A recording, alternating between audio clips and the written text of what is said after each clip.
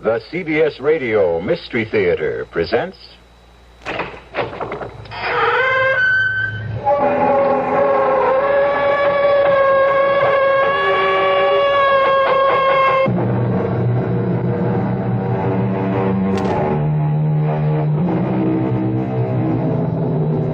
Come in.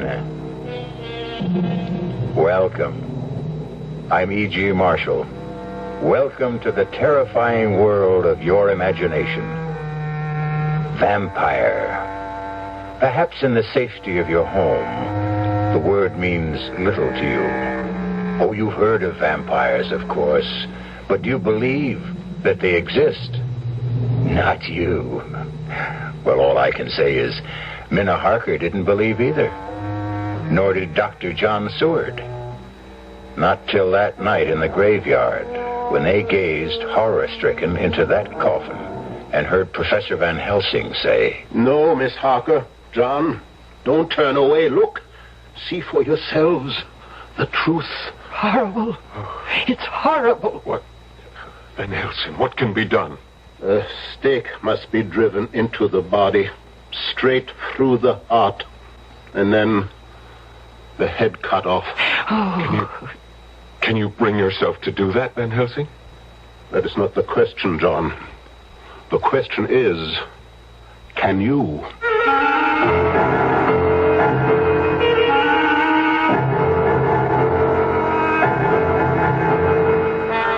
Our mystery drama, Dracula, was specially adapted from the story by Bram Stoker for the Mystery Theater by George Lothar and stars Mercedes McCambridge.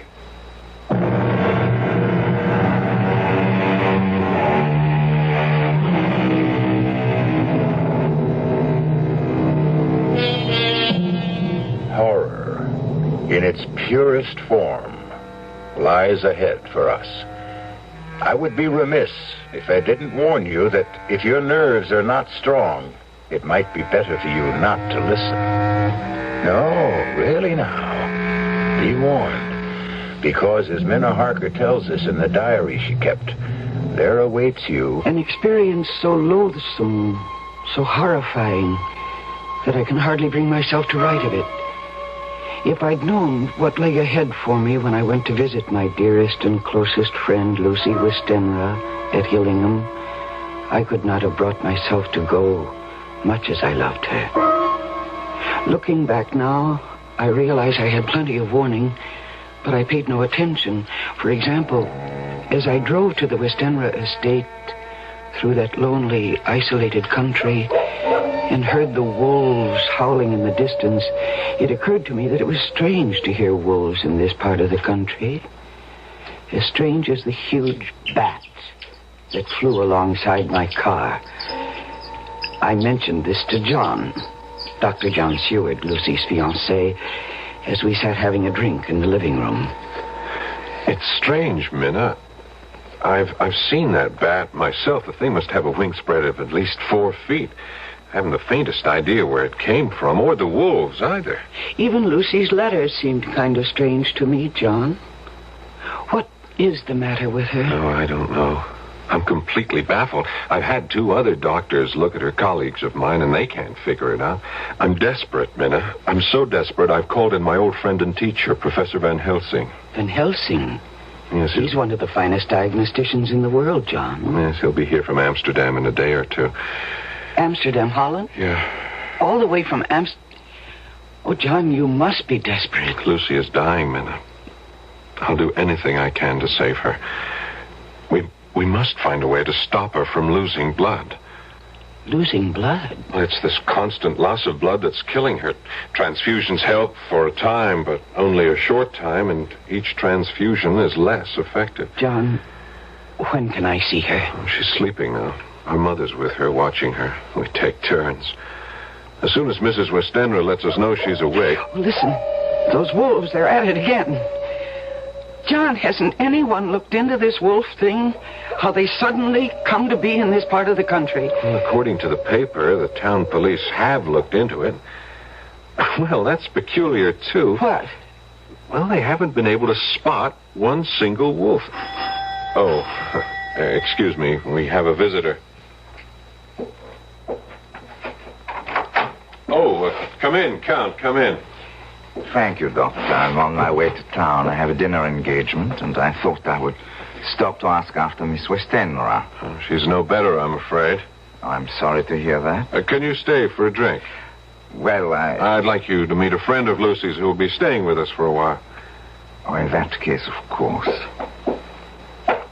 Minna, this is Count Dracula, our new neighbor, Count Miss Minna Harker. How do you do? How do you do?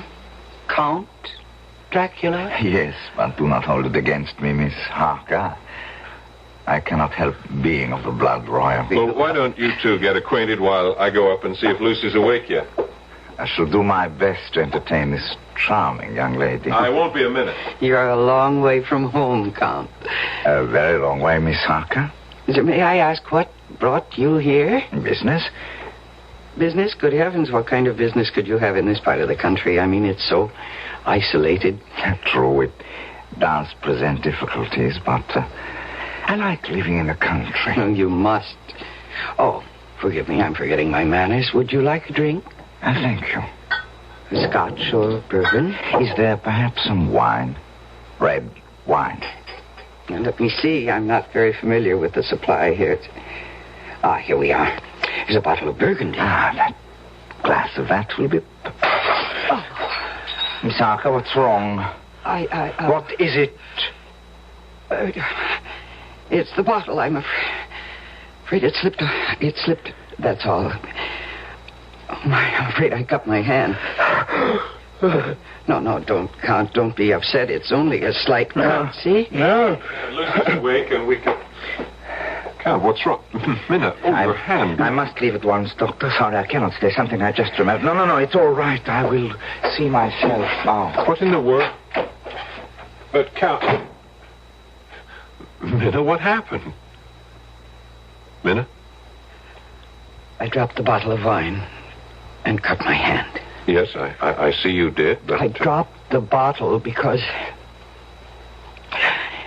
I couldn't see him in the mirror. Couldn't see? What mirror? This mirror over the table. It reflects the whole room.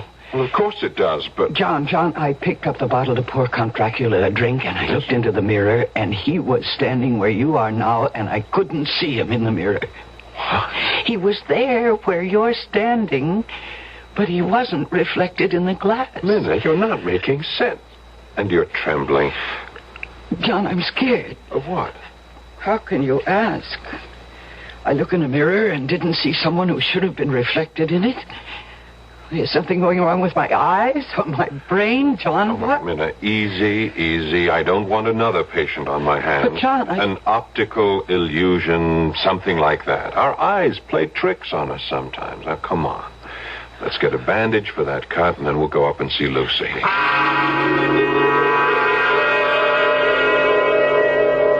I believe, John, it had to be a trick my eyes had played. What else?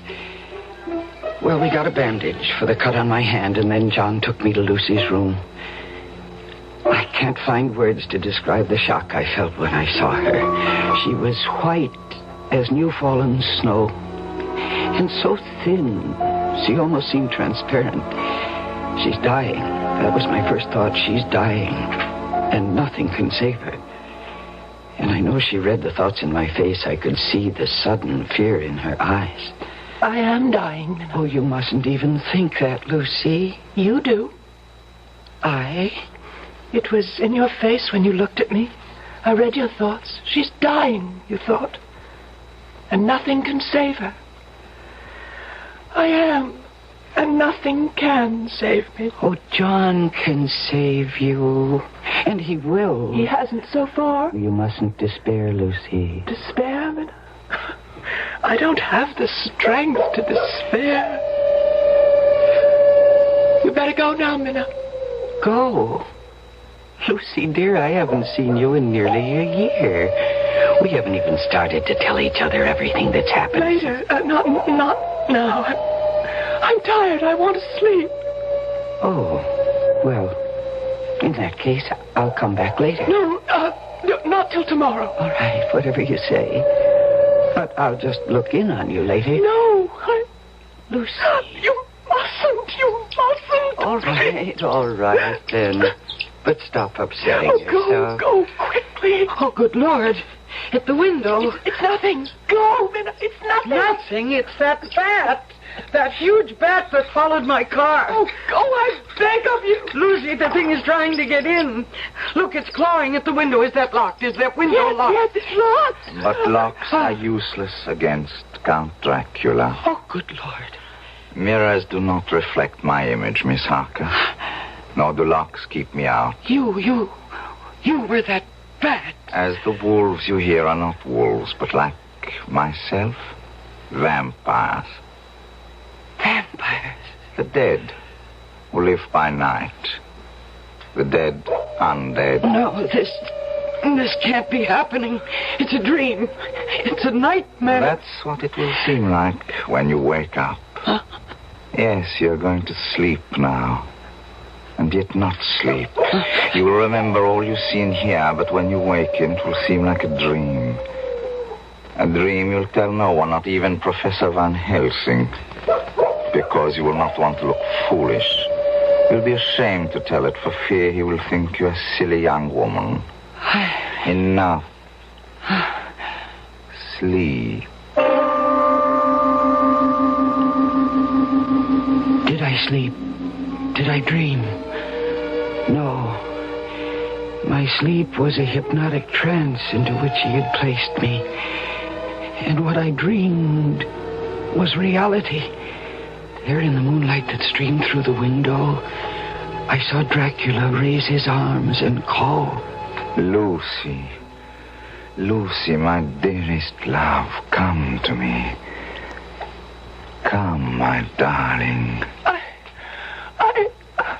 I can't. Too weak. My lover. I'm too weak. Then I shall come to you. Embrace you. Kiss you.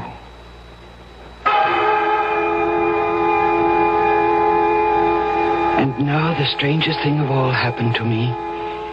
As I watched what then took place, my love for my friend Lucy, my fears for her, made me feel as she must have felt, so poignantly, so deeply that, yes, I became Lucy. I watched Dracula as he approached my bed. There was a deliberate voluptuousness in him which I found both thrilling and repulsive. Lower and lower went his head as the lips went below the range of my mouth and chin and seemed about to fasten on my throat. I could feel the hot breath on my neck. Then the skin of my throat began to tingle. I could feel the soft, shivering touch of his lips on the supersensitive skin of my throat, and then two hard dents of two sharp teeth just touching and pausing there. I closed my eyes in a languorous ecstasy, and I waited with a beating heart. And then horror overcame me, and I sank into unconsciousness.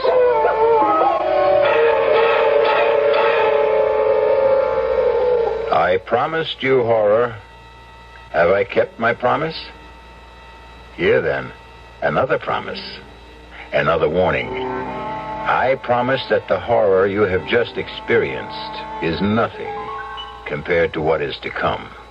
Think twice before you return with me shortly with Act 2.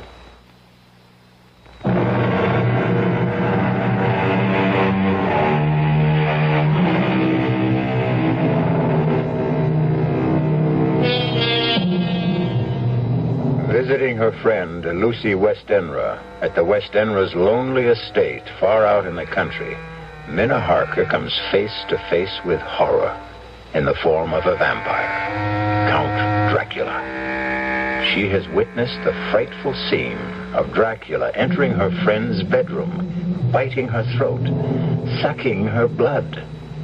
So gruesome was it all, or perhaps because of hypnotic suggestion, as Minna writes in her diary.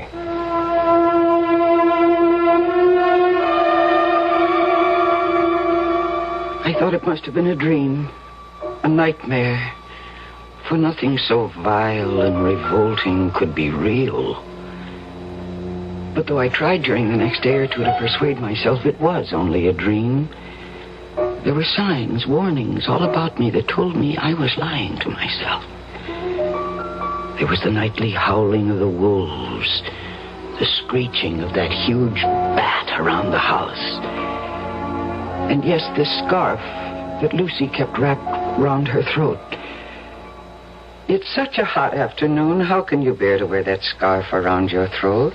Hot? I feel cold. But, Lucy, you're perspiring. Your forehead is damp. All I want to do is sleep. I'm so tired. I'm so deathly tired. I'll leave you for a while, then. I'll look in on you later to make sure you're all right. Oh. Sleep well. Minna? Yes, dear? If I'm asleep when you come back, promise me you won't remove this scarf from around my throat. Very well. You won't even touch it. Promise? I promise.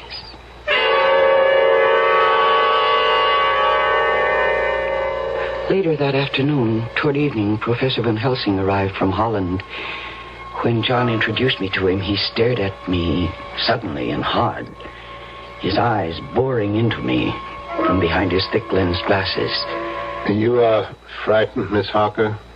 Why? Frightened? Maybe she hasn't recovered from that optical illusion the other night. Optical illusion? Yes, you see that mirror over the table there? Yes. Well, we had a visitor, Count Dracula, a new neighbor at Carfax, a few miles from here, and Minna had the illusion that she couldn't see his reflection in the mirror. My eyes must have played a trick on me, Professor.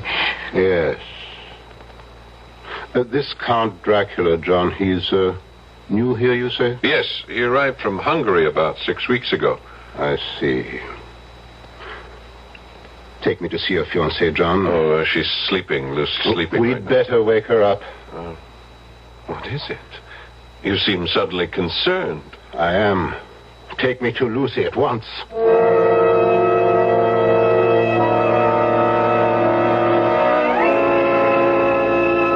Wake her, John. All right. Gently. Very gently. Lucy? Lucy, dear. Come on, wake up. Here. Let me. Pulse weak, very weak. Eyes. Oh, she's not asleep. She's in a coma. What is her blood type? Oh? So is mine. Prepare for a transfusion, John. I will be the donor. And hurry, man, hurry. Yes, of course. Meanwhile, I shall have a look under this scarf. No, she didn't want the scarf removed. I'm sure she didn't, Miss Harker, but we're going to remove it. Aha. As I thought. What is it? Yes, Professor, what? Look. Look. There are two little holes. Wounds. As if she'd been bitten by a large snake. No, not a snake. Well, what then? What? We must be quick with the transfusion, very quick. And pray God, both of you, that I have not arrived too late.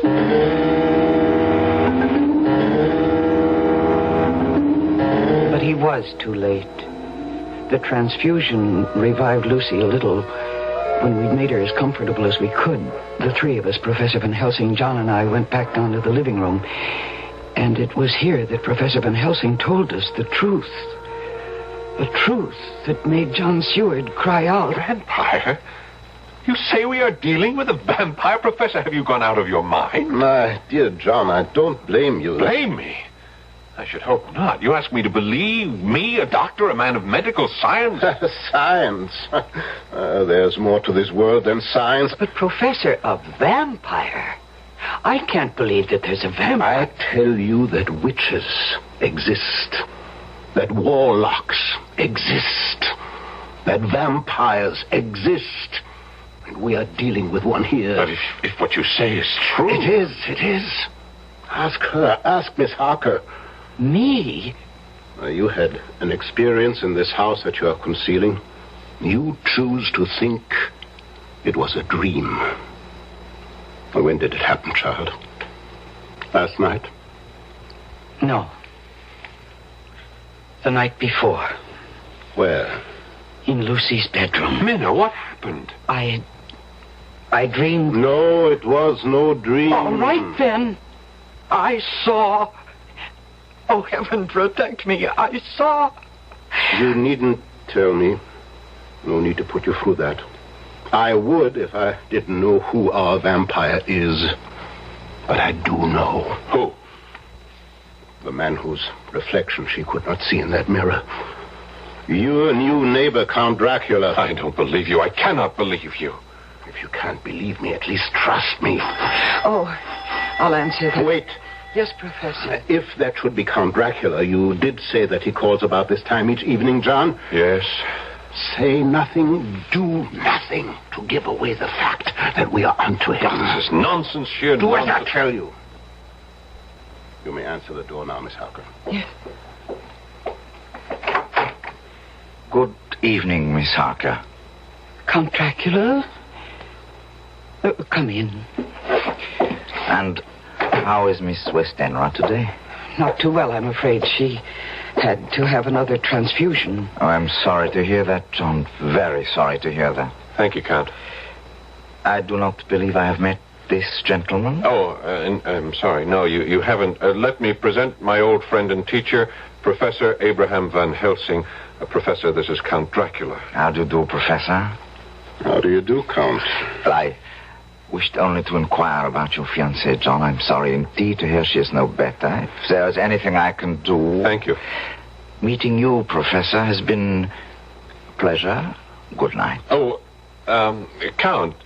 Yes? Mrs. Westenra keeps asking me to do this, and I keep forgetting. There is a custom in the Westenra family to ask visitors to sign the visitor's book. Ah, charming old world custom. It's John. right here. If you'll just wait a second, I'll get it, and then you can sign it. Is something wrong? It is a Bible. Well, yes. Why do you back away from me? Or are you backing away from the book? The holy book? I must go. No, you'll stay and face this book. You know. John, you fool. You shouldn't have done this. I had to have proof. I will make you pay for this. You shall pay. Oh, no. Not now that I have found out what you are. Oh, John. You think because you discovered my secret you can stop me? Fool. You've only delivered yourself into my hands. I meant to make Lucy one of mine, and that was all. But now you shall become mine, and you... Not I. Yes, and you. No, I beg you. I shall have you all, but first... Lucy, I shall take her. Take her. Now. She is mine. She is no longer of this world, but of mine. I leave you. Look, he turned into a bat. The bat. And he flew right through the wall. John, why did you do this? Why, after I warned you? I had to know one way or the other. I had to know. There's only one way to finish a vampire. Oh, the first thing you must do is find out where he sleeps during the day. Lucy! Professor, quickly. Professor! There is no hurry now. When he said he meant to make her his own, he had already done so. It was true. Lucy was dead. We went to her bedroom and found her. Dead. I felt as if I'd been stabbed to the heart. We buried her, my dearest friend, in the Westenra vault at Hillingham Cemetery, not far from town. Lucy is gone. Dead? No, not dead. Not dead, Professor. She has become the undead. She has become a vampire. What are you saying? John, listen to me. Believe in me. You didn't believe before. Believe now. Yes. I believe you. Go on. John, you feel you've been through hell. I must tell you that you have been through only the anteroom to hell. What do you mean? Now listen to me. Listen carefully. There is only one way in which a vampire can find peace, can be changed from the undead to the dead. What you must do, terrible as it will be, will release her soul from the horrifying bondage in which it finds itself. Her soul and Dracula's. Dracula's? Do you think a vampire wants to be a vampire? Oh, no. A vampire's soul is chained, pinioned, held mercilessly to this earth by Satan himself. And we who believe in God, are the only ones who can free them. It is our duty to destroy them. Well, then let's destroy them. We shall, if you have the nerve to do what must be done. I have the nerve. Professor, you frighten me. I mean to, in order to prepare you. But no matter how well I prepare you, when it comes to doing what must be done, your sanity could snap like that. So first I will ask you both to take as much time as you need to think, to ask yourselves, how much do you really love Lucy Westenra? And be sure, be positive beyond all doubt that your love for her is greater than the hell that lies ahead for you and you this very night.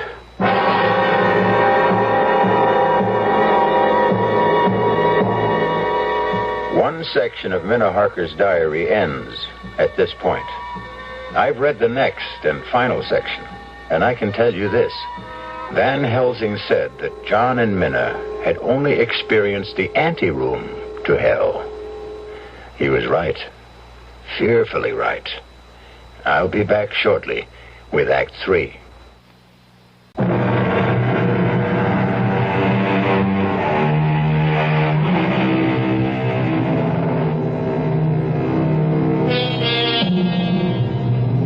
We come now to that final section of Minna Harker's diary.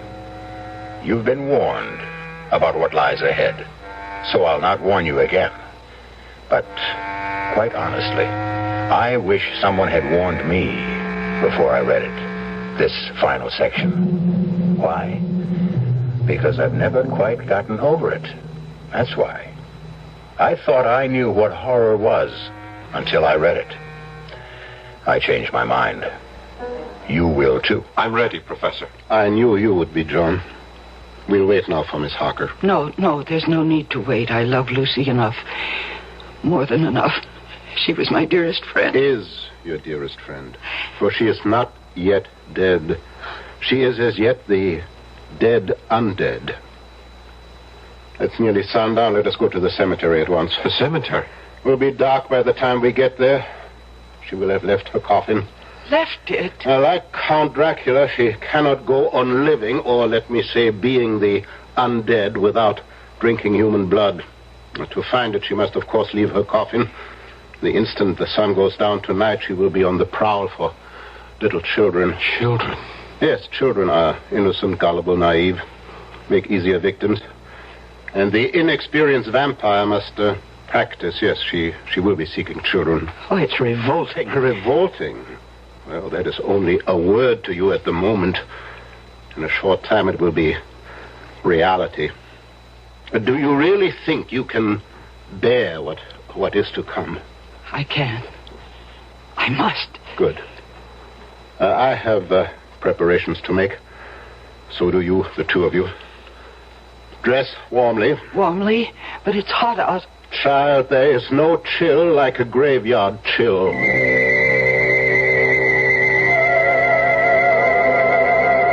We drove to Hillingham Cemetery in John's car. I'd never been in a cemetery at night. How many people have? I found it a very unsettling experience, to say the least. It was a moonlit night, the moonlight spilling like milk over the gravestones, which in turn threw long black shadows. An owl hooted, and dogs barked, or I couldn't help thinking, were they wolves? And then we reached the West End Vault, the vault where we'd put Lucy's coffin that afternoon. Now what do we do, Professor? We go into the vault. Why? And how? I have the key to the vault. How did you get it? I asked the undertaker for it, or rather told him to give it to me. He assumed I was a member of the family. You need not come with me. Not now. But why shouldn't we come? I wish to save you as much shock as I can. She will not be there in the coffin. It will be a shock for you to find it empty. On the other hand, it will be less a shock than what is to follow. Yes, it will prepare you. Come then. I shall open the coffin now. If she isn't in it, how could she have got out? I could tell you, but it is better that you see for yourself later. Now, this won't take long.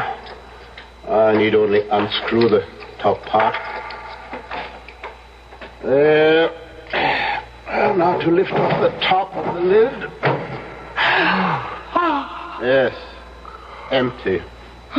She's gone. Where? Gone where? In God's name, where? In search of the life-giving blood, John.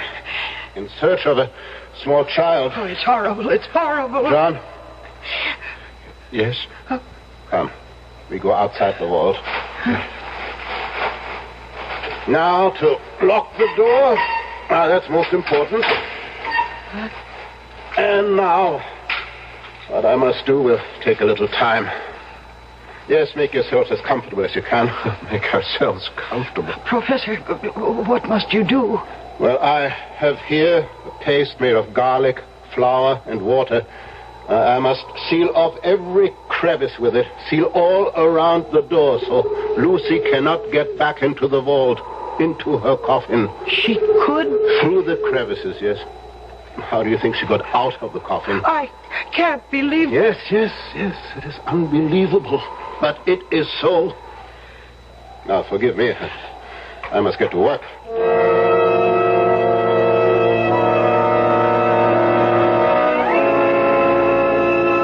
I can't express in words how fresh and clean the night air seemed when we came out of the tomb.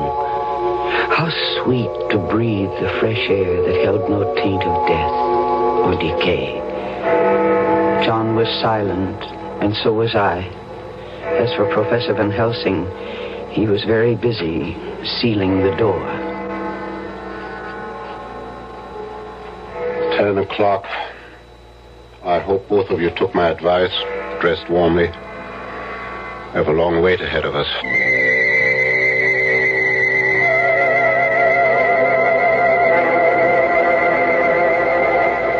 How much longer, Professor? I'm chilled to the bone. Everything depends on how long it takes her to find a small child. Nearly 2 o'clock. Has been gone several hours. Soon now, I think... Shh. What? She comes. Where? See there? Amidst the headstones? Yes, a woman. Dressed in white. Lucy. Shh. Make no move, no noise.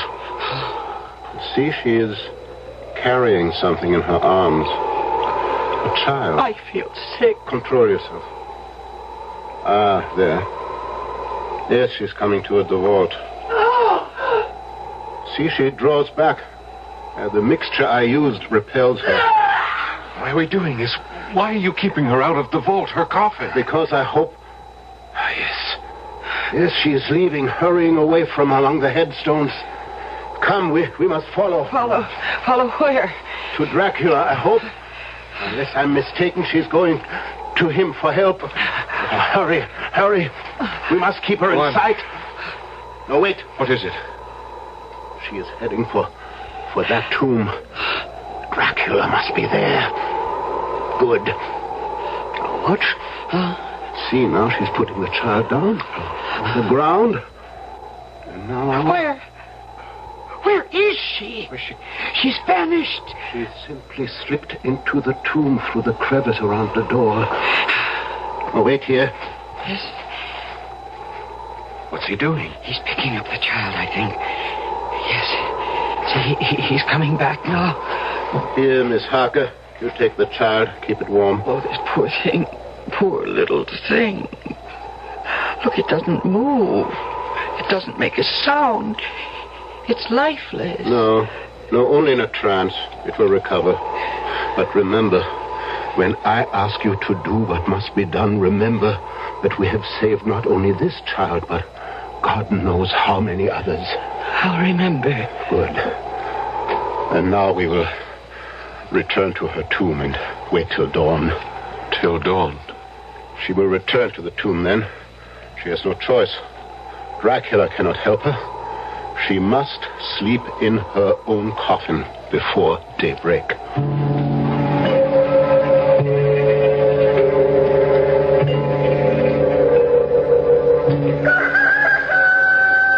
How do you feel, Miss Harker? I'm all right.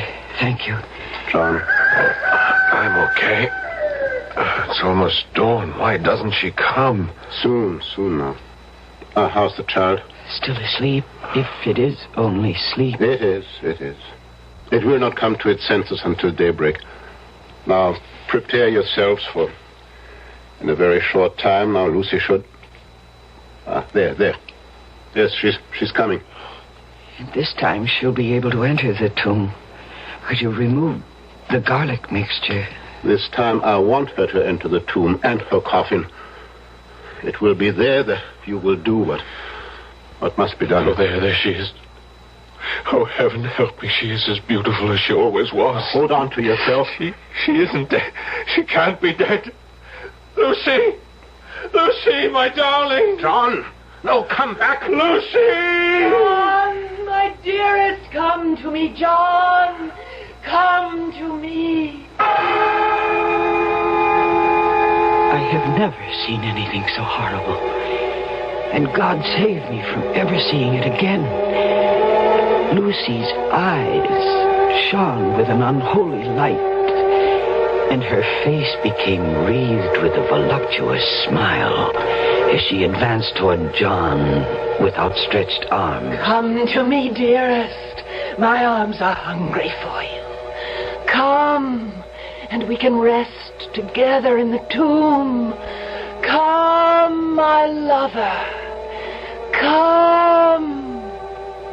And John suddenly opened wide his arms and started running to her, and she to him, when Van Helsing rushed forward between them.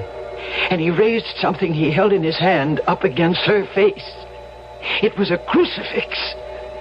With a cry of rage and agony, Lucy flung herself away from John and toward the tomb, and she was gone. John, are you all right? The Lord help me. The Lord help me. And he shall. Come into the tomb. It's time. Now, first, let me put the bag I brought over here. And now I will remove the coffin lid again.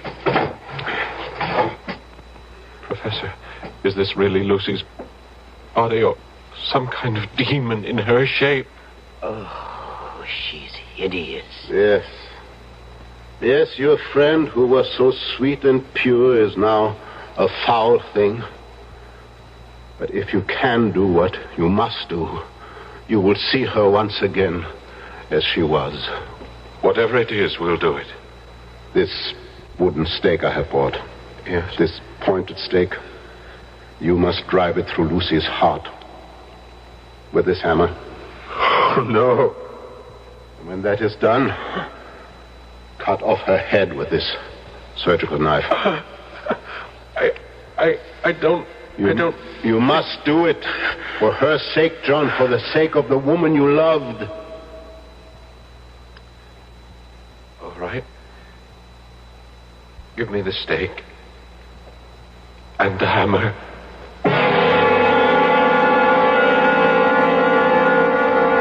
John took the stake in his left hand, the hammer in his right. I saw him tremble as he placed the point of the stake over Lucy's heart, saw the point dig into her white flesh, and then I could see him gather all his strength, all his self-control. He raised the hammer high above his head and looked at Van Helsing. Yes. Ow! John struck with all his might. The thing in the coffin writhed, and a hideous blood-curdling screech came from the opened lips. The body shook and twisted in wild contortions. John never faltered. He struck, and he struck again, driving the stake deeper, deeper, as blood from the pierced heart welled and spurted up around it. And then the writhing and quivering of the body became less. The teeth stopped champing, and the thing lay still. It was over. Is that enough, Professor? Enough. I think I'm going to... I've got you. There.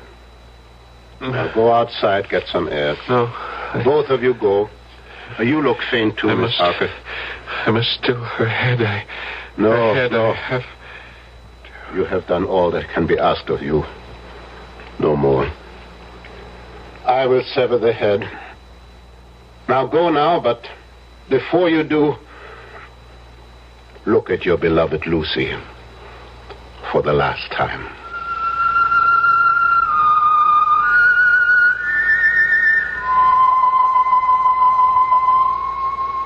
There, in the coffin, lay no longer the foul thing we dreaded, but Lucy, as we had seen her in life, her face as beautiful and pure as it had been then.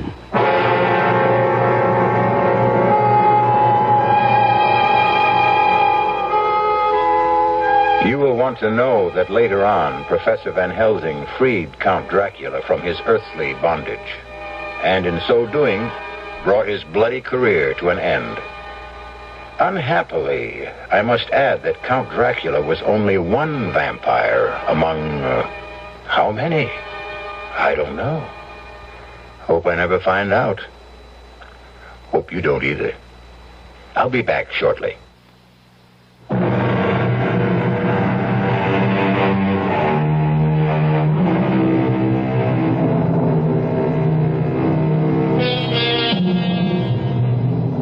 I've been asked, do vampires really exist?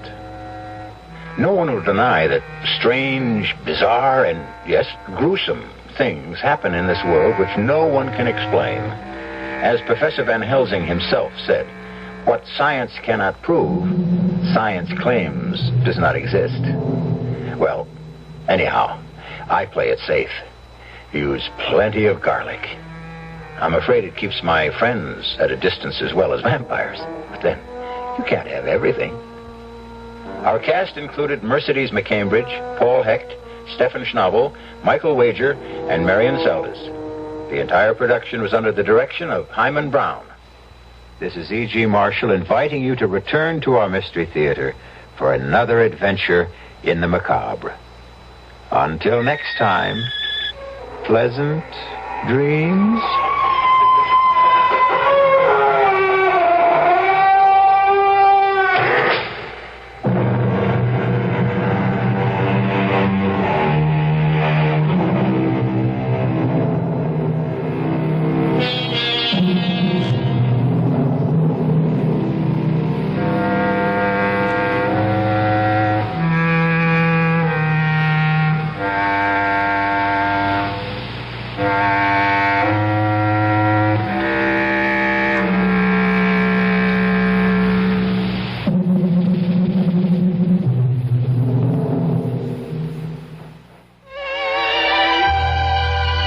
This is your friendly music station, KIXI.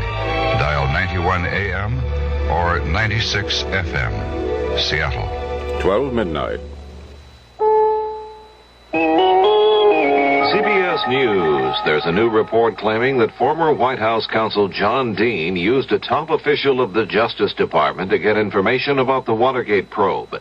This is Doug Poling reporting on the CBS Radio Network.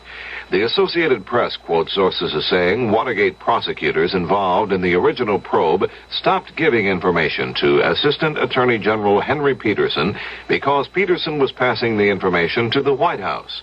AP says its sources emphasized Peterson was being used by John Dean. The Dean told Peterson the information was wanted by President Nixon, when in fact Dean was passing the material on to potential Watergate defendants. The three major broadcast networks say they are making plans to install cameras and microphones to cover the hearings of the House Judiciary Committee on the impeachment of President Nixon.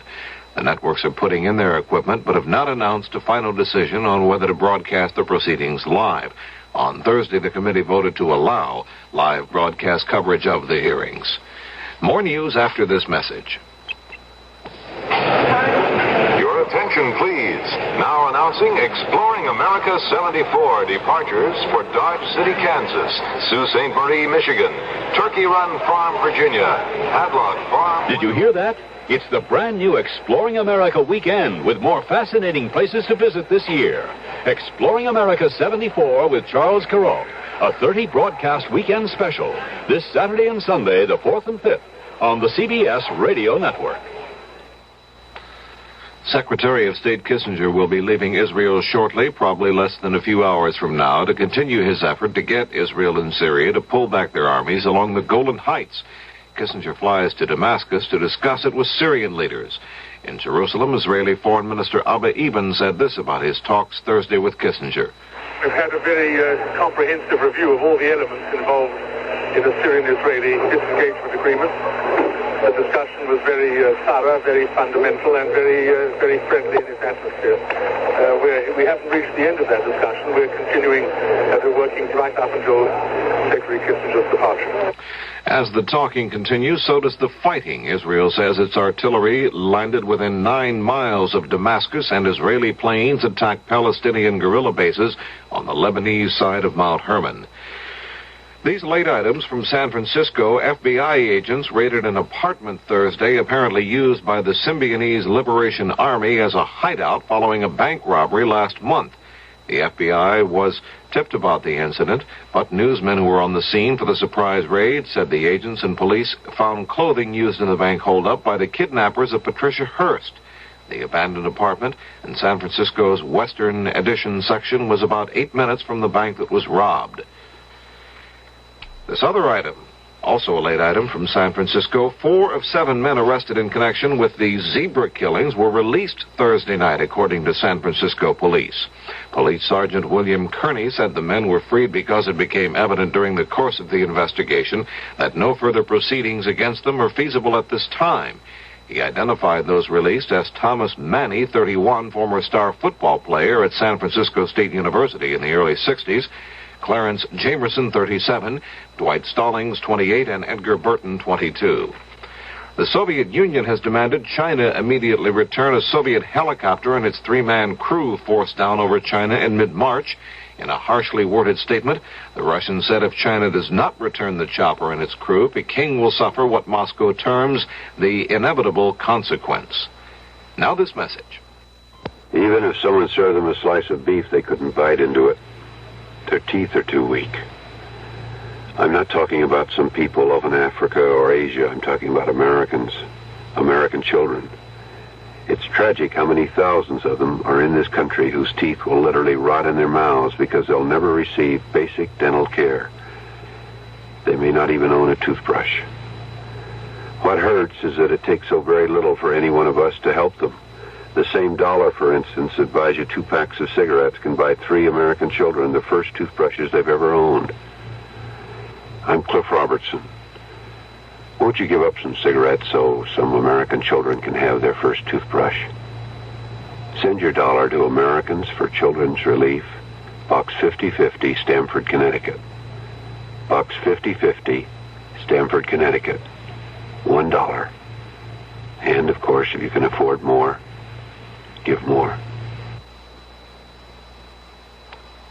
Trivia fans, take note of this item. The New Jersey State Legislature has a bill pending to make the honeybee the official state insect. State Senator Joseph Merlino says there are more than 45,000 honeybee colonies in New Jersey, more honeybees per square mile than any state except California.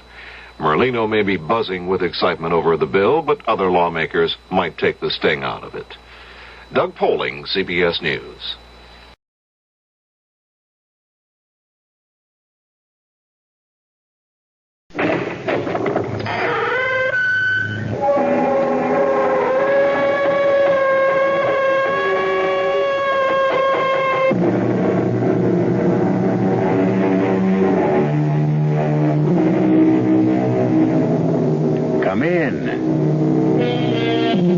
Welcome. I'm E.G. Marshall.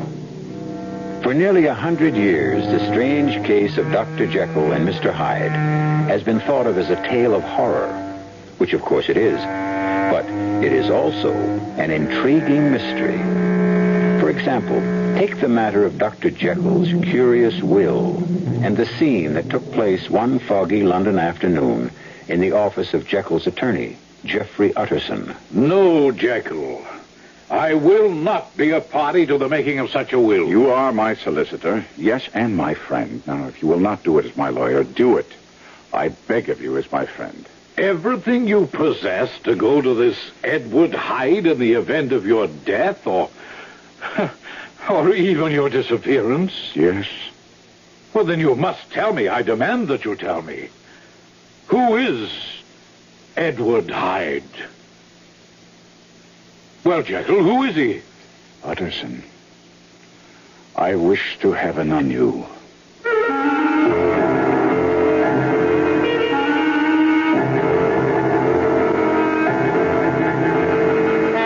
Our mystery drama, Dr. Jekyll and Mr. Hyde, was especially adapted from the classic by Robert Louis Stevenson for the Mystery Theater by George Lothar, and stars Kevin McCarthy.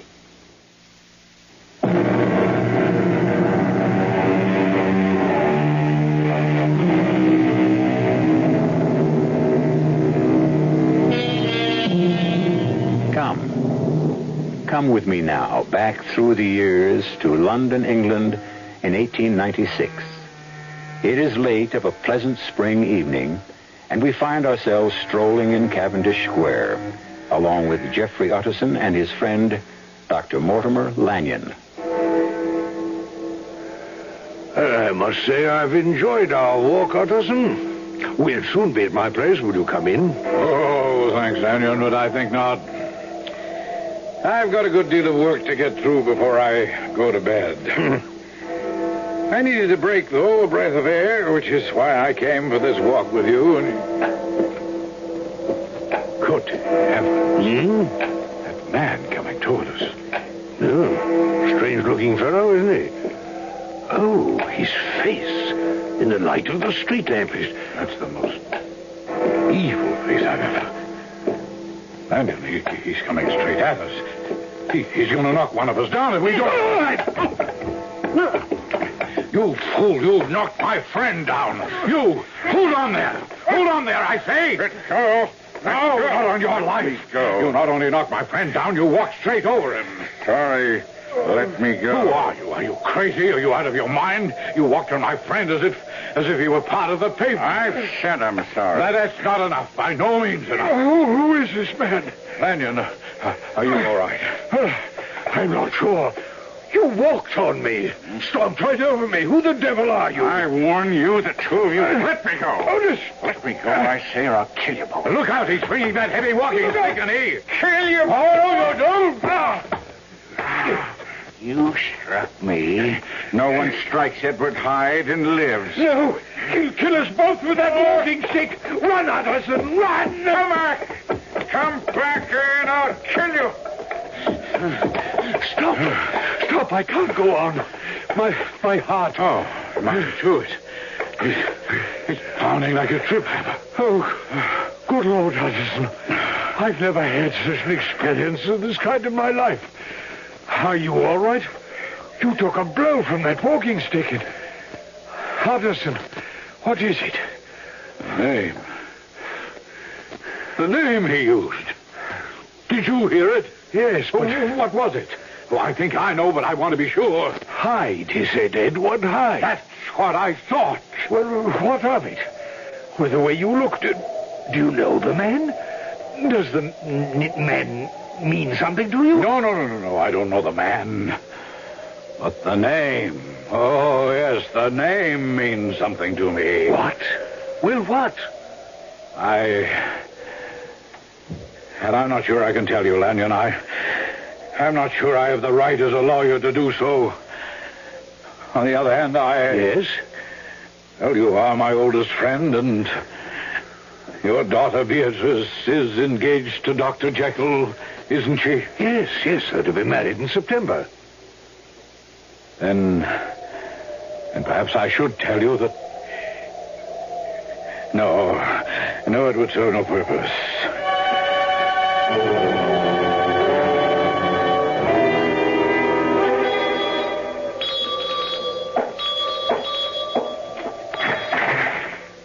Why, Mr. Utterson? Oh, good evening, Poole. I know it's late, but is Dr. Jekyll home? Oh, to you, sir, at any hour, I'm sure. Come in, sir. The doctor is at work in his laboratory. If you'll wait here a moment, sir. Thank you, Poole. Excuse me, Dr. Jekyll. What? Damn it, Poole, I told you I was not to be disturbed. Well, I know, sir, but... But what? Mr. Utterson is calling, sir. Utterson? At this hour? Well, all right. Show him in. This way, Mr. Utterson, please. Thank you. Well, Utterson, this is a late-hour visit. Jekyll, I'll come straight to the point.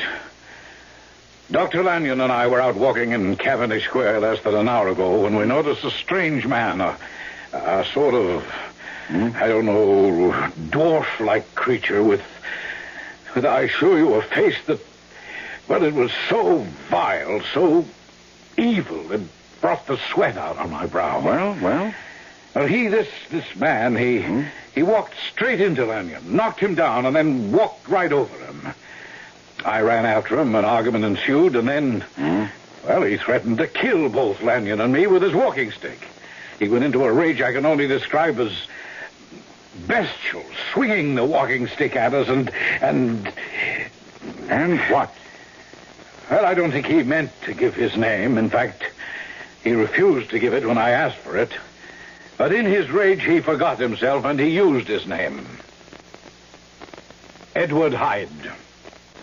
And what of that? 6 months ago, you insisted that I destroy your old will and make out a new one, leaving everything to a certain Edward Hyde, right? Oh, I see. Now, I told you then, as I tell you now, I considered the terms of the will most curious, indeed decidedly strange. And as I told you then, and I tell you now, I see nothing strange in wanting to leave my money to a certain beneficiary in the event of my death. Or your disappearance. That's what I find strange. That's what worries me. Even more now in the light of what happened tonight. Jekyll, I ask you once again, who is Edward Hyde? Do you mean the Edward Hyde I've bequeathed my estate to, or the Edward Hyde you ran into tonight? They are one and the same. There's certainly more than one Edward Hyde in all of London. Oh, yes, I'm quite sure. But only one Edward Hyde who might have been carrying this. My walking stick? The walking stick I gave you several years ago on your birthday. I'd know it anywhere. Jekyll, are you in trouble? Huh? What do you mean, trouble? Well, with this Hyde, does he have something on you? Is he blackmailing you? That's a ridiculous thought. Then what is it? How can you, Dr. Henry Jekyll, one of the most honorable and respected physicians in London, have any association whatever with a terrible person like this Hyde? Why have you made over your estate to him, especially when you're to marry Beatrice Lanyon? And why that stipulation in the event of your disappearance? Jekyll, I beg you, tell me what it means. I cannot. I cannot. But as your friend, You are the friend you say you are. Oh, and you are, Utterson. You are. And then do me the favor of never mentioning Edward Hyde again. Well, if this is your last word on the subject, Jekyll... It is. Very well, then. Good night.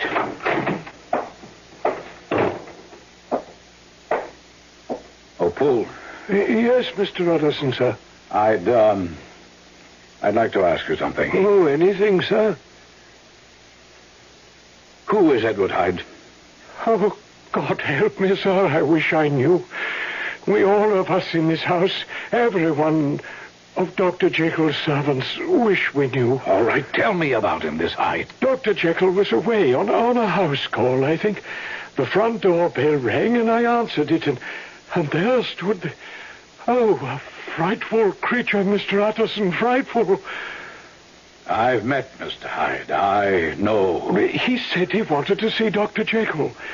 I started to say that Dr. Jekyll was not at home, but he pushed right past me in the rudest way, sir, and went straight into Dr. Jekyll's laboratory. Yes, I quite understand. Go on. Well, later on, I was in the kitchen when the bell rang from the laboratory. I went into the laboratory, and there, to my complete surprise, was Dr. Jekyll. To your surprise? Why, yes.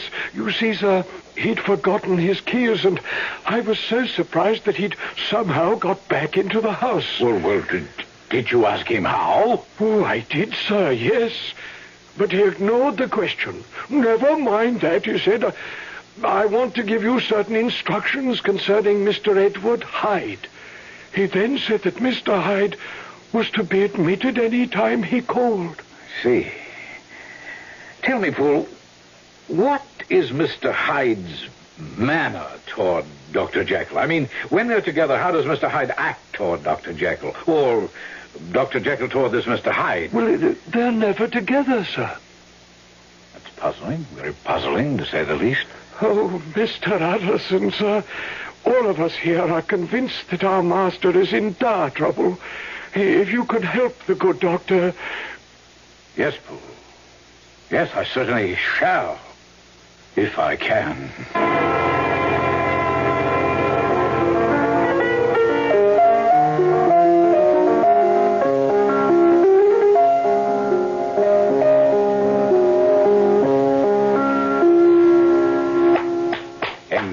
Enchanting. Well, I had no idea you'd come into the music room. How long have you been there? Only a few moments. When you become Mrs. Henry Jekyll, I shall insist that you play for me every night after dinner. It shall be my wifely pleasure and duty, kind sir. Henry, I'm sorry, but... Oh, Beatrice, I want you so. And I want you, but until we're married, Henry, Must we wait until September? It's such a long time. Oh, Father. Oh, sorry. I didn't know you were here, Henry. How are you? How are you, Dr. Lanyon? Utterson tells me you had a rather bad experience tonight. Yes. But I'm quite recovered, thank you. Still a few bruises where that fearsome creature stomped on me, but otherwise all right. Something I've been meaning to ask you, Henry. Yes? But later. I don't want to interrupt you two lovebirds. Oh, Father. Well, I shall be at my study. Drop in before you go. Of course. Well, now, Henry. Where were we? Oh, yes, the wedding. No, now, look, dearest, we can't possibly change the date now. What if I insist? I don't think I understand. I say, what if I insist? But, Henry, you wouldn't. It would be so unlike you. It is so unlike you even to be talking this way. You've always gone along with my wishes. I have wishes, too. And rights, Beatrice. I have rights. Well, really, Henry, really, you have no rights, as you say, until we marry. It troubles me you should even say such a thing. In fact, Henry... Yes? In fact, what? Henry, I've been meaning to talk to you about this, and I keep putting it off because I feel a bit awkward, but... Well, to be honest with you, my darling, you're not the same man that I became engaged to. No, that's a silly remark. Well, the way you've acted the last few times we've been together, there's something different about you, Henry. I don't know what it is. I can't put my finger on it, but you've changed somehow, in some subtle way. Changed. Huh? Why, even your face. What about my face? Well, Henry, you don't have to snarl. What about it? My face. You're hurting me, Henry. Please don't. Really? Sorry. Sorry isn't enough. More and more you keep manhandling me, and then you say you're sorry. What's come over you? What's changed you in the past few weeks? What did you mean about my face? Oh, darling. Oh, it's only that... I suppose you're working too hard or something of the sort, but there are lines in your face that I've never seen before. Lines of tiredness, I guess. Yes, that would be it. Shadows under your eyes. Why, even now they look darker, deeper. Oh, darling, I didn't notice before, but I do now. I think that you neglected to shave today. I must go. Go? You've only been here a few minutes. A patient. Remember, a patient promised to visit. I'll drop in again tomorrow.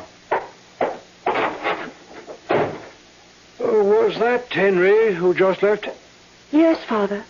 But he said he'd drop by the study to see me before he went. Yes, I know he did, but... Well, Beatrice, what's happened? I don't know. For a moment, I'd have sworn that Henry was changing before my eyes.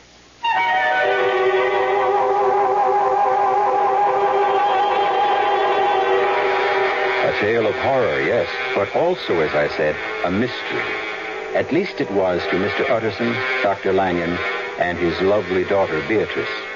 A mystery that was to turn to tragic horror before they learned the truth about Dr. Henry Jekyll. I shall return shortly with Act Two.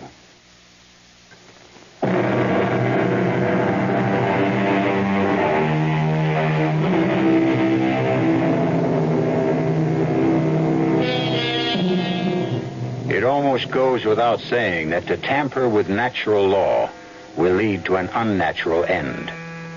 Mr. Utterson, Dr. Lanyon, Poole, and the servants in Dr. Jekyll's household have begun to suspect that Jekyll is hiding some awful secret from them.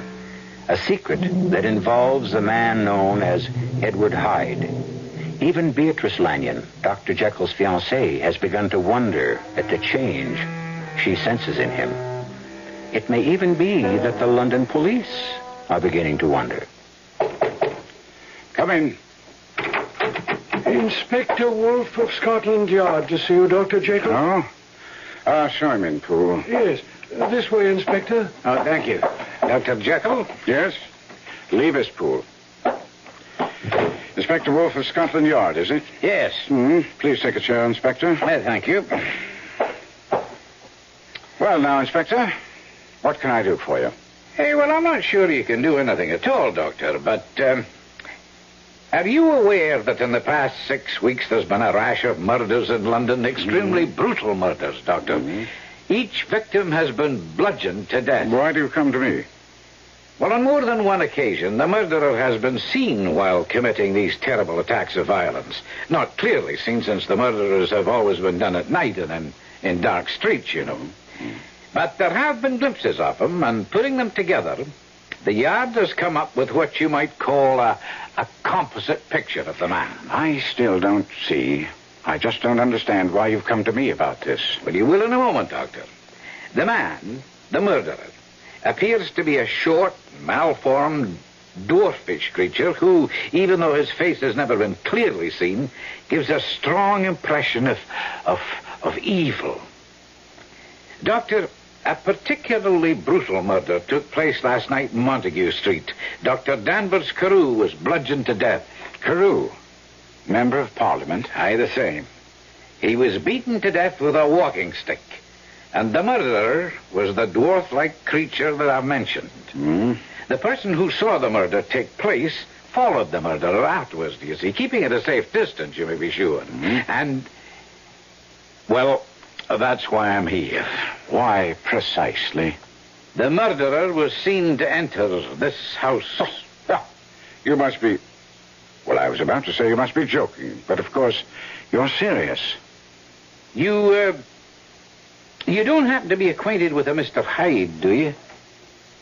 A Mr. Edward Hyde?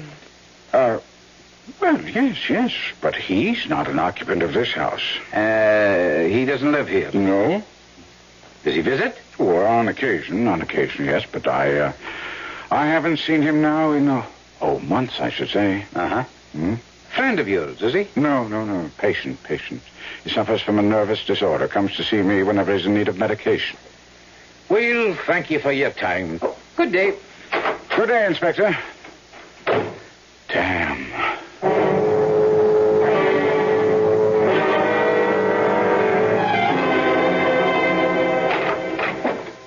Sorry to have kept you waiting, Poole. Oh, not at all, Mr. Utterson. What can I do for you? Mr. Utterson, I'm worried, fearfully worried, about Dr. Jekyll. Oh? You remember, sir, we were talking a long time back, near 2 months, I should think, about Mr. Hyde. And you asked me if I'd ever seen Dr. Jekyll and him, Hyde, together. Yes, it's something like that, yes. And you said you never had. Well, they are together now, sir. Not that they mightn't have been together before, but I know for certain that they are now. There are fights, fights going on in that laboratory between the doctor and, that terrible man, Mr. Hyde. What, you mean fist fight? No, sir. Arguments. I hear Dr. Jekyll moan and groan and cry out, No, leave me be. Oh, Mr. Utterson, sir, I'm so afraid for Dr. Jekyll, so afraid.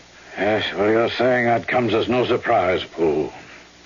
The truth is, I've known he was in some kind of trouble since he changed his will months ago in favor of Edward Hyde.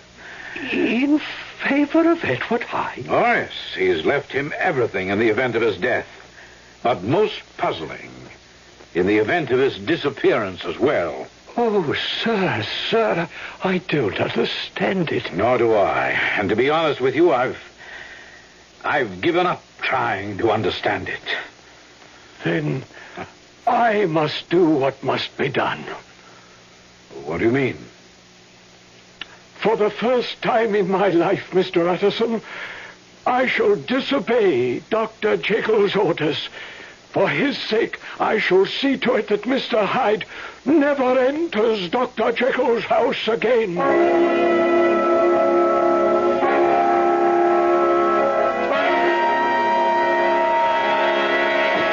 Let me in! You hear me, Poole? Let me in! Never, Mr. Hyde! Never! Go away and stay away! You stole my keys, so it was you.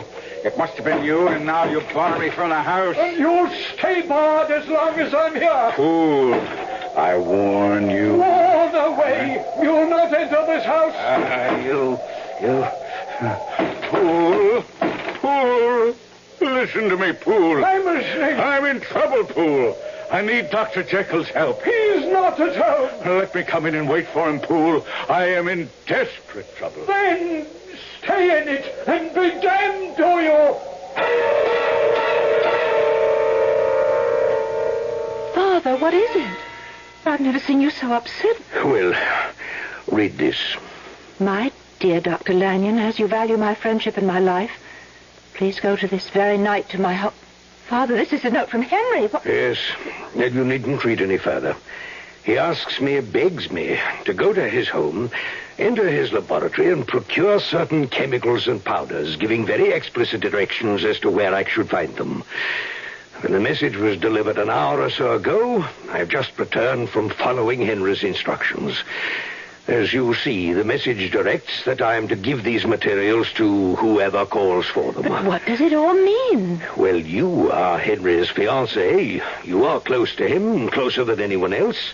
Is obviously in some sort of difficulty. And if you know what it is, I charge you for his sake as well as your own. Tell me what it is. But if I knew, I'd tell you. But yes, he is in grave difficulty. But whatever it may be, he keeps to himself. And what would it have to do with chemicals and powders and elixirs?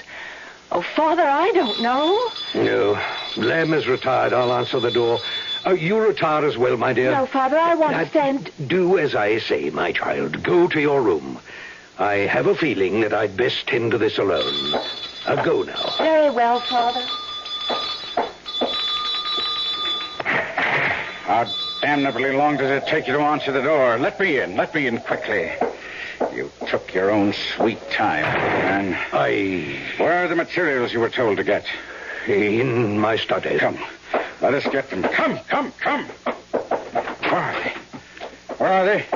Right there, on my desk. Yes, you did well.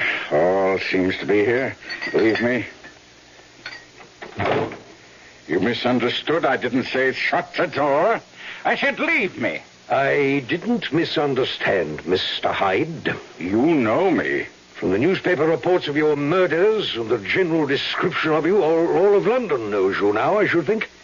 Leave me. Go out and close the door, and don't return until I'm gone. Not until you tell me what connection you have with my friend and my daughter's betrothed, Dr. Henry Jekyll. I tell you, if you value your sanity, leave me. I will know the answer to who you are and what connection you have with Jekyll, or you will not leave this room. Hyde. You fool. The police are hot on my trail. I killed the man. No, I'm not surprised. I went to Jekyll's house, but his blithering servant refused to let me in. That's why I sent that message to you. You? Well, it was signed by Dr. Jekyll. You don't understand. And I intend to understand, or you will not leave this room, this house. Back off, I say. Yes, as you see, I'm prepared for you. This gun is loaded, Mr. Hyde, and I shall use it if need be. You leave me no choice. If the police find me here, well, they will not find me. The potion is quickly prepared. The potion? Once again, leave me. No. Then, damn you, witness what you shall witness. You're as big a fool as Jekyll. You're given the chance to leave well enough alone, but no. You must know the answer. Well, you shall know it. Your friend Dr. Jekyll had a theory. A theory he talked about so endlessly, so compulsively, that he bored everyone within the sound of his voice. You know the theory, do you not? Yes, I was one of the bored listeners. Yes, I know. But each of us contains within himself not one spirit, but two. A good spirit, an evil spirit. What else? There was more. Jekyll also believed that a way might be found, yes, via a potion that would release that other spirit, the evil side of us, the side we all try to keep under control. Exactly, and you all laughed. The mercury. Where's the mercury? You didn't bring... Oh, you did, yes. Here it is. Thank God. Yes, you all laughed. You said it couldn't be done. And even if it could be done, you all said it would be madness to try it. You were right in one respect. It was indeed madness. You, if I follow you, you are saying that Jekyll carried out the experiment? He did. And it was successful? Successful? For me, yes, for me. For him, tragic. For you see, Dr. Lanyon, I am in control now, whereas before Dr. Jekyll controlled me, I now control Dr. Jekyll. What in God's name are you saying? You shall see. Yes, in a moment. You shall see. There. Potion is ready. Before I drink it, I offer you one more chance to leave. No. Well, in that case, Lanyon, God help you.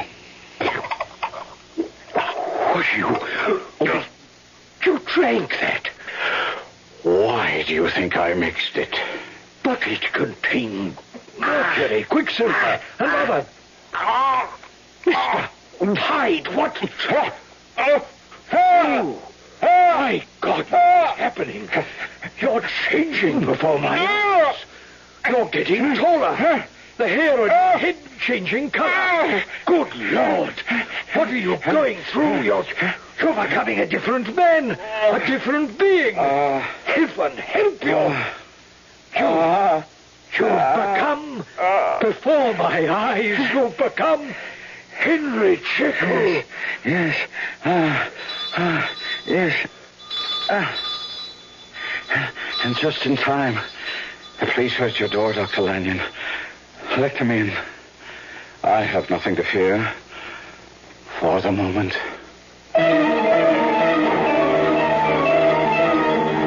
And so, before the shocked eyes of Dr. Lanyon, Dr. Jekyll's secret is revealed. Edward Hyde and Dr. Jekyll are one and the same man. Questions arise. What did Hyde mean by saying he is now in control of Jekyll? What did Jekyll mean when he said he has nothing to fear for the moment? We shall see when I return shortly with Act 3.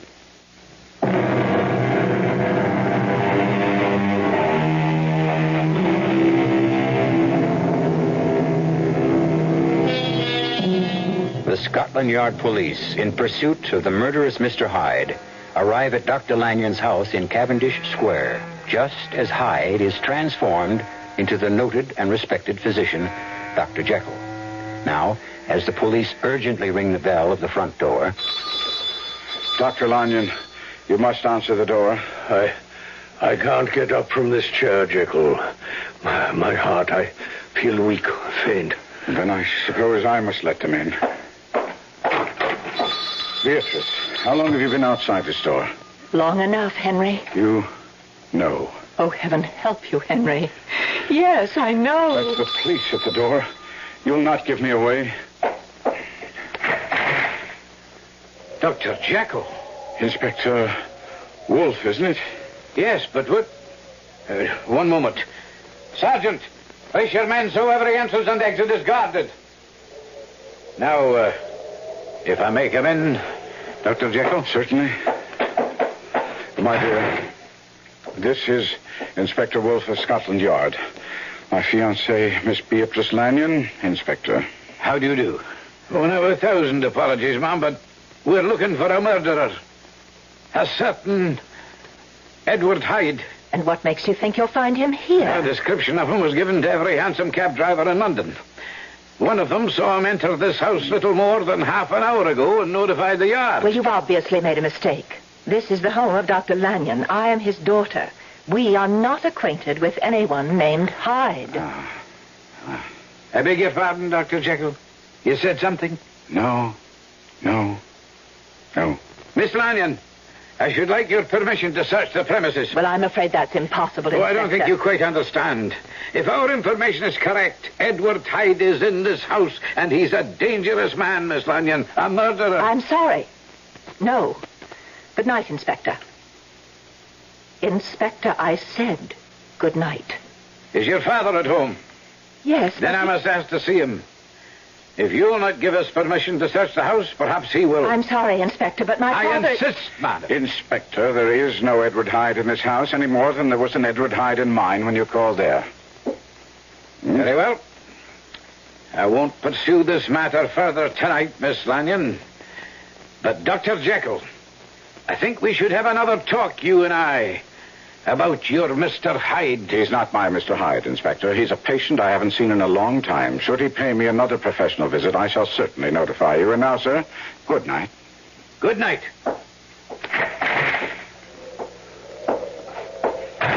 Henry. Oh, Henry, what terrible thing have you done? My darling. Oh, my dearest, I'm trapped by my own folly. Your father warned me a long time ago to give up my experiments. If only I had heeded his advice. Well, heed it now. It's impossible. It's too late. Why too late? I've lost control over Hyde. He controls me. Over these past months, he's grown stronger and I weaker. I never know how or when the transformation, horrible transformation, will take place. Heaven help me, Beatrice. I have become Hyde's slave. But it's not too late. We can't let it be. Father could help you, Henry. I'm sure he can. Come. We'll ask his advice. He'll know what to do. Perhaps you're right. Yes. Let's see what he has to say. Father, the police have gone and Henry's in fearful trouble, as you know, and he wants to... Father? Dr. Lanyon. Father, what is it? Why do you just sit there staring? Oh, my God. Oh, Henry. Yes. He's dead. What he saw tonight was too much for his weak heart. Edward Hyde murdered him. Heaven forgive me. I murdered him.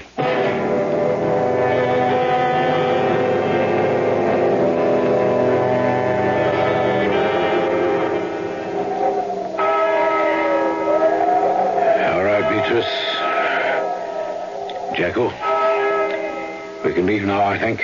No, I would like to stay a little longer, Mr. Utterson. No, child, they'll start to fill in the grave shortly. There's no need to put yourself through that. Come along now, I insist. Oh, very well. Beatrice, if you would care to dismiss your carriage and let me take you home in mine. Oh, thank you, Mr. Utterson, but I'd like to be alone. You understand. Yes, of course. I'll go with Beatrice. Oh, no, thank you, Henry. No, I really do wish to be by myself for a time. I see. I'll call on you then tomorrow, if I am able. No, I shall be busy tomorrow. There's so much to do winding up Father's affairs. Perhaps if I'll get in touch with you, Henry. Good day. Good day, Mr. Utterson. Good day, Beatrice. Jekyll, join me in my carriage. I want to talk to you. My own carriage is waiting. Send it along. I must talk with you. As you wish. You may go along, Johnson. I'm riding with Mr. Utterson.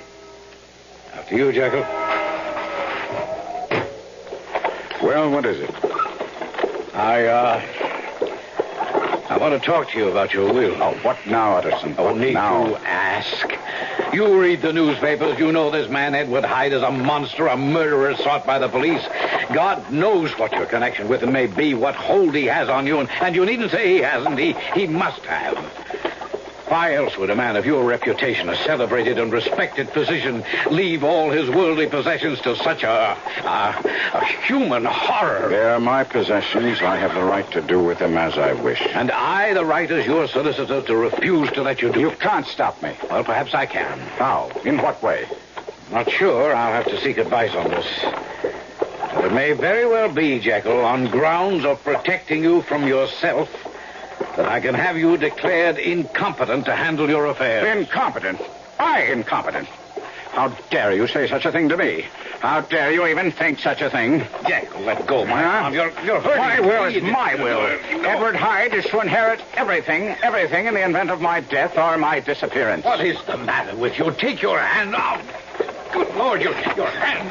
Jekyll, your hand, it's covered with long hair.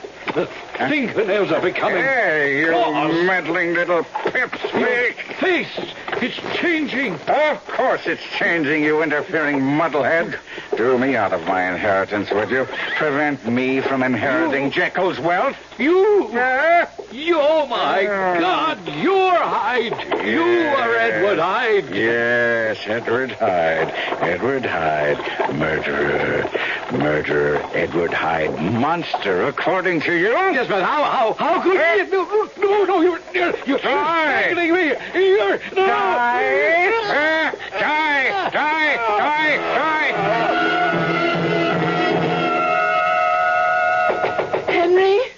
Henry, it's Beatrice. Let me in.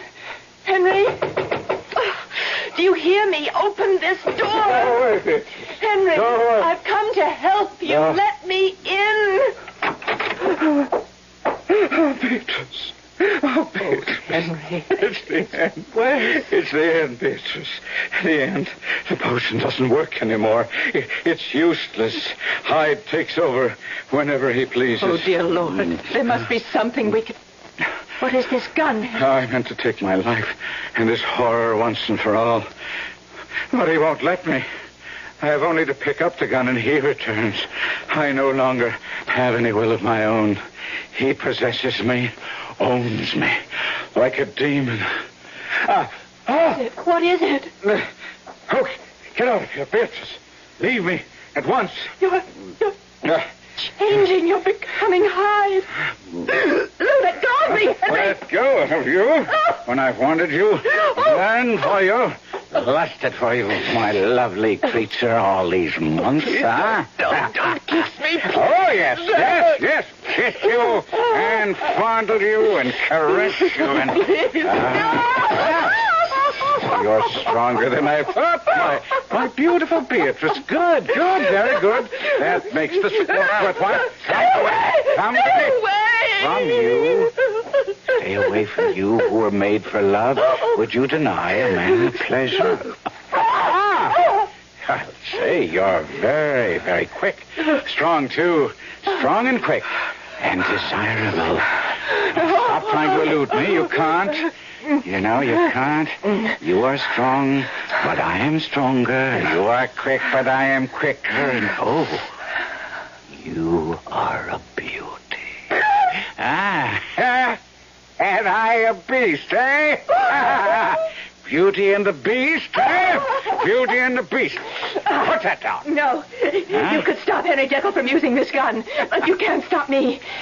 Get away from that door. Let me out of here. Oh, no. Stay back or I'll shoot.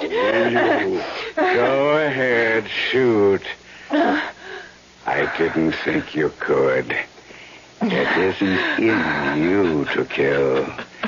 Even such a thing as me. No. Oh, dear God, help me. Just give me the gun right here, and then, once you're in my arms... No, don't struggle. It'll do you no good. Give me the gun.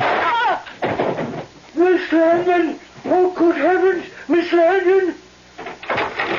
Miss Lanyon! The gun went off and killed Mr. Hyde. Hyde? But on the floor, that's Dr. Jekyll. What? See for yourself. Oh, yes. I see. But if the gun killed Mr. Hyde, how? Don't ask any questions now, Poole. Not now. Just go and fetch the police.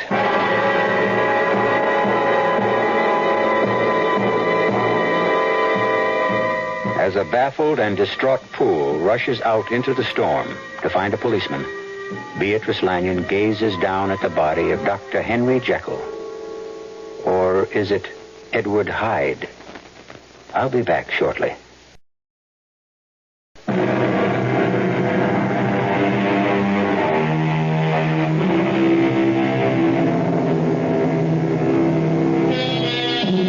You may like to know that the adaptation of Dr. Jekyll and Mr. Hyde I've just brought you comes closer to Stevenson's original than any other I know. I think you'll agree it was as much a mystery as a tale of horror. Our cast included Kevin McCarthy, Marion Seldes, Ian Martin, and Kurt Benson. The entire production was under the direction of Hyman Brown. This is E.G. Marshall inviting you to return to our Mystery Theater for another adventure in the macabre. Until next time, pleasant dreams.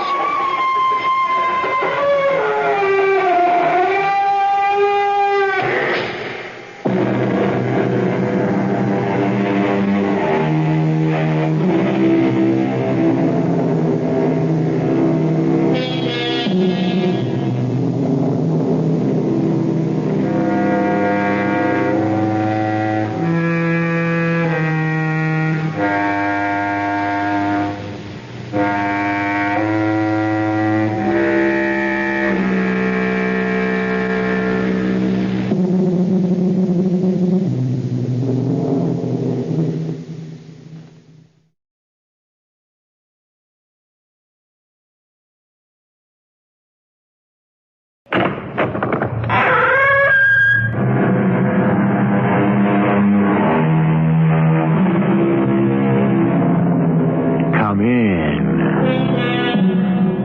Welcome. I'm E.G. Marshall. The whole of life is but keeping away the thoughts of death. Those are not my words.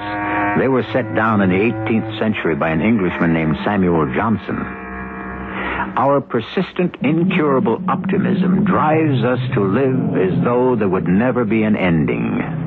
The knowledge that life will close is buried deep and covered over.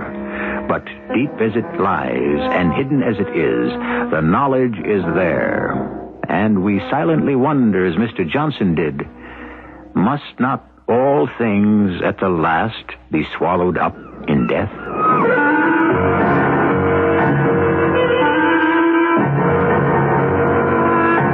Our mystery drama, The Unquiet Tomb, was written especially for the Mystery Theater by Elspeth Eric and stars Fred Gwynne.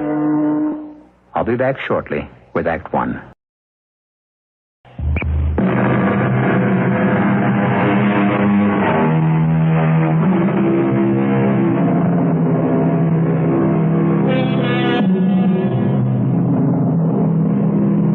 Samuel Johnson was preoccupied throughout his 75 years with the vagaries and vicissitudes that punctuate our brief lives, till he wrote these despairing lines. Must helpless man, in ignorance sedate, roll darkling down the torrent of his fate? Stay with us now for the story called The Unquiet Tomb. Nicholas! Nick, where are you?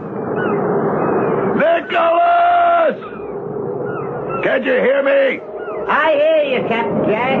The sun's starting to set. I know, Captain. Then where in the name of heaven is my brandy?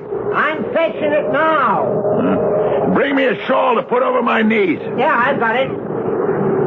There's a sharp wind blowing from off the sea. Hand it over. Shall I help this? Hand it over. I'll do it myself.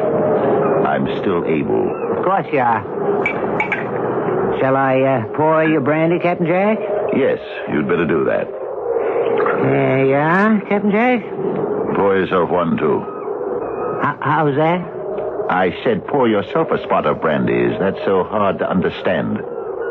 Well, it's been years since you suggested that I drink with you, Captain. Yes, well, I'm suggesting it now. Of course, back there, it wouldn't have been proper for us to drink together. Bad for discipline. Bad for morale, surely. And when we came here, I don't know, we stuck to the same old ways. Force of habit, I suppose. I always understood that, Captain.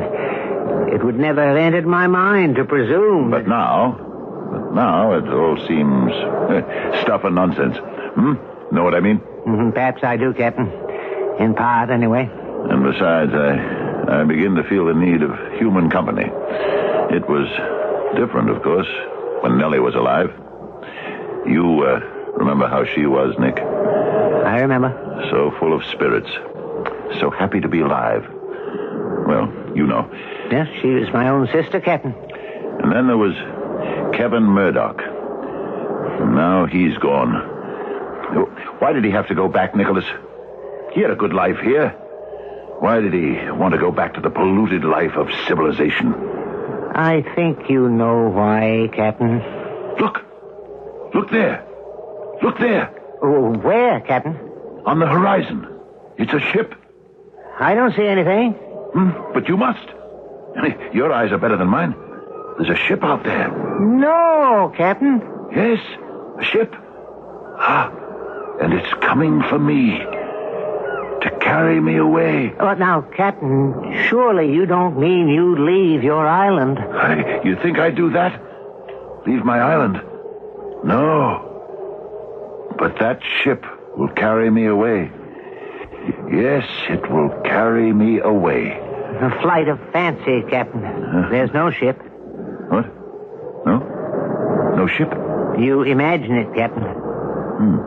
Well, you could be right, I suppose. It's possible, you're right. Remember when I purchased this island? From the Dutch? Or was it the French? Or the English? Bought it for pennies. In point of fact, I'm not sure I ever paid them anything at all, whoever they were. Did I pay them, Nick? I don't believe you ever did. Well, nobody cared. Nobody even knew this island was here till I put in a bid for it. And when I did, they brushed it off like you'd whisk away a fly. What did they want with an island that covered no more than 8 square miles of earth, set in a distant sea? Did they care for its beauty? Its serenity? No. There wasn't a penny to be made from it, so why should they care? Do I speak the truth, Nick? The very truth, Captain. Even you? You thought me mad to settle on this scrap of paradise, didn't you? Ha! Didn't you? Well, that was before I'd seen it, sir.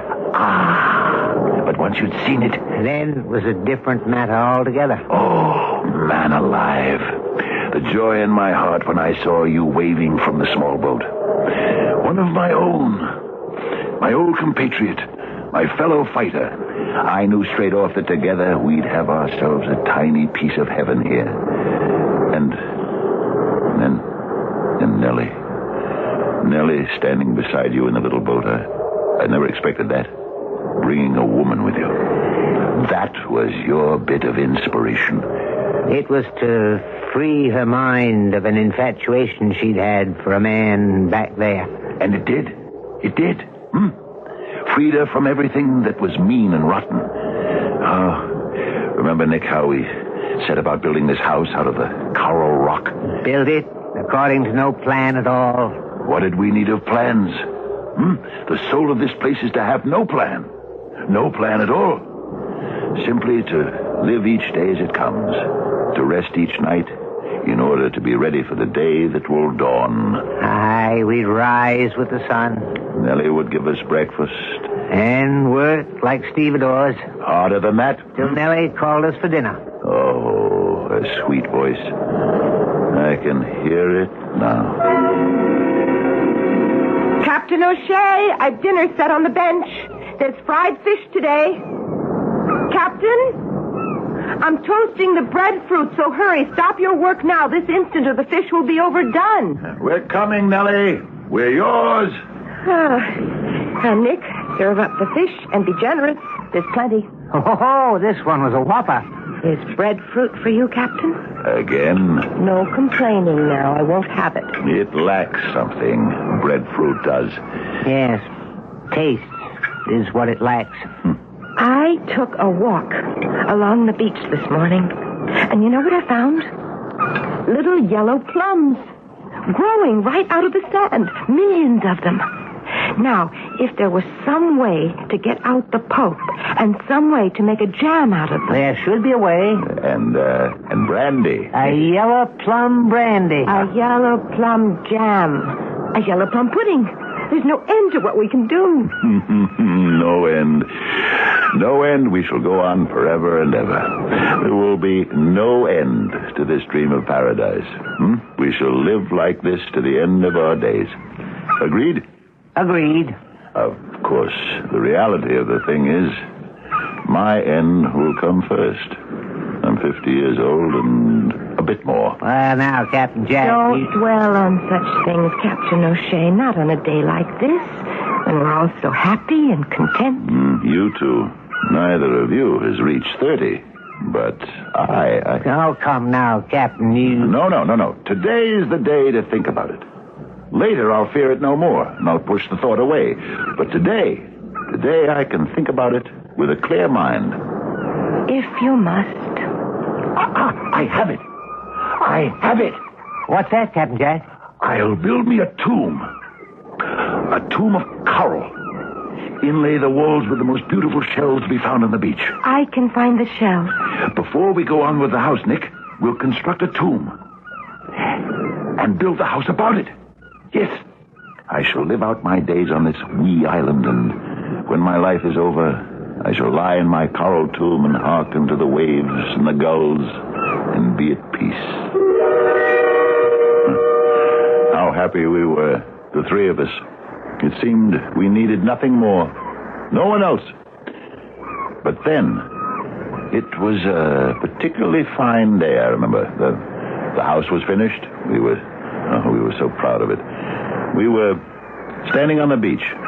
Remember? You and I, Nick. Captain, that boat's aiming to anchor here. They've lowered a dinghy. There's a man in it. Oh, that's a fine ship. About 30 foot, I should say. Draws about 6 feet. Aye, nice and beamy. What do you say we walk down and welcome him? Find out what drew him here. Hello! Hello there! Hello! Well, he's one of us at least, not some crazy foreigner. Have I your permission, sir? You have better than that, sir. You have my welcome. My name is Kevin Murdoch. And I'm Captain Jack O'Shea. Welcome to Shea's Island, Mr. Murdoch. Thank you, sir. And this is Nicholas Higgins. Of course. At last, Mr. Higgins. You've met before, you two? One night in a bar, many months back, a year ago. It was this man told me about the island, Captain. He was taking his future into his own hands and coming to join you. Well, come up to the house, Mr. Murdoch. We'll give you some fine plum brandy, and you'll tell us I didn't come alone, Captain. My wife is on the boat, and my 2 children. With your permission... Oh, fetch them. Meanwhile, we go up to the house and tell Nellie we have guests. Nellie? You said Nellie? Yes, Nick's sister. She's my housekeeper, my cook, my companion. Now go. Fetch your family and bring them up to the house. You're very kind.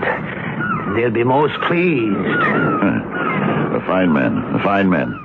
And to think that you know him, Nick. Well, hardly that. We only met that one night.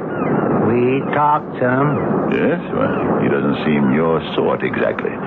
More a man of my class, if you get my meaning. Oh, yes, I do. I get your meaning. Just what I've needed. And never knew I needed. People of my own sort to converse with. Nick, I'm going to ask this man, Murdoch, to move in with us. What? Here? In this house? Why not? We've plenty of room. But, if they stay... Oh, they'll stay. This island is going to bewitch them as it's bewitched me. They could live on the boat. Oh, no. I want them here. Another woman in the house. Company of the female sort for Nellie. And children running about. Oh, it'll be wonderful. What are you talking about, Captain O'Shea? A woman? Children here? With us? My guests, Nellie. And treat them with every respect, as you do me. Certainly, Captain. Nellie, the man's name is Murdoch. What? You said... Kevin Murdoch. He's here with his wife. Yes, his wife and 2 children. Oh, we'll be quite a household. Do you think it's wise, Captain, having them to live here? It'll be great fun, Nellie. Oh, we'll have such times. Go and fetch brandy and biscuits, and let's make the Murdochs really feel at home. For, know it or not, this is their home. They never did move out. And we were happy together, all of us. Well, weren't we, Nick? For time, perhaps. Yes, we were happy. I insist upon it. I knew such pleasure, such happiness. I was near to bursting with it until... Yes, Captain? Until the dying began.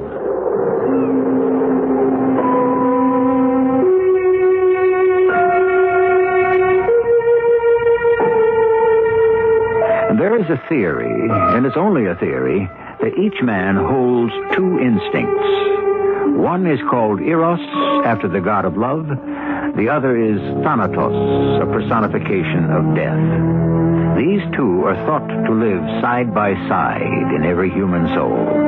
Sometimes the one is in the ascendancy, sometimes the other.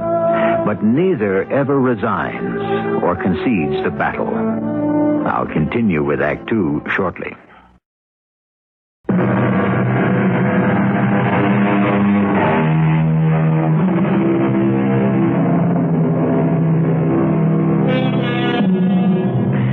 most of us push away the thought of death, our poets and philosophers dare to think about it and write about it. Here are lines written in the century past by the English poet Swinburne. From too much love of living, from hope and fear set free, we thank with brief thanksgiving whatever gods may be, that no life lives forever, that dead men rise up never, that even the weariest river winds somewhere safe to sea. Such happiness, such joy. The house came alive.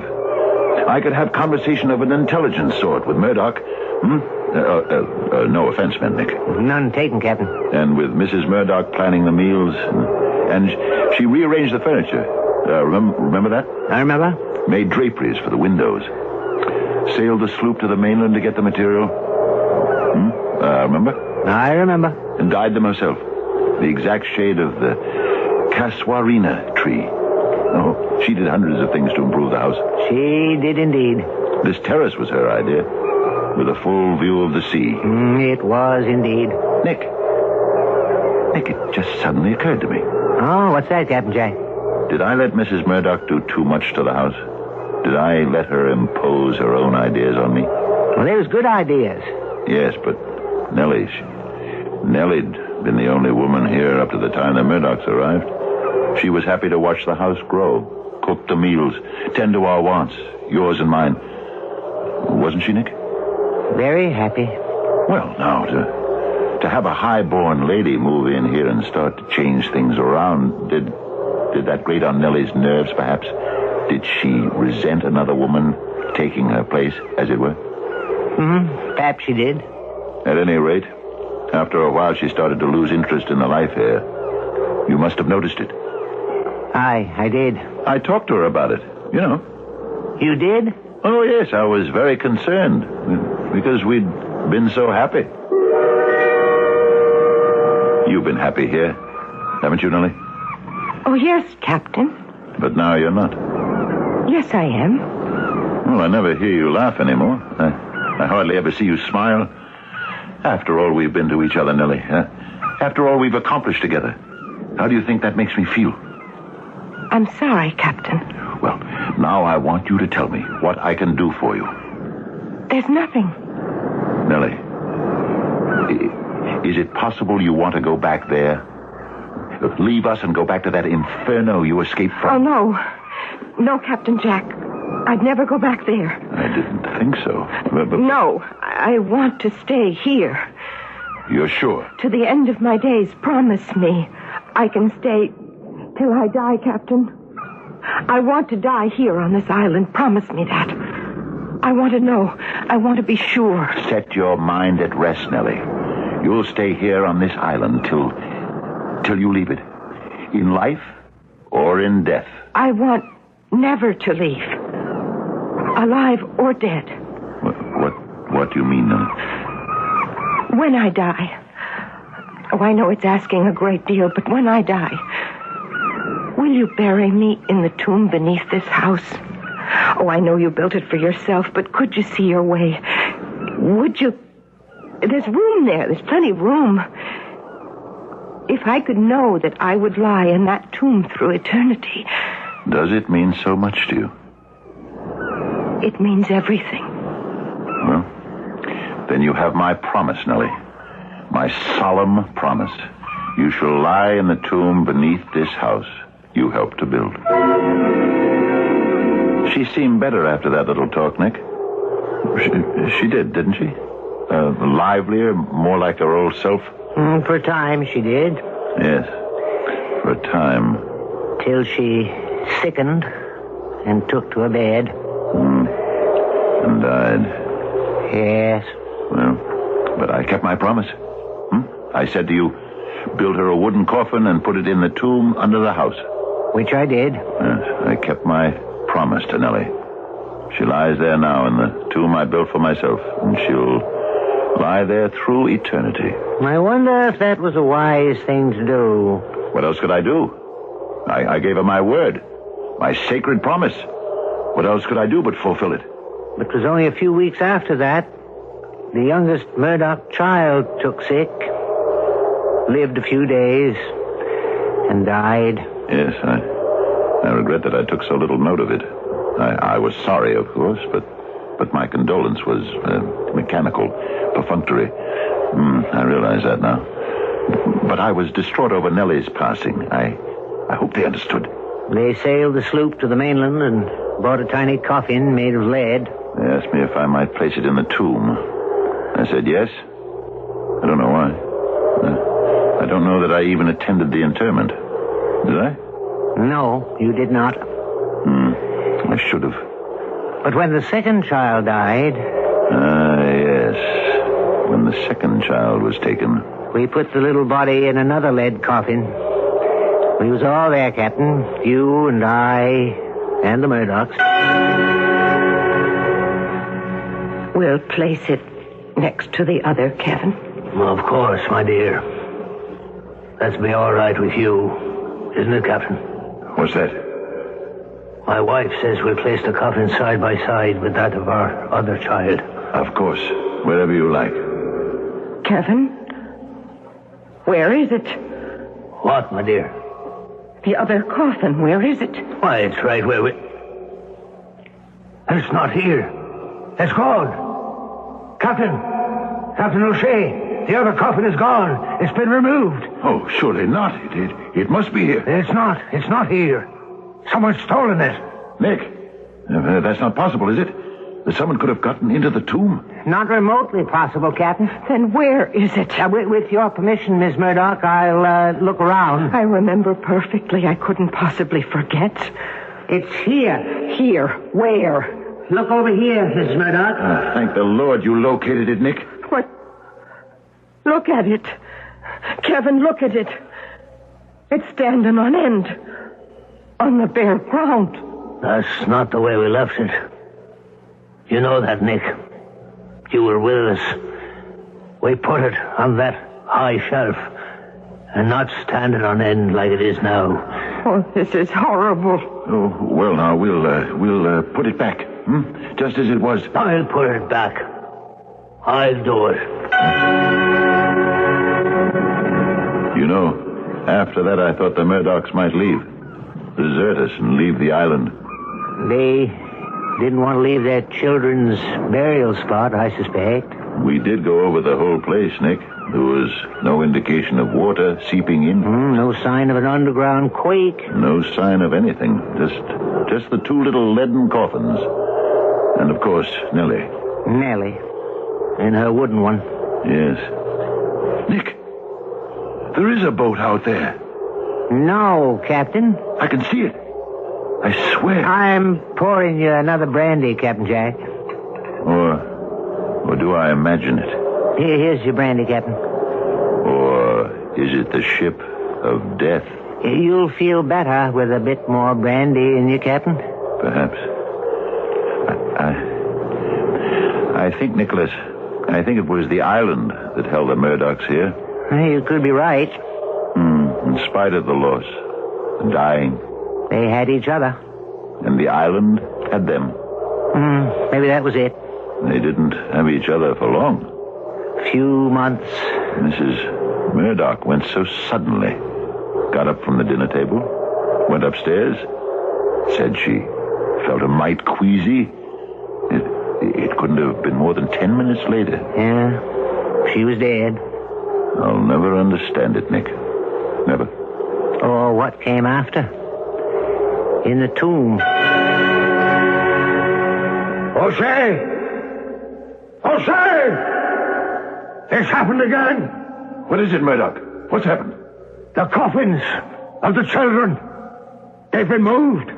Impossible. I can't believe it. Look there. One on end. The other on its side. 8 feet apart. We put them side by side. You were there. You know we did. I swear to you, we went over the entire place. Take them out. Put them on the sloop. My children. My wife. I can't leave them here. Mr. Murdoch. It's not safe. Please, listen to me. I can fix everything. You said you had fixed everything. Leave the coffins of the children here, Mr. Murdoch. Leave your wife's here, too. In a few days, come back, and you'll find everything as it should be. Can I trust you? I believe you can, Mr. Murdoch. Trust him, Murdoch. Have I your permission, Captain? To do whatever I think necessary? Anything at all? Anything. Do anything at all. You never told me what you did, Nick. Well, following night, after we'd interred Mrs. Murdoch, I went back to the tomb. Yes, Nick. It was worse than before. How worse? Not only was the coffins of the children strewn about the place, but Mrs. Murdoch's was tilted to one side, leaning up against the back wall of the tomb. It was marked, scarred, and it was filthy. But what did you do, Nick? You promised Murdoch. I did as I promised. And 3 days later, when Murdoch visited the tomb, everything was in order. The little coffins side by side. Mrs. Murdoch's cleaned and set in place. But what did you do, Nick? Tell me now. The ship is coming in. I'll tell you, Captain Jack. Even if it makes you angry. Even if it makes you hate me. Even if you kill me.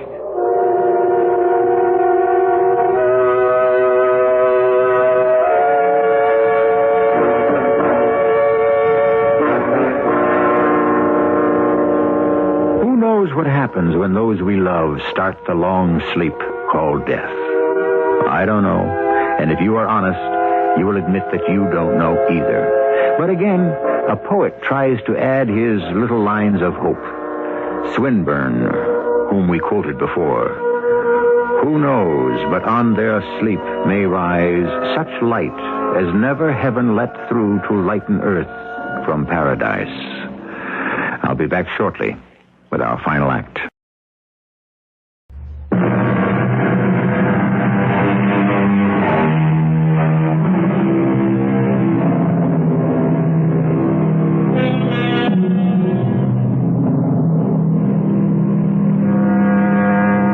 Forgive me if I quote to you again from the writings of Algernon Charles Swinburne. He wrote these lines in 1878 in memory of his fellow poet Baudelaire, who had died the year before. There is no help for these things, none to mend and none to mar. Not all our songs, O friend, will make death clear. Nick, tell me now how you put things right in the tomb. Because whatever you did, Murdoch seemed satisfied. He told me so. He would visit the tomb every other day or so, and then he'd come to me and tell me everything was in order, nothing disturbed, all the coffins in place. After a while, he stopped going there. His mind was at rest about it, or it seemed to be. I'm sure it was, Captain Jack. Then why did he leave the island? Why did he have to go? The house seems so empty now, just you and me. I think you know why he left, Captain Jack. No, I don't. I don't at all. Captain, you know what he wanted. He told you what he wanted. Title to the island? Is that what he wanted? He and I talked about it one day. I said I'd gladly give him title, but strictly speaking, I didn't have title myself. But I was sure that after my death, you'd be free to stay on. No, it wasn't the island he wanted, Captain. Then what was it? Why didn't he tell me what he wanted? I'd have given it to him. He did tell you, Captain Jack. But it wasn't in your power to give it to him. He never told me. When did he tell me? Remember the morning you and I was having coffee right here on the terrace, and he come out of the house looking very solemn, very grave, unhappy even? Good morning, Captain. Nick. Good morning, Murdoch. Sit down. Beautiful morning, isn't it? Beautiful. What are your plans for the day? Have you made any? No, I haven't. Such a splendid day, huh? Shall we go fishing? We did that yesterday. Ah, yes. So we did. Well, then, we could simply sail around the bay. Sail clear around the island. We can do that in a couple of hours or less. There's a fine breeze. Huh? What do you say? Not today, Captain Jack. Well, then, what did you have in mind? Anything special? Yes. I do have something special in mind, as a matter of fact. Captain Jack, you know how I appreciate all the hospitality you've shown me. Oh, don't speak to me of hospitality. It's been a joy to have you here. Oh, I know there's been tragedy. Oh, awful tragedy. Your children, your wife, but that could have happened anywhere, Murdoch. You know that. There's no blame attached to you for that, Captain. I well know how you must have grieved for them. It broke my heart to see you grieve, but I'd hoped that... Well, I'd really thought that all that grief was subsiding. Was I wrong? Not really wrong, Captain. Well then, everything's all right, isn't it? No, Captain. Well, why not? We have a fine life here, haven't we? The leisure, the easy living. What is it you want, man? What can I do for you to make you more content? We share equally in this island, do we not? If you think we don't, tell me where I failed and I'll correct it. Simply tell me. There is nothing you can do, Captain. But there must be. There must be. No, there's simply not the life for me, Captain Jack. Not the life for you? 3 grown men on a little island. And what's wrong with that? It's a child's dream. It's everyone's dream. Oh, no, Captain, it's not. Anyway, it's not mine. You don't mean you couldn't, you wouldn't leave, would you? Leave the island? You wouldn't do that. You couldn't. I must, Captain. Oh, no. When we have everything here. No. Not everything, Captain. What am I to do? You'll be all right. No, I'll not be all right. I'll be lonely. And if I stay, Captain Jack, I'll be lonely. A loneliness I cannot bear. Now, what do you mean by that? I don't understand you at all. What do you mean by that? If you don't know, Captain... Well, I do not know. Dear Captain O'Shea, you must simply take my word for it. I cannot stay with you on this island. I shall set sail tomorrow. What did he mean, Nick? He never really told me. What did he mean he'd be lonely here? He needed a woman, Captain. A woman? Well, he could have had a woman any time he wanted to. He only had to sail the sloop to the mainland to find a woman. Hundreds of them. Thousands. He could have had his pick. Not that sort of woman, Captain. Well, what sort of... You mean he wanted a wife? Someone who loved him. That sort of woman. Oh, well, yeah. I suppose that's different. Aye, very different. Yeah, I suppose he wanted to get married again. I think so. Well, I can understand that. Yes, that's understandable. Yeah, I think so.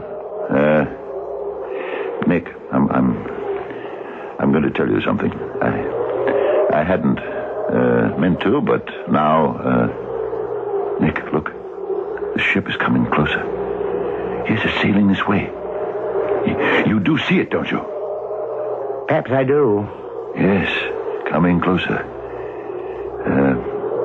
Nick, I am going to make a confession. I married Nellie. You did? Yes. Yes, I did. I took the sloop one day, and we went to the mainland and found a priest, and he married us. See? I understand that a man wants a wife, huh? Someone who loves him. Well, I thought that being married to me, that would mean Nellie could claim right to the island, you see. If anyone would have a claim to it, she would. You understand? I think so. Now, when I die, why, I suppose the island will be yours. As a brother who has a better right to it, well, I couldn't leave it in better hands, Nick, and I want you to know that's how I feel about it. Nick, you will cherish it, won't you? You will take care of it. You will, won't you, Nick? Won't you? Yes, Captain. But I'm wandering on again, aren't I? Nick, we started to talk about... what was it we started to talk about? It does matter, Captain. Yes, it does matter. Yes, the tomb. The tomb and what you did to set it to rights. You were going to tell me about that. I'll confess to you. I haven't been inside the tomb since Mrs. Murdoch was laid away. Her husband visited often, but I never did. I should have, I suppose. But I wanted to remember Nellie as I'd known her in life. I never went near her in the tomb. It's just as well.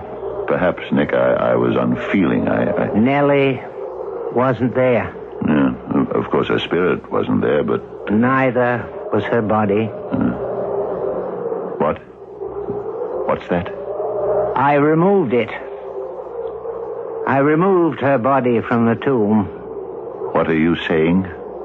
It was the only way, Captain. You were telling me you took Nellie's body out of the tomb? Nick, you actually... I had to. But I promised her. I gave her my word of honor that she would lie in the tomb forever. Nick, I gave her my solemn vow. It was almost my last word to her. I know, but And she was my wife, Nick. You couldn't have known that, of course, but if you had come to me, if you had asked me... You'd never have permitted it, Captain Jack. Of course I wouldn't have permitted it. Why did you do it? It was my plan to be buried next to her. Nick, why did you ever do it? You gave me permission to do anything necessary to settle the disturbance in the tomb. The scattering of the coffins. You said I could do anything I saw fit. But not that. Not that. You said anything at all. But why that? Why did you do that of all things? Because it was Nellie who was wreaking the havoc. From her coffin? Within the tomb? Yes. But why? Why would she do that? You sure you want me to tell you? Of course I'm sure. Tell me. She loved Kevin Murdoch, Captain. What? She loved Murdoch. She loved him for a long time. Remember I told you that I brought her here to recover from an infatuation back there? Murdoch? Yes. But he was married, had children. He broke her heart. I thought that here, with us, she might recover. And she was well on the way when he sailed here with his family and took up residence. I tried to warn you. Are you telling me he followed her here? Yes, Captain. He loved her so much. After his own way, he loved her, yes. And she? She loved him? Loved him still? Yes, Captain. And when his children were put into the tomb with her, her fury that she'd held in check for so long, her fury burst forth.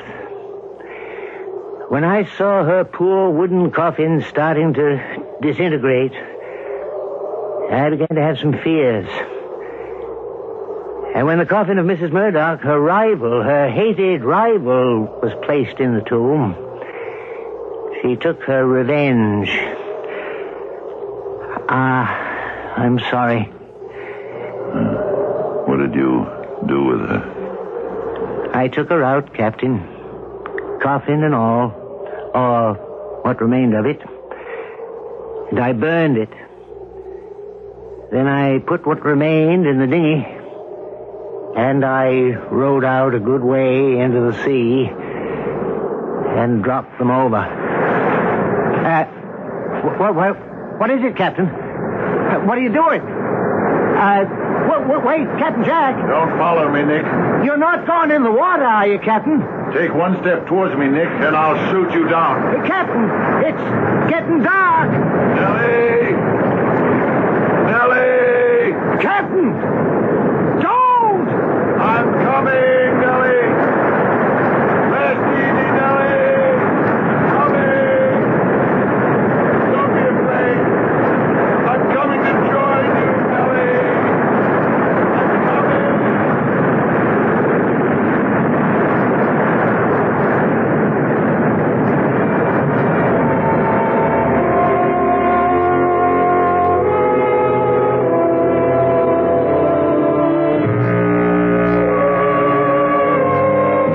Try to rescue his friend?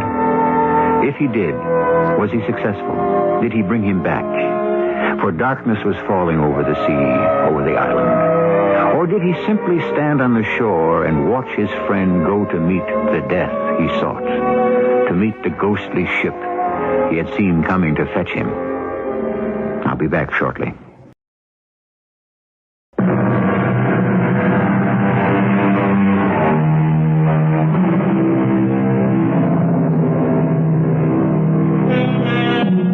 Have we depressed you with our story of death and dying? I sincerely hope not.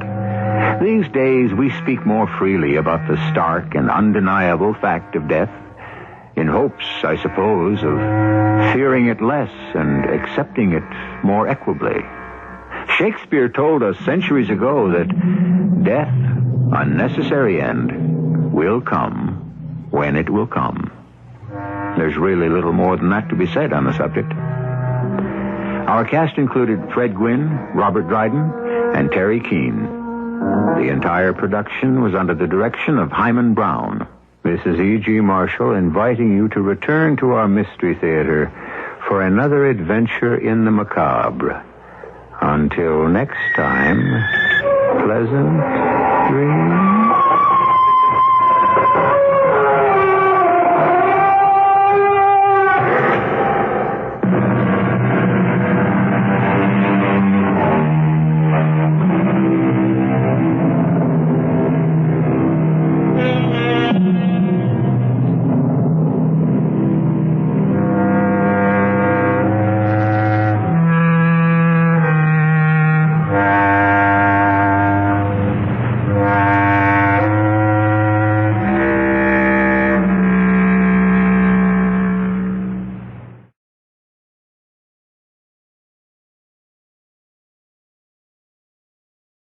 The CBS Radio Mystery Theater presents...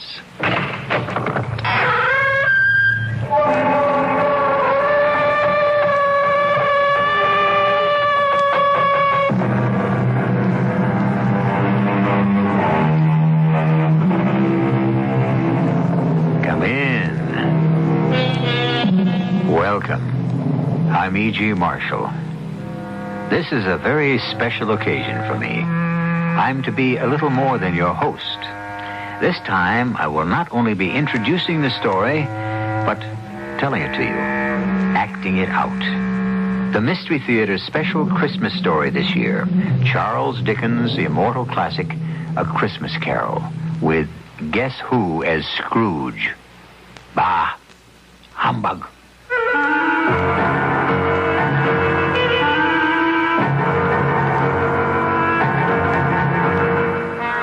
Our mystery drama, A Christmas Carol, was adapted from the Charles Dickens classic especially for the Mystery Theater by Ian Martin.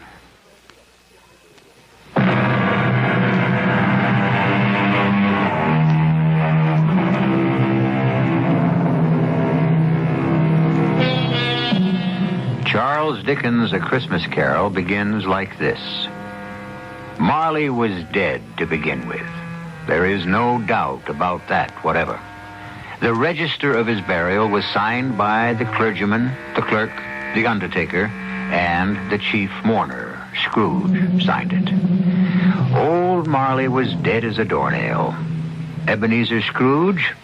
Oh, he was a tight-fisted hand at the grindstone, hard and sharp as flint, from which no steel had ever struck out generous fire. Solitary as an oyster, he iced his office in the dog days and didn't thaw it out 1 degree, even at Christmas. A Merry Christmas, Uncle. God save you. Oh, it's you, nephew. What brings you here on a miserable, cold, windy night like tonight? Cold and windy, yes, and the snow falling softly. A perfect Christmas Eve to say, Merry Christmas, Uncle. Humbug. Christmas a humbug? Oh, you don't mean that, I'm sure. I do. Merry Christmas. What right have you to be merry, or the world at large? What reason have you yourself to be merry? You're poor enough. Oh, come then. What reason have you to be dismal? What reason have you to be morose? You're rich enough. Don't you taunt me, Fred. Bah! And don't indulge yourself in expectations. Humbug. Take me as I am, Uncle, and as the season is, and don't be cross. Where else can I be when I live in a world of fools? Christmas. Phooey. What's Christmas time to you but a time for paying bills without money? Time for finding yourself a year older and not an hour richer. If I could work my will, every idiot who goes about with Merry Christmas on his lips should be boiled in his own plum pudding and buried with a stake of holly through his heart. Oh, come along, Uncle. Can you not let down for once and enjoy yourself? Come along, nephew. Keep Christmas in your own way. Let me keep it in mine. Yes, but you don't keep it. Leave me alone, then. Much good it may do you. Much good has it ever done you? Oh, there are a lot of things, Uncle, from which I've never profited. Christmas among the rest. Except that when it comes around, who can resist it? A kind of forgiving time of year when men and women seem by one consent to open up their hearts freely. So then I say, Uncle, though it never put a scrap of silver or gold in my pocket, I believe it has and will do me good, and so I say, God bless it. Who's that? What's all that there? I'm sorry, Mr. Scrooge. It's just that it is a holiday, and my hands were so cold. Just let me hear another word from you, Bob Cratchit, and you'll keep your Christmas by losing your employment. Oh, please, sir, I humbly beg your pardon. It was just an action on the spur of the moment. Just apply the spur to goad you into finishing your work, Cratchit, and let's hear no more from you. Yes, sir. Well, nephew, why are you here? To ask you to dine with us tomorrow. Dine with you? Never. There's nothing more ridiculous than all the fuss and expense over Christmas dinner. Oh, Uncle, I want and ask nothing from you. Why can't we be friends? Good afternoon. Well, with all my heart, I'm sorry to find you so resolute. At least, I wish you a Merry Christmas. Good afternoon. And a Happy New Year. Good afternoon. And be sure to make the front door fast. No wasting of heat here. No extra logs on the fire. Yes, Uncle. Mr. Cratchit. Yes, sir. May I wish you a Merry Christmas and a Happy New Year. The first I am sure of, and I thank you. The other... who knows what the future holds. Be of good hope. The nerve of all of them. My nephew, a wastrel, and Bob Cratchit on 15 shillings a week with a wife and family talking about a Merry Christmas. Is it up to make a man retire to Bedlam? They're all mad. Begging your pardon, Mr. Scrooge, a gentleman to see you. Yes. Scrooge and Marley's, I believe. Have I the honor of addressing Mr. Scrooge or Mr. Marley? Mr. Marley's been dead for 7 years. He died 7 years ago this very night. Ah, sad. Sad indeed. Still, I have no doubt his liberality is well represented by his surviving partner. Liberality? At this festive season, it is more than usually desirable that we all make some slight provision for the poor and destitute. You may make your pledge here. Are there no prisons? We speak of the needy. The union workhouses are not still in operation. They are. I wish I could say they were not. A few of us private citizens are endeavoring to raise a fund to buy the poor some meat and drink and means of warmth. What shall I put you down for, Mr. Scrooge? Nothing. Of course, you wish to be anonymous? I wish to be left alone. By tax, I help to support the establishments we have mentioned. They cost enough and more. Let those who are badly off go there. Many can't go there. And many would rather die. If they would rather die, then let them do so and decrease the surplus population. Good afternoon, sir, whatever your name is. I find you hard to believe, Mr. Scrooge. Cratchit, let him out. Close the door, Cratchit, to extinguish what coals remain. Yes, sir. No, sir. Come here. Coming, Mr. Scrooge. You'll want all day tomorrow, I suppose. If quite convenient, sir. It's not convenient, and it's not fair. If I was to stop half a crown for it, you'd think yourself ill-used, I'd be bound. Well, sir, yet you don't think me ill-used when I pay a day's wages for no work. I would not presume to have an opinion, but then it is only one day a year. Yeah, poor excuse for picking a man's pocket every 25th of December. I suppose I have no choice. You must have the whole day. Just make sure you are here earlier the following morning. I dined my usual melancholy dinner in the usual melancholy tavern. Afterwards, climbed the stairs to my living quarters in the gloom. Something about my door knocker stopped me as I was about to put key in lock. For one strange moment, it looked like Molly. Ghostly spectacles turned up on its ghostly forehead. To say that I was not startled would not be strictly true. And even after I was entered and locked in and my candle lit, I did pause irresolutely before I dismissed it with humbug, humbug. Still, I was uneasy. Trimming my candle, I walked through all my rooms to make sure all was well. Sitting room, bedroom, lumber room, all as it should be. Small fire in the grate, spoon and basin ready, little saucepan of gruel, since I had a cold. What's that? The front door. The side door. The bell by my bed. The one on the mantel and on the sideboard. What do they herald? Who rings them? The cellar door. And that noise. What? I won't believe it. It is humbug still. Grim spectre. What do you want with me? Much. Who are you? Ask me who I was.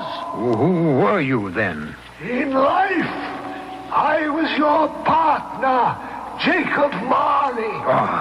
You don't believe in me? I don't. Why do you doubt your senses? Because a little thing affects them. A slight disorder of the stomach makes them cheats. You may be a bit of undigested beef, a blot of mustard, a crumb of cheese, a fragment of underdone potato. There's more of gravy about you than the grave, wherever you are. Humbug, I tell you, humbug. Unbeliever! So, I unwrapped the bandages from about my head to reveal the rotting flesh, the jaw fallen slackly to my breast, the muscles eaten long since by worms. Now, do you believe me for who and what I am? Yes, oh, mercy, dread apparition. Why do you trouble me? I must. But why are you fettered and bound in chains? I wear the chain I forged in life. I made it, link by link. I girded it on of my own free will. Is its pattern so strange to you? Or would you learn the weight and length of the coil you wear yourself?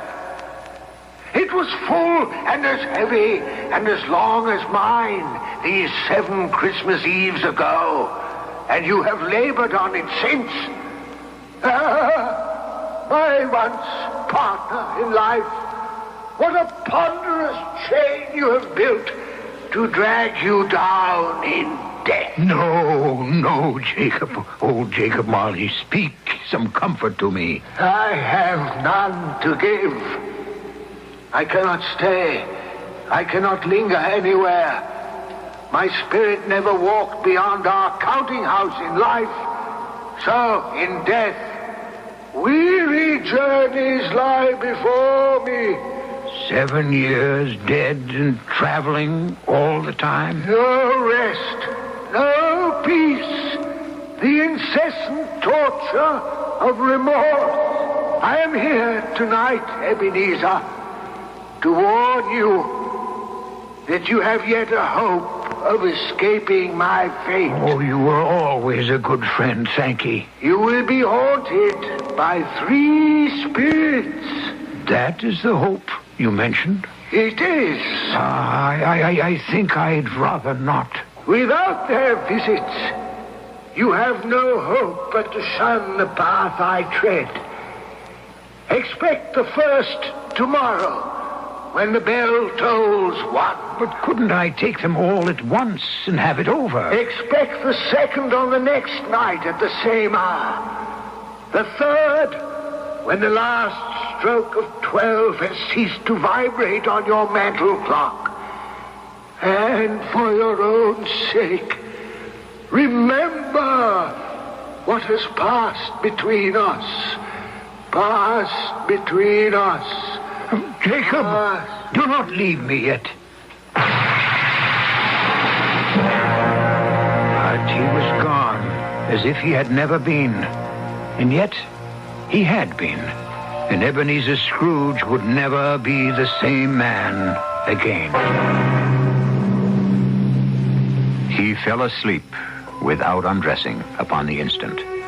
A sleep that was destined to be disturbed, as I shall relate when I return with Act 2.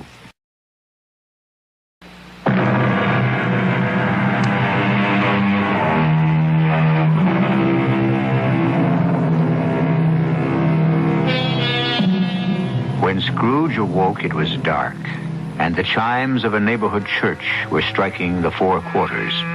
To his amazement, they were followed by 12 strokes of the bell. 12? Impossible. It was 2 when he went to bed.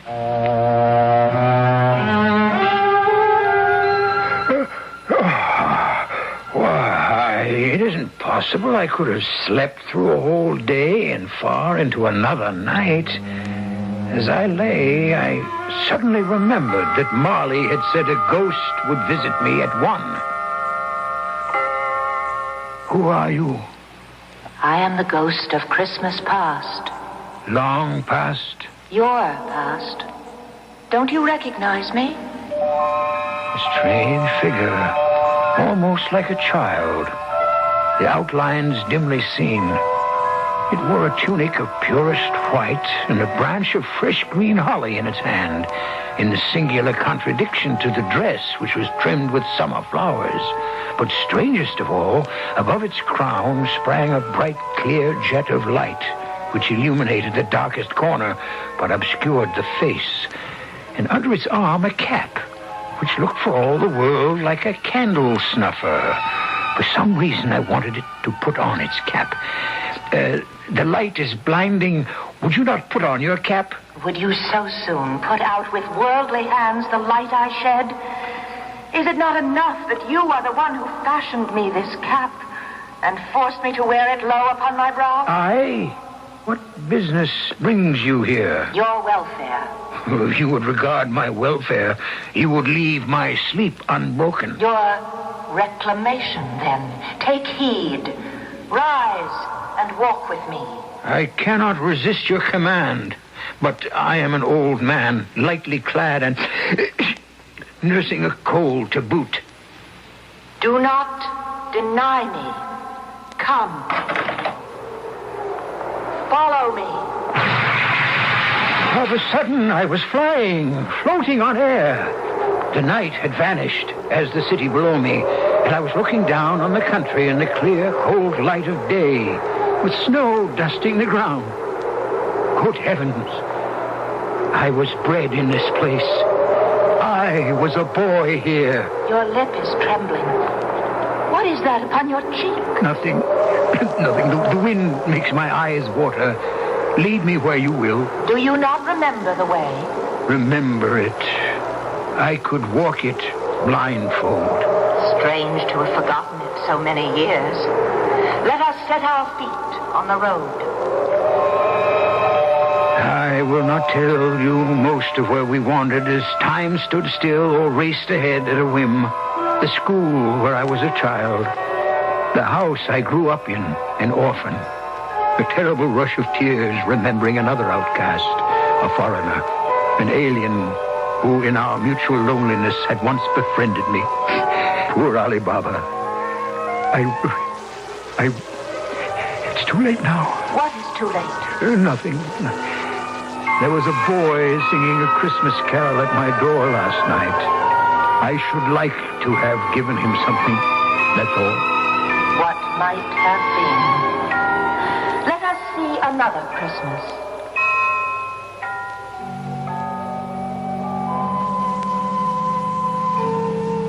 What's that? Your aunt, who brought you up, passed away. Always no. a delicate creature whom a breath might have withered, but she had a large heart. Amen to that. I will not gainsay it, Spirit. When she died, she had, I think, children. One child. True. Your nephew. Yes. We traveled further, scenes flashing by like slides in a magic lantern. Old Fezziwig in his Welsh wig, my first employer. His Christmas parties with a groaning table and everyone dancing with a light foot and heart to the festive music. His kind wife and the joy of working at a desk one wasn't nailed to. And then someone I had shut away so long ago. What is it, Scrooge?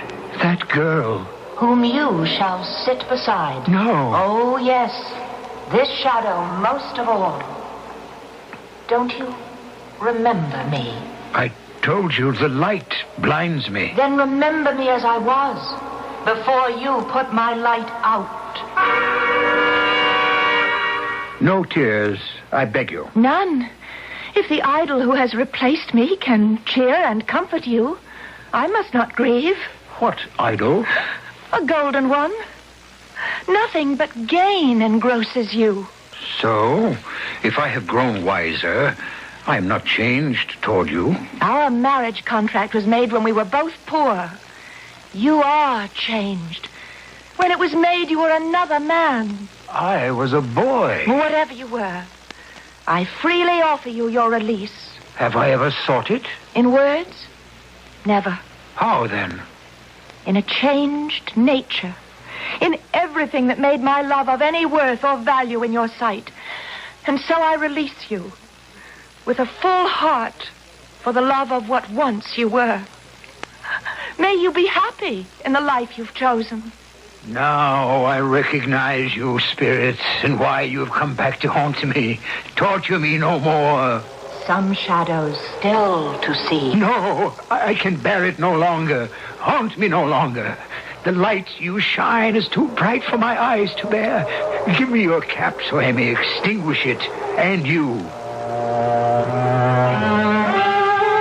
In a puff of smoke, the figure was gone, and I had barely time to reel to my bed, exhausted from the long night's travels, where I fell into a heavy sleep.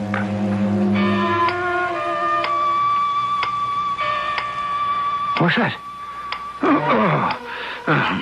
The clock ticking away. Awake in the night of time. Almost one. When the second messenger Marley sends me from the grave will arrive. What ghastly shape might he take? What hideous form? What torture might this one plan for me? At least I am prepared for anything. Well, prepared for anything, but nothing. Hello there, Spirit. Are you invisible to me? What's that? That great light from beneath my sitting room door. Here's a fearful waste of light, a shocking extravagance. I must go in and douse these candles. Yet I'm afraid to enter. Scrooge, Ebenezer Scrooge, stop skulking there behind your bedroom door. Enter, man. Enter. Why, here's a prodigal spending of light in a great roaring blaze hot enough to set the chimney flue on fire. Look well on me. Have you never seen the like of me before? Never. It is time your eyes were opened to this and other things. Spirit, I will be no trouble. Conduct me where you will. I went forth last night on compulsion, and I learned a lesson which is working now. Tonight, if you have aught to teach me, let me profit by it. Hold fast to my robe. In the blink of an eye, we were transported to a mean and shabby little house, threadbare but clean as a new washed shirt, and redolent of the mouth-watering smell of goose, basking in sage and onion, and aromas of an eating house and pastry cooks next together, which came from the Christmas pudding. Whatever has got your precious father, then, and your brother, Tiny Tim? I never remember him, Martha, as late as this on Christmas Day. What a place is this? House of your clerk, Bob Cratchit. See, here he comes now.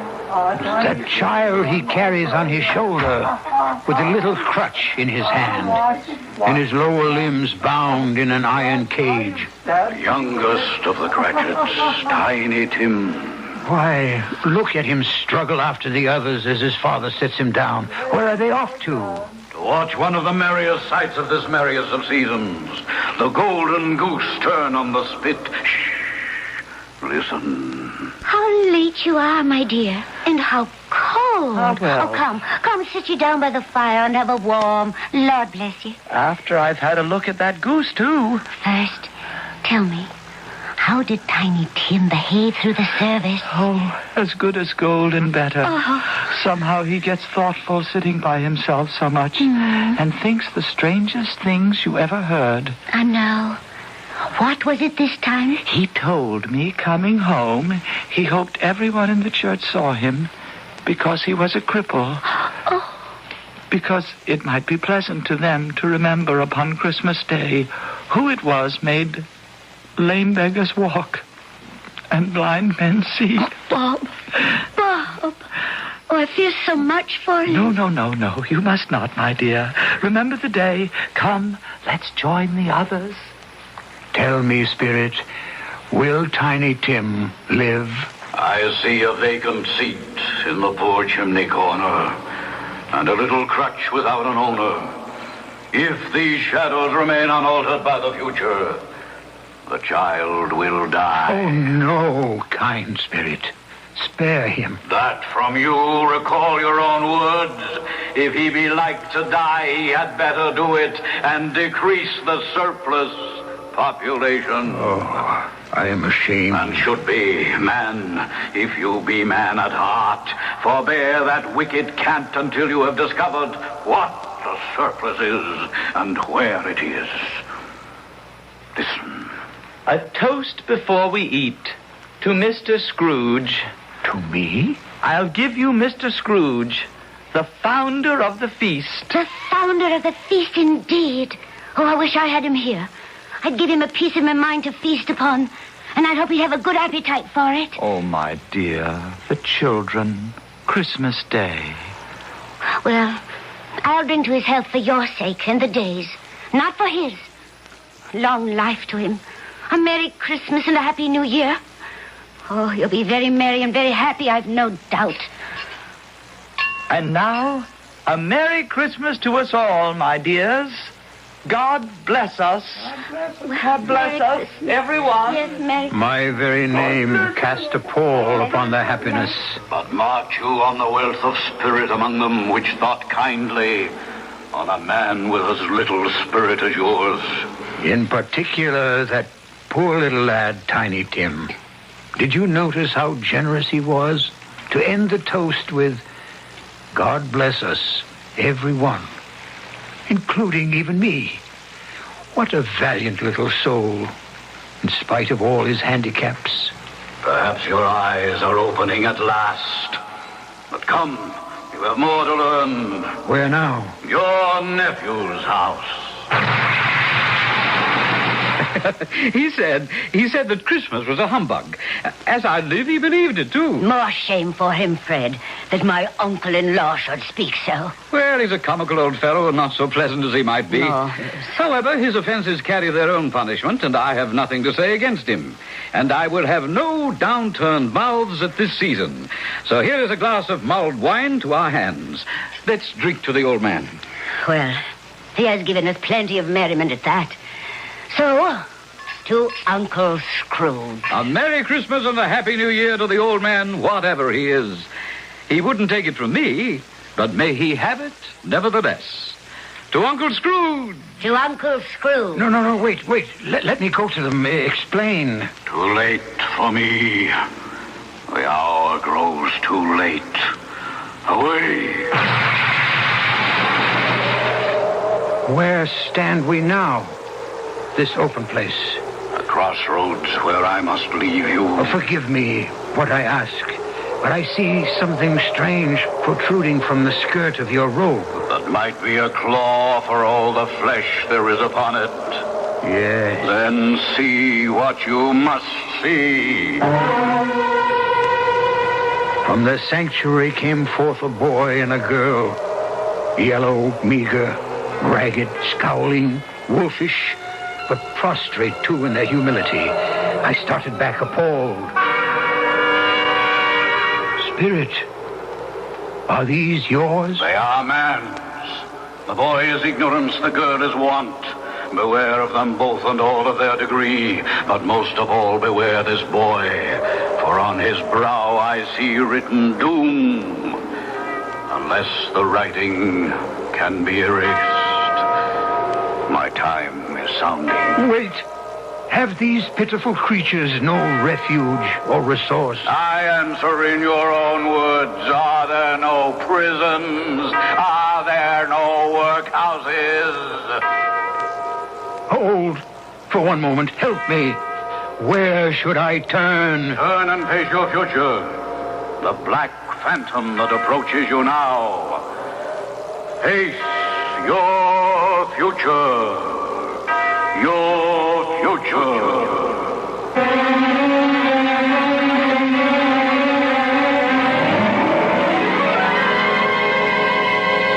As the last stroke of the bell struck 12, Scrooge turned to face a dread figure, a solemn phantom, draped and hooded in blacks and deep grays, coming, creeping like the mist about it towards him. I'll return with Act 3 very shortly.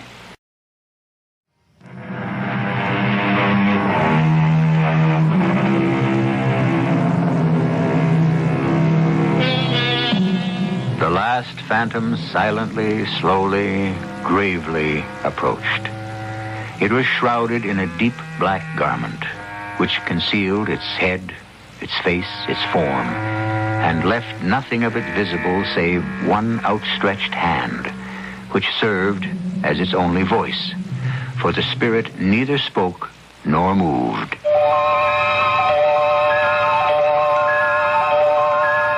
I am in the presence of the ghost of Christmas yet to come. You answer not, but point where we are to go. Lead on, spirit, and I will follow. A great black cloud gathered me and carried me willy-nilly to the streets. Its shroud, like the figure that stood by me, hung about me as I listened to two gentlemen talking in the street. So, Mr. Grimes, old Scratch has got his own at last. I have been so informed, Mr. Goodfellow. When did he die? Last night, I believe. What on earth could he have caught? I thought he'd never die. God knows.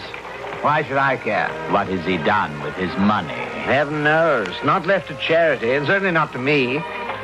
Left to his company, perhaps. Well, God knows he appears not to have had any sort of personal tie. By which token, it's like to be a very cheap funeral. For upon my life, I cannot think of anybody to go to it.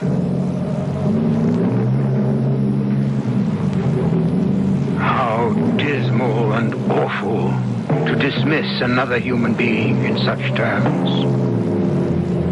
Forgive me, dread ghost. I did not mean to diverge. You wish to reveal something to me? You have my full attention.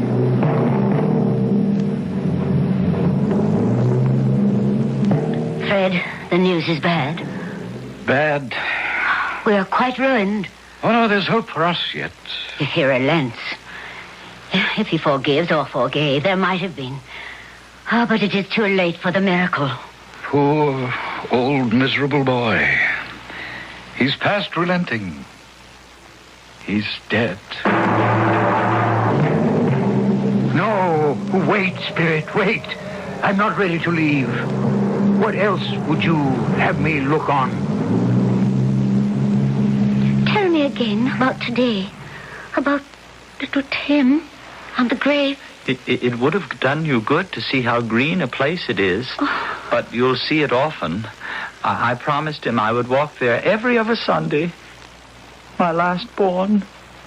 My poor little broken child. Oh, please. I shall break down with you. Oh, my darling. We can all try to be brave, but how can we hide our sorrow? What is more final and dreadful than death? I want to help, Spectre, but something informs me that our parting moment is at hand. Tell me, what man was it I saw lying dead? Very well. You point. Where to this time? A churchyard. And here we are.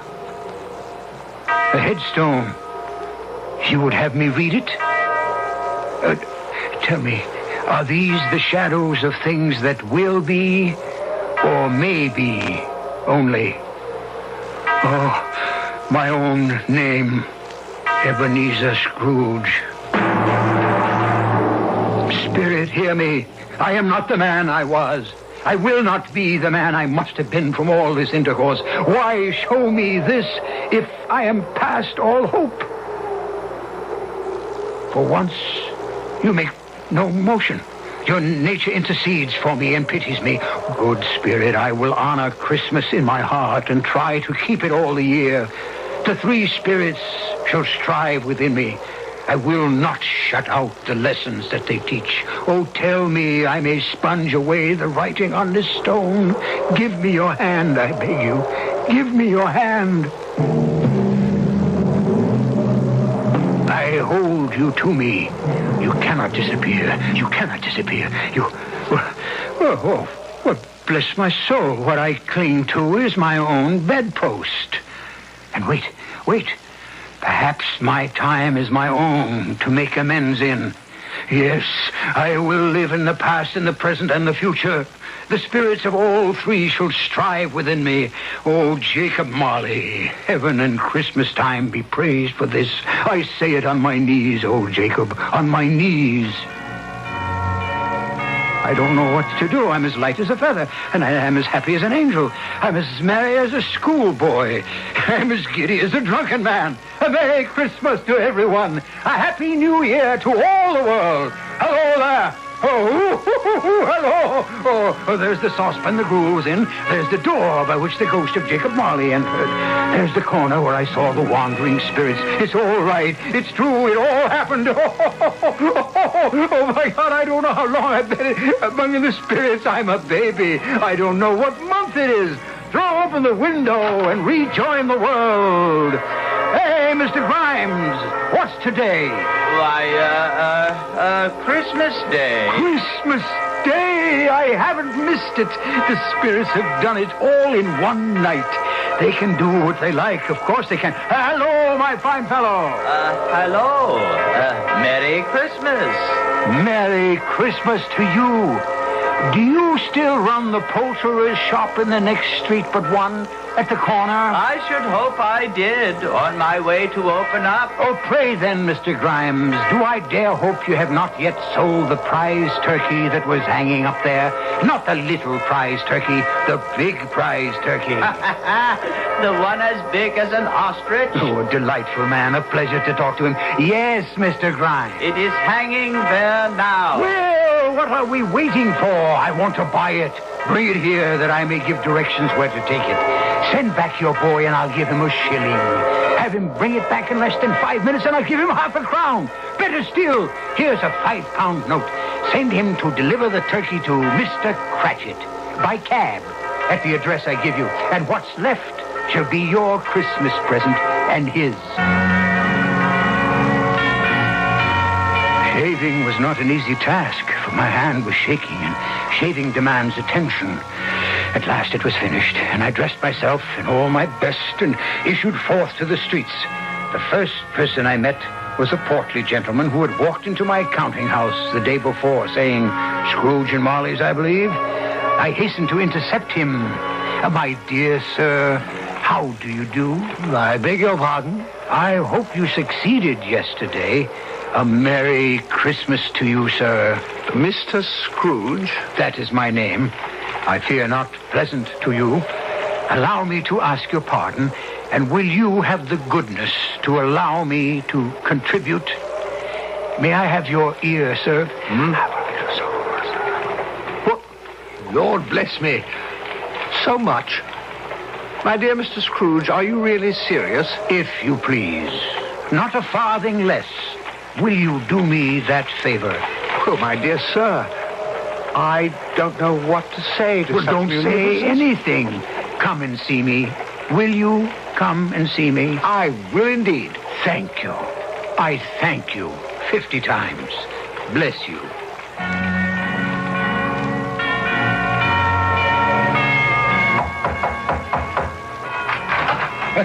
Merry Christmas. By all that's holy, is it you, Uncle? Me, Fred. You did ask me to dinner. Am I too late to take up the invitation? Too late? Will you let me in? Will I let you in? Why, here's the merriest turn a Christmas can take, darling wife. Here's Uncle Scrooge to share our Christmas. Isn't that a present for this day? You couldn't have brought Fred a better one. Welcome to our home, Uncle. For only the first of many times, I hope. It's a whole new year. Yes, and you may spend it all with us if you will. Only today, for I must be in the office as early as can be. No. Don't steal glances at each other. It isn't business on my mind, but recompense. And since at last I have learned to laugh, I want to have my first joke with the man I have perhaps wronged most all of these years, my faithful Bob Cratchit. A wonderful day, an evening with my nephew, a deep sleep that might have lasted for days, except that I was bound and determined to be earlier than my clerk at the counting house that Monday morning. I was as pleased as a child when I beat him there. Even more pleased to find that for once he was late. When the door opened and he came in, he was a full 18½ minutes behind his time. His hat and scarf were off before he opened the door. In terror of the man I had been, he was on his stool in a jiffy, writing his pen as if he were trying to overtake the lost minutes. Morning, Mr. Scrooge. Morning. A little late for that. What do you mean by coming here this time of day? I am very sorry, sir. I am behind time. You are? Yes, I think you are. Now, step this way, sir, if you please. It's only once a year, sir. It shall not be repeated. I was making rather merry yesterday, sir. Now, I'll tell you what, my friend. I'm not going to stand by this sort of thing any longer. And therefore, I feel myself forced to raise your salary. Huh? Why, Mr. Scrooge, sir, do you feel all right? Merry Christmas, Bob. A merrier Christmas than I have given you for many a year. Not only raise your salary, but discuss your affairs and endeavor to help your struggling family over a Christmas bowl of smoking bishop. So, make up the fires till they hot us right out of the county house before you dot another I, Bob Cratchit. It's not only a new year, but a whole new world for both of us.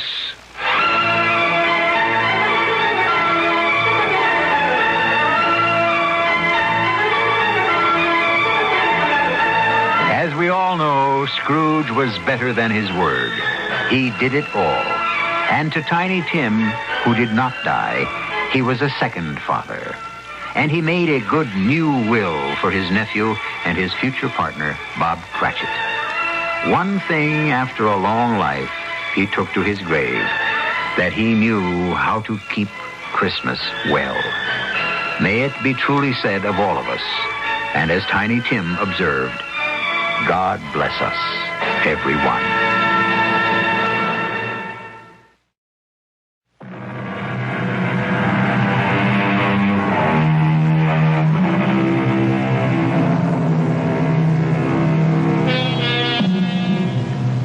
What more is there to say after Dickens' Christmas Carol, except the eternal message it brings, a Merry Christmas and a Happy New Year. Our cast included Marion Seldes, Ian Martin, Evie Juster, Robert Dryden, and William Redfield. The entire production was under the direction of Hyman Brown. This is E.G. Marshall inviting you to return to our Mystery Theater for another adventure in the macabre. Until next time, pleasant dreams.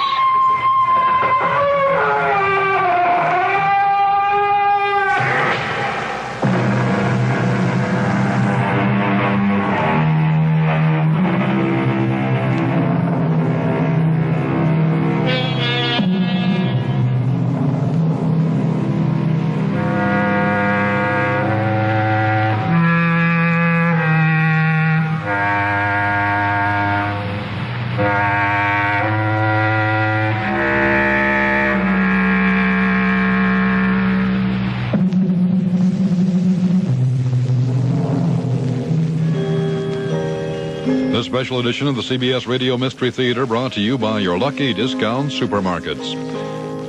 We'll continue with beautiful music of the season on KIXI, brought to you by the Lucky Discount Supermarkets, following the CBS News coming up next. The weather outlook calls for mostly cloudy skies with increasing chance of rain on Christmas Day. Showers tomorrow night and Friday. Highs near 50 and lows about 40. And currently in downtown Seattle, 48. It's 44 at the airport.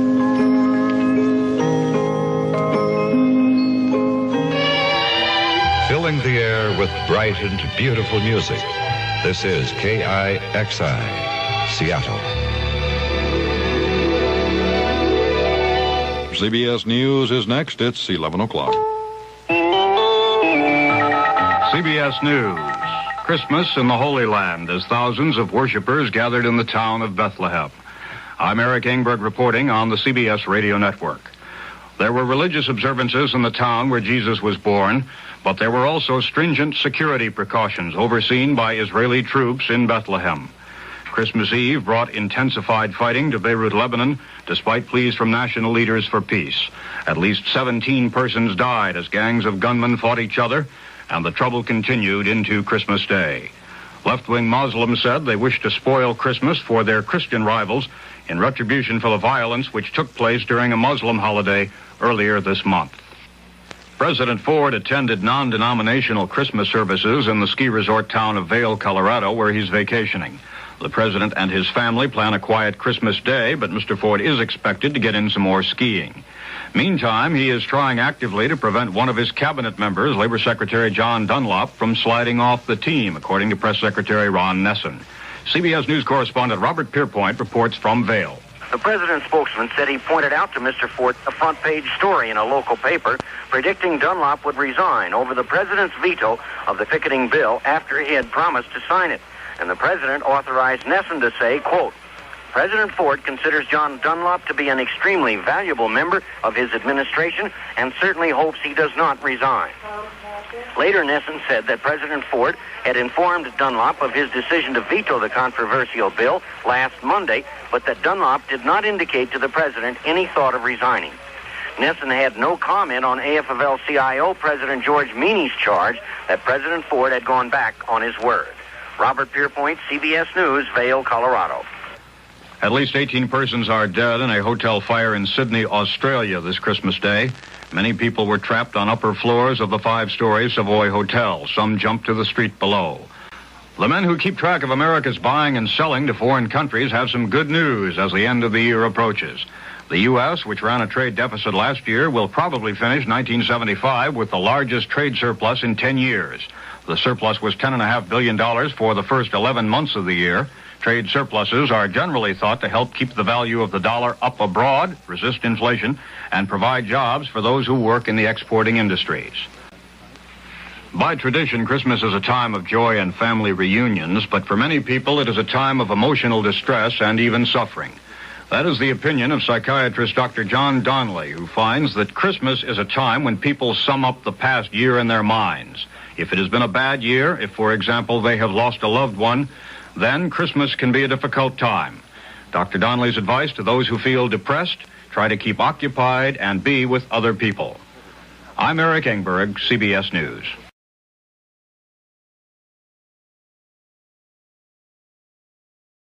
And now, Mystery Theater.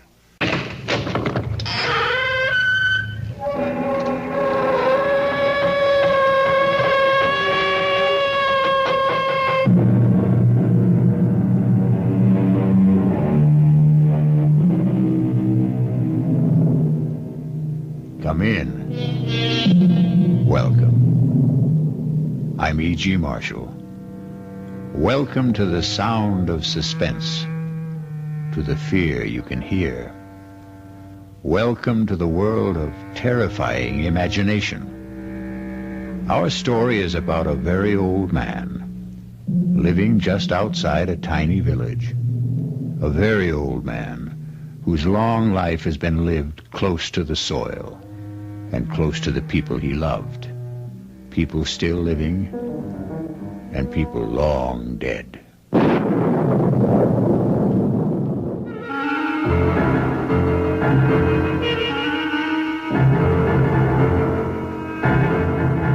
Our mystery drama, A Very Old Man, was written especially for the Mystery Theater by Elspeth Eric and stars Santos Ortega. I'll be back shortly with Act One.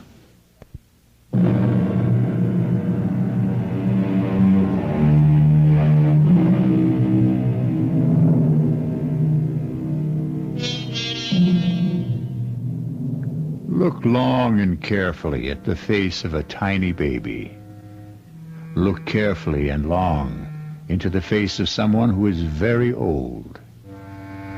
Do you see the wisdom in both?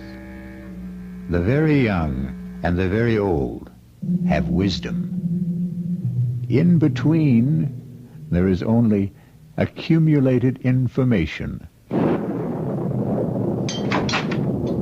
Oh, you're home. Good. Well, he's done it again. Who's done what? Are you talking about my father? You know I am. I warned him. I said, Stefan, if it ever gets around, you'll ruin my medical practice. People won't believe in me. They'll only... Manfred, come sit down.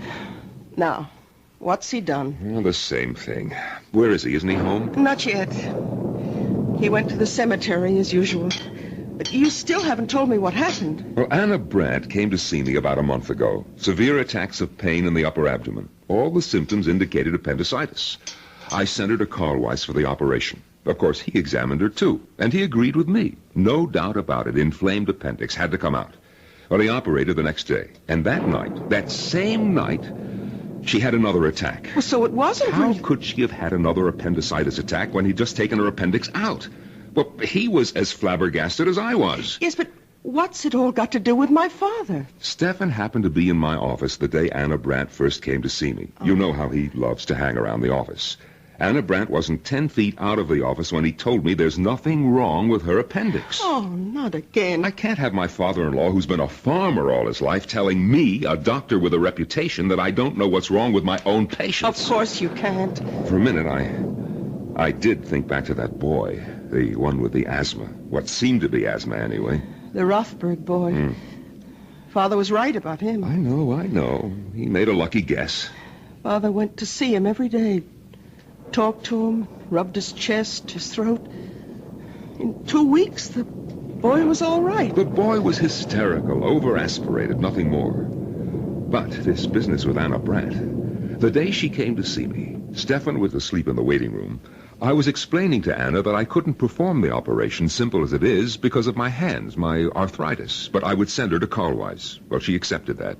Everybody knows about my arthritis. And she said something pleasant to Stefan. That was the first I knew that he wasn't asleep. Well, he didn't answer her. He just stared at her as though he'd never seen her before. I reached for the phone to call Carlweiss. Stefan got up, came over to the desk, and took the receiver out of my hand. Manfred. The Stefan, don't. It's not so. Not so. Have you had a bad dream, old man? It's not so what you said to Anna Brandt. There's nothing wrong with Anna Brandt's appendix. Stefan, don't start diagnosing again. You're not a doctor. There's nothing wrong. We had enough trouble after you diagnosed the Rothberg boy. The Rothberg boy never had asthma. All right, it turned out that he didn't. But that was a lucky guess. And it didn't do my reputation any good when word went around that you'd been right. I never told anybody. Yes, but the boy did. And his mother did. And people started coming to the house, coming here. All of them wanting to see you. But I told them to go away. It's not always that I can help. Well, I keep hoping, expecting God knows what miracles. Now are you going to start the whole thing up again with Anna Brandt? There are 3 of them. Come on now. Get your coat, Stefan. They're dark, brown or black, and hard. Hard. It's getting late. They're the size of olive pits. Are you talking about Anna Brandt? I saw them close together. They were high in her body. About here. 3 of them. You saw them, 3 of them. The size of olive pits. Lying here. Above the stomach. About here. Have you got X-ray eyes, Stefan? Is that it? No.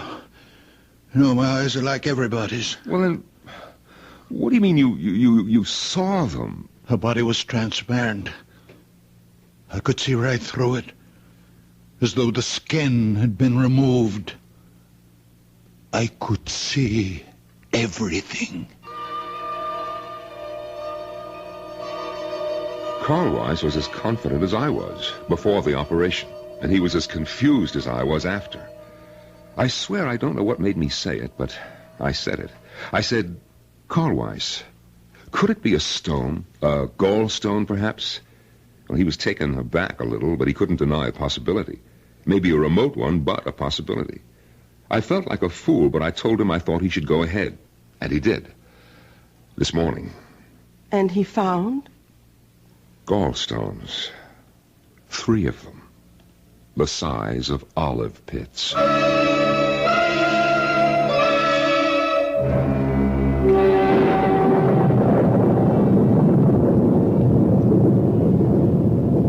Lie still, girl. Is it very bad? I don't know. She's very dear to me. She's trying to raise her head. She's trying to tell you something. She knows I want to help her. Do you think you can, Doctor? Young man, I never said I was a doctor. What? But the way you... I'm just an old man. A very old man. Well, I took it for granted, the way you spoke. My son-in-law is a doctor. Manfred Gottlieb. I live with him and my daughter Bertha. Oh, then you know something. You've learned things from him. No, I know nothing.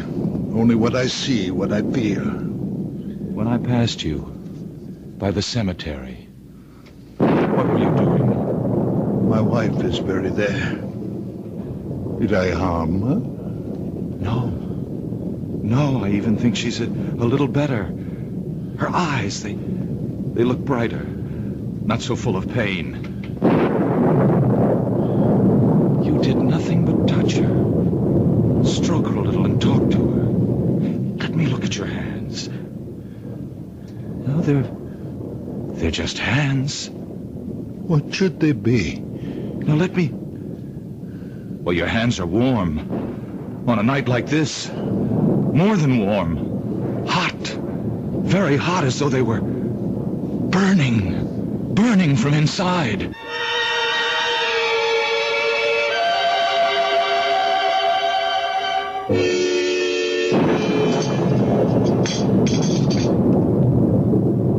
If it should get around about Anna Brandt... You don't think I'd tell anyone? Well, these things have a way of leaking out. Look, you're not going to tell Father, are you, that Carl Weiss found the 3 stones? You think I shouldn't? He wouldn't tell anyone. He didn't tell anyone about the Rothberg boy. It was the boy's mother who shouted it from the housetops. And look what happened. People showing up here. When he saw them, he hid in his room. And when they left, he went to the cemetery. Sat by my mother's grave. You think that he's there now? Oh, I suppose. Sometimes he stays for hours. Oh, I wish he'd get home before the rain starts.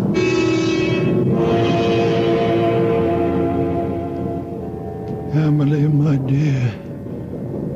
Come now, Emily, my precious. I need you. You are my strength. I can do nothing without you. Come to me, my darling. Come to me, my darling.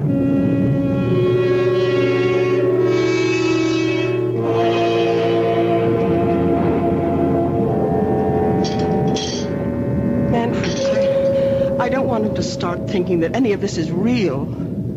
He mustn't think that he has some magical power. Listen, if you treat him as though he were possessed in some way, he might begin to believe it, and then his mind... Who knows what might happen? Bertha, have you thought that perhaps it's already happened? No. That he is deranged? I won't believe that. He's my father. I love him. He's old and childish, and sometimes I'm impatient. I am too, often. But only the way I'd be with a child. In many ways, he is my child. The only child I have. Oh, my dear. I thought you'd stop brooding about that. Oh, I have. I stopped last year when I turned 40. But that's why. Because I have no child, he's twice as precious to me. I understand. I do understand. You know that I'm fond of him. Then let's leave him as he is. Don't let him think he's different from other people. Whatever you say. You know, the Widow Holder has been asking for him. The Widow Holder? Why? They keep telling me in the village that she has this great swelling on her head, big as an egg. Yes, I've heard about it. And she's afraid of doctors. Bertha, you don't suppose... The rain, it started. It's coming down like crazy. Oh, Father! Oh, thank goodness. I made it. Just in time. Well, you shouldn't take such chances. Why weren't you home for dinner? Where have you been? I kept something hot for you. Thank you. Now, give me your coat. That's it. Oh, where were you all this time? I didn't Bertha tell you? At the cemetery. You didn't go to see anybody? No, I didn't go to see anybody. No. Here's a plate for you, Father. Nice pot roast and potatoes. Thank you, Bertha. I'm sorry I wasn't here for dinner. I lost track of the time. I ran into somebody. We talked a little. Oh. Manfred, let's go up to bed. Father, you'll be all right? Of course I'll be all right. Go to bed. Oh. Good night. Good night, daughter. Good night, Steph. Oh, Manfred. Yeah? How is Anna Brandt? Anna Brandt? I thought about it tonight. In the cemetery. Is she all right? Well, yes, she's fine. I thought she was. I had a feeling... Good night. Enjoy your dinner. Good night. His asking about Anna Brandt? He hasn't even mentioned her since that day in the office. Bertha, could he have heard about Carl Weiss finding the gallstones? Oh, he'd have said so. He always says precisely what's on his mind. There are times when I wish he didn't. Listen, he's talking to himself in the kitchen. Sounds as though he's calling someone. Manfred, he's an old man. Leave him be. Oh, please close the door. Come to bed. It sounds like Amelie. What? Did you say Amelie? Wasn't that your mother's name? No. No, it was my sister's. Oh, Bertha, I never knew you had a sister. You never told me. Oh, it was so long ago, before I was born. Their first child. She only lived an hour. My mother told me they just agreed on a name. Father leaned over the crib to kiss her, and she was dead. But that was 45 years ago. All these years he's never mentioned her. What was that? The door opened downstairs. Well, he's gone out. In this rain. Where could he have gone? There's only one place. He's gone to the cemetery.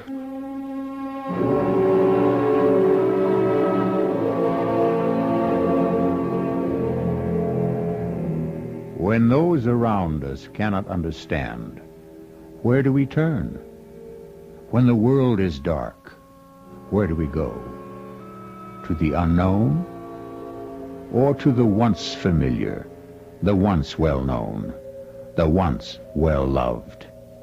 To those who have left the dark earth and moved into light. I'll be back shortly with Act 2.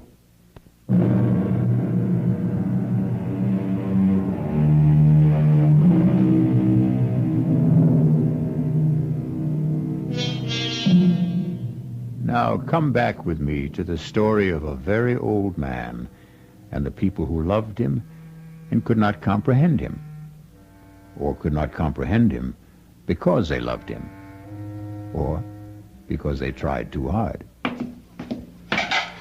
Breakfast on the table, Manfred. All right, darling. Oh, well, did you talk to him? He's still asleep. Oh, let him sleep.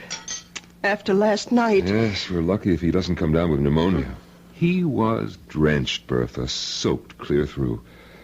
Lying across your mother's grave with the rain beating down on him, crying, Amelie, Amelie, as though his heart was broken. Amelie is buried next to Mother. Bertha, are you going to ask him about her? Oh, it's been so long. 45 years. You know, in all that time, I've never heard him say her name. Naturally, I never mentioned it. She died years before I was born. Your mother never talked about her? Oh, just that once. When she told me she wanted to be buried near her. And how she died. Manfred, she was only 1 hour old. Yes, crib deaths, they happen. We don't know why. They thought of naming me Amelie at first, my mother said. It's a pretty name. Now, who's that? So early in the morning. Yes. Is this the Gottlieb house? Yes, it is. And you're Manfred Gottlieb, Dr. Gottlieb? Yes, I am. But I don't see patients at home. My office is... Oh, no, I'm not a patient. The patient's outside. Well, bring the patient to my office in about an hour. No, there's no need. She's quite well. Completely cured. Well, then what's the point of... I hoped I could see the old man. Your father-in-law, is he? Stefan? What's this about my father? Madame, good morning. Beautiful morning, isn't it? After last night, all that rain. You wanted to see my father? If I may. Well, what about? He's asleep. Oh, I'm sorry. Well, when he does wake up, would you tell him the patient recovered and is better than ever? Lively, frisky, enjoying life to the full, romping in the fields. What patient is this? You said she's outside. Yes, right there. Look, the picture of health. I don't see in it. You don't mean... Well, not the horse. Yes, my prize mare, my favorite. I thought I might have to have her put away, but your father, madame. Oh, yes, it's all due to him. Well, when was this? When did you meet Stefan? Last night, just before the rain started. Didn't he tell you? Oh, well, come inside. Huh? Have some coffee with us. Oh, thank you. Sit down. Manfred, get another cup. May I introduce myself? Otto Kraus. Well, I'm Bertha Gottlieb. This is my husband. Oh, but then my father must have told you. He lives with us. Your father is quite a man. Your coffee. Oh, thank you. Yes. You see, I was returning to the village, and I was passing the cemetery. Suddenly the mare sank to her knees. Her legs seemed to give way completely. And there she lay on her side in the middle of the road. I was frantic. I thought perhaps a stone bruise, but I looked at all 4 hooves. Nothing. And there I was, half a mile from home, my precious horse stretched out on the road and a storm coming up. And then I heard a sound coming from the cemetery. Someone calling a name. Was it Amelie? Yes, something like that. I shouted for help. In a minute, an old man appeared. Stefan. My father. Yes. I asked him to help me, but I wasn't sure he even heard. He seemed very distraught. He went straight to the mare, knelt down and took her foreleg in his hands and started rubbing it very gently. He knew which one was hurting her. And after a while, the pain went out of her eyes. Couldn't understand it. It was something about the way he touched her. I asked to see his hands, and he held them out. And even before I touched them, I could feel the heat spreading out from them. Heat? What heat? Haven't you ever noticed the extraordinary heat from his hands? Oh, I can't say that I have. Oh, but it's true. His hands give off a warmth. I can't believe you've never noticed it. Well, it could have been on such a wet, cold night. It only seemed that way to you. You imagined it. Oh, I suppose that's possible, but I didn't imagine it when the mare got to her feet. Well, she was all right? I walked her home. I couldn't quite believe it all. I bedded her down.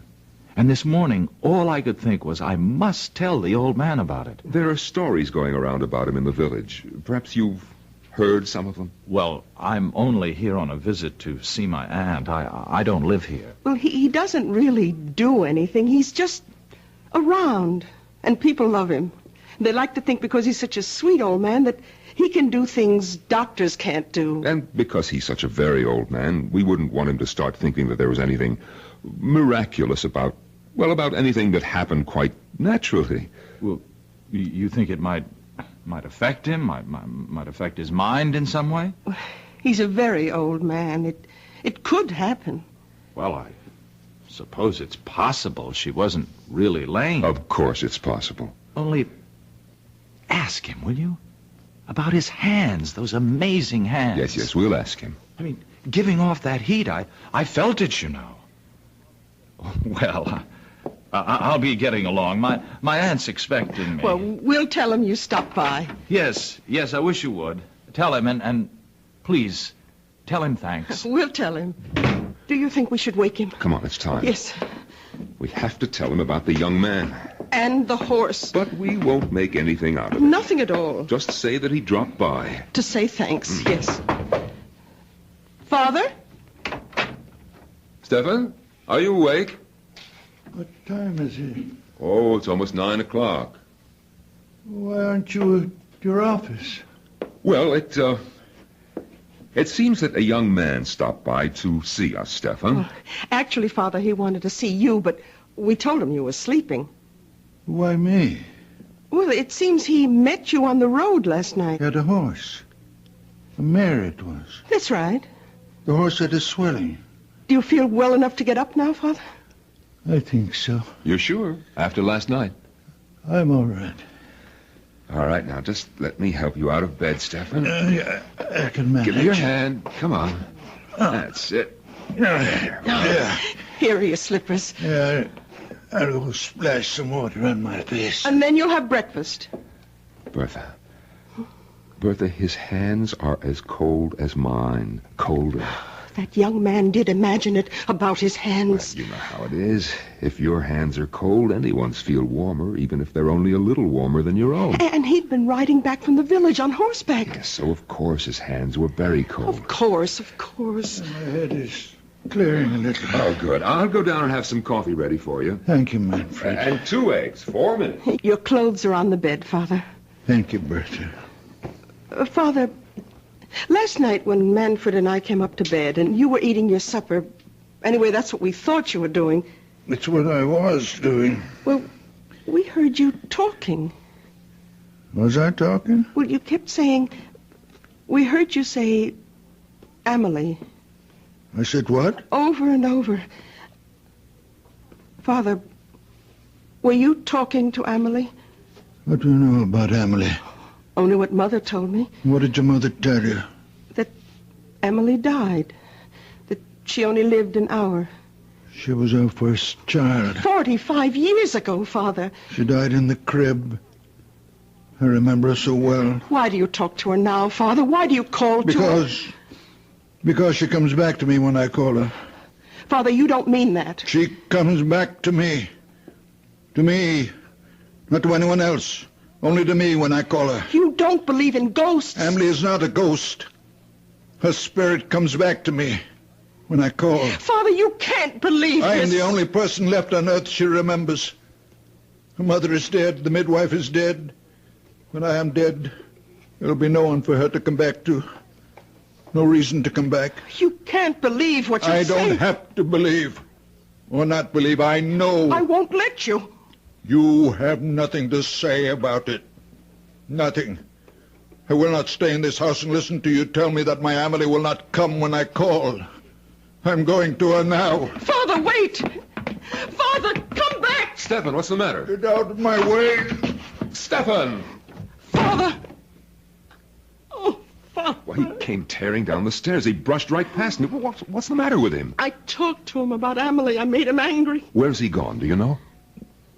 To her. To Amelie.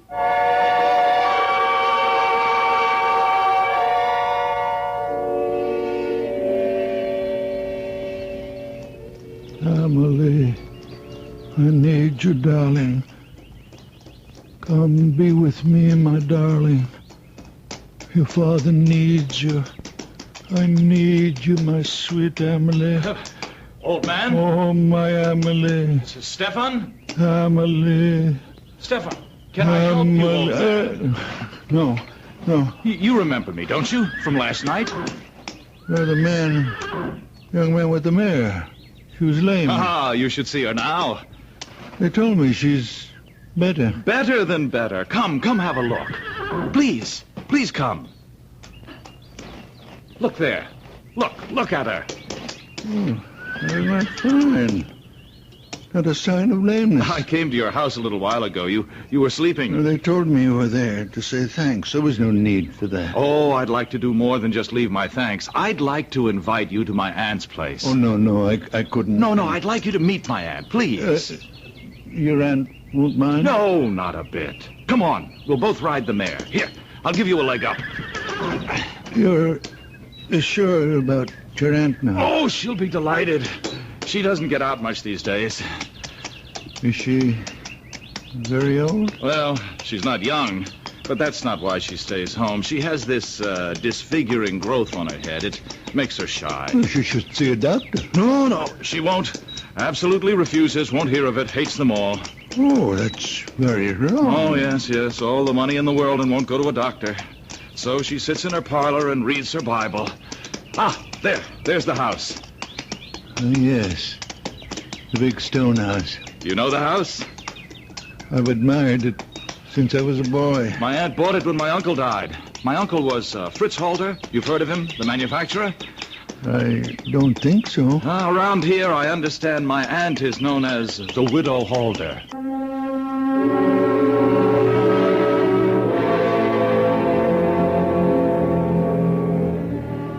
Some folks are afraid of one thing, some are afraid of another. Everyone who's afraid wants to run and hide. It's natural. Most natural thing in the world. But what may be hiding in the hiding place? That's the question. It could be something else to be afraid of. I'll be back shortly with Act 3.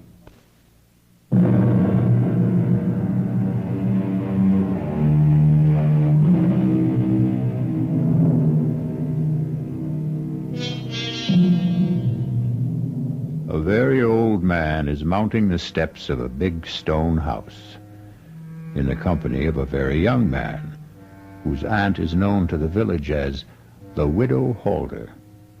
Listen now. My aunt is in. Otto? Ah, there you are, just where I knew you'd be. Come in, Stefan. Where have you been all morning, Otto? I missed you at breakfast and Oh, you brought someone with you. Yes, this is the very wonderful man I met near the cemetery last night when my mare went lame. Stefan, this is my aunt, Mrs. Holder. How good of you to come by. Madam. I don't have many visitors, not anymore. And I seldom go out because of this on my head. I don't like to be seen. I hope it doesn't offend you. No. Doesn't offend me at all. Well, it offends me. Perhaps I'm too sensitive, but that's the way I am. So I sit here and read my Bible. And that Bible's too heavy for you to hold in your lap all day. But it's the family Bible. It's the one I'm used to. I love this Bible. All right. Sit down, Stefan. I'm all right.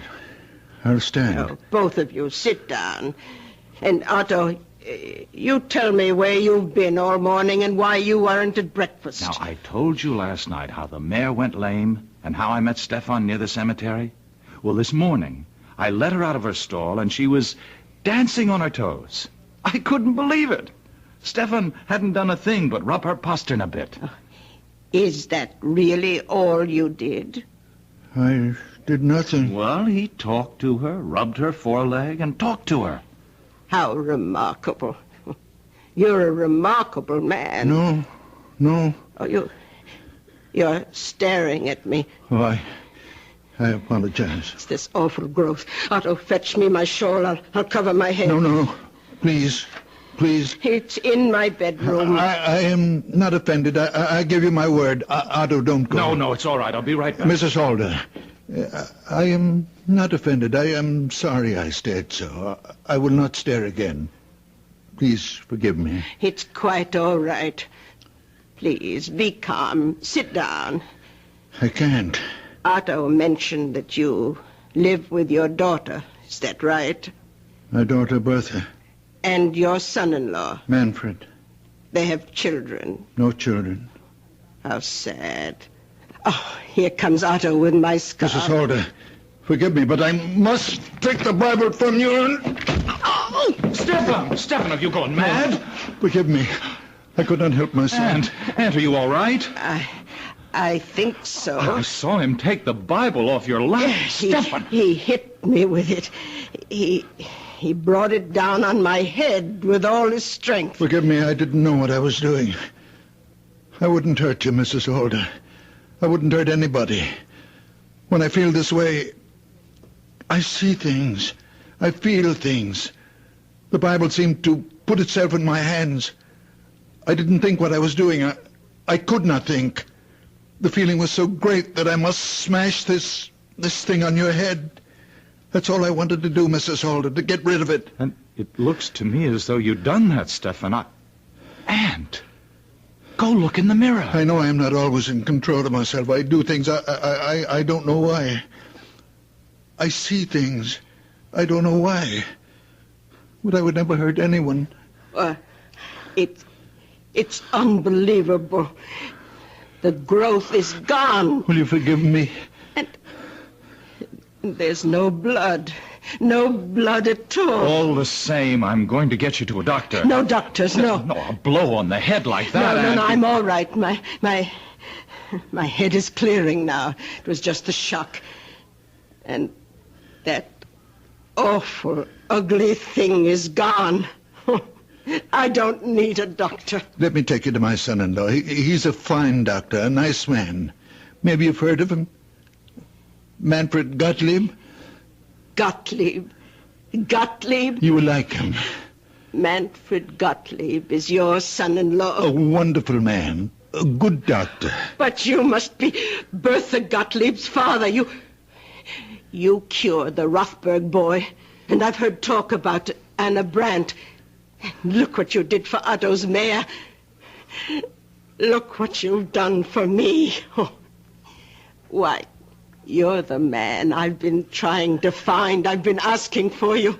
It was God's hand let you here. Let me take you to Manfred's office. I don't need him. I only need you.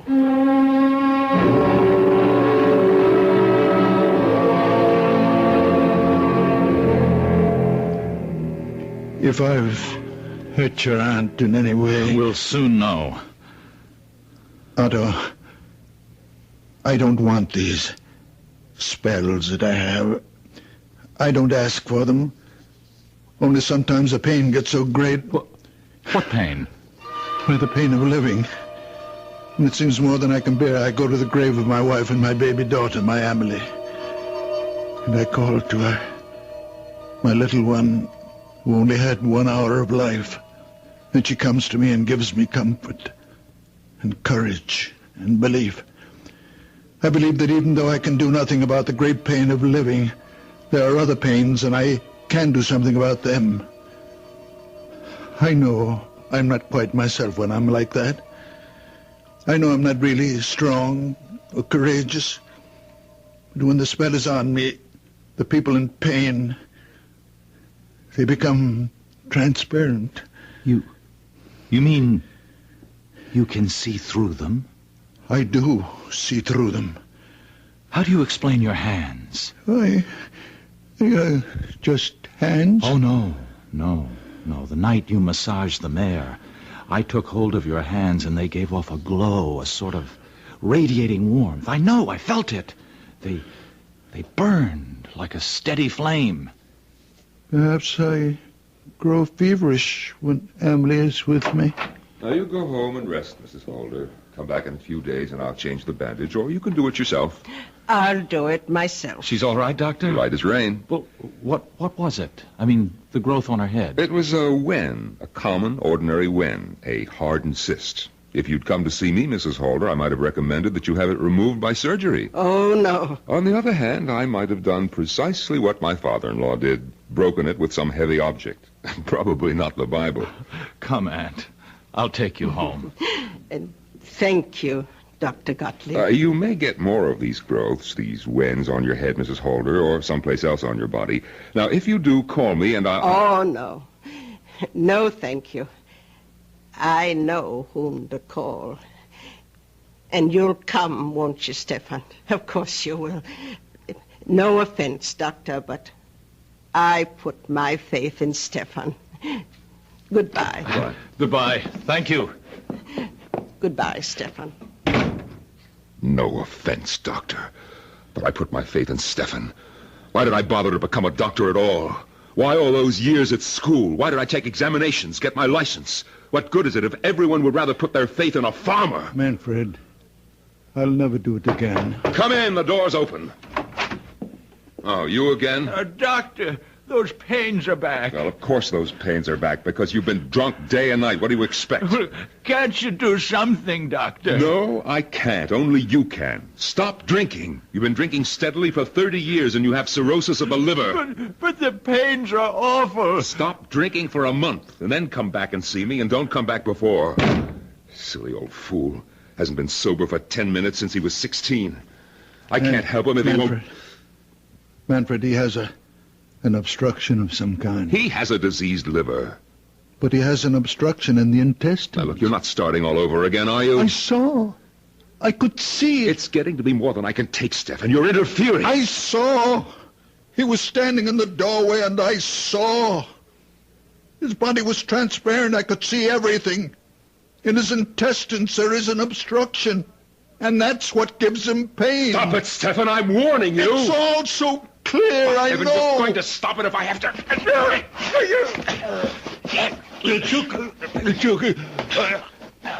Manfred, take your hands on my throat. Stefan. Stefan, I'm sorry. I didn't mean to do... Stefan. I'm all right. Give me that down. I'm all right. Let me loosen your shirt. Oh, Stefan, I don't know what possessed me. I lost control. It's all right. Stefan, look. Look at my hands. Look how they move. My fingers. No pain from the arthritis. What does it mean? It means... Well, it must mean the arthritis is better. It's gone, perhaps. Oh, Manfred. The way I unbuttoned your shirt. So fast. No trouble. No pain. Is it possible? It's true. Look. Look how I can move them, Stefan. The way you used to. Stefan, I felt the warmth Otto was talking about. The heat from your hands. When you were trying to tear my hands from your throat, I felt it. A warm glow. You really felt it? Yes, a glow. A radiance. Stefan, give me your hands. Yes.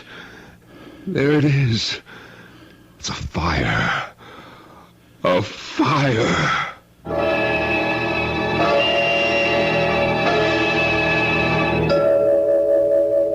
Bertha! Manfred, please.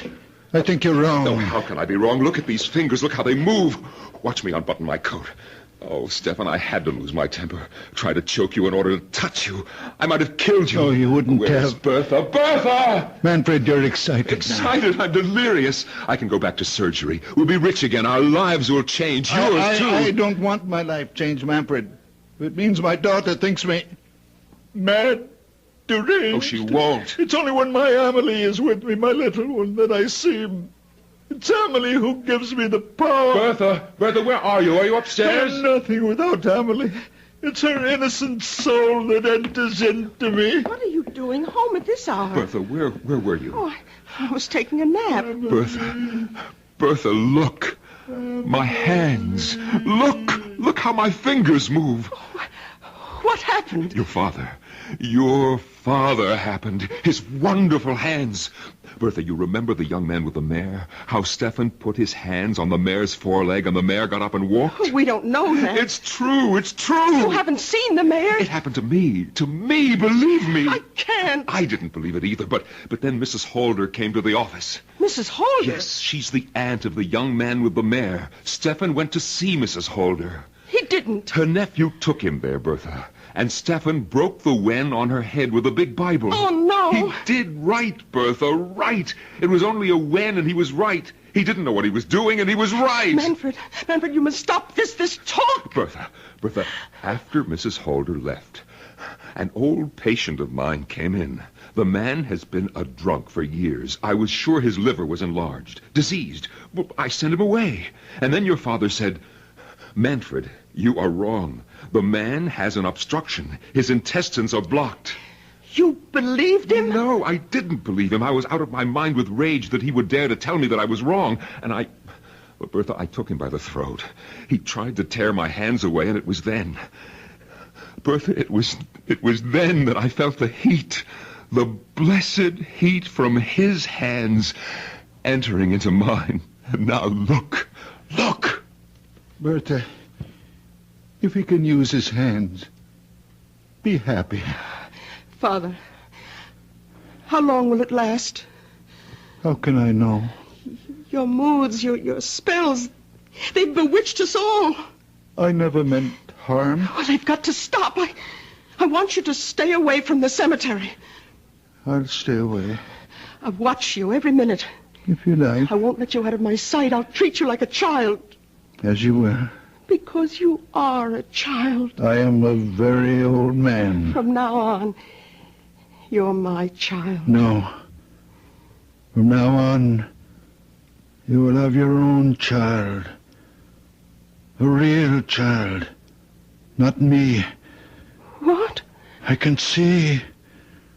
The child is growing inside you. Soon you'll know it yourself. Next spring, you will bear your child, and it will be beautiful. A little girl. And you will... I hope you will give her the beautiful name of Amelie. Father! Then my Amelie can rest. I won't have to call her anymore.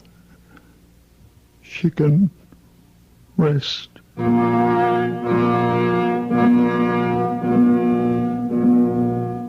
Did you believe our story? For that matter, did I? Now, really, what difference does it make if you believe it or if I do? For the truth is that none of us knows what transpires in the mind and heart of a very old man. I'll be back shortly.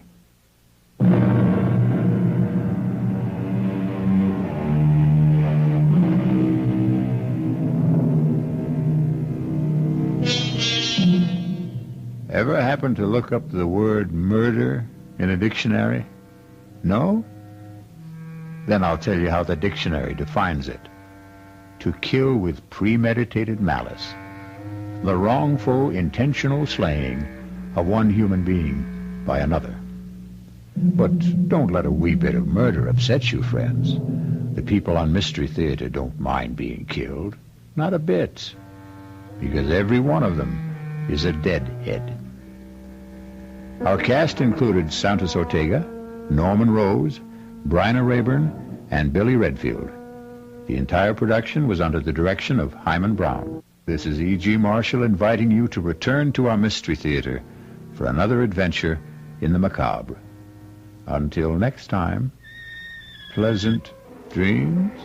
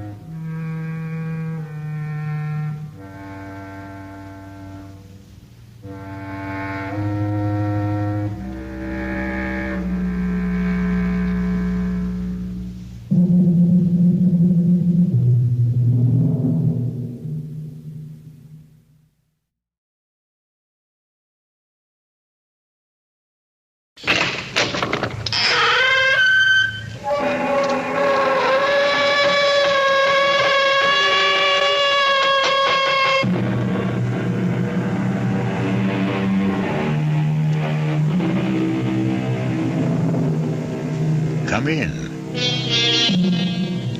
Welcome. I'm E.G. Marshall. Welcome to the terrifying world of the imagination. I am a man normally filled with the milk of human kindness, but prepared, I'm afraid, to curdle your blood with a tale not of life and death, but rather death and life. I offer you one small comfort. It could hardly happen today. But in the last century, on the old Montgomery estate in Maryland, in the great, dark, rambling house called Westerly, it was easier to be marked for death than in this one.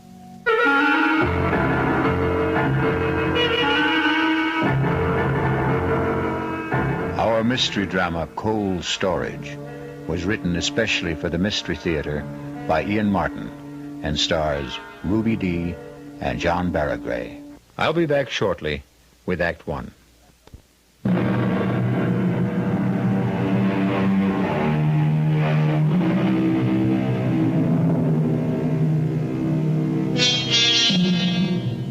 Some ghouls robbing a grave. Many years before Buford Montgomery found himself engaged in essentially the same activity, were every bit as shocked when the corpse whose rings they were tearing off suddenly sat up, alive. An epileptic seizure in other times could counterfeit death. The ghouls, of course, had a recourse. They ran away. Buford Montgomery has to stay and face his problem. Buford, will you put me down? When I'm ready. I am quite able to walk. I want to make sure you don't run. What are you talking about? What are you doing? Locking me in? No, keep away from me. It's all right, Mother. I'm not going to harm you. I heard you standing over me in that coffin. I need Dr. Wayne. That doddering old numbskull. He almost had you buried alive. You know he signed your death certificate. But how could he? I am alive. Oh, yes. I'm quite satisfied you are no ghost. But what happened? Another of your epileptic seizures. Oh. We were all convinced this one was fatal. At last. Only it wasn't. Quite a disappointment to my beloved son. Well, at least I know now where we stand. Now, you open that door and send Hannah up to me. Not yet, Mother. Why? Because, you see, we don't really know just quite how we stand, do we? Buford, don't you look at me like that. How was I looking, Mama dear? You want me dead, back in that coffin. I want all the things I thought were finally mine. The house, the estate, the money, and most of all, the freedom to be a man. Oh. Look at me, Mama. Listen to me call you that, Mama. A grown man, 38 years old, tied to his mother's apron strings like some sniveling little boy. I never meant to keep you tied down. Oh, yes, you did. You even did it with the judge. Father's life wasn't his own either. You killed him. You are mad. Keep away. Keep away. You want to kill me. I'm not going to kill you, Mama. You know I haven't got the strength of will for that. Oh, of course you won't, son. But you can have anything you want now we've had this little talk. Now, please get Hannah like a good boy. Oh, no, Mama.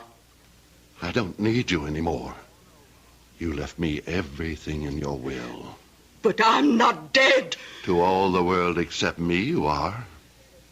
And you're going to stay that way. If you come one step closer, I'll scream. No one will hear you. Not in this big old house. Westerly's thick walls have no ears. What are you going to do to me? You'll see, Mother. You'll see. Oh, you're going to put me back in that coffin and bury me alive. Yes. I haven't any choice now. Please. Don't worry. You'll be quite comfortable. I'm going to bury you alive. But not in the coffin.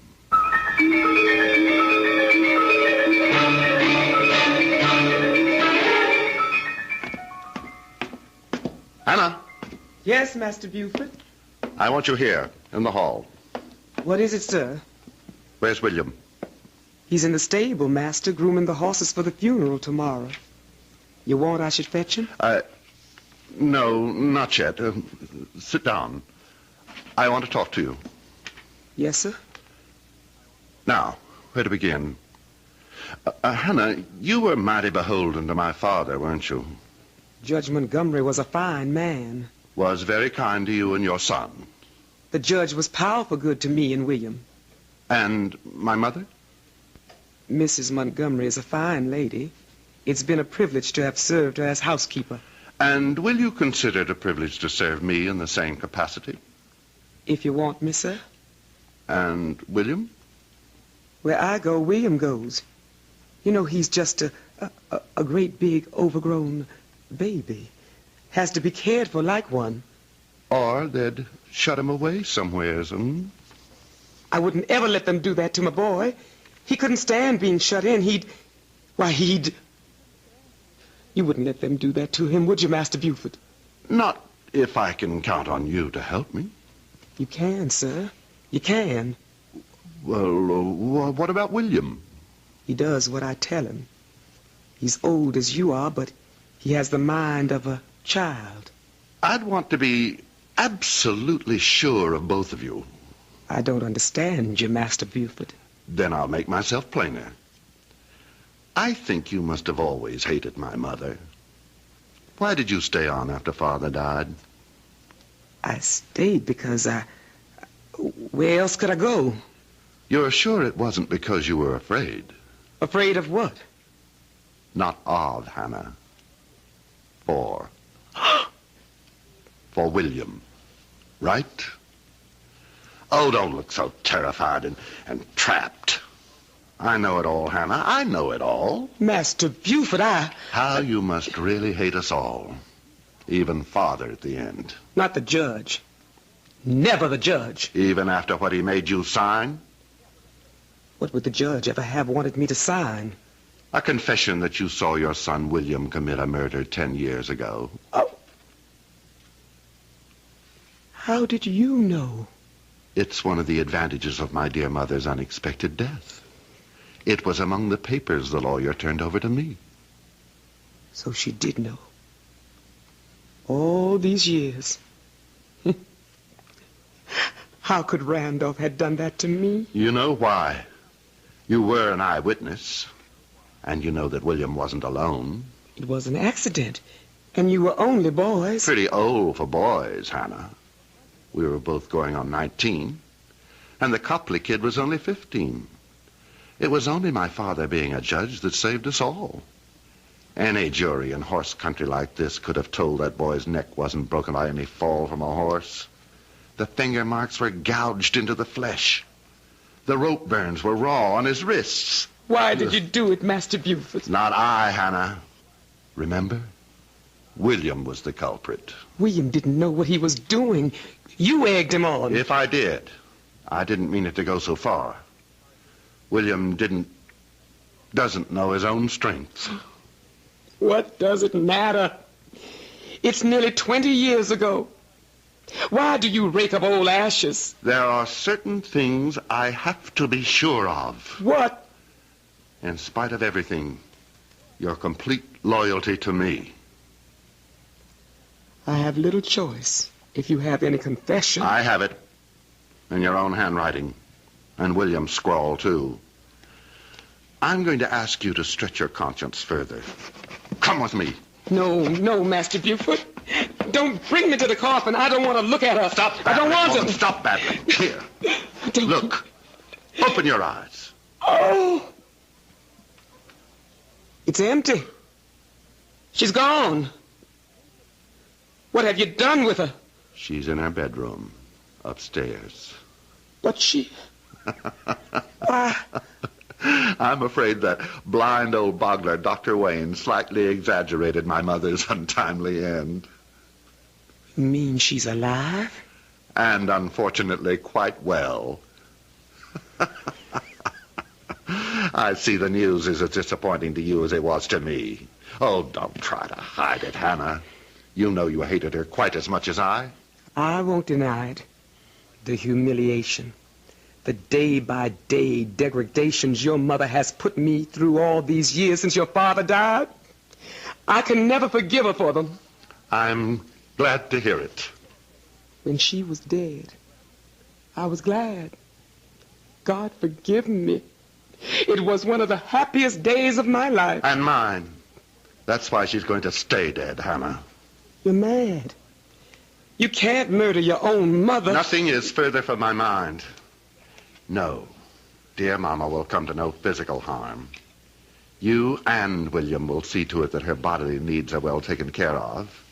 And I, as complete master of Westerly at last, will see to it in turn that you and William are taken care of. What are you going to do with her? First of all, Hannah, you're going to explain to William. Then bring him here so we can nail up this coffin and the burial services can be completed tomorrow. Master Buford, no, you can't. Better tell William to bring a sack of meal or corn. Won't do to have the coffin too light. How on earth can you hide your mother from everyone? On earth. That's very apt. I'll tell you what we're going to do with her, Hannah. Just what we do with the roots and the preserves. We're going to put Mama in cold storage.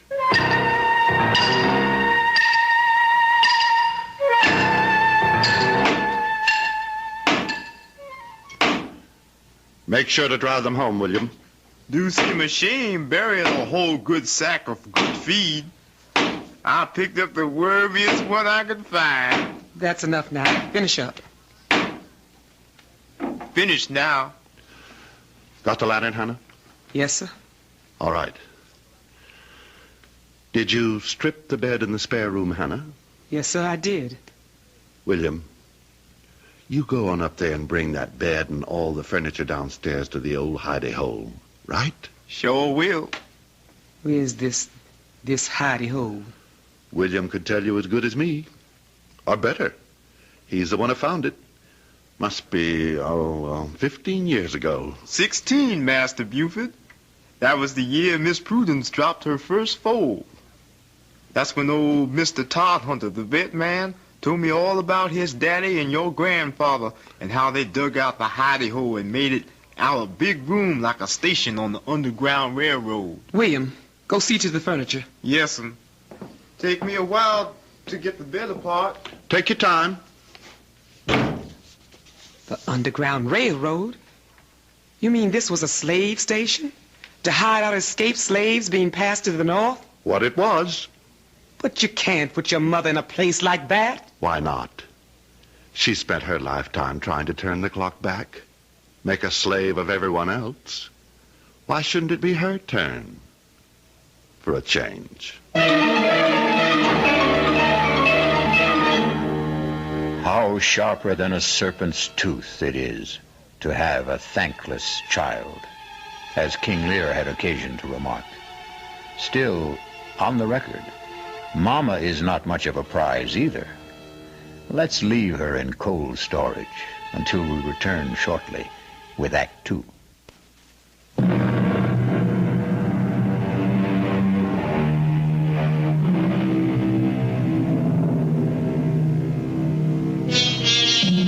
In the weeks that pass, Mrs. Randolph Price Montgomery is finding her quarters somewhat less elegant than she liked, but at least they are less confining than a coffin. Buford, her son and now heir, has been living as high as he promised himself, and cutting a swath as the county's most sought-after bachelor.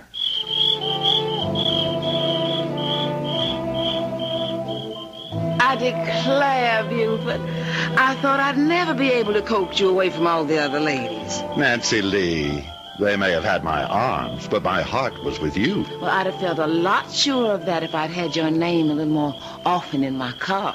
I just don't want us to get talked about too much. Why ever not? Would you be ashamed to have your name linked with mine? Why, Nancy Lee, you know better than that. Aren't you going to sit with me, sugar? Oh, why, sure, honey. Hold my hand. Just lies in mine like a little bird. Now that's more like my Buford. Kiss me. Angel. Still the same old thrill. Gives me goosebumps all over. Oh, that's nice. I wouldn't want to think I'd lost the power to get you going. Why would you think that? Well, I'll tell you, Buford. I thought when your mother died, it would give us a chance to be closer than ever. I mean, since we could come right out in the open. I didn't think it would start you chasing after every pretty girl in sight. I wouldn't take a one of them or exchange any of them for you. Now, I'm right glad to hear you say that, sugar, because I'm afraid you're not going to be a bachelor anymore. Huh? I got something to tell you. You're going to have to go back to being a family man again, I'm afraid. What? What are you saying? That you're going to be a daddy. Aren't you proud? Good Lord. Are you sure? That I'm in a family way? Well, it's very easy for a girl to be sure of that. Well, what are we going to do? Well, with Mama gone, there's no problem at all. You're just going to have to make an honest woman of me. My parents surely won't object. And you wouldn't want the colonel to come after you with a gun knowing that my daddy is the best shot in South Carolina. Now, wait a minute, Nancy Lee. Oh, sugar, you know I'm only funning. And I know you're going to be every bit as happy as I am once you get used to it. Oh, honey, aren't you just thrilled to death? We're going to get married.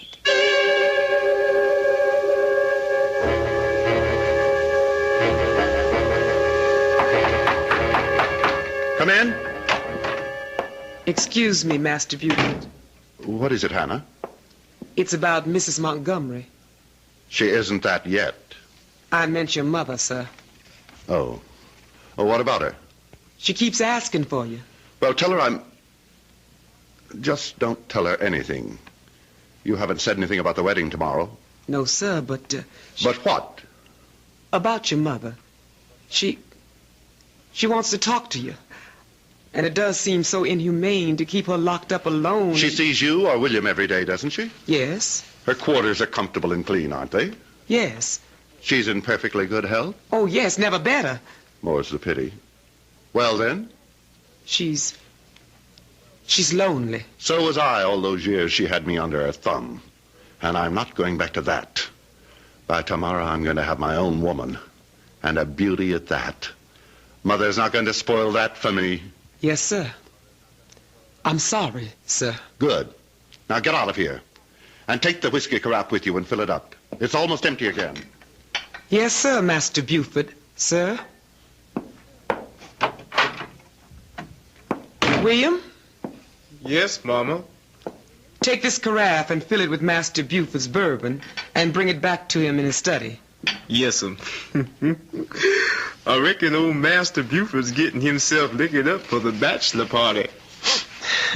I reckon he's trying to build himself some Dutch courage. What do you mean, Ma?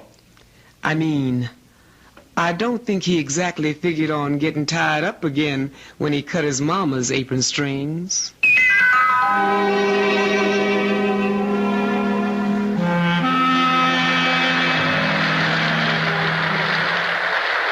Beautiful. Oh, look at that. It started into rain. Such a pretty night, too. Let's go on up to bed, My husband. All he ever seems to think of now he's made me his little goods and chattel. Nancy Lee, all I mean was I'm tired. Tired of me after 2 short weeks? You know I didn't mean that. Well, come here then. Lay your head on Mama's breast. Don't say that. Well, heavens, don't be so sensitive. Your Mama's dead and gone. Yes. Although sometimes, I swear to goodness, I get the feeling in this rickety old house she's still sort of around. Oh? What makes you think that? Well, don't jump so, darling. It's just a spooky feeling. Maybe you and me should have gotten rid of Westerly and gone back on to South Carolina with Mom and Papa. No. We can't leave here. Well, all right, sugar. Don't take on so. I didn't mean to jump at you. Oh, of course you didn't. You were just so kind to little old me, and you were so generous to lend the Colonel all that money to go back south with Mama to build up our old, lovely old plantation again. It must be the size of half the state what it's costing to restore it. Well, it had gotten run down, sort of, but you've nothing to worry about, Buford. You'll get the money back. Of course, Nancy Lee. What is it? Oh, this old porch. It's starting to leak like a sieve. I'll have William look at it in the morning. That big old lame brain. Buford, if we're going to stay here at Westerly, I want some changes made. I'd like to do some rebuilding. We can discuss that in the and morning. I want some new servants. I don't want that silly old William and Hannah around. They've got to go. No. But, Buford... Whatever happens, William and Hannah stay. And we stay. That's final. My Buford, you are so masterful when you get mad I could just swoon. Come on, let's go on up to bed, and I'll show you just how wonderful it is to be married.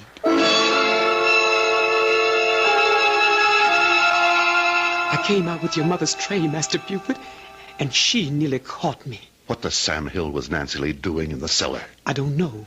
She didn't see anything? I'm sure not. Does she suspect anything? I don't think Damn that woman. That's her now. Get out, Hannah. I'll handle this. Yes, sir. Nancy Lee, what the devil were you doing down in the cellar? No need to take on, so I was just making up my mind where to put the wine cellar. What wine cellar? The one we're going to build in the back there. What for? Well, I intend to start entertaining, having guests to stay. Well, bring this house alive. No. No wine cellar and no guests. And you stay out of that downstairs. Don't you order me around. I'll do what I want in my own house. What did you mean by locking me out of our bedroom last night? I don't allow anyone who can't behave like a gentleman in my room. If you think just by withholding your favors from me you can get your own way... You listen to me, Buford. One way or another, I always get my own way, and don't you forget it.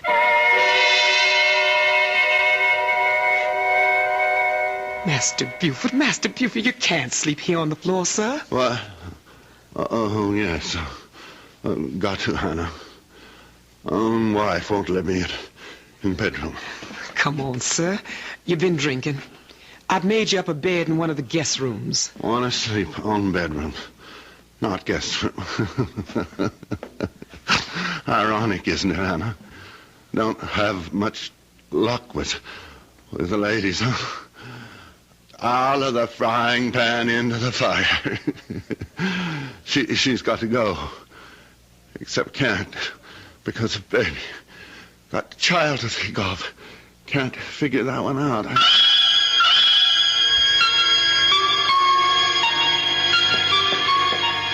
William, is my horse ready? Morning, Nancy Lee. My, ain't you the prettiest thing? I asked about my horse. Oh, yes, Miss Nancy. I combed and curried and shined that old horse. Would you bring him around to the front? Yes, sir, Miss Nancy. And the name is Mrs. Montgomery. Yes, Mrs. Montgomery. Oh, get out of my sight. When you bring him around, let me know. I'll be in the parlor. Buford? Here. Hannah said you wanted to see me. I want to talk to you. I'm afraid I don't have time. I'm going riding. That's what I want to talk to you about. Do you think it's wise? What? All this riding in your condition. In my condition? Oh, Lance, I'd near forgotten. Forgotten? How could you forget the baby you're carrying? I'm sure I wouldn't if I were. Only I'm not. I never had one.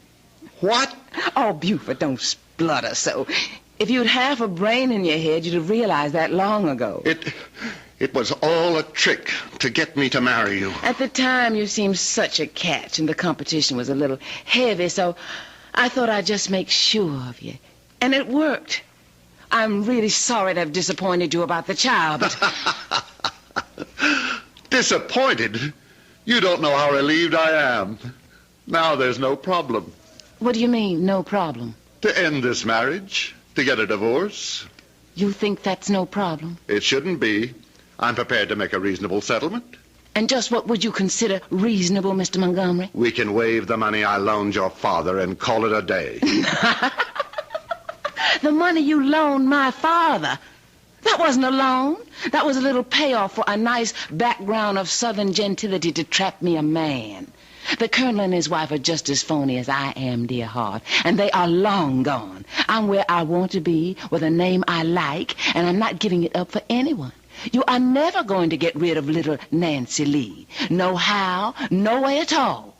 Now, if you'll excuse me, dear husband, Why, Hannah, hello. Did you get a nice earful? The door was open, Mrs. Montgomery, and William asked me to come in here and tell you that he's waiting outside with your horse. He could have told me himself. And I hope that damn beast throws her and breaks her neck. All right, Hannah, what are you waiting for? It's your mother, sir. She's in a state. She insists on seeing you. No. I've had enough of Montgomery women for one day. Tell her No. Forget that, Hannah. I've changed my mind. I think I will pay Mama a visit. I have a little surprise for her.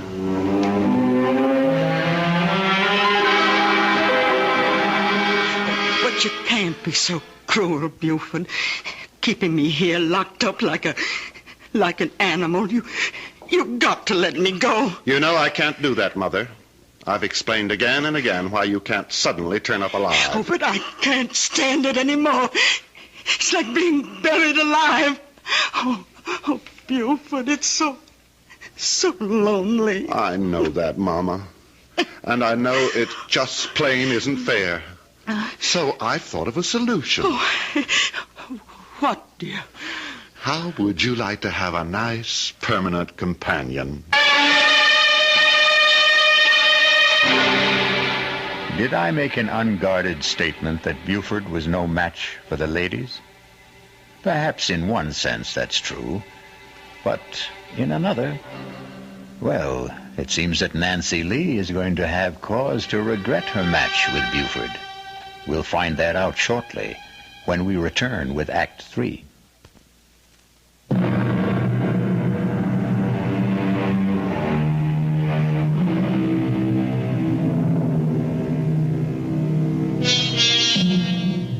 Now, it's one thing to get away with disposing of someone already legally certified as dead and supposedly suitably interred. Nancy Lee is another problem.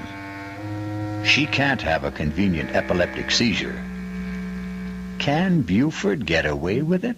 Nancy Lee, I've been thinking about us. Don't waste your time. Nothing's going to change. I've got nobody but you and nowheres in the whole wide world to go. I'm a permanent fixture, Buford. Oh, I know that, honey. And I was wrong to think anything else. Don't you know I really want you here with all my heart? On my terms. Don't you try to fancy talk me. Won't you please let me tell you what I was thinking about? If you make it short. And sweet. What I was going to suggest, just to clear the air, sort of, and give us both a chance to get a new perspective, was a trip. I don't want to go anywheres with you. Oh, I didn't mean together. I meant just you alone, sugar. Washington, Baltimore, Philadelphia. You could buy yourself a whole new wardrobe. Like it was the trousseau you never really had. Oh, Washington, Baltimore, Philadelphia. Even Paris, France, if you want. Paris, France. Oh, Buford. Do you mean it? Anything's worth trying just to work things out for us. And to prove I mean it, you just go tell all your friends and everyone around that you're on your way. Oh, won't I make them squirm with envy? Washington, Philadelphia, Paris, France. Then you'll go? What woman would pass up the chance? Well, I'll ride everywhere this week and let everyone know. Just one thing, Buford, you ought to understand. Well, what's that, sugar? This doesn't change anything. I'm still going to spend the rest of my life right here in this house. Oh, I know that, Nancy Lee. I know that for sure.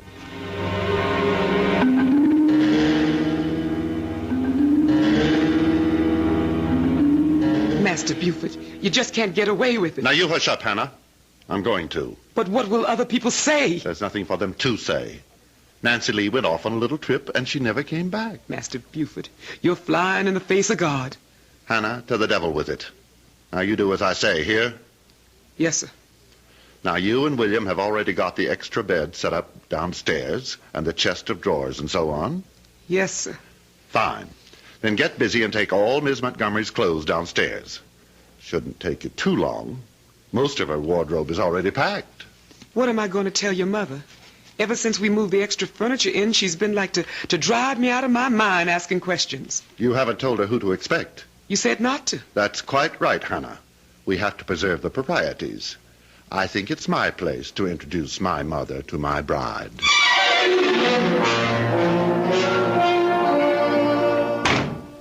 Oh, Miss Montgomery? What is it, Hannah? Master Buford asked me to have you go right downstairs as soon as you got back from riding. But I want a bath and change. He said right away, the moment you got here. Why? He said he had a little surprise for you. Oh, very well. Buford? Nancy Lee? Yes, what do you want me for? Come on down, I'll show you. Oh, for goodness sake. Hold that lantern a little higher, I can't see. How's that? Better. Right over here by the back wall. Hannah said you had a surprise. Why, Buford, you're going to do it. Do what? Put in my wine cellar while I'm gone. Something like that. Of course, we'll have to build regular bins instead of these old rickety shelves. You know what I thought when I was looking about down here before? Oh, what was that? If we tore down these shelves, well, what I mean is, I was sort of stepping off the house upstairs, and it's some longer than this cellar. Is it? Yes, I walked off the cellar, too. You suppose there might be any room behind there we could sort of scoop out to make it bigger? Now, why don't you and me just try and find out? Why don't we? Of course, I reckon we'll need help. Oh, I don't think so. It might be quite easy. Like this, for example. It's a secret door and a room. There's someone in there. A room you're going to be sharing for a long time. No, I won't go in. Oh, yes, you will. I'll scream. You'll do as you're told. You bit my hand. You can't. Get in there. You can't keep me in here. I'll scratch your eyes out of. Oh, no, you won't. You'll keep your mouth shut for once and do as you're told. Oh, no, I won't. You wouldn't dare shoot me. Don't tempt me. Buford, put that pistol down. No, it can't be. Who are you? Don't you remember the first Mrs. Montgomery? But your mother's dead. A popular misconception. Let's just keep this private, shall we? You're really Judge Montgomery's wife? Certainly. Buford, what is this slut doing here? Now, Mama, that's not nice. Isn't this that Nancy Lee person I warned you to stay away from? Yes, sir. Maybe about the one time you were right, Mama. Well, get her out of here. I don't want her. And I demand you release me, too. You know I can't do that. The best I can do is provide you with Nancy Lee. You're not going to lock me up with this horrid old woman. Now, that's no way to talk to your mother-in-law. Her what? Oh, I'm sorry, Mama. In all the excitement, I forgot to tell you. Nancy Lee's my bride. We got married. That makes you both Mrs. Montgomerys. That's how come I thought it would work out real nice to have you roommates. Sort of keep it all in the family.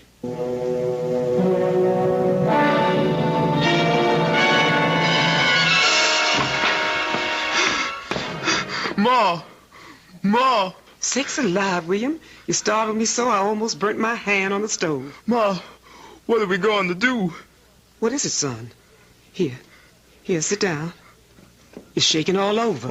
You know that big old stone you wanted down in the preserve cellar to make a table of? For making cornmeal and such? Yes. Well, a while ago I took it to bring it on down for you. You lifted that heavy stone by yourself? It's what happened when I was down there. What? Well, I didn't have no light, and I didn't hear Master Buford come on down there. But all of a sudden, I see him light a lantern. And as far as I can say anything, Mrs. Montgomery come on down there to join him. I know. I sent her down there. You? You knew what he was going to do to her? Son, you got to understand. I can't help myself. You knew he was going to throw her in that hide hole with old Mrs. Montgomery? I knew. But she's so pretty. And he hurt her, Ma. Master Buford hurt her. He took that little girl that's like a little chickadee bird. And he's going to shut her up in there. Don't think about it now, son. I got to think on it. I couldn't be shut up, Ma. I couldn't be shut up nowhere. I know that, son. I just take my own throat with my hands like I done with someone a long time ago. Don't, William. Don't do that to yourself. No. Not to me. To Master Buford. To Master Buford, unless he lets her go. That's who I got to. No, William, no. Listen to me. Let me explain. Let me go, Ma. Let go. William, you've got to understand that Ma? Ma, you all right?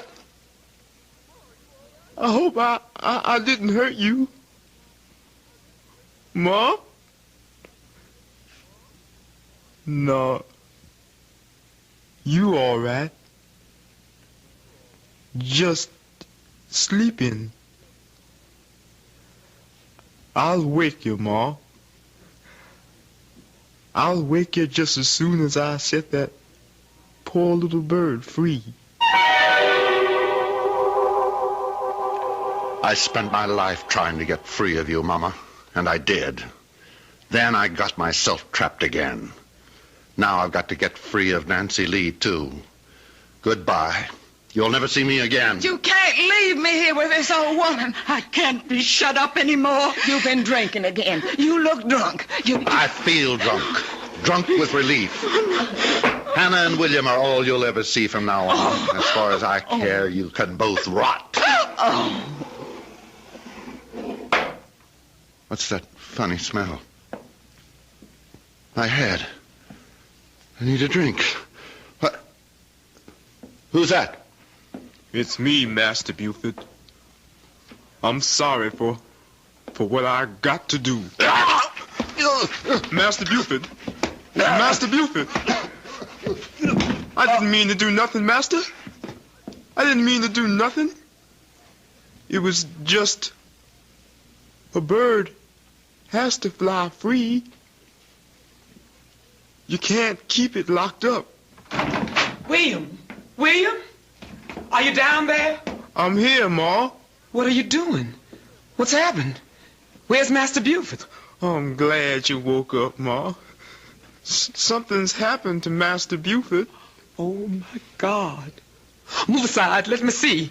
I didn't mean him no harm. It was just Miss Nancy.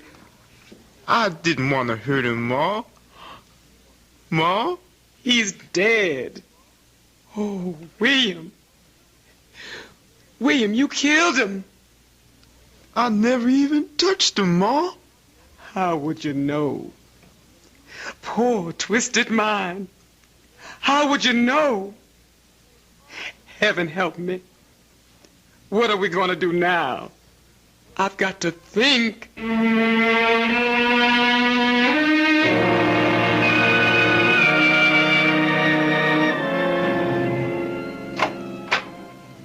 Well, I'm all packed.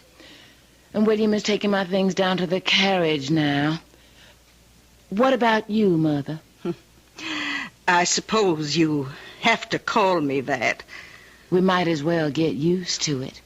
Just as you'll have to try to sound a little fonder when you talk to your daughter, Nancy Lee. Very well. Nancy Lee. And I not only am all packed, but my trunks have already been taken to the railroad station. All ready for our new life. Yes. Oh, come on now. This was all worked out before the funeral. And you've had a lovely time of it, haven't you? Playing the bereaved widow, being wined and dined in sad farewell. Well, I had to stay hidden at home. Well, you could scarcely come popping out of the grave without creating a legal snarl. I know. It's better this way. I hope we can smuggle me out successfully. At night, in Hannah's cape, there'll be no question. Nothing left to be done. I don't think so. Hannah and William will stay with the house until the estate is sold, and the lawyer will forward us the money wherever we settle. Wherever we settle. You and I. Not much of a life to look forward to. It's the best your son left us. Your husband. Buford. I wonder about his death. Why? The doctor certified it as a heart attack. You don't think William... Oh, no. William is so simple-minded that if he says he never touched him, he never did. No, it was something else. What? That was the same doctor who wrote out my death certificate. You don't suppose Buford by any chance could have had epilepsy? It's a disease that does run in the family, you know.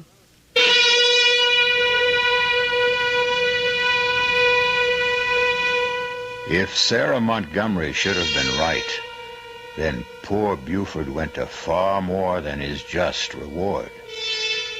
After all, the coffin was already in the ground for over a week. But that's really too horrible a prospect to dwell on, isn't it? I'll return shortly.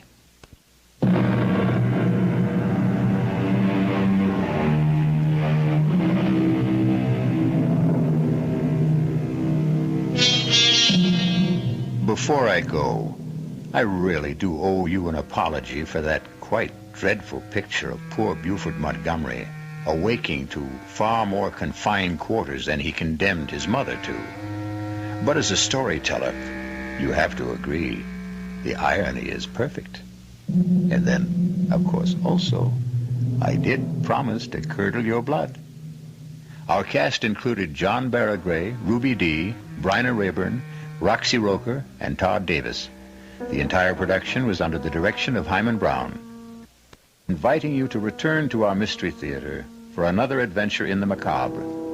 Until next time, pleasant dreams.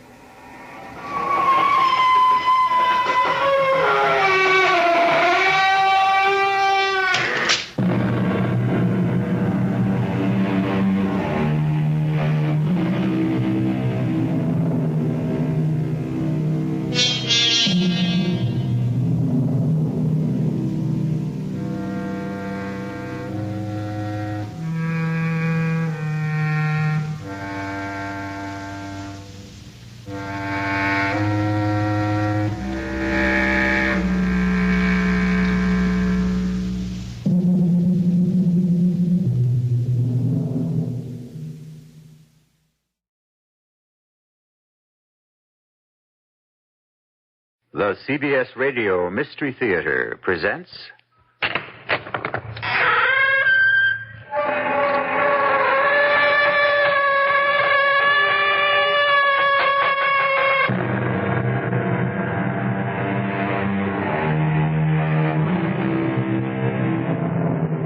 Come in. Welcome. I'm E.G. Marshall. Pause while there is strength and breath to play again with love and death. Love and death, the two supreme games of life itself. Love, which is the only meaning of life, and death, which is the end. But can there be another meaning, or perhaps another ending? Pause. Pause, as the poet says, and listen.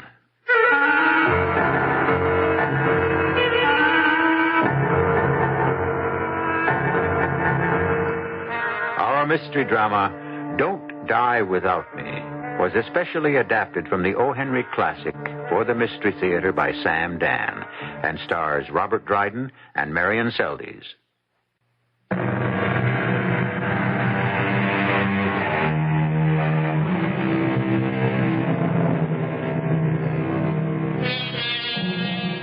Restless, shifting, as fugacious as time itself, is a certain vast bulk of the population of the red brick district of the lower west side of Manhattan.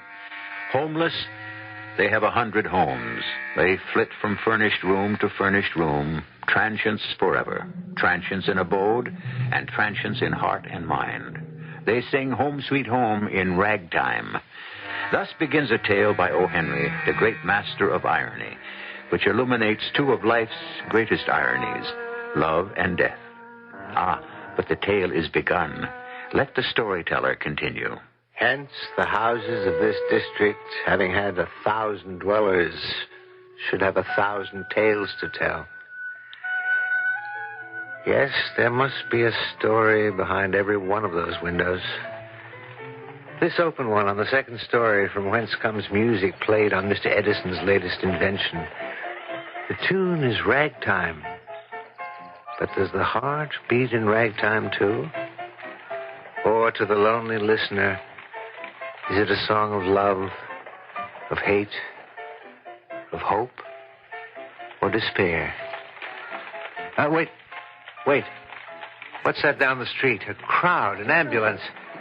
And isn't that my good friend, Sergeant O'Donoghue? All right, now move on. Don't you have nothing better to do? Sergeant O'Donoghue. Oh, it's you, is it? What happened here this evening? You spelled my name wrong. It was printed incorrectly in your newspaper last Friday. The liner typesetter is an Englishman.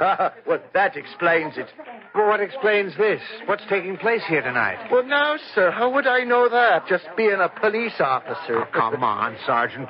Police officers know everything, especially if they're named O'Donoghue. O'Donoghue with a G. I remember. Now, sir, tell me something. Why did they come to New York town? Why does who come to New York? All the sweet and pretty young things. Ooh, it's the bright lights of Broadway, Sergeant. Even a police officer knows that. Yes, like moths to the flame. I see where this is leading. And here this evening we had a little moth. Perhaps she believed she was a butterfly, but what does it matter? The flame consumes them all in the end. Well, I'm certainly a man who can follow a figure of speech, but what is this flame to which you refer, Sergeant? The flame of despair and the flame of loneliness. They sit alone in a furnished room, a stranger among strangers, and they look at the flames. The leaping yellow flames. The leaping yellow flame? But now it has become the flickering blue light of the gas range. They look at the light, and it's so cold and distant. A chill flame without light and warmth, like life itself, cold and dark.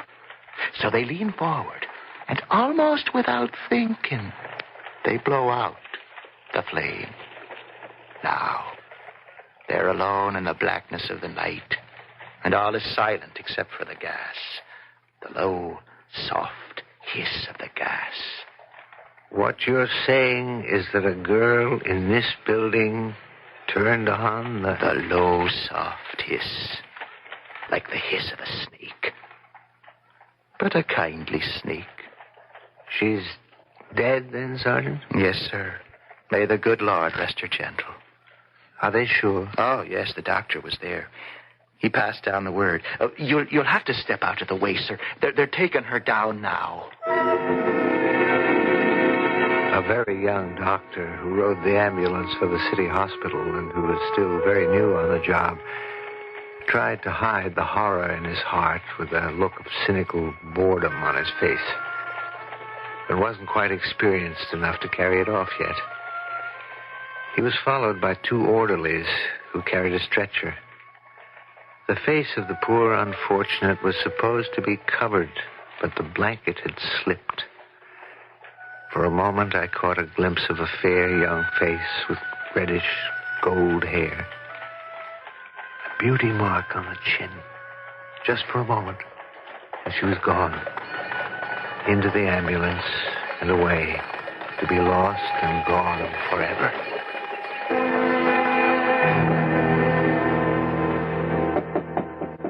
Yes? I've come in to take away the breakfast dishes, sir. Well, I see I can't do that, since you've had neither a sip nor a bite. Mrs. Porledge, you have excellent powers of observation. And you seem to be a bit snippy this morning, Mr. Porter. Oh, that's true.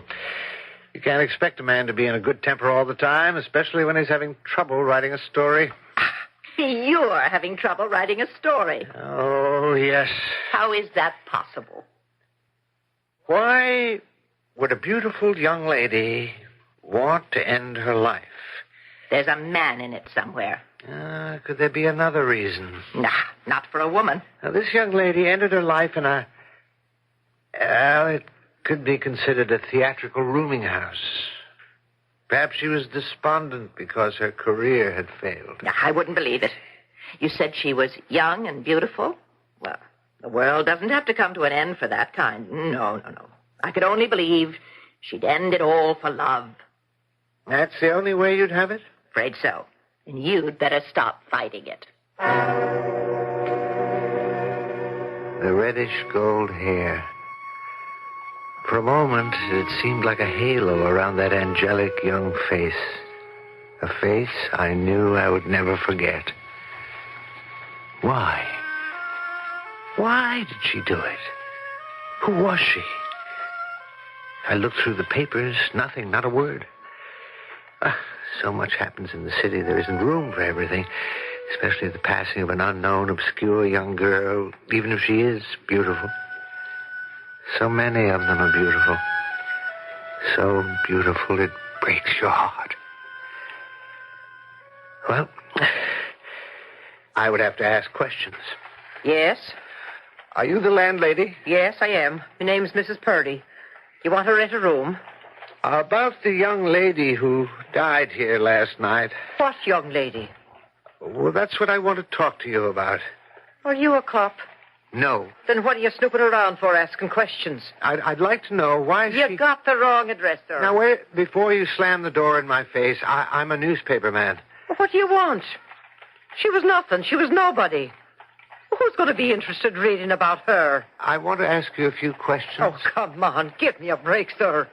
If it gets known somebody done the Dutch act in that room, nobody's going to want to rent it. Well, would you? It doesn't have to get into the newspaper. Oh.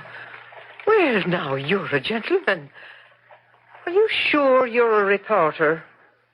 Can we talk inside? This is the room. This is the room. I see. Well, what's the matter? It ain't nice. Well, I mean, what do you want for $4 a week, the Ritz? What was her name? I don't know her name. Well, how can that be possible? Well, the name she gave me was Helen Smith. Do I know if that was her real name? What did she do? Well, I don't know. Where did she work? I don't know. Didn't you ask? Why should I ask? If they want to tell me, they tell me. Otherwise, all they got to do is behave themselves and pay the rent. Where did she come from? I don't know. How long had she been here? How long? Well, 3 weeks. Yes, I remember I was supposed to collect the 4th week's rent from her this morning. So, you don't know who she was, where she came from, what she did, or why she killed herself? Who knows? What happened to her belongings? Belongings? Oh, she didn't have none. Well, what I mean, she had the dress she was wearing and another one. A skirt, 2 blouses, some underthings, and the shoes she was wearing. Oh, just a few stitches of clothing was all she had to show for the world. Poor child.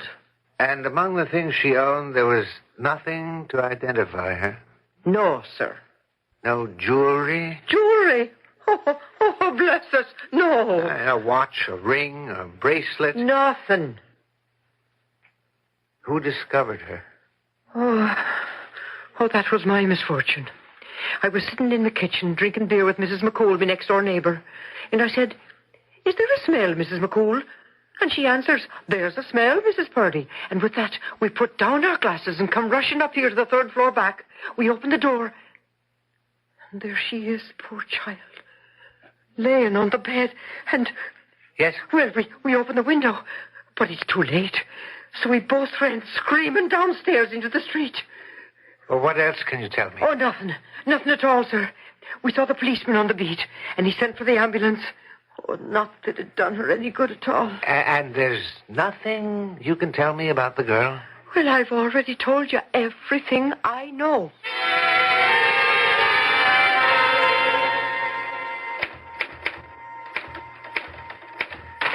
No.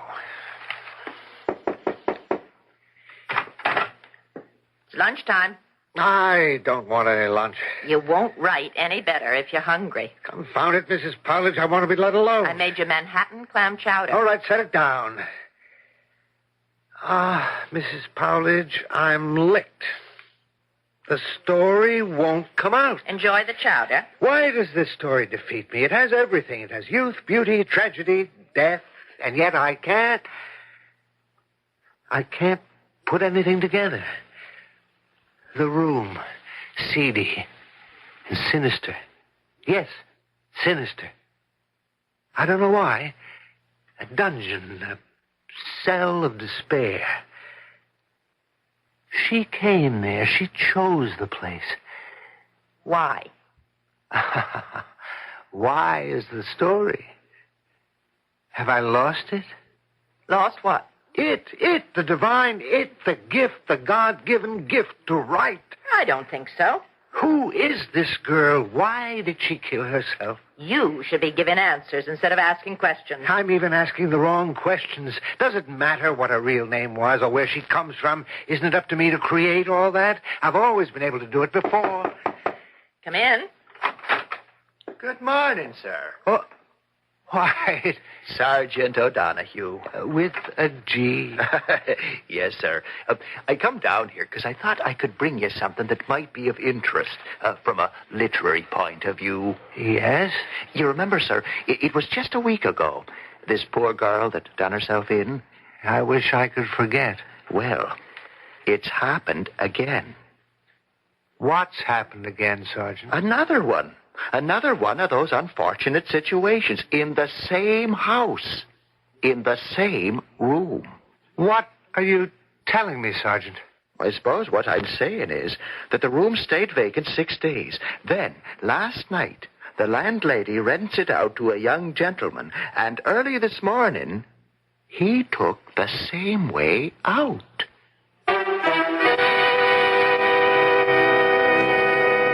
Well, what are the odds? We're discussing the final desperate actions of two defeated young people. What are the odds that they could have chosen the same room out of so many thousands in the city? Consider the room. Is there something in the room or about the room? We try to answer questions like these in Act 2, which I shall bring you shortly.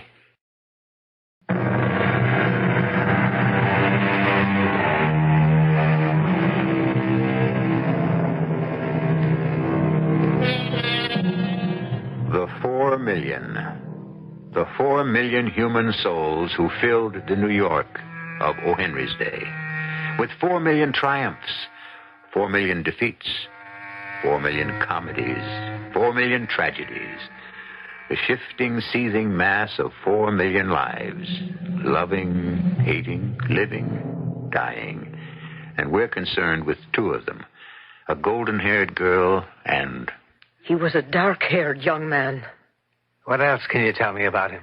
Well, he was maybe 27, 28. Tell me everything. Oh, please, sir. If this ever gets out, I'll never be able to rent that room. Never. I want to know everything. Well, last night, there was a ringing of my doorbell. And... Oh, please, sir. Go on. Last night. What time? Well, 9 o'clock, I believe. 9 o'clock. Go ahead. I don't like to think about it. Your doorbell rang. Well, yes. And he asked if... Do you have a room to let? Well, I have the 3rd floor back. May I see it? It's $5 a week. Oh, that's all right. In advance. I don't object. All right, well, come along. Now, I keep a very nice, clean house. What business are you in? How long do you plan to stay there? Well, I must say you ain't very talkative. Would she... Oh, Lord, would she have come to this? Fallen to this? No, oh, no, please. What's that you're saying? Yeah, well, just down the hallway. Well, and this is the room. Oh, I see. It's a nice room. It ain't often vacant. I get the most elegant people here. There's lots of closet room. Oh, it's a place everybody likes. It never stays idle long. Do you have many theatrical people rooming here? Oh, they come and they go. There's a good proportion of the lodgers are connected with the theater. Actor folk never stay long anywheres. I get my share. Do you want a room? I suppose so. Well, like I said, it's $5 a week in advance. All right. The room's been made nice and fresh. Your towels and the water pitcher's full. Mrs. Purdy. Oh, I didn't get your name. Jones. Jones. All right, we'll leave it be Jones. Mrs. Purdy, a young girl, about 22. Would she have been one of your lodgers? Her name was Miss Vashner. Eloise Vashner. No, I can't say I remember that name. A fair complexion girl, medium height, slender with golden hair, and a beauty mark on her chin. Have you seen her? No, I ain't seen her. Mr. Jones. Mr. Jones, are you all right? Huh? Oh, yes. Good night, Mrs. Purdy. But you had seen her. You had seen her. She was the girl who... That girl's name was Helen Smith. The description, the golden hair, the fair complexion, the beauty mark on the chin. Oh, there could be 1,000 girls like that. It was the same girl, and you know it. Please, sir, don't say that. It was the same girl. All right. And what if it was? Was it my place to tell him? What would you have me say? Oh, yes, sir. A young lady answering that very description turned the gas on in this room 6 nights ago. Is that what I should have said, is it? He was looking for her. Please, sir, don't say any more. I'm scared out of me wits as it is. There are thousands of rooming houses throughout the city. There are tens of thousands of furnished rooms. What made him pick your place? Why did he choose your house? Why did he come to your house? That's what he asked me. That's what he asked. What are you saying? Sir, well, he hadn't been in the room an hour when he came downstairs and knocked on my door. Who is it? Open the door. What is it? What's wrong? Mrs. Purdy. Yes? Miss Bashner. Miss Bashner? The young lady I asked you about. Oh, yes. She has been in the room. She what? She has been in that room. Oh, well, now, how could she, to whoever she is? I knew it. I knew it. Something drew me to this house. I spent days walking the streets of Broadway. I spoke to the managers, theatrical agents, anyone from the highest to the lowest. Mr. Jones, it's late. Have you seen her? Have you seen her? And everywhere, from everyone, the answer was no. Something said to me to walk westward, toward the river. And I did. And then the same voice said, here. Turn in here. Stop here. Rest here. Stay here. Here is where you will find her. Now tell me, Mrs. Purdy. I've already told you, Mr. Jones. I ain't seen her. No, I can't accept that. The voice was too strong, too clear. It guided me here, to this house. I wouldn't know about that. And to that room. She was in that room. No. Well, who was in that room? Who? Who was the last one to occupy it? A gentleman. No. It was a woman, a young woman, a pale, slender woman with golden hair and blue eyes and a beauty mark on her chin. Eloise Bashner. My Eloise. It had to be. Because I had to keep my promise. What promise? Tell me she was here. And tell me where she went. Well, the one you're thinking of, she was never here. But you just have a very great imagination. You insist that Eloise has never occupied that room. I don't know your young lady. All right. It doesn't matter. It really doesn't matter now. And then he went up to the room, turned out the gas light. Then he turned the handle of the jet again without striking a flame. And he lay down on the bed and...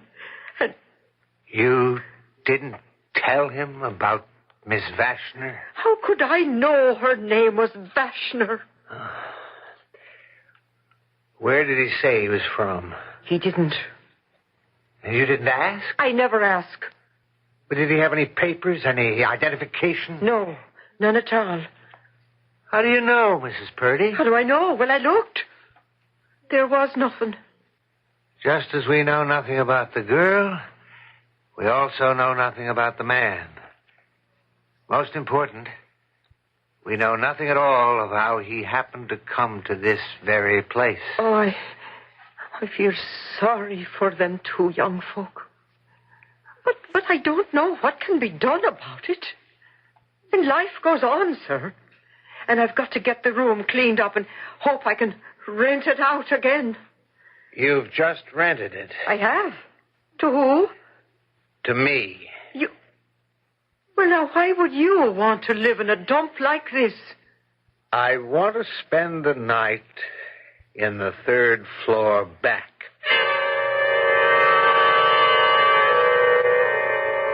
Two people had died in that room. Were they connected to each other? My romantic writer's instinct said yes. I wanted them to know each other, to be in love with each other, and to have died because of a misunderstanding.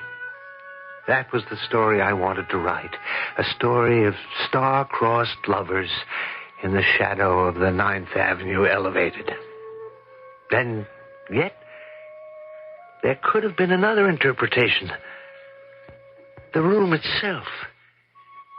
There may have been something in the room itself. Something strange and terrifying and deadly in the room itself. The only way to find out was to sleep in the room. Spend the night there. And, if necessary, fight against the room itself. Yes?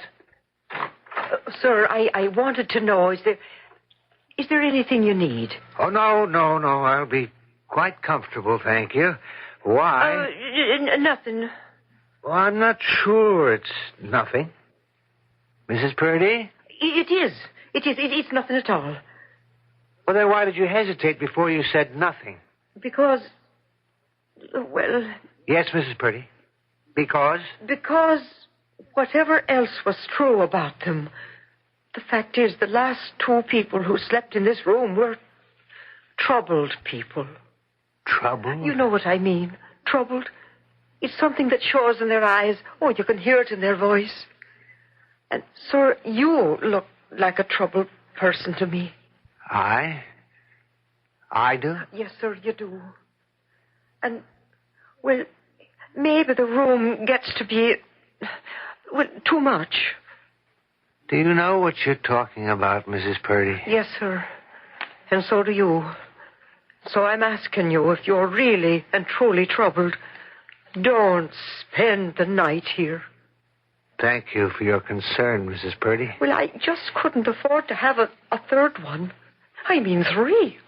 And in just about the space of a week, I'd be ruined forever. Oh, I hadn't thought of that. It might be best if I was never to rent it out again. I could use it for storage. Yes. That's exactly what I'll do. I've just decided, starting tonight. It's starting tomorrow, Mrs. Purdy. But I won't let you stay here. I'm afraid you have no choice. I've paid my rent in advance. All right, sir. But after it's too late, don't say I didn't warn you.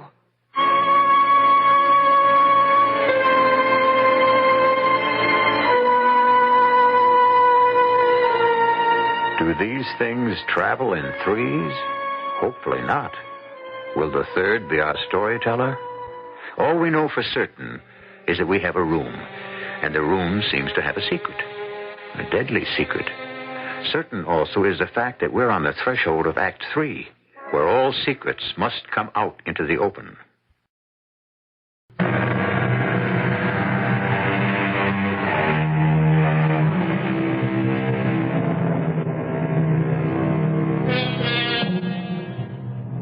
First, we had a golden-haired girl, Miss Helen Smith, or Miss Eloise Vashner. Then there was a gentleman whose name may or not have been Mr. Jones. Both seem to have succumbed to a fateful what? We don't know. But neither could survive the third floor back. A seedy little furnished room in a tawdry little rooming house on the west side of Manhattan. O. Henry's Manhattan. And now the master storyteller is determined to discover if he can survive it himself. The first thing is to turn the gas up high. High, bright. Light. Nothing like bright light to dispel dark secrets. So, what have we here? A dingy, grimy little cell. But what's the story? Could it have been murder? Murder. No, rule nothing out. Suppose I were to talk with my friend Sergeant Seamus O'Donoghue, with a G. Supposing I were to say, you're satisfied with suicide? Satisfied? Oh, bless your soul, sir. Who could be satisfied? All right, I can understand that, but there are other possibilities. Such as? Murder. Murder? By who? Oh, we're in the realm of supposition. I appreciate that. Mrs. Purdy, speculate with me. Suppose Miss Smith or Miss Vashner had something of value. Such as? Oh, a ring, a jewel of some sort. A gift from a loved one. And Mrs. Purdy saw it. And Mrs. Purdy was tempted. And Mrs. Purdy stole into the room. She had a key. And she turned up the gas. And your evidence? I have none. Well, then of what value is this theory to the police? It's of no value at all to the police. But then why do you present it to me? Because I'm a writer, and everything goes through my mind. Well, sir, going along with that theory, for the sake of argument, as it were, say she killed the poor unfortunate young lady. How do you account for the death of the young man? The young man knew. Well, what did he know? He knew the young girl had been in that room. How? I don't know yet. But he knew that Mrs. Purdy had killed the young lady. Well, but how did he know that? I don't know that either yet. But he insisted to Mrs. Purdy that the young lady had been in that room. Mrs. Purdy was afraid of him. So, later that night, when he was asleep... You're saying she did the same thing to him? Yes, I believe that's what I'm saying. Well, no, I must go back to the original question. Where is your evidence? Unfortunately, it doesn't exist. Well, then, sir, where are we? We're still at the beginning of my story. What did happen to these unfortunate people? And what is there about that room? And so, I sit here and wonder. Let me examine the room again. The room. The threadbare rug. Smudged finger marks on the faded wallpaper. The bed, distorted by bursting springs. The room itself has been carelessly set in order, and on the dresser a half-dozen hairpins, discreet, anonymous. In the drawers, a fragment of a handkerchief, a broken bone button, a pawnbroker's card, 2 forgotten marshmallows, a book on the divination of dreams, and deep dust on the windowsills.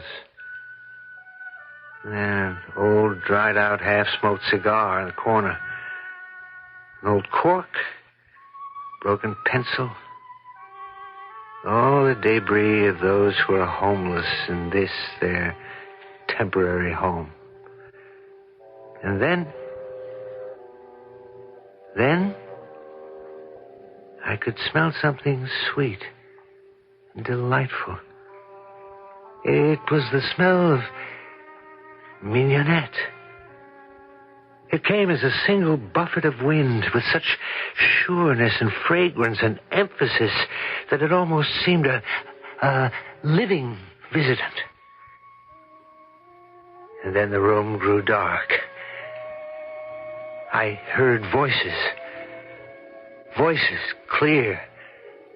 And here, in the room. I love you. I love you, Eloise. And I love you, George. I don't want to live without you. Oh, George, I'm supposed to be the romantic one. I can't conceive of life without you. Well, you'll have to live without me for a little while, George. Darling, I don't want you to break your heart. Nothing. No one can ever break my heart. Except you. And you'd never do it. The world can break your heart. Especially the world of the stage. Oh, George, I must have my chance. I'll go to New York with you. No, you can't give up your job at the bank. I can get a job at a bank in New York. No, George, this is your bank. Here they know you and appreciate you. In 10 years, you'll be the president. I'm in a terrible position because, well, you'll think I'm only saying this to keep you here. Oh, no. I believe you're saying what you feel is the truth. Don't go because you're not good enough. Oh. You're angry. No, I'm not. Darling, you're so good at our little community drama group, but I've been to New York. I've seen great actresses. Ada Ree and Bernhardt and Miss Barrymore. I know I'm not as good as they are yet. There are thousands and thousands of hopeful girls like you. Oh, George, dear, we've talked about all this before. Yes, I suppose we have. And we agreed that I am to have my chance. And at the end of a year, if... Darling, I want you to take this ring. Oh, George, Would you, read what's inscribed inside? Yes? Don't die without me. Why, George. Remember it. What a thing to say. I know how much you want to succeed as an actress. Do you, George, really? Yes. And, well, that's why I'm afraid for you. George, don't be. If New York says no, I don't want you to feel it's the end of the world. You must never... Never what, George? Die. Oh, George. No, I mean, let your hopes die, your spirit die. Let the brightness inside you die. Do you understand? Yes, George. And if you ever feel that things are too much, you must send for me. That's what it means. Yes, George. Yes, my darling, I know. I opened my eyes. I saw nothing. But the room was no longer dark. It was bright. The gaslight was burning cheerily. Where were they, those two people? Who were they? I'd heard them so clearly. They could have been in the room with me. George, he must have been Mr. Jones. And Eloise, of course, she had been Eloise Vashner. And this had been their parting scene. Then, once again, the stale, dank odor of the room had disappeared, only to be replaced by the sweet aroma of the mignonette. And once again, voices. It's a beautiful ring. I didn't say it wasn't, but it's small. Yes, but it should be worth... Worth what? It has an inscription, which lowers the value of the ring. Oh, please. How much for the ring? Huh? Where do you live? Does it matter? On the west side? No. Where is your home? My home? Well? I don't have a home anymore. Oh, yes, you do. I can't go back. You can. Now tell me, where is your home? Why? Because, whatever it is, I will give you the price of a railroad ticket home. Why don't you go back to him? Who? Him, whoever he is. Do you mean to stand there and tell me there isn't a boy back home? He wouldn't want me now. Well, the ring. Do you see what it says on the ring? Do you mean a boy who would have that engraved on a ring wouldn't want you? Please, give me anything you want for the ring, anything you think it's worth. Call him. Send him a telegram. I can't. Don't you understand? I can't. And once again, the voices were gone. The room was still dark, and the sweet smell of mignonette persisted. I heard a whisper at first. Then it grew louder. It was her voice. The voice of the girl called Eloise. George. George. Are you there? Oh, George. How did you find me? Where are you? Eloise, where are you? Oh, George, how did you find me? I hear you, Eloise, but I can't see you. How I wanted you to come to me. How I longed for you. How I needed you. Eloise, it's you, Eloise. But I couldn't, not after what I did. Eloise. You were right, George. It was the end of the world. My hopes died, and my spirit. Eloise, where are you? And I died. Eloise. Oh, Eloise, you forgot what I said. No, George, I I never forgot. Why did you do it, Eloise? Why did you die without me? You have to forget me. You're still young and strong and filled with hope and spirit and brightness. Why did you die without me, Eloise? Please, George. No. You can't die without me. You can't. No. George. Don't. It won't take long, darling. I'll be with you in just a few minutes.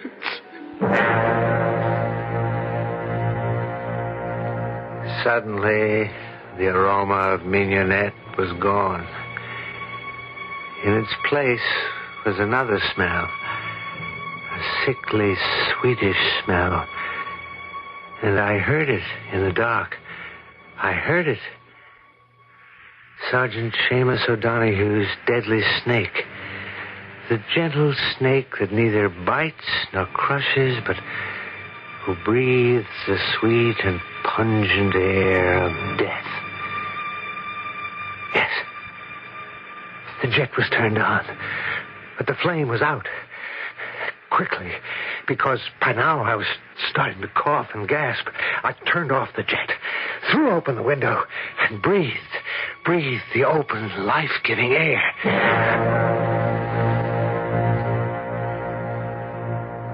I must say it's a beautiful story. You like it, then? They both die, but since they die for love, it's all right. Thank you. Is it true? True? A writer finds his own truth. But in this case, you could find the actual truth, should you care to. Is that a fact, Mrs. Powledge? How? We don't know if these two people actually knew each other, or anything about the ring other than your own fancy. I did hear the voices. But a writer always hears voices. You could ask the pawnbroker. The pawnbroker? Yes, you said when you were looking around the room, you found a pawnbroker's card. Ah, yes, I did. So wouldn't it just stand to reason? Yes. All you have to do is go down and see the pawnbroker. Ask if there was actually such a girl and such a ring. I could have done that, but I didn't. You didn't? Why not? Because, Miss Powledge, that would have been cheating.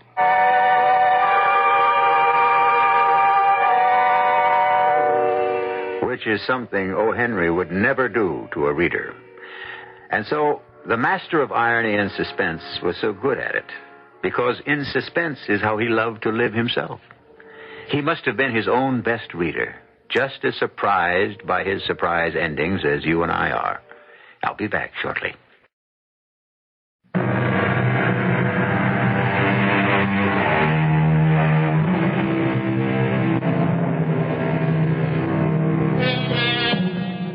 Yes, he loved to write, O. Henry did.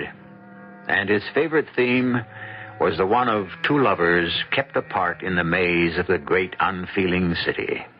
Sometimes they were united in this world, and sometimes they had to wait for the next. But he always joined them together at the end. For to O. Henry, the end was eternity. For you, our listener, however, there is no end. We go on here 7 times each week. Our cast included Robert Dryden, Marion Seldes, Joan Shea, and Russell Horton. The entire production was under the direction of Hyman Brown. This is E.G. Marshall inviting you to return to our Mystery Theater for another adventure in the macabre. Until next time, pleasant dreams.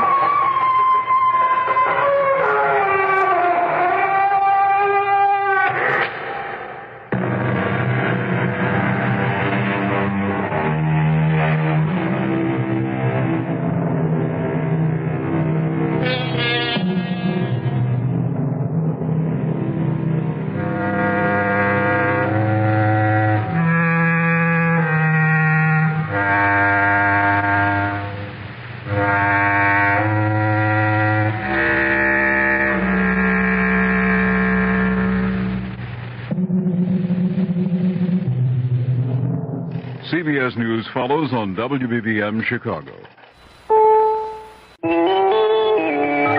CBS News. The State Department has no comment to a newspaper report about an assassination plot against Henry Kissinger. I'm Christopher Glenn, reporting on the CBS Radio Network. The New York Daily News says it has learned that a group of extreme right-wing Israelis paid $150,000 to one or more foreign hitmen to kill the Secretary of State, apparently to revenge what they consider Kissinger's sellout of Israel during his numerous shuttle diplomacy efforts. At the State Department, spokesman Robert Funseth was asked about a reported White House request for an assessment of threats against Kissinger's life. We have said that we are unable to provide any details about the assessment or to comment about any specific threats. This is consistent both with Secret Service and State Department policy not to comment in any way about any threats. Kissinger was honored by the Washington Diplomatic Corps Thursday evening at a farewell reception and by President Ford, who showed up to bestow upon the Secretary the nation's highest civilian decoration, the Medal of Freedom. Mr. Ford called Kissinger the greatest Secretary of State in the history of our republic, and Kissinger in turn praised Mr. Ford's leadership in assessing his years at the head of the State Department. In every trouble spot, we cannot say that we have solved the problems. But I think we can say that under your leadership, we have taken the first steps, and in many areas, major steps, towards a solution. Earlier in the day, Mr. Ford joined a presidential tradition, the ceremonial planting of a tree on the White House grounds. Mr. Ford's contribution to the executive arboretum, an eastern white pine, will grow between John Kennedy's Pacific Pride apple tree and Dwight Eisenhower's northern red oak. President-elect Carter has returned to Plains, concluding his last pre-inaugural visit to the nation's capital. He spent the day Thursday in consultation with the Joint Chiefs of Staff, saying afterward he had learned a lot from the 10 hours of briefings. Mr. Carter interrupted the military conversation several times to place overseas telephone calls to President Giscard d'Estaing of France and Prime Ministers Callahan of Great Britain and Schmidt of West Germany, suggesting an economic summit conference in a few months.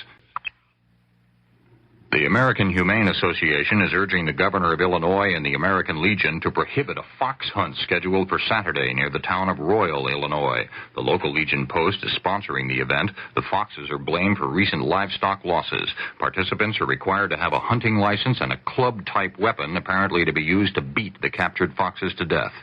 In New York City, the ASPCA and the police put a stop to the rather droll effort to promote a so-called sporting event. Steve Reed of station WCBS reports. There on fashionable Fifth Avenue, perched on a horse, was a man dressed as a matador, signs promoting a bullfight draped on either side of the horse. And not far away, another man tried to interest passers-by in $25 tickets. Some people chuckled, but the ASPCA was not amused. Executive Director Duncan Wright said he had been gathering evidence for 2 months. So this is probably the ultimate and deliberate cruelty to an animal. It's planned, and it's just something we're not going to have here. The law says it's not supposed to be, and we're not going to permit it. The plan was to ferry spectators to a makeshift arena, several barges anchored 4 miles off the coast of New York beyond state or federal jurisdiction. Authorities said that some time ago, the would-be promoter had another idea that didn't quite get off the ground: gambling aboard an airborne plane. This is Steve Reed for CBS News, New York. And I'm Christopher Glenn, CBS News.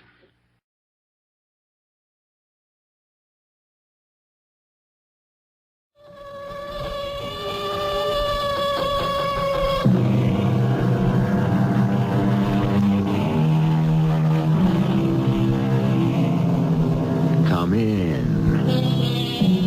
Welcome. I'm E.G. Marshall. Pro tali numismati kali meches, said the philosopher. And it means, simply, you get what you pay for. Well, one hesitates to argue with ancient wisdom, but that isn't necessarily so. There are times when you get less than you pay for, which is bad. And there are times when you get more than you pay for, and that can be even worse.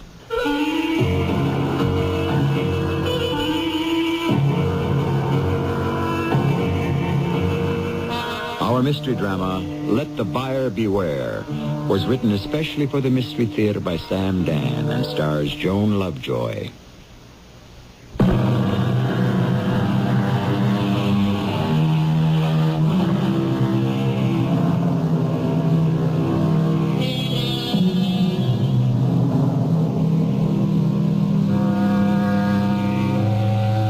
become one of America's major outdoor and even indoor sports. This thing called the flea market.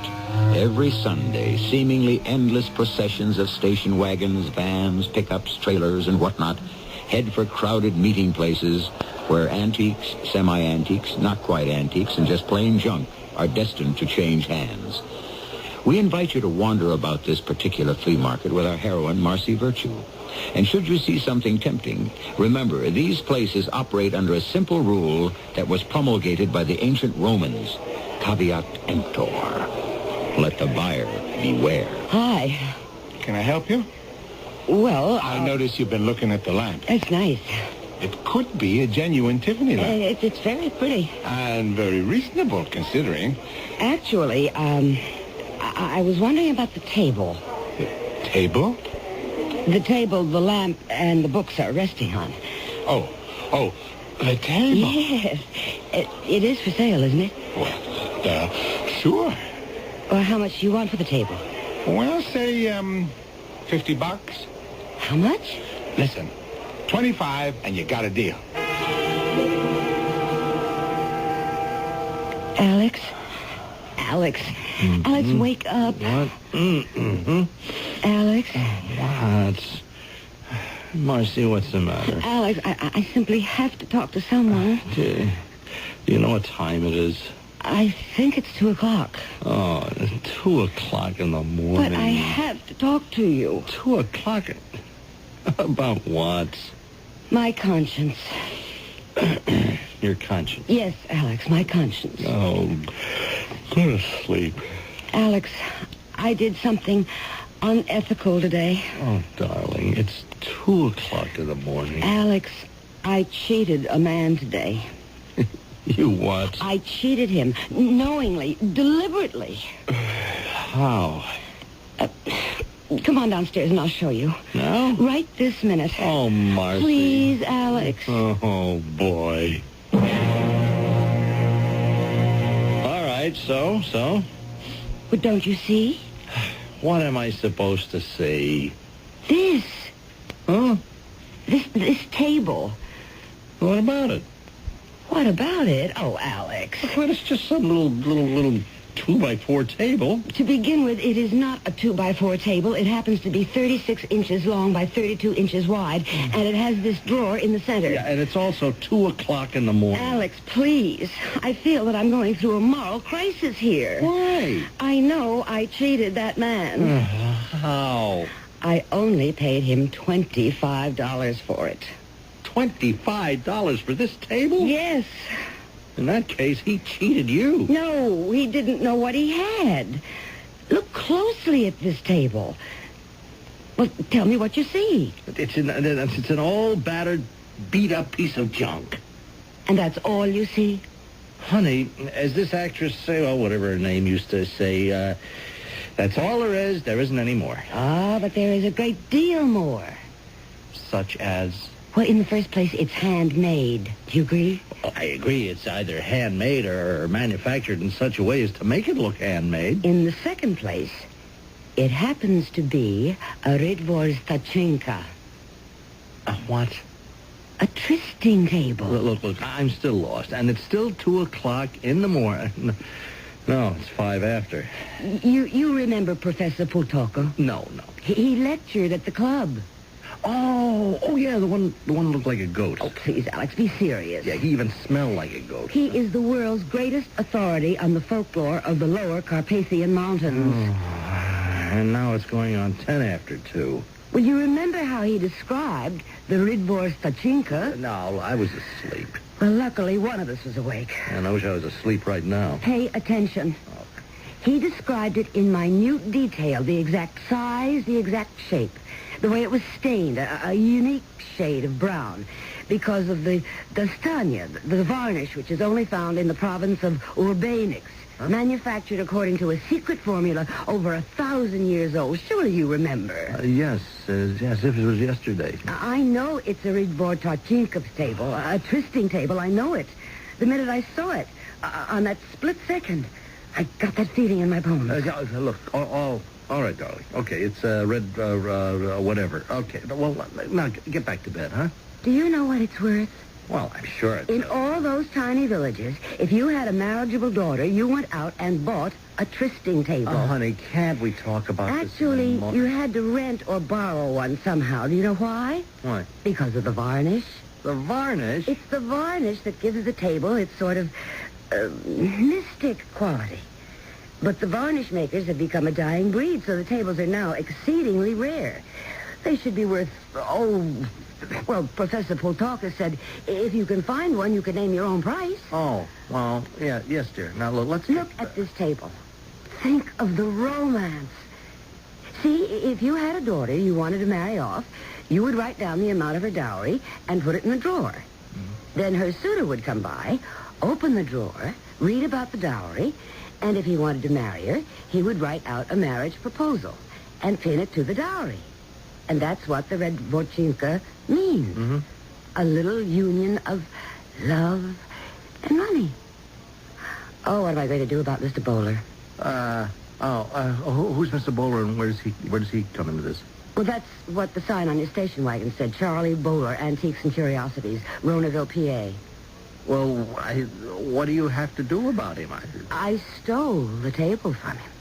But you said you paid him $25. To buy something from someone for $25 when you know it can be worth $25,000 amounts to stealing. Look, darling, look, you're dealing with blind items in a volatile marketplace. Even so... Where the rule is caveat emptor. That means let the buyer beware. Yeah, well, then we should also say caveat venditor. Let the seller beware. Well, I don't care what you say or how you justify it. It simply isn't right. Look, I tell you what to do. Tomorrow morning, you drive down to Ronaville, Pennsylvania, wherever that is, and you look up this fellow, Charlie Bowler, whoever he is, and say to him, this is a priceless antique, and I had no business buying it for a song, so take it back. Now, would that make you feel better? No. Then where are we? Maybe I'm just being silly. Yeah, at 2:15 in the morning. Here's what I'll do. If and when I decide to sell the table, I'll split with him.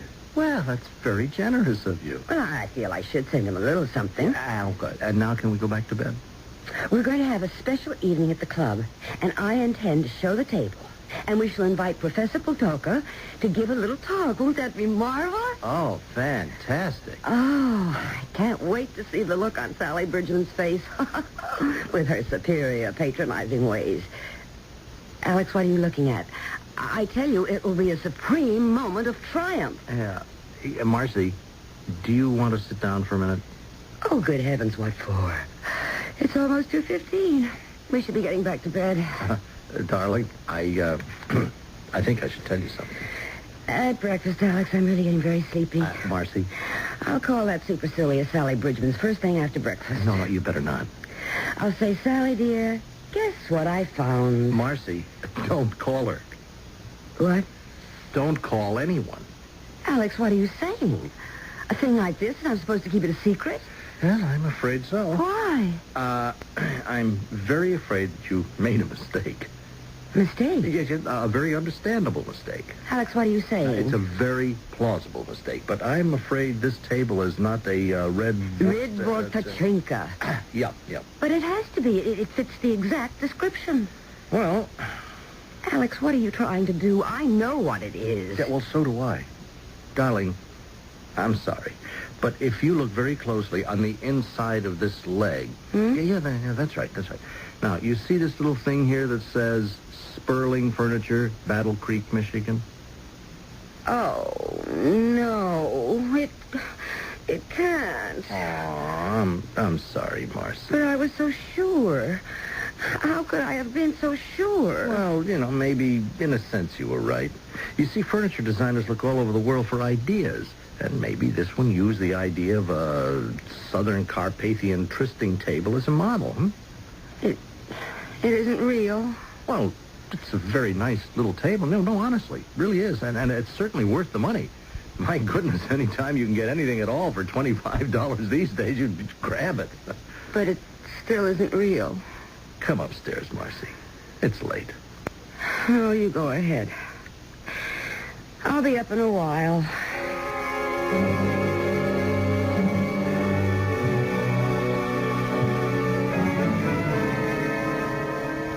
Alex? Huh? What? Alex, wake up. Oh, again. Oh, Marcy. Well, do you know what time it is, huh? I think it's 4 o'clock. 4 o'clock in the morning? Marcy. Hey, Marcy, what are you doing? Alex, It's a gun. You're pointing a gun at me. What has gotten into you? Why do you want to point a gun at me? Where'd you get it, Marcy? I found it. Well, how do you know it isn't loaded? Well, I don't. Don't point it at But me. I only want to show you what I found. Listen to me, Marcy. Just lower your hand, huh? And place the gun on the night table. Yeah, that's fine. Now, what is this business? I found that gun. Oh, only you could find a gun, to be precise. A revolver. Looks like 32 caliber. At 4 o'clock in the morning. Where'd you find it? I can hardly believe it. Just tell me the facts, and then we'll decide whether to believe it or not. Now, where did you find the gun? In the table. The table you bought today? You know, the drawer in the middle? It was in the drawer? Well, how could that be? Well, it wasn't in that drawer. No. No, it was in another drawer. What other drawer? There is no other drawer. Oh, that's what I thought, too. But after you went upstairs, I stayed there, and I kept looking at the table. And I took out the drawer, and it looked sort of short. So I reached in, and there was a little spring, and this other drawer appeared, and inside was this gun, this revolver. And there's a name inscribed on it. Here, let me see. It says Evander Sutcliffe, Turnwood, P.A. Well, evidently he kept his gun in a secret drawer. And no one else knew it, even when the table was sold. Yeah, let me look at this thing. Whew. Boy, it is very foul.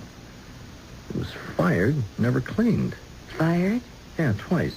2 of the chambers still have the empty shell cases. The other 4 have the live bullets. Then he fired the gun twice and just put it away in the secret drawer. Yeah. Why would he do that? Why would anyone put a gun away in this condition? Well, it's not our problem. Oh, yes, it is. Oh, why? Because it's our gun. No, it isn't. Why not? I bought it. You had no right to buy it. The man sold me the table, and therefore everything that was in the drawer or drawers belongs... No, darling. While it was legal for the man to sell you the table, it was illegal for him to sell you the gun. Now, you just can't keep this gun. We have laws. You need a license. This gun. Why was it in a secret drawer? Well, that is beside the point. Well, aren't you even curious? Why was it fired and put away? Marcy, we are compelled by law to turn this revolver over to the police. There is no other alternative. Oh, yes, there is. I can return it to its rightful owner.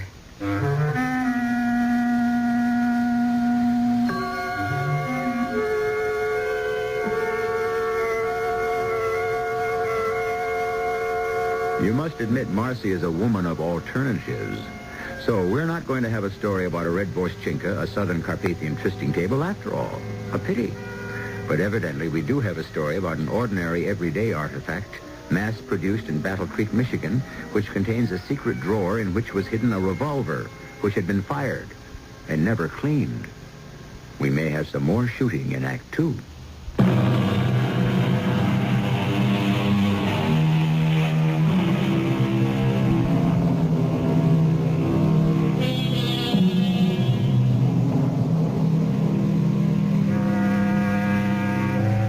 As they say, fortune is like glass. The brighter the glitter, the more easily broken. And so, just as everything that shines is not gold, neither is every well-used, old-looking table a genuine antique. However, it isn't every day that you buy an ordinary table with a secret drawer which contains a loaded .32 caliber revolver. Marcy, I still say you should let me take that revolver to the police station. No. I intend to find this Mr.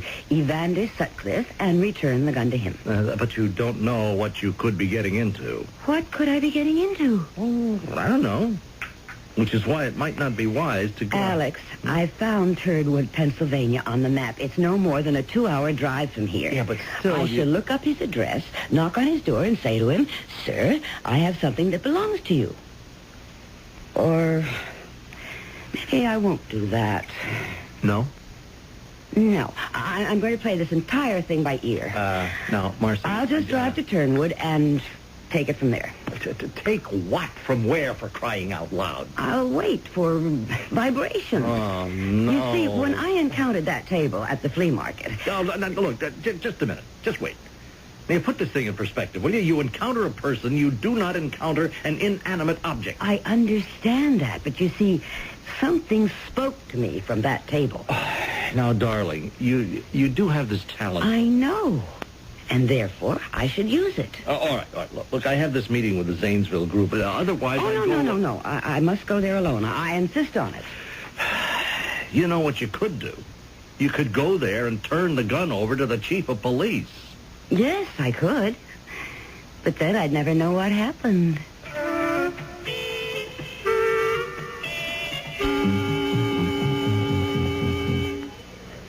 Hi. Hello. Cup of coffee, please. Oh, anything else? No, thank you. I'm on a diet. Yeah, that's what I should do, but I'd have to quit this job. You here on business? Why do you ask? Oh, I can't imagine why anybody want to come to a town like this on pleasure. Well, it does look like a very nice little place. Well, it's little. Do you know a Mr. Evander Sutcliffe? Do I know a Mr... Why would you want to know? Oh, just curious. What's Mr. Evander Sutcliffe to you? Well, I have something that belongs to him. Huh? What? Well, now, why would you want to know? Mr. Sutcliffe lives up on Barrow Hill, but he won't see anybody. Maybe if you could tell me what it's all about, I could arrange something. Are you a friend of his? A very good friend. Well, thank you. I'll let you know if I need your services. Yes, ma'am? Sheriff Phillips, I would like to ask you about a man named Evander Sutcliffe. Why? We see, I'm a reporter. A reporter? That's right. Could I see your credentials? Credentials? Your press card. I don't have one. You see, I'm not that kind of a reporter. Oh, no? No, I'm more or less a freelance writer. And you're on an assignment? Mm-hmm. From which magazine? Well, truthfully, from none. It's just... Well, if I can come up with a story that's interesting, I may have a chance to sell it. No, you're one of those writers that work on spec, is that it? Spec, yes. Yes, I suppose you could say that. What are you trying to do? Reheat the Dobler murder case? Well, I know you people. You sit around and look at all these unsolved murders, and every now and then you decide to take a flyer.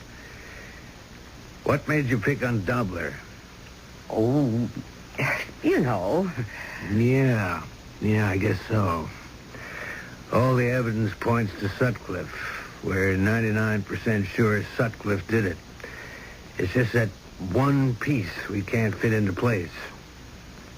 That's what's got you going, too, isn't it? Oh, yes, sure. The one thing, the statute of limitations never runs out on murder. We'll get him. Oh, I'm sure you will. Listen, I know how a lot of law enforcement people feel about the media, you know. Of course, I know. Well, I want to go on record right now. Not me. I don't feel you're interfering. I'm up a blind alley in this case. I welcome all the help I can get. You know, fresh perspective. You can get all the information over at the library.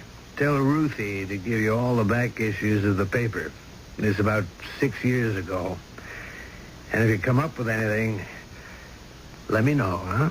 Oh, of course. And if she tries to give you a hard time, tell her I said so. Well, why should she want to give me a hard time? She's Evander Sutcliffe's niece. Well, what does that mean? Well, it can mean anything. It can mean nothing. That's the kind of case it is. And that's the kind of town it is.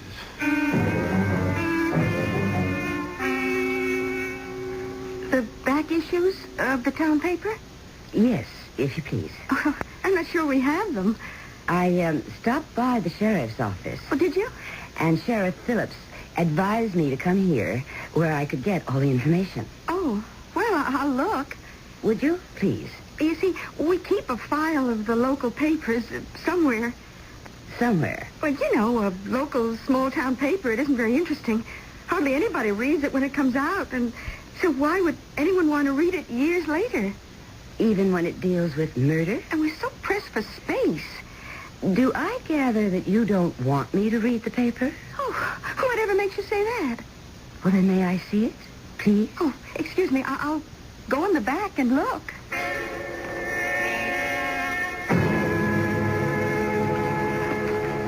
Finished? Yes, thank you. Is there anything I can do to help? Well, as I understand it, there was bad blood between Evander Sutcliffe and Jonathan Dobler. Oh, you could say that. I gather a great many people like Evander Sutcliffe. Oh, he was a hero. And I gather many people thought Jonathan Dobler was a villain. Well, you could say that. What do you say? Well, Jonathan Dobler wanted to industrialize the town. Many of us felt that was bad. I gather from the paper that many of you felt it was good. There are two sides to every story. Well, that's true, but only one side can be right. Meaning yours? But Jonathan Dobler was an unscrupulous person. Oh, in what way? Well, he was wealthy, and he was able to put pressure on people. To do what? Vote for new zoning ordinances. Was that illegal? It's immoral. He tried to kill Evander Sutcliffe. Well, now, I didn't read about that. Well, you read where Joe Thorpe, who drives a truck for Dobler, collided with Evander's sports car. That was an accident. Was it? A big 2.5-ton hitting that tiny car of Evander's? Oh, Joe did it deliberately. Why? On orders from Jonathan Dobler. Jonathan plays rough. Or did. And that's why Evander has to spend the rest of his life in a wheelchair. Well, couldn't it have simply been an accident? I'm afraid you'll never understand. It's all part of a pattern of events. Even the way Sheriff Phillips arrested Joe Thorpe and violated his rights so the whole thing could never come to trial. Phillips worked it deliberately. How can you say that? Phillips is one of the smartest cops anywhere. He'd never make a stupid procedural mistake. But Jonathan Dobler owned him. Well, I have to keep asking for proof. Dobler held the mortgage on Phillips' house. Now, just a minute. Jonathan Dobler was president of the First National Bank of Turnwood. Therefore, the bank owned... Jonathan Dobler was the bank. But Dobler was in Evander's living room when the shooting took place. That's right. He'd gone there to have a showdown. And that's where he was shot. 2 bullets from a .32 caliber revolver. It was known that Evander Sutcliffe owned a .32. He did. But it had been lost some time before. Yes, that's what he claimed. Whose side are you on? Well, I'm not on anybody's side. Well, you read what happened. I read what happened according to Evander Sutcliffe. They were having this discussion, and some prowler came into the house, tried to rob them, and Dobler tried to fight with him and was killed. You believe that? It has to be true. Why? Because Evander Sutcliffe said so? If Evander were lying, and he was the one who had shot Jonathan Dobler, what did he do with the gun? The gun? The gun, yes. He would have needed his .32 caliber gun. Oh, I see. Dobler was killed by 2 shots from a .32. Phillips claims it was Evander's .32. But without the gun, he can't prove it. I see. Evander simply couldn't have killed Dobler the way Phillips claims, because he'd have no way of getting rid of the gun. Oh. Here he was, tied to a wheelchair. What could he have done with the gun? How do you get rid of a gun? Well, he could have hidden it. Where? Somewhere in the room. Where? You just can't make something like a gun disappear. I can assure you, Phillips took that whole place apart. No gun. I see. So that's where the whole case falls apart. If Evander did it, where's the gun?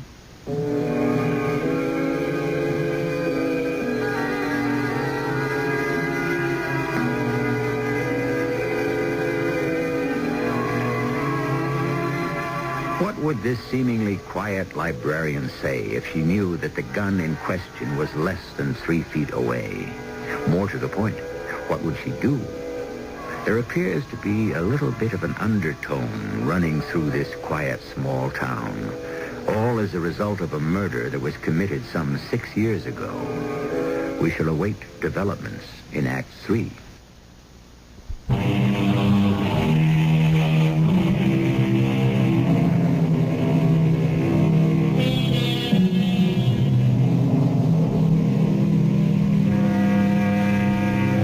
Usually there's a basic requirement before there can be a prosecution for murder.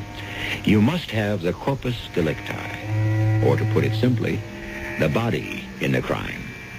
If we may be permitted to coin what sounds like a legal phrase, there are times when you also must have the arma delicti, or the weapon that did the deed.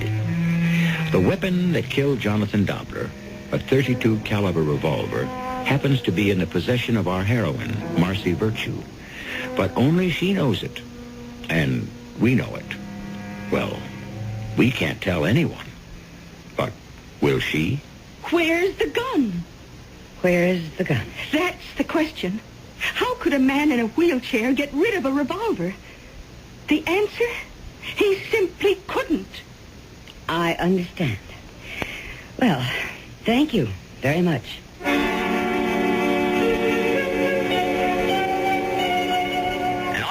Alex? Marcy, well, where are you? I'm still here in Turnwood. What are you doing there? Oh, Alex, darling, it is very complicated. No, you mean you're making it complicated. Why don't you just call on this fellow if he's still there and say, here's your gun? Well, I don't know if I should do that. Why not? Because this gun may have been used in a murder. Oh. Well, in that case, just go to the police and turn it over. Well, I don't know if I should do that either. Why not? Because I'd be taking sides. Marcy, what are you getting yourself into? I don't know, but I'm stuck. Oh, come home, will you? No, I'm in this deep. I'll see it through. See what through? I don't know yet. I'll call you later. Marcy. Goodbye, dear.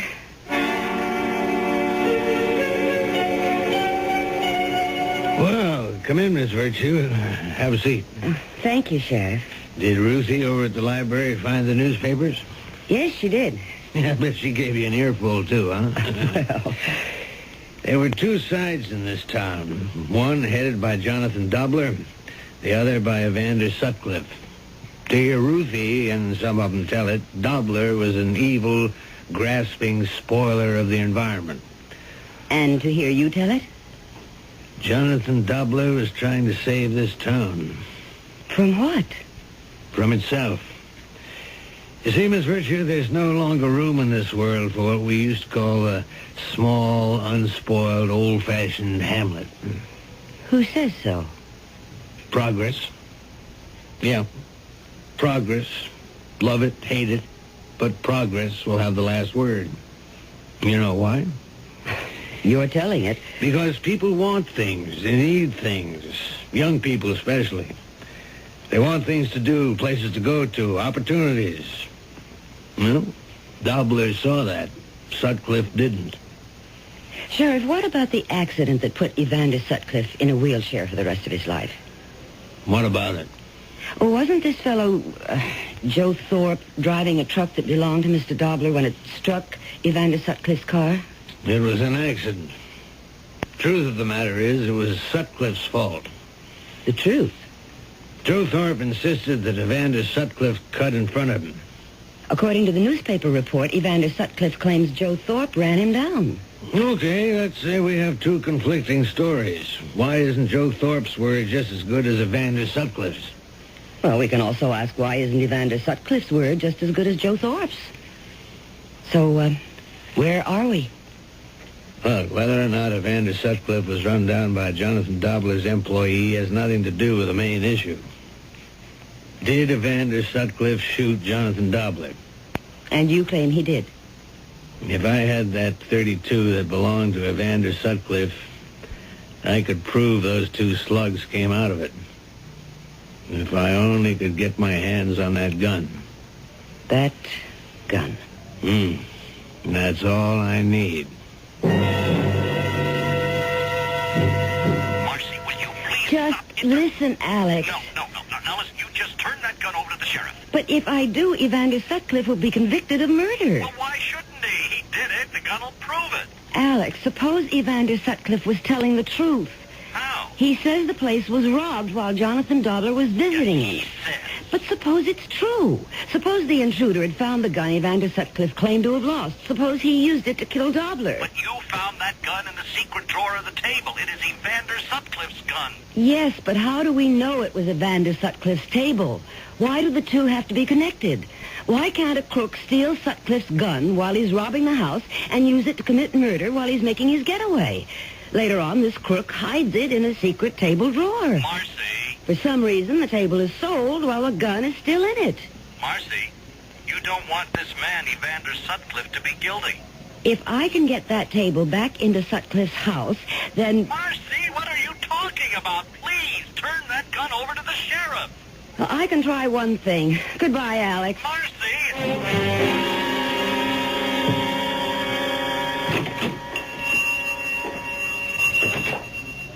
Hi.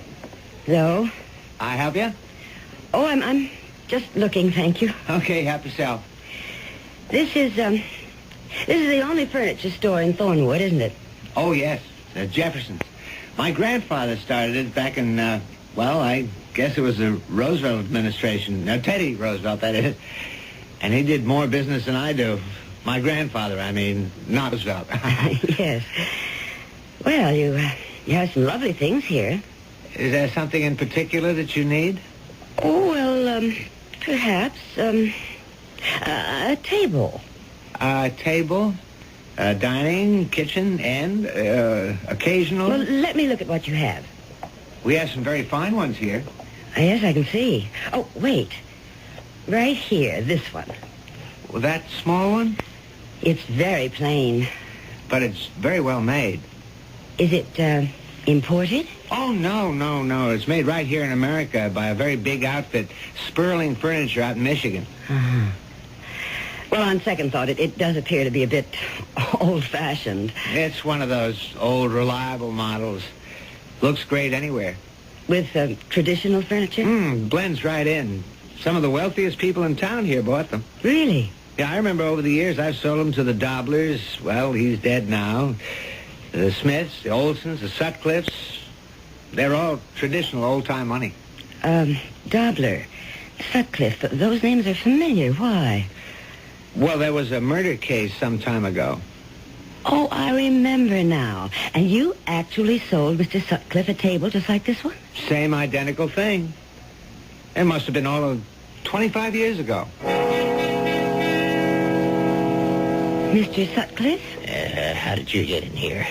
Well, I rang the bell, but no one answered. That's because I did not choose to answer. So I just walked in. Now, you just be good enough to walk out, and don't think that because I'm in a wheelchair, I'm helpless. Tell me your side of it. My side of what?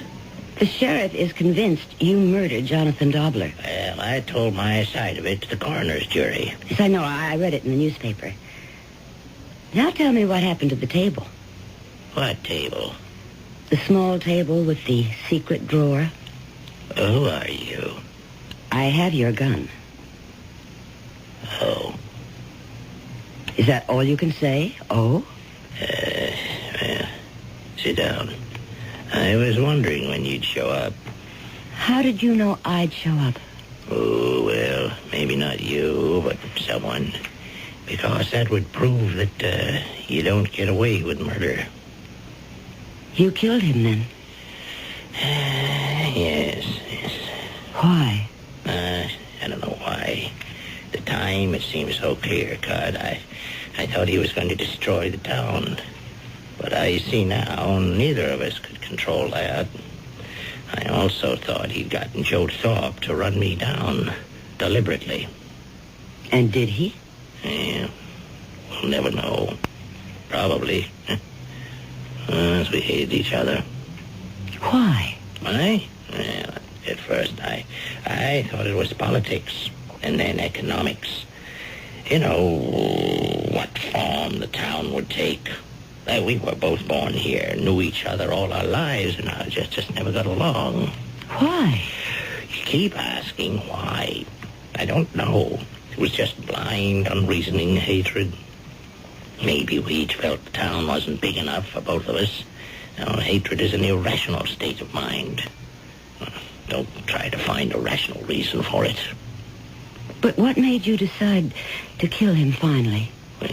Well, I thought he tried to kill me through Joe Thorpe's truck. So I arranged for the perfect crime.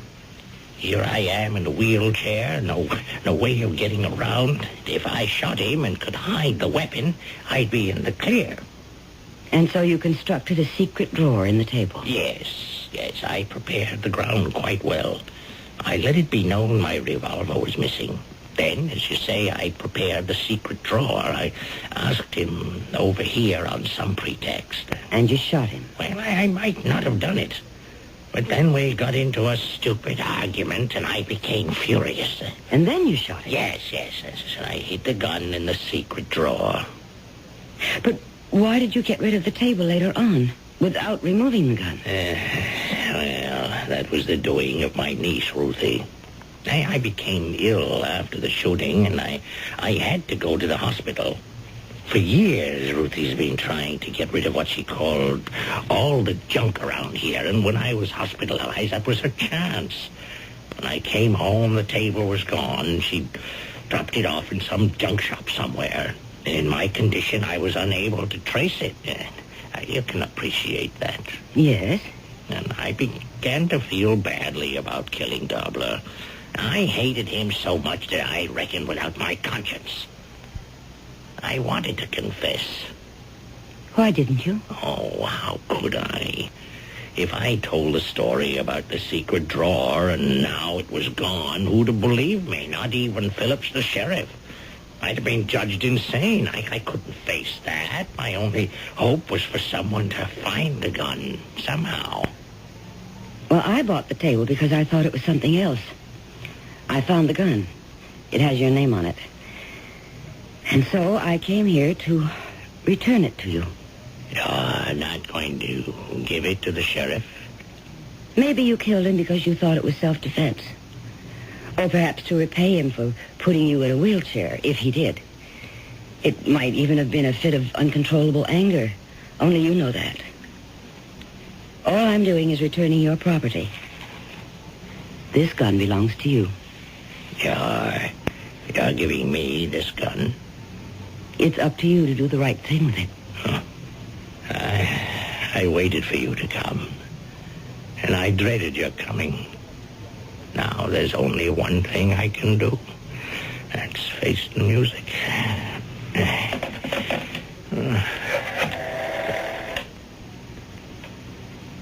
Marianne, this is Evander Sutcliffe. Connect me with the sheriff's office, please.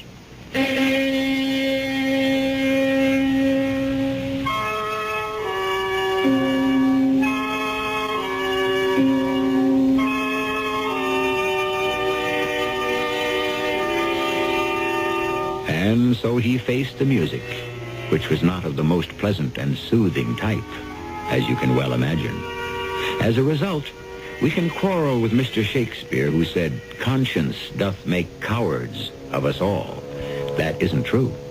Conscience makes heroes out of many of us. Conscience is the guiding light that reveals the best in human behavior. I shall return shortly.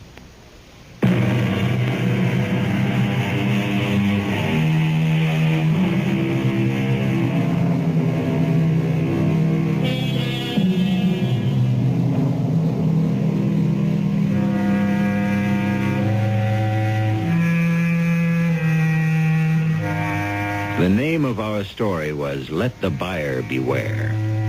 And there's the old saying that goes, the buyer needs 100 eyes. The seller can afford to be blind. Well, no matter which side of the bargain you find yourself, buying and selling, if you stop to think about it, are what life is all about. And isn't the story of anyone's life the story of what kind of deal he or she was able to make? Our cast included Joan Lovejoy, Robert Dryden, Earl Hammond, and Bryna Rayburn. The entire production was under the direction of Hyman Brown. This is E.G. Marshall inviting you to return to our Mystery Theater for another adventure in the macabre. Until next time, pleasant dreams.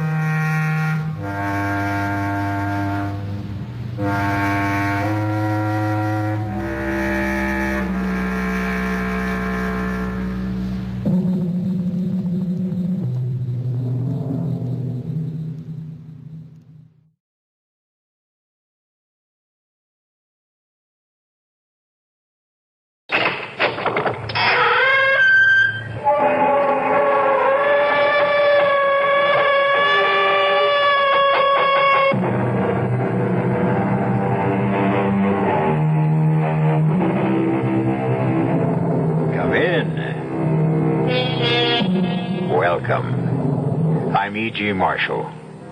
Welcome to the world of fantasy that is your imagination. What am I saying? One's imagination a fantasy world? Nonsense. Rubbish. I should have said the world of reality. For what can possibly be more real than that which the imaginative powers of the brain conjure up? You question that? Consider, then, what happened to lovely, imaginative Nicky Carpenter.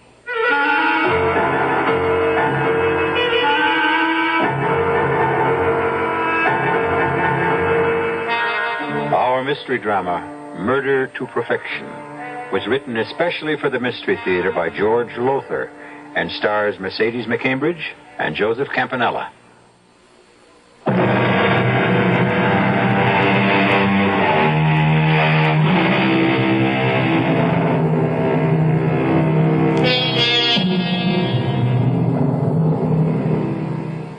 Few will deny that what we call imagination is the greatest creative, yes, and destructive force known to the human race. The paintings of the Sistine Chapel existed inside the head of Michelangelo before he expressed them on canvas. Bach, Beethoven, Brahms heard their music in imagination before setting the notes to paper. This being so, you will understand how the story I am about to tell you, though bizarre, strange, macabre in the extreme, is true in every detail. Nicky, dear. Yes, Bill? It's 11:30. The funeral chapel. They'll be closing it for the night in half an hour. Albert going home. Alicia looks so lifelike there in the casket. I find it so hard to believe she's dead. I know. He murdered her, Bill. No, Nicky. Yes, he did. I know you think the sun rises and sets on your brother, but he murdered my sister. He murdered Alicia as surely as she lies dead in that coffin. Nicky, dearest, you're tired and overwrought. You've been here all day, all night. You're exhausted thinking things that simply can't be so, saying things that make no sense. Guy loved Alicia. Why, in the year of their marriage, he was the most devoted husband a wife could ask for. Oh. Excuse me. Oh, Guy, come in. Bill, Nicky, I thought everyone would be gone by now. That I could spend a little time alone with Alicia. We were just leaving, Guy. No, I'm not. I want to be with Alicia as much as possible until she's buried tomorrow. That's exactly the way I feel. Oh, you liar. Nicky. You killed her. You murdered her in cold blood. Nicky's overtired, Guy. Overwrought. Yes, of course, but even so, I don't understand. I mean, to say a thing like that. Well, it's true. You know it is. Now, look here, Nicky.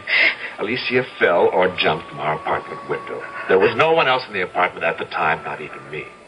I was at my office downtown, so just where do you get this crazy, wild idea that I killed her, I don't know. Well, you will. What do you mean? I mean that I'm going to prove that you murdered her. If it takes every cent I have in the world, if I have to dedicate the rest of my Bill, life to it. Take her home and call a doctor. She needs sedation. Yeah. Come on, Nicky. Nicky, sweetheart, haven't you looked at her long enough? Guy will pay for killing you, Alicia. I promise you that. I promise.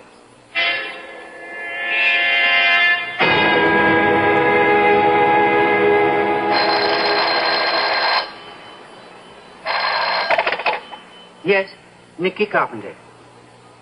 Oh, hello, Jacques. No, I'm not ready to announce my latest designs yet. Denim and suede combo. Where did you hear that? I'm sorry, Jacques. I'm not telling. Not this early. Yes, just as soon as I'm ready to announce, I'll make sure that you're the first one to know. Bye. Yes. Oh, of course. Phil, darling, what a lovely surprise. Hey, I'm not interrupting you in the midst of a creative brainstorm, am I, dear? Oh, the man I madly love and am going to marry could never be an interruption. But this visit is unexpected. I've got something serious to talk over with you. Oh, huh? It's about my brother Guy. Yes. I find this a little awkward, Nicky. Awkward? Why? Well, you and I are engaged, and that Guy, he's my brother. And so the whole situation. Nicky, have you hired a private detective agency to check up on Guy? Yes. But why? Because he murdered my sister, Alicia, and I intend to prove that he did. Oh, come on now, Nicky. How can you go on saying such a thing, thinking such a thing? Whatever gave you the idea in the first place? Guy, for one. Guy? I don't like him. I never have. Charming, yes, loaded with charm, and handsome and witty, and in my opinion, a deceitful fraud. He just rubs you the wrong way. Even if everything you say is true, it doesn't make him a murderer. Well, I think differently. But you must have a reason, something more than just disliking someone. I have. Alicia fell or jumped to her death from the window of their 12th-story apartment. Accident. Suicide, perhaps, not murder. Yes, murder. But how in heaven's name can you say... Because Alicia was scared to death of heights in all her life when we were kids together. She wouldn't dare go near an open window more than 2 stories above the ground. So what was she doing at that open window 12 stories above the ground? I don't know. But it certainly doesn't make a murderer out of my brother. Not on the face of it, no. Guy loved Alicia. Why would he murder her? For the $250,000 he got from her insurance. Honey, you're letting that imagination you're so famous for run away with you. I may be known for my imagination, but the private detective I hired isn't. What does that mean? I didn't know that Guy had lived in Europe for nearly 15 years. You never told me. Never came up. But what's that got to do with... He was out of touch with you, completely, totally out of touch all those years, right? Well, yes. I had no idea where he was. Did you know that he'd been married twice while living abroad? What? No. And that both wives died under what is usually called mysterious circumstances? Leaving your brother more than $500,000 in cash? Good Lord, no. I never knew this. Guy has never told me anything about any of this. Well, maybe you ought to ask him about it. Well, to be honest about it, Nicky, I've never cared much for Guy either, but that's neither here nor there. Oh, I think it is. And it certainly confirms my feelings about him. Feelings aren't facts. And it's facts that stand up in a court of law, and that's where you're going to find yourself if you don't drop this whole ridiculous thing. Guy intends to sue you if you don't. Sue you for defamation of character. And as a lawyer, I can tell you, he'd win, hands down. Unless you could prove your accusations, hands down. Well, then I have nothing to worry about. He murdered his first 2 wives. He murdered my sister. I don't know how he did it, but he did it. And before I'm through, I'll prove it.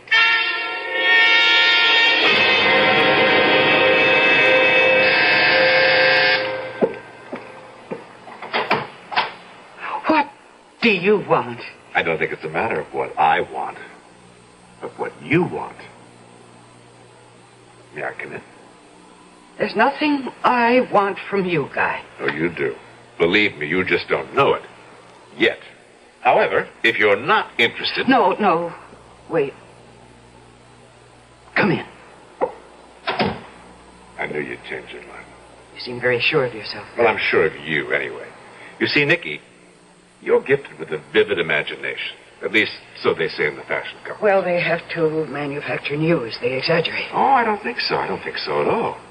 They don't exaggerate in the slightest. I just proved that. You proved it. I knew once I had something you wanted, your imagination would invent all sorts of interesting possibilities, and you'd be unable to turn me away until you found out. You're very clever. Well, what do you want? I beg your pardon. What is it I want? Well, one thing you want is peace of mind, the ability to do your work. Another thing you want is to go on living in this very swank penthouse apartment, enjoying the fruits of the fortune you possess. Nicky, I can take all of that away from you. Oh, can you? And will.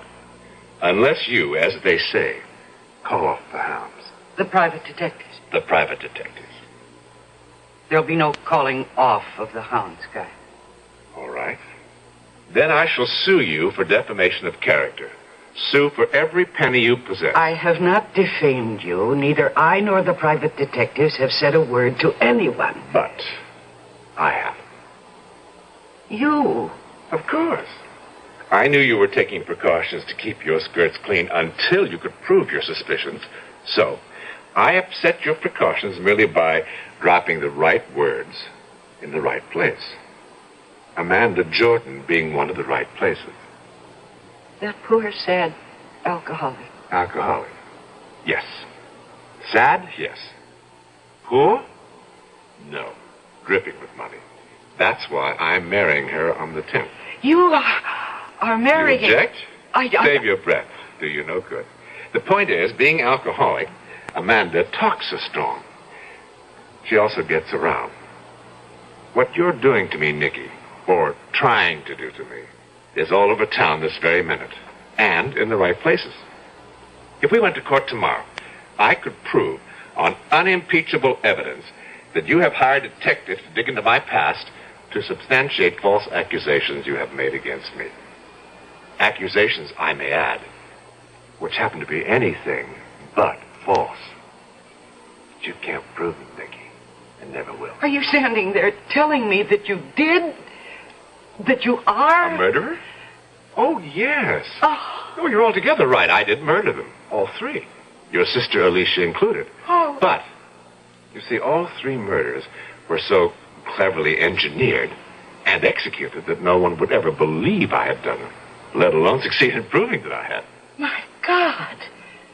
To stand there and tell me to my face that you're a murderer, that you murdered my sister. As I shall murder Amanda Jordan, thus executing another perfect crime. A murder to perfection, you might say. What are you doing? I'm phoning Amanda. Phoning Amanda? To tell her that I'm going to kill her? Please, don't be a fool. Put the phone down. No. All right. Go ahead. Amanda, this is Nicky Carpenter. Nicky Carpenter. Yes, Amanda, are you... Oh. Amanda, can you understand me? Smash, I could have told you that. Amanda, listen to me. That'll be the day. Amanda, please listen carefully now. Guy is here with me in my apartment, and he has just told me that he intends to murder you. Yes, I know you're going to marry him. That's the point of what I'm telling you. He's... No, I'm not inventing it. I am not a jealous fool. She didn't believe you? In her hazy, alcoholic way? Oh, you are evil. You are a devil. I haven't hesitated to tell you what I do, Nicky, because there's no way ever you can prove anything. But there's every way I can prove that you've damaged my career and altogether left yourself open to what are called punitive damages. A great big lump of punitive damages. You evil... And if what I've told you fails to persuade you to call off the hounds, I can still take one more step. One more step? Kill you, Nicky. Oh. Kill you. And no one the wiser.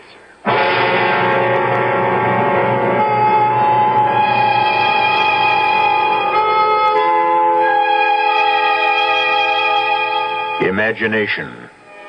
It plays like heat lightning in dark and ominous skies inside the heads of two people, Nicky Carpenter and Guy Weston, each seeking to combat, to outwit the other. The imaginative force within Nicky is good, that within Guy, evil. Certainly at the moment, it would appear that Nicky is helpless, that Guy has her where he wants her, that she must lose the battle. He win. Well, we'll see when I return shortly with Act 2.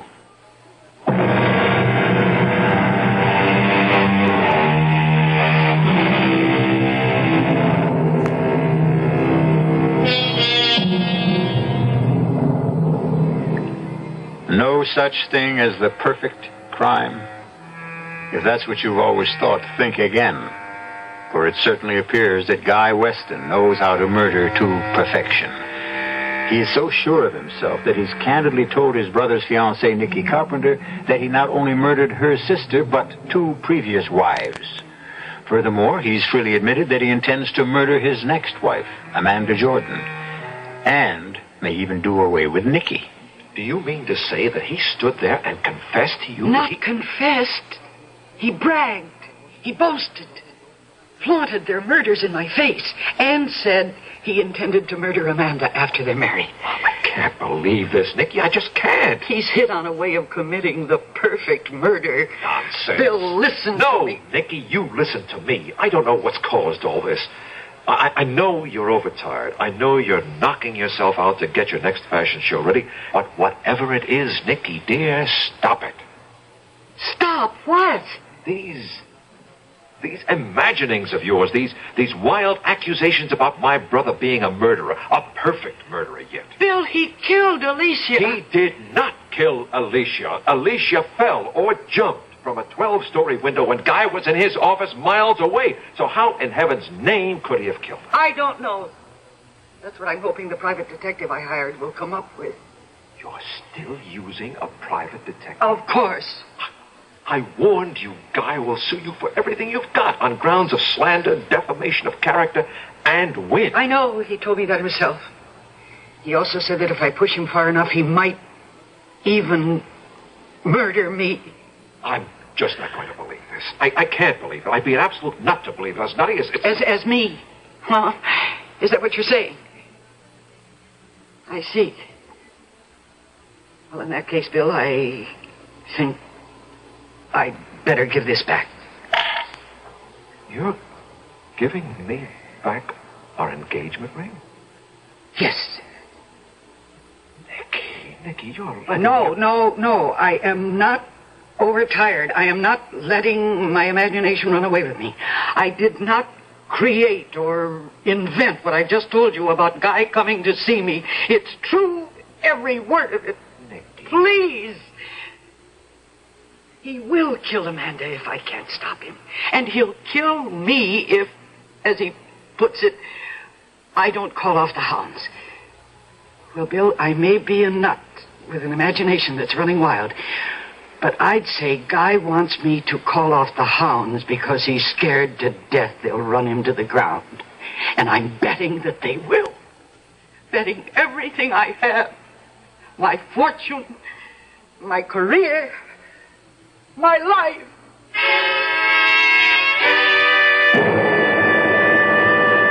You ask me, she needs a psychiatrist. She's just terribly tired, exhausted. So because she's tired, I'm supposed to let her slander me? Wreck my career, my life? Do you know that because of that crazy phone call Nicky made to Amanda, Amanda almost called off our engagement? Well, she didn't. You're married. No harm done. Hello, Amanda? Nicky. Amanda, I'm just calling to tell you that Guy is going to murder you after you're married. Now, that's a hell of a thing to say. I mean, that's just a plain hell of a thing. And when that tape is played in court... Tape? What tape? Oh, Amanda had a tape recorder hooked to her phone that automatically taped messages. She's an alcoholic, you know, and most of the time she can't remember who called her about what. So She records all conversations.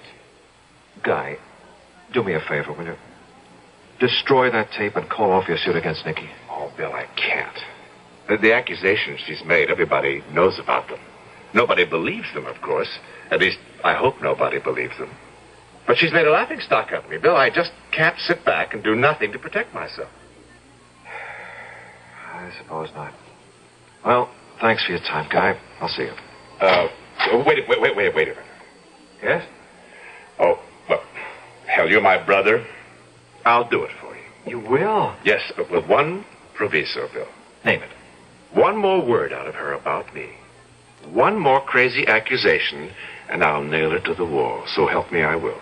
There'll be no more accusations. I'll see to that. Somehow, I'll convince her. Excuse me. Yes, Miss Mason. Captain? The police? Well, sure, of course, put him through. Now, what can this be about? Yes, Captain, this is Guy Weston. You're calling from my home? But what are you doing? Of course I can come home right now, but what's happened? Captain, stop beating about the bush. What the hell has happened? Wait. What? You're sure? Oh, yes, I'll be there as fast as I can make it. Amanda dead. Dead? Amanda? He said the captain, the combination alcohol and sleeping pills. Oh. Easy. Oh. Look, I'll go home with you. Yes. Please, get my hat and coat. Here, your coat. Let me help you. Thanks. Oh, Bill, I guess you know this means I can't call off my suit against Nikki. Because Amanda's dead? Nikki's accusations, everybody will believe they're true now. Well, I've got to prove they're not. I'm going through with the suit, Bill. I have no option.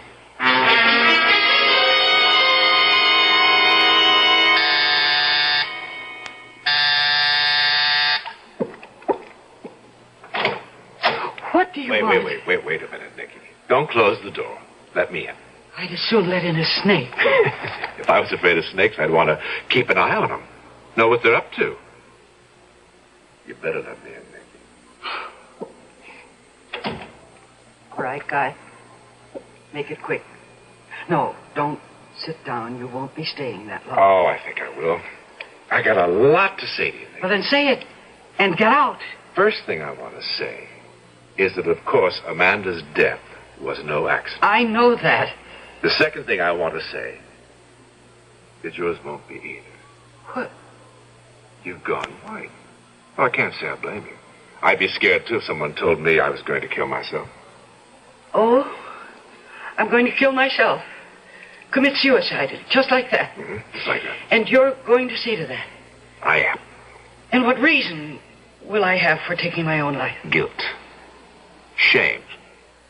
Guilt? Shame over what? Of making false accusations against a certain Guy Weston. Me. The accusations I made against you were true, not false. So why should I feel any guilt or any shame? Yeah, Nikki, you are going to murder yourself, so to speak, just as my European wives did. As Alicia did. As Amanda did. Since you're going to be my next victim, I should think you'd like to know how it's all going to be accomplished. I am not in the least interested. I'm going to tell you anyway. I've said this before, and I apologize if I bore you. But I am quite possibly the only person in the world who has discovered how to commit the perfect murder. Would you believe that I found myself taking karate lessons in Japan when I was there? Now, so help me, I did. And suddenly, one day, the thought crossed my mind, if you can use an opponent's physical strength or weakness against him, why can't his mental strength or weakness be used against him as well? The answer quite simply is, of course, it can. I don't see how. You will. You will, my darling, you will. Now, consider Alicia. I had only to find her weakness to ensure her death. And I did. Her weakness was agoraphobia. That's the intense fear of heights. The reason such people fear heights is because they have a powerful, often overwhelming compulsion to throw themselves off into space. Well, such was Alicia's weakness. The weakness that I turned against her. How? Simply by laughing at her, showing contempt for her fears, taunting her for her inability even to go near a high window. I needled her, goaded her, irritated her until, to strike back at me, to prove me wrong, she would go to that 12th-story window of our apartment again and again, and open the window and stand looking down at the traffic far, far below and say to me, "See, I can do it." Oh. And she did. Until the day I knew would come sooner or later. The day her nerve broke, compulsion overcame her, and she threw herself to her death. Oh, you... No, wait, no, Claus. Please. Don't you try your claws on me. Don't you try your claws on me again. Now, as for Amanda, her weakness was alcohol and sleeping pills. My first step in murdering her was merely to replace her pills with placebos, which of course had no effect. Now, when she complained, I told her she probably needed stronger sleeping pills, and saw to it that she got them, along with plenty to drink, you understand. Her death was a foregone conclusion. Once again, using my victim's weakness against her, she killed herself. Huh? And I, the real murderer, remain scot-free. And I am your next victim. You are. You'll be dead within 2 weeks. In fact, you don't know it, but you've already written your suicide note. On this. That's one of those shirt pocket tape recorders. That, as you see, I was carrying in my shirt pocket. Huh? Everything we've said to each other since I came through that door has been recorded on this tape. Yes, but I did not record a suicide note. Correction. You will have. Once I have edited and altered the tape, then re-recorded it. I'll let you hear it. Now, that's the least I could do. And perhaps you'd be good enough to tell me what strength or weakness of mine you intend to use against me. With you, no weakness. Strength. Which is? Come on, you know your strong point as well as I do. You tell me. It's my imagination. Precisely.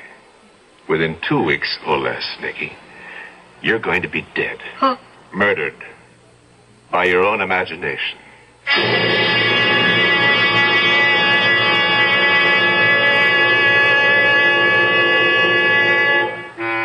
Murdered by her own imagination? How in the world can that be done? Come to think of it, people have been killed by terror, by sudden fear, overwhelming panic. But it can't happen that way with Nicky. She's too strong, too self-controlled. What way, then? What plan has Guy in mind? We'll find out shortly when I return with Act 3.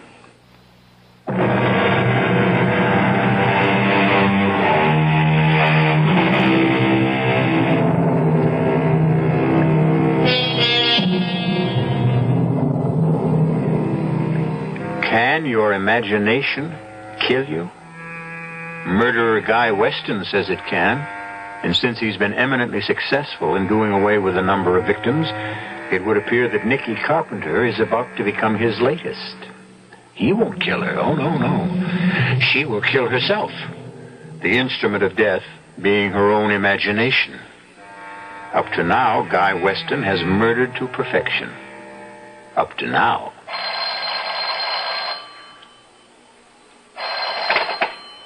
Hello? Hello, Nicky. This is Guy. No, don't hang up. I want to play your suicide note to you. If you think you can scare me... Scare you? That's not my purpose at all, Nicky. I simply want to keep you in touch. Now then, here's the first step to your murdering yourself. Listen. The accusations I made against Guy Weston were false. I feel guilt, shame. I'm going to kill myself. Commit suicide. There it is, Nicky. Your suicide note in your own voice, recorded by you on the tape recorder that will be found in your apartment. You vile, evil... Bye for now, Nicky.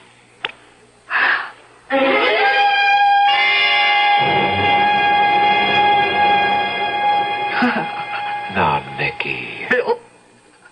Oh, Bill, you've got to help me. You've got to. Of course I will, sweetheart. I'm so sorry I broke our engagement. That was stupid of me. But I was so upset and frustrated. Don't you think I realize that? The nice thing about a broken engagement is that it's easily repaired by putting the ring back on the girl's finger. Now hold out that pretty hand of yours, young lady. Oh, Bill. And now, a kiss to make sure the repair holds. Oh, that's a repair that'll hold forever. It will, my darling, it will. Now then, new fashion season or no new fashion season, you're going to take a week off. A week off? At least a few days. Get away from work, out from all the pressure you've been under. Bill, what are you saying? I'm saying that I'm going to take you up to my place on the lake for a long weekend. See that you rest, relax, and recuperate from the heavy workload you've been... Oh, what is it? You haven't believed a word I said. Well, now, Nicky... No, everything I've told you. Guy admitting he's a murderer... saying he's going to see that I kill myself, the fake suicide note he tricked me into taping. You don't believe any of that. Nicky, sweetheart, we've been through all this. But you broke your engagement to me because of it. Now, don't... Please, will you believe me? Will you please believe that what I'm telling you is true? Your brother, Guy, is a murderer. He murdered my sister Alicia by tricking her into jumping out of a window. And he murdered Amanda, as he said he would. And as I told you he would. Amanda died from combining alcohol with sleeping pills. Sleeping pills that were any number of times stronger than anything she ever took before. Your brother murders people by tricking them into murdering themselves. And he's told me that he's going to do the same to me. By maneuvering you into killing yourself with your own imagination? Nicky, be reasonable. You know you'll do no such thing. Sure. You're a highly imaginative woman, but you're also a very practical, down-to-earth woman. If only I could convince you Let me convince you of something. Convince you that one of the best things you could possibly do would be to... Yes? To what? Have dinner with me tonight and go to the theater afterward. Oh, Bill. Look, I'll pick you up at 6:30. Cocktails, dinner, and any play or musical you want to see. Date? Oh. Date.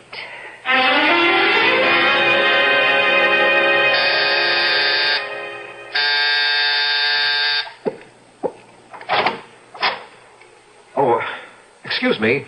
My name is Bill Weston, and I believe I have a date for dinner in the theater with a very charming young woman. Yes, you have. And is she ready? Just about.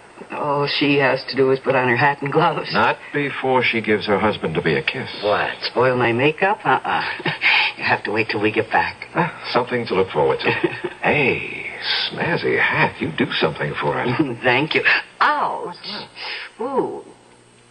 There's something in the finger of this glove. Look, my finger's bleeding. Let me see. Oh, your finger's cut. Well, how could I possibly cut my finger on a glove? Just a sec. Turn the glove inside out. Well, how did this get inside your glove? What? What is it? I don't see it.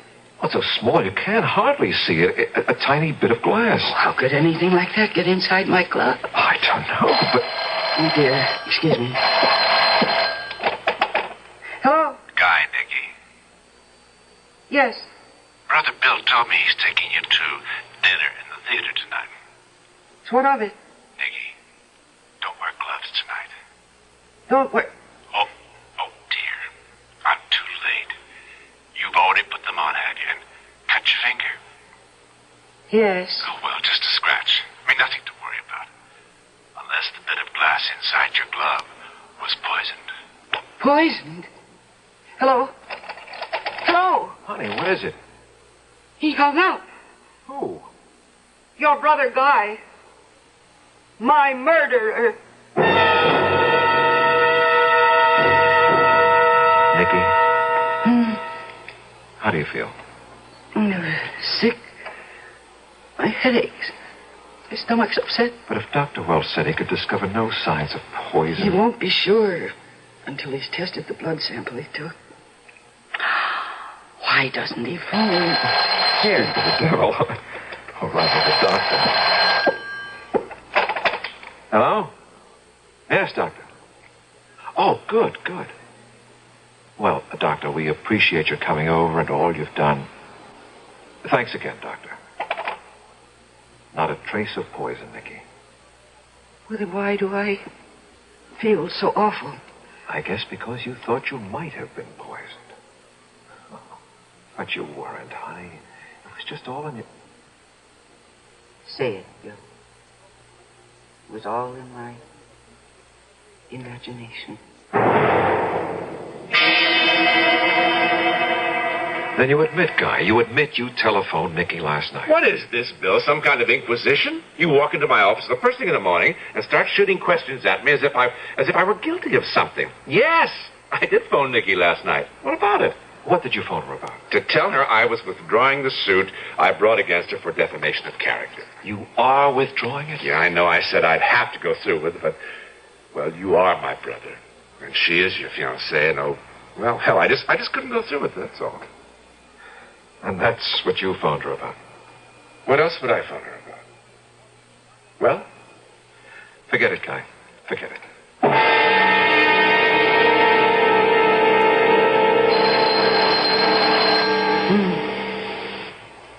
What could be... Well, it's 3 a.m. Who can be calling? Hello? Nicky, listen. The accusations I made against Guy Weston were false. I feel guilt, shame. I'm going to kill myself. Commit suicide. Pleasant dreams, Nicky. Pleasant dreams. Oh, no. Oh, no.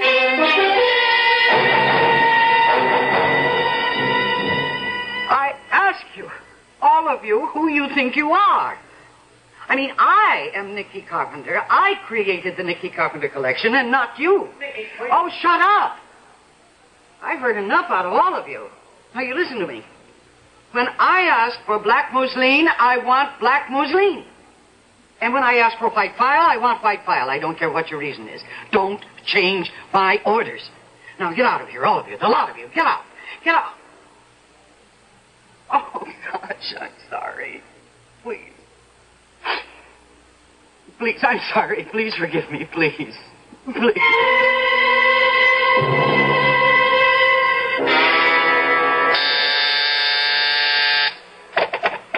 Yes? Yes, put him through. Yes, Dr. Welch. Well, I'm worried about her, too. She's not sleeping, not eating, a bundle of nerves. I'm wondering if you could recommend a good psychiatrist. Why? Because I think she's in need of psychiatric help. Huh? Well, I'll certainly come to see you. When? Right. Be in your office in half an hour.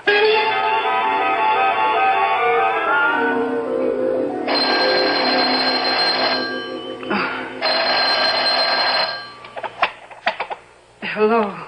3 a.m. and you answer at once? Not sleeping, Nicky? Oh, what do you want? Question is, what you want. What your imagination has brought you to wanting. Death. I won't listen to you. No need. Listen to your imagination. That's what you've been doing. Imagining how, just quite how, you'll reach the point where you'll kill yourself. You, myself. The gun is in the drawer of your night table. Oh. Save yourself a lot of agony, Nicky. Use it tonight. Now.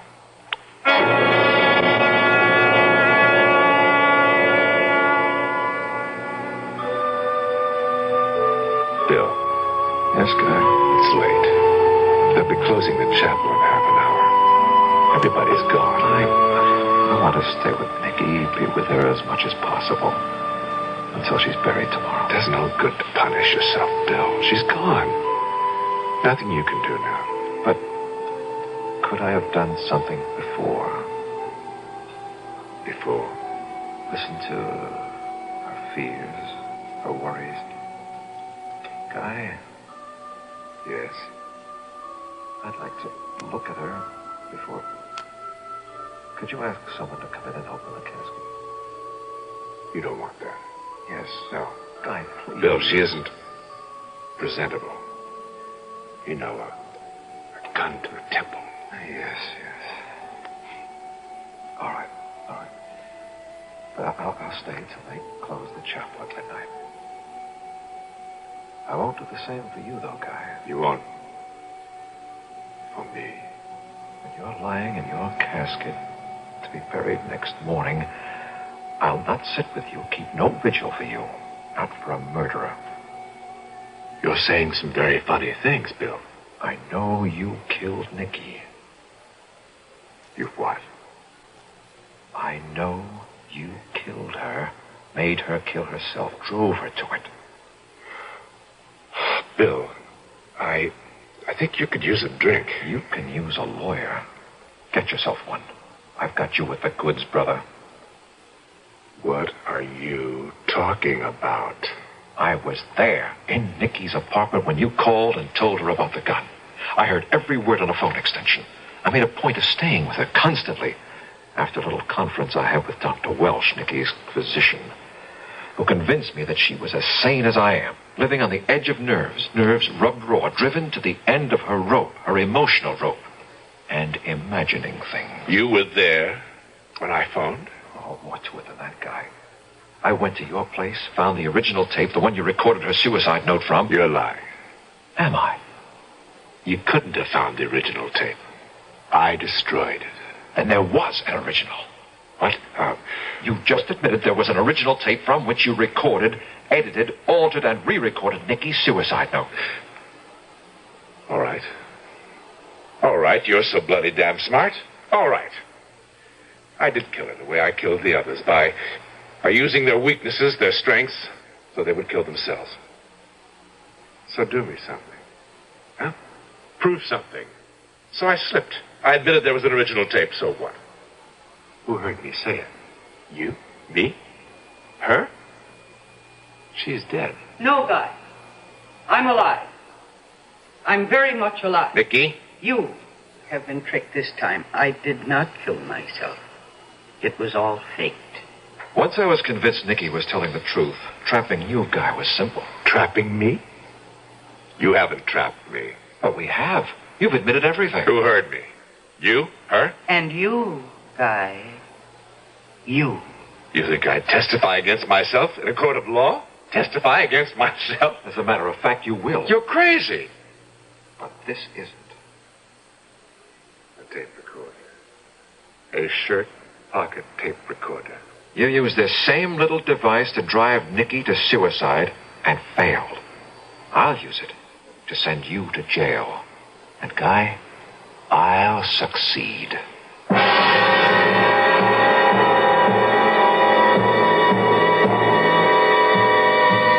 And so, imagination. This time not only Nikki's, but Bill's imagination, the most powerful force on earth, for good or ill, brings an insidiously clever murderer to ground. I'll be back shortly.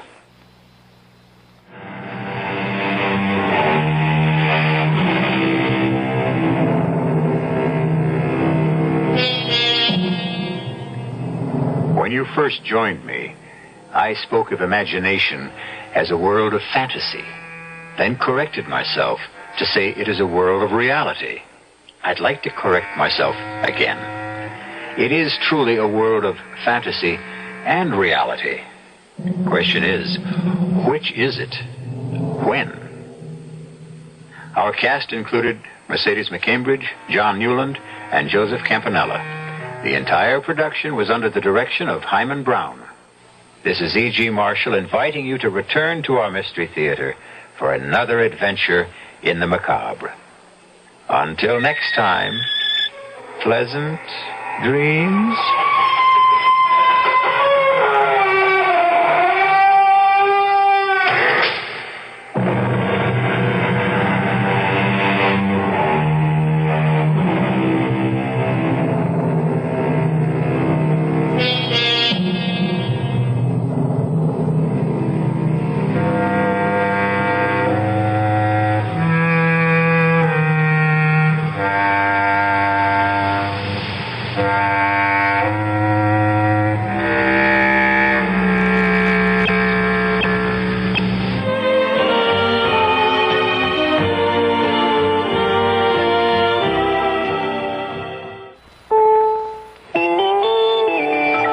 CBS News, President Ford says he will appear personally before a congressional committee to testify about why he pardoned former President Nixon. I'm Jim Kilpatrick reporting on the CBS Radio Network.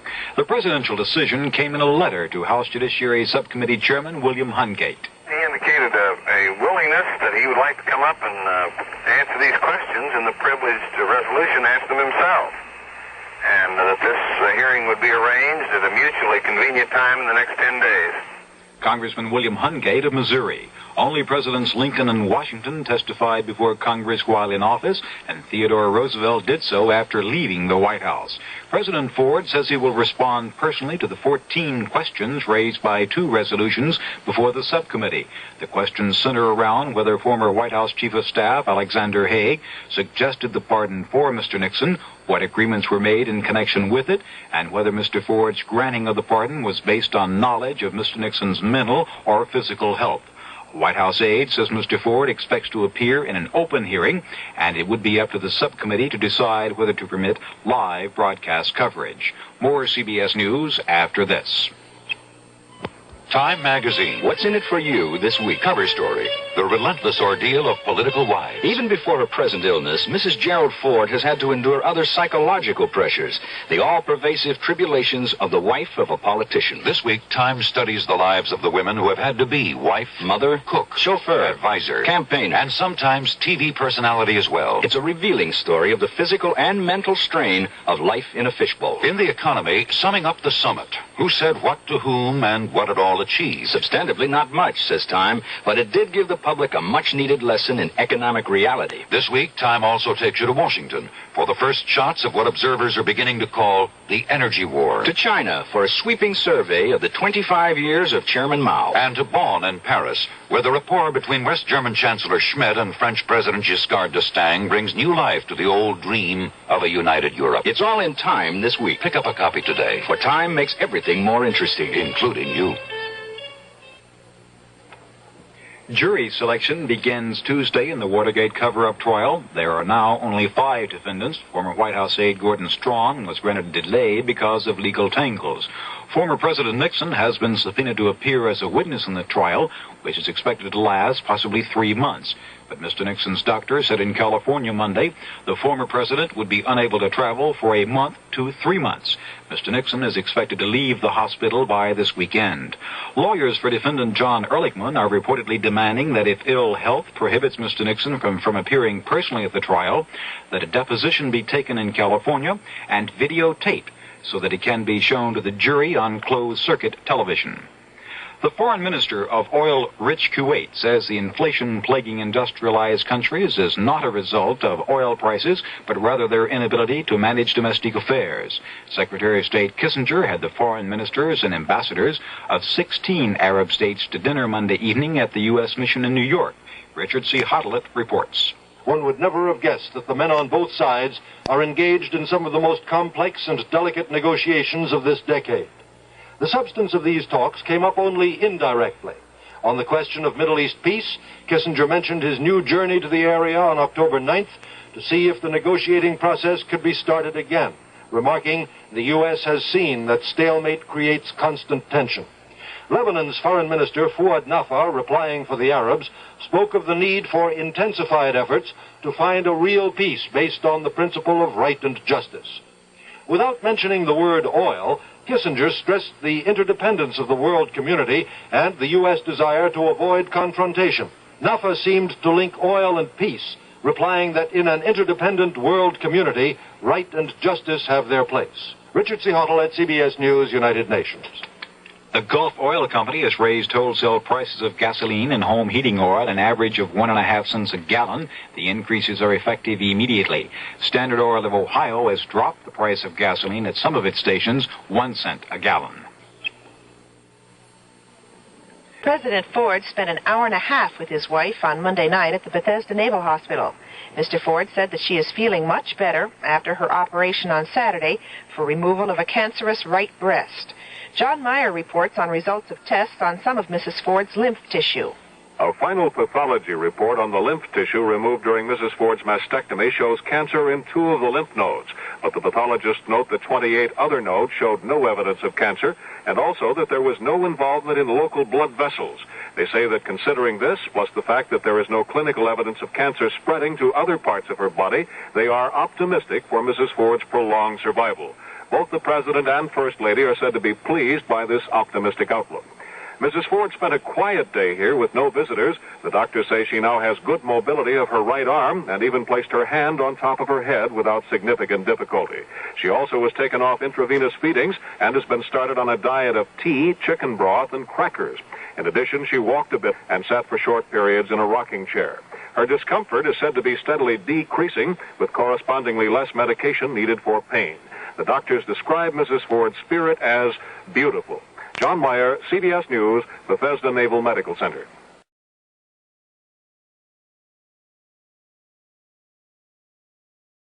The CBS Radio Mystery Theater presents...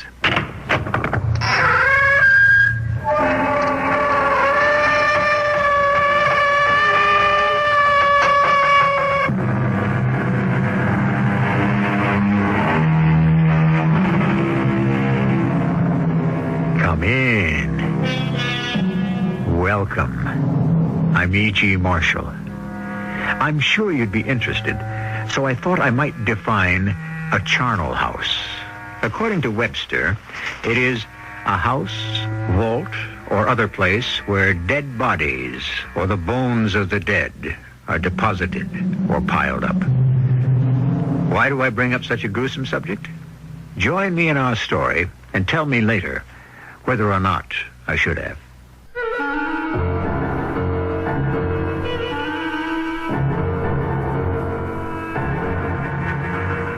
Our mystery drama, The Charnel House, was written especially for the Mystery Theater by Ian Martin and stars Roberta Maxwell.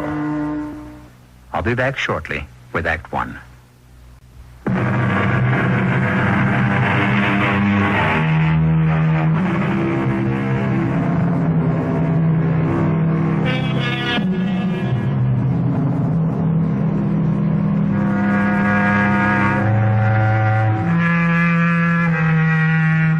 At the turn of the century, the last place anyone would have connected with a charnel house was the prestigious Chisholm Clinic, some 30 miles northwest of Boston, on the rugged shores of Cape Ann. Dr. Carlton Chisholm had poured his life savings into a miracle palace of diagnostics for those who could be rescued from the shadow of death, and a haven for those who could not be helped to escape it. But dark shadows lurked behind the bright promise, as Jane Pryor is about to discover. By the time I got off the train at Marblehead and into the Hackney carriage, I was exhausted. The long 12-day trip that had brought me home from Vienna had been a nightmare, tortured by fears and uncertainty. Now that I was on the final lap, the last thing I wanted to do was to make conversation. In all the rush, I didn't get a chance to introduce myself. I'm Dr. Stephen Garrick. How do you do? May I ask your name, Miss... it is Miss, isn't it? Yes, it is. Miss Jane Pryor. Oh. I don't mean to pry, but are you headed for the same place as me? I don't know. I don't know where you're headed. Oh. I thought from the fact I was a doctor... I'm going to the Chisholm Clinic. So am I. You work there? No. Well, you certainly can't be a patient. I'm going to visit my father. He's a patient there. Oh, good. I'm sorry he's a patient, of course. What I meant was, if you visit there often, I thought I could ask you a couple of things about it. I'm just about to start there. It's all new to me. I'm afraid it's just as new to me, too, Dr. Garrick. Oh? Your father just took ill recently? No. He's been a patient at the clinic for a little over a year now. I didn't mean to upset you, Miss Pryor. I only hope that there isn't anything for me to be upset about. I sure hope so, too. What's the nature of your father's illness? A year ago, he had a bad fall and fractured his hip. He wrote me from Chisholm Clinic to say that it had been reset, but that he would be spending quite a while there till it healed. Quite a while? A year? Longer than that, actually. 14 months. Oh, I wanted to come to him, but he put me off. It was a long trip, and it would have been very expensive. You were out of the country? I was in Vienna, studying voice. I was to be there 2 years. I see. Your father is an older man? Oh, no, he's quite young, really. I mean, I don't know exactly how old he is, but somewhere in his late 40s. We exchanged letters every week at first, and he seemed to be coming along quite well. Then there was some sort of setback, and apparently they had to operate again. But he was very cheerful about it and insisted that I must not come home. There was nothing I could do anyway.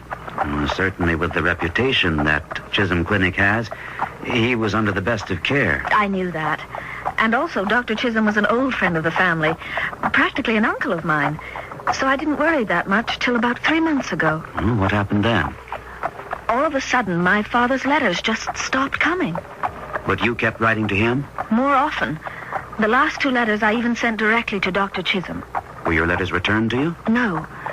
Even the ones I sent to our house in Boston. Well, it's a big ocean, and mail does go astray. I'm sure there must be some simple explanation. I'm sure there must be. Anyway, I'm being a fool, since I'll find out very shortly now. I wish to help you any way I can. You already have.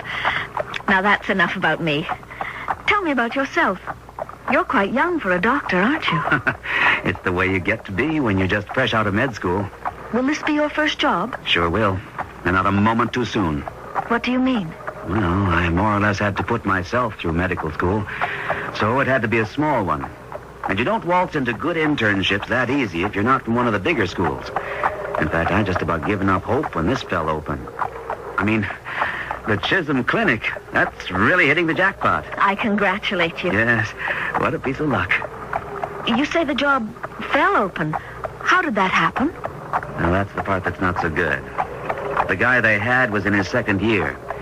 He was carrying around a virulent culture in a test tube, and somehow it slipped, and in trying to catch it, he cut his hand and got it infected. Is he very ill?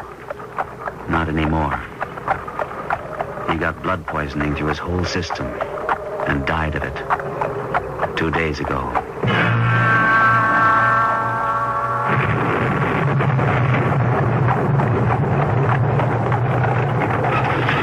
Looks like rain. Do you have luggage? Just this small bag. I can manage it. Let me help you down. Thank you. You're welcome. I suppose I won't be seeing you again. I suppose not. Will you be going back to Boston tonight? I don't know. That depends on how I find my father. I hope you find him in the best of health. I'd just like to say, if I can ever be of any help... I'm sure I can manage everything now. I don't think you understand.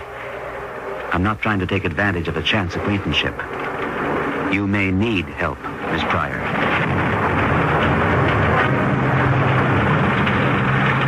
I had scarcely reached the cover of the portico before the rain came. Since I was sheltered, I hesitated before ringing the bell. The strange way Dr. Stephen Garrick had said that I might need help, emphasizing the word need, had caught my ear. I had the uneasy feeling that had haunted me all the way from Europe, that something was very wrong. But as Dr. Garrick came up the steps carrying his bags, the door suddenly opened to reveal a tall woman in a nurse's uniform with a forbidding, hatchet face. Good afternoon. You would be Dr. Garrick? That's right. I'm head nurse Banyan. We were expecting you, but couldn't spare anyone to meet you at the station. Come in. Thank you, Nurse Banyan.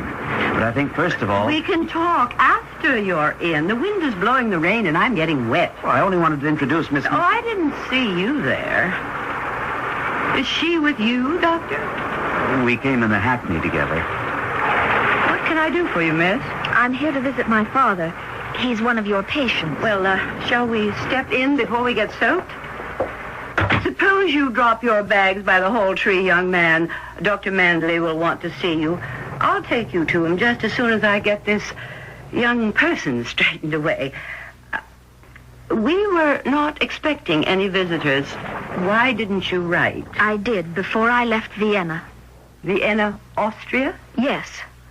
I couldn't give you an exact date because I didn't know when I would arrive. Visitation hours for permanent guests are once a month on the weekend. Not till a week from Saturday. I've come over 4,000 miles to see my father, and I intend to see him now, today, this minute. May I inquire the name of the patient? Mr. Robert Pryor, and he's a close friend of Dr. Chisholm's. I think you had better talk to Dr. Manley, Miss Pryor. You'll have to wait, Dr. Garrick. That's all right. I don't mind. I don't want to talk to anyone else but my father. Well, of course. But you must see Dr. Manley first. Why? Who is this Dr. Manley? At the present time, he is the head of this clinic. This way, please, Miss Pryor. She turned and headed towards one side of the big hall. My head was clamoring with unasked questions. I had a sick sense of foreboding. What is it, nurse? Dr. Manley, this is Miss Jane Pryor, the daughter of Mr. Robert Pryor. Robert Pryor? Oh, my dear Miss Pryor, yes. Come in, come in. Won't you please sit down? Dr. Manley, I want to know what's going on here. I'm not a fool. Obviously, there's something very, very wrong. It's father, isn't it?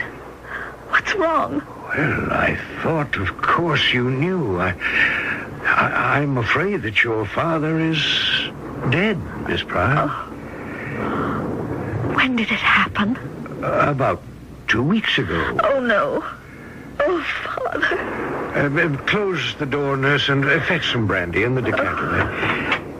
Now, Miss Pryor, you must try to relax. I know what a terrible shock this must have been. All the pent-up emotions of the last 12 days, the agonizing frustrations of what had seemed like an endless journey, the strain of trying to turn away from the terrible presentiment that my father might be dead hit me. I felt the room spin, and I must have fainted for a while. When I came to, I was saying, why didn't someone write and tell me? But we did, my dear. Apparently our letter must have reached Vienna after you left. But how could he die? I mean, just of a broken hip? Well, your father had a great deal more than that the matter with him. You mean the other operations? I mean the cause of them. Something we were not able to arrest. I don't understand. Your father had osteomyelitis, my dear.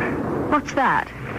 A disease of the bone and the bone marrow. The disease has a normally slow growth, but in your father's case, the deterioration was very rapid. Oh, I assure you he had every care, everything that money could buy. Even after the money ran out, the clinic provided the same lavish care for him, but, well, to no avail. The money ran out? The cost of medical care can be astronomical. But then, what is more precious than life, if it can be saved? But if there's no money left, what am I going to do?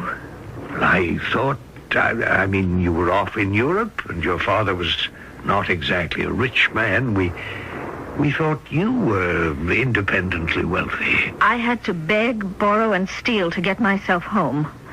I have less than $2 in the whole world. I don't know what... Oh, yes. Yes, I do know what.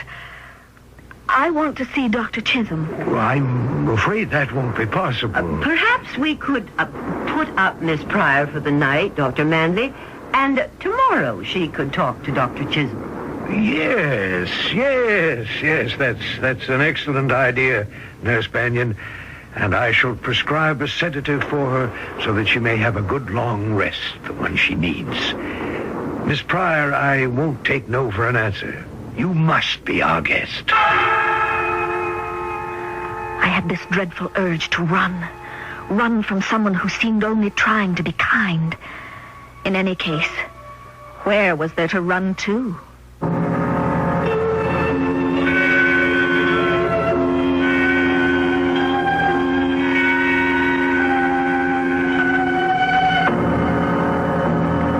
intriguing, isn't it? I mean, are the good Dr. Manley and his somewhat forbidding head nurse just exactly what they seem, and as much the accidental victims of the slow and chancy communications of 80 years ago? Or is this, as Jane somehow senses, a case of step into my parlor, said the spider to the fly? I shall return shortly with Act 2.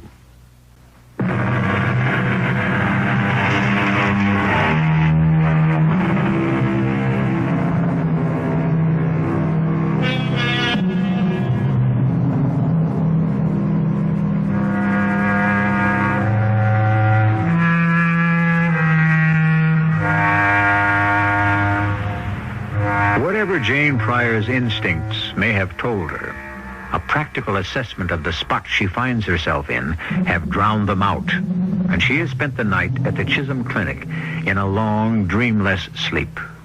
One pleasant surprise has been that instead of the aseptic coldness of a hospital room, it has been spent on a soft, quilted bed in an exquisitely furnished bedroom on the second floor of the main building. Awake early and already dressed, she is gazing out at the sunrise from this room. The sun was just rising. It was a lovely, brisk fall day outside. In spite of the long rest, my head felt heavy and my eyes swollen and puffed. I had an urge to get out and breathe some of that air to clear my head. I went downstairs, seeing no one, crossed the empty hall, slipped the chain from the door, and let myself out. I came off the porch, remembering the sea, and turning to walk in that direction. I could begin to see other buildings now. A large, fairly new one that must be the clinic proper. A big, old one far in the distance. Other buildings dotted about. Before I had gone very far... Well, surprise! Good morning, Miss Pryor. Good morning, Dr. Garrick. Where did you pop up from? The clinic over there. They put me right on duty yesterday. Haven't even found a billet for me yet. I'm on my way over to administration to find a bed. Oh, I'm sorry. I'm beat. I must look a mess. Not at all. You look very efficient in your white. Oh, skivvies. The clothes make the man. But what are you doing here still? About your father? He's dead. Yes, I know. Oh, how did you know? Yesterday, when you went in to see Dr. Manley, I couldn't help overhearing while the door was open. There's something wrong, isn't there? Any way I can help? I'm afraid not. I really want to. If you just... What the devil? What is it? What are they? Oh, house pets, I guess. Hey, those are pinchers.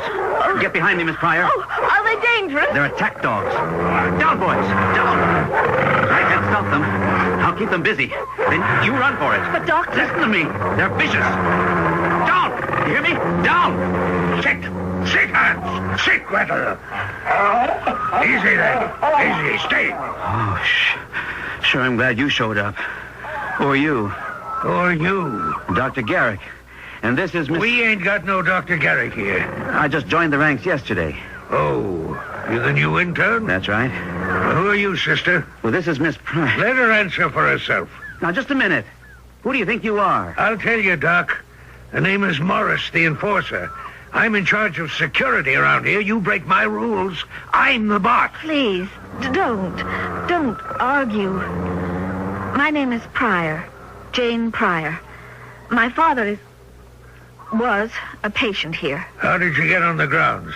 I came yesterday afternoon. And stayed the night? Yes. I never heard of no visitor staying overnight.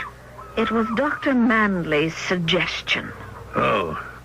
Well, I'll check on that, you know. Why don't you go do that, Mr. Enforcer, and take your two brutes with you? I'm not quite finished. Where was you headed, miss, at this time in the morning? I wanted some air. I thought I'd walk down to the sea. And you, Doctor? They haven't given me a place to live yet. I was working at the clinic, and I was going over to administration to see Dr. Manley or someone about getting somewhere to sleep. Okay. Now, you know this. From sundown to sunup, the dogs are loose. Anyone wants to move around outside, you check with me first. What is this, a prison? No, Doc. But you see that big old building down there? We got a lot of strange cookies in there, ain't got their heads screwed on right. For their protection as well as everybody else, we make sure everybody stays where he won't get hurt. Now, you better get back inside. All right. Come on. I guess we'd better get inside. What a terrible man. Yes, I'd like to catch him without those dogs of his and... I don't think you want to tangle with him. He looks awfully powerful. Like a bouncer or an ex-pug. I can't understand Uncle Dr. Chisholm having a man like that in his employ. I think I'll speak to him about it when I see him. Uh-oh. What is it? We have a reception committee. Dragon Lady, Nurse Banyan. I suppose she's looking for me. Will I see you again? I don't expect so. My father is dead, and I've found out I have no money. I don't know where I'm going to be.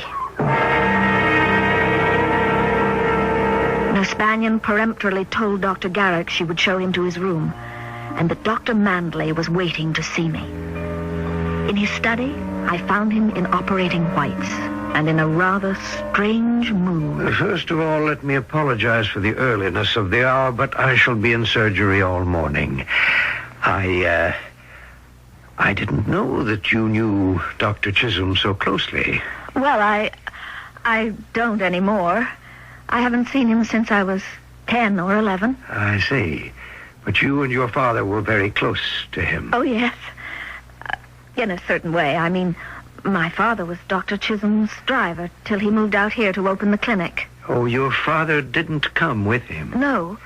He didn't want to take me away from my music school and teachers. So the doctor helped him get his own carriage and hackney service. That's how he was able to afford to send me to Europe. Well, I had no idea he was a special friend of Dr. Chisholm's. He was visiting the doctor out here when he broke his hip. Didn't you know that? Why, no. I wasn't on his case. I'm surprised that Dr. Chisholm in all that time never mentioned it. Yes. Well, as a matter of fact, there's one reason I wanted to see you. First of all, let me say that Dr. Chisholm is deeply grieved, deeply, at your tragic loss. He wants me to convey to you that you must make your home here until you can make whatever other arrangements you decide. Well, I can't. I can't take charity like that. Well, I tell you what, if it'll make you feel better, you can help us here. We're always short-handed. We can make you a nurse's aide. I don't really know anything about hospitals. Oh, Banyan will take you in hand, teach you all you need to know. I must tell you, this will make Dr. Chisholm very happy. And I want to make it quite clear this was his desire. Yes, but... Well, if I'm going to see him myself, why do you have to tell me all this, Dr. Mandley? My dear little girl, you say you haven't seen Dr. Chisholm in several years. Well, I'm afraid you must prepare yourself for quite a shock. He had a rather massive stroke just after your father joined us. And his recovery has been distressingly slow.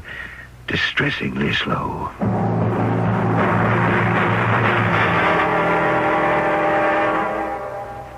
Here's little Miss Pryor come to see you, Dr. Chisholm. What? Who's that? Nurse Banyan. Not you. Who? It's me, Uncle Carl. Remember? Little Janie. Janie. Little Janie. Janie Pryor. Don't you remember, Uncle Carl?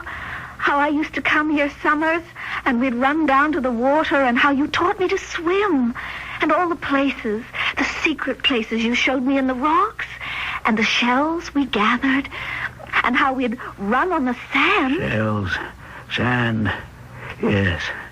Little brown legs, sturdy legs. Janie, little Janie. Oh, you do remember. I'm here, Uncle Carl. Don't. Good to have you back. Don't go away. I won't till you're better. Children, lonely men need children. Lucky man, Pryor. Good man.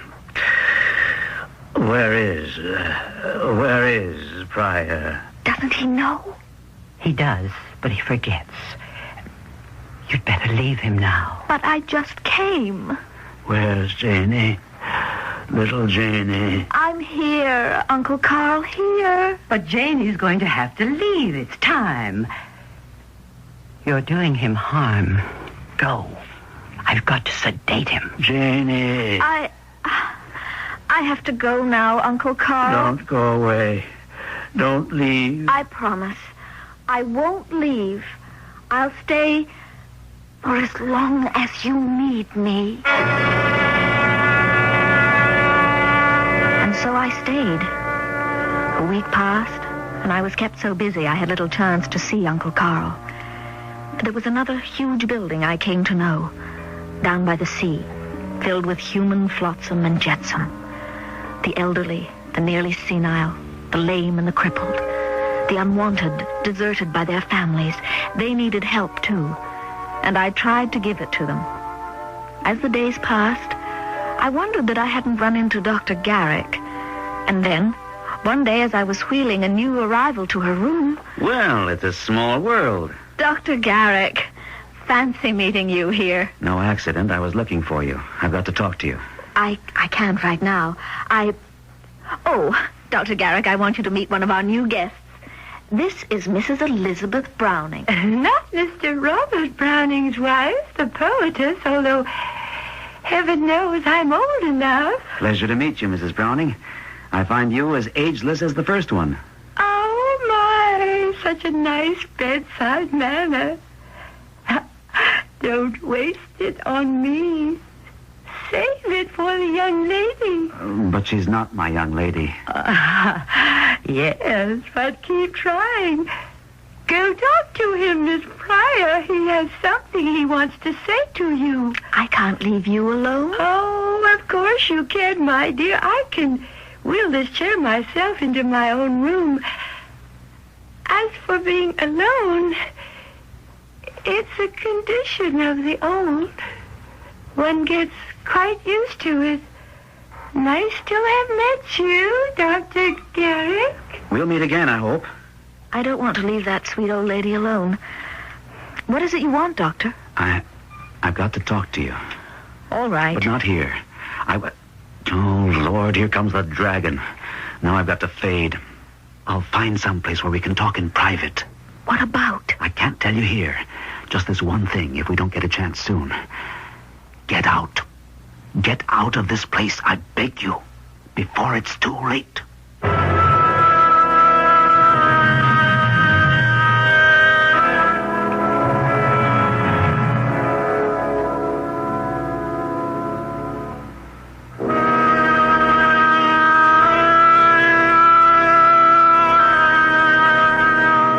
This strange establishment with its atmosphere of mystery and decay, this land of the lost, of the abandoned, the mutilated, and the insane. I shall return shortly with Act 3.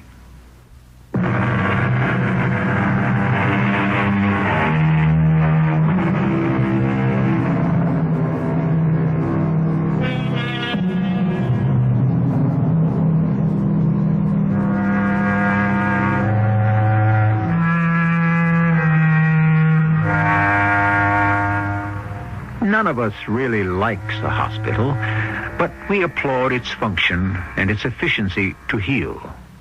We are less fond of an asylum or a sanitarium, but again, it has a goal: to help bind up the wounds of the mind and return people to their worlds again.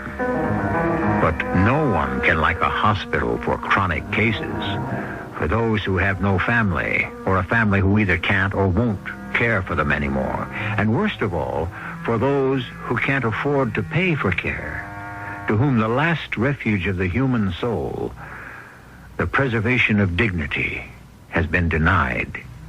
Jane? Yes, Miss Banyan? Was that Dr. Garrick you were just talking to? Yes. What was he doing here in this building? I don't know.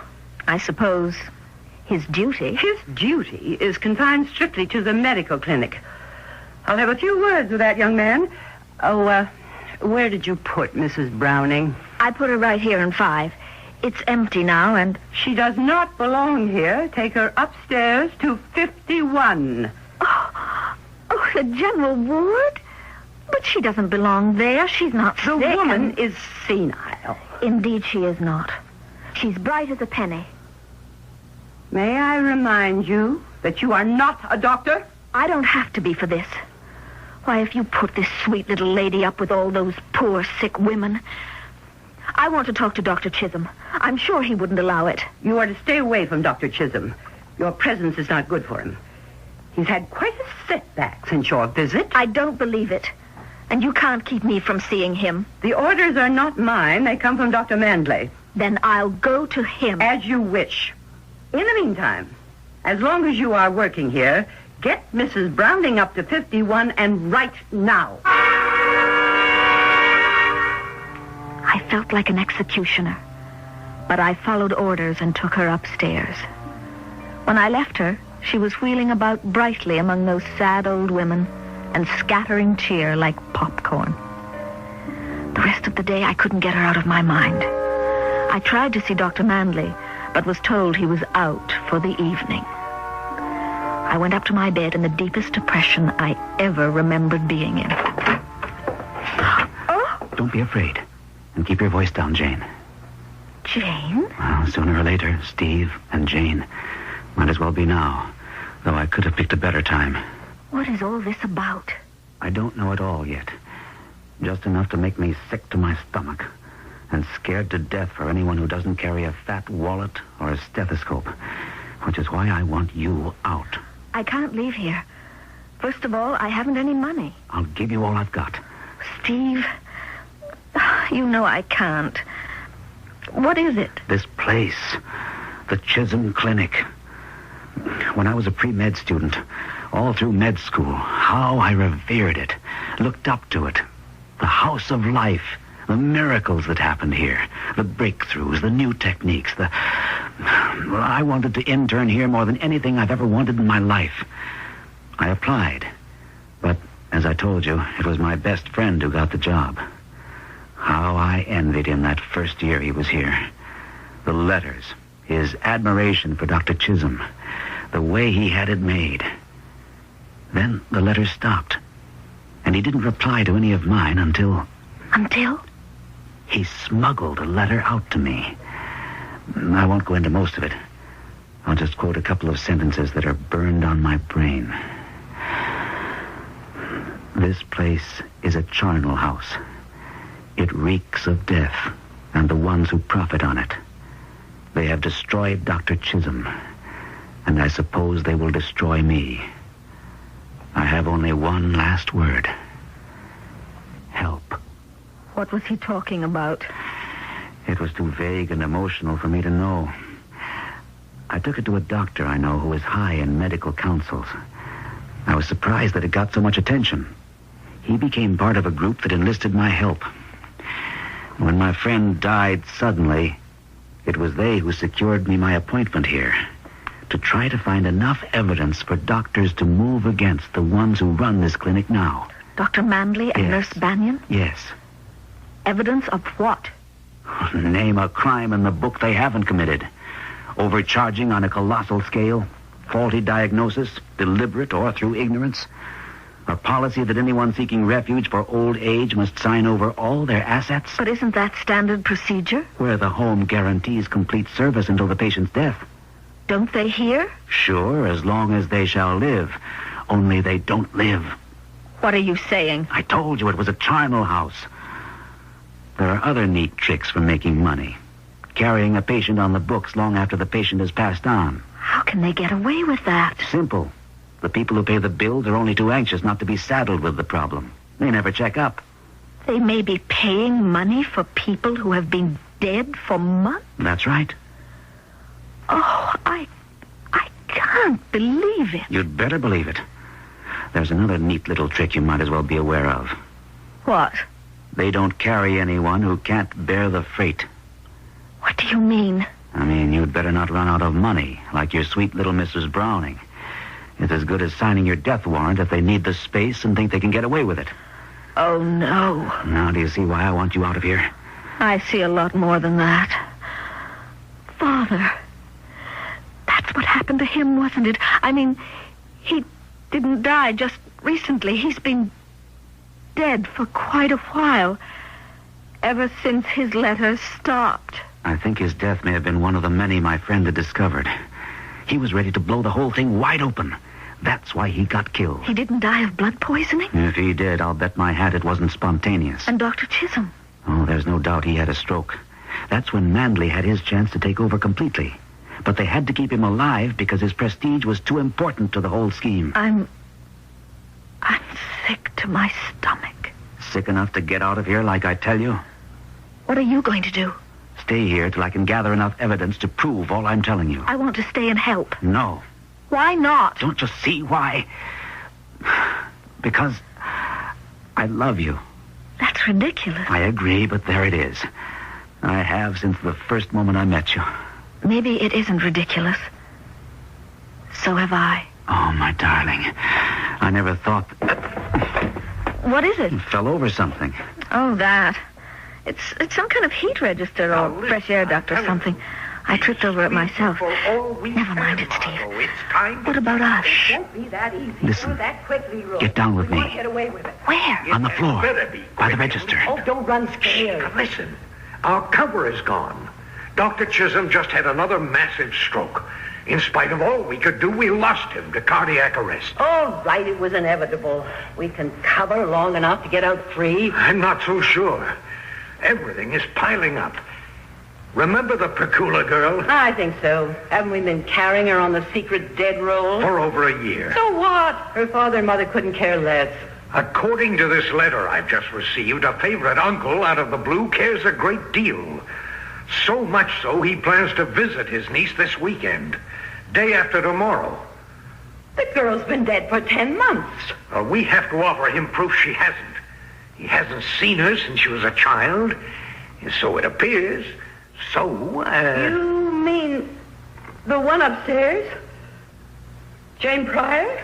She's one of the loose ends we must tie up eventually. She'd never go along with it. How could you persuade her? My dear Martha, we don't need her cooperation. Only a young body. I didn't say it had to be alive. Good. That's enough for tonight. I'm tired. That settles it. We've got to get you out of here tonight. How, Steve? Remember? The dogs. The dogs patrol the fence.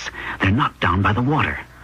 If we could avoid the dogs, we could go that way. Not without a boat. I've checked. The fence runs way beyond low tide, built up on jetties beyond that. It's too cold and too rough to swim. No way there. But of course there is. The caves. What caves? The caves that Uncle Carl and I, Dr. Chisholm, used to explore when I was a little girl. You can find your way through them halfway to Marblehead. You think you still could? I never stopped to think about it before. But now that I do, I know I could. We had stopped only to take the documentary evidence that Steve needed, hastily bundled into 2 knapsacks and a portmanteau. Somehow, through guile or luck, we had evaded the dogs and found our way down to the top of the cliffs that guarded the south end of the beach. Then, all of a sudden, a bright torch stabbed out, pinning us in its beam. Ain't that a pretty sight? You going somewhere, Sonny? And your little girlfriend, Miss Pryor? We're minding our own business. Why don't you mind yours? Come right down to it, ain't I got the inside track? This is really my business. Could you say the same? We've got to get past him. Get his attention. Where are your dogs? They're loose somewheres. And don't forget, once they are, Morris here is the only one who can call them off. What the... It looks as though someone else is loose beside your dogs. It's too bad for them. If Why, you pipsqueak doctor. You think you can take me out with a blindsider? I'll make mincemeat out of you. I've got a rock. Don't make me use it. You just try it. I've been looking forward to this. No, Steve. Stay back, Jane. Come here, sawbones. No, I can't swim. I tripped him. He was going to kill you. He slipped and fell into the sea. I can't just let him die. Maybe I can get down to him somehow and... Margot! Margot, the dogs! Call them off! I told you we shouldn't have come out. Where's Morris? I don't know. Hands! Gretel, down! Oh, I can't control them. Morris! Don't scream!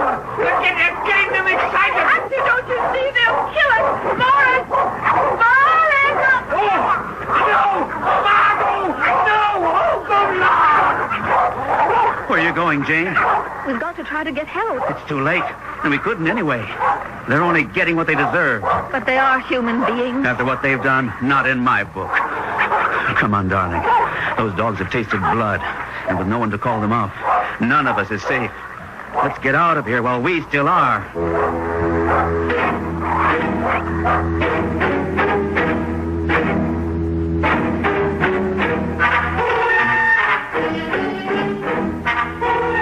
I suppose that Nurse Banyan must have checked my room and found me missing. Perhaps she was suspicious of Steve also. There's no way of knowing why they panicked and came out of the house after dark to expose themselves to the dogs. Probably they thought they were safe because Morris was there to call them off. Only Morris wasn't. He was already dead. And now, so were they.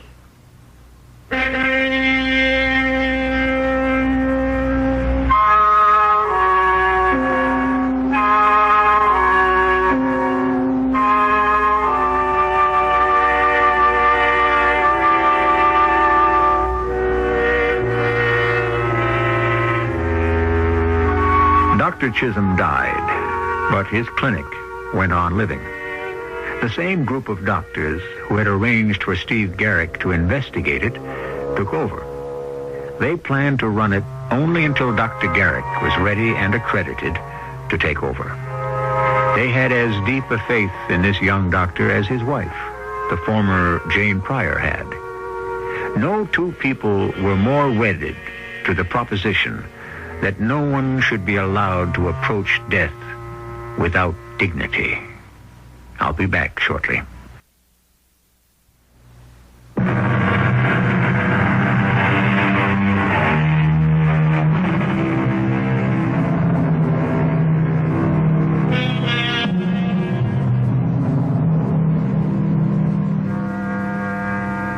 This was a story of almost a century ago, when communications were slow and unsophisticated. And you might think that many things were conceivable which no longer are today. But treatment of the elderly, as you can confirm for yourself by reading any big city daily, is always an opening for the ruthless. It's a sad fact that wherever there is money to be made, there are always people who don't care how it is made. Our cast included Roberta Maxwell, Gordon Gould, Grace Matthews, and Court Benson. The entire production was under the direction of Hyman Brown. This is E.G. Marshall inviting you to return to our Mystery Theater for another adventure in the macabre. Until next time, pleasant dreams.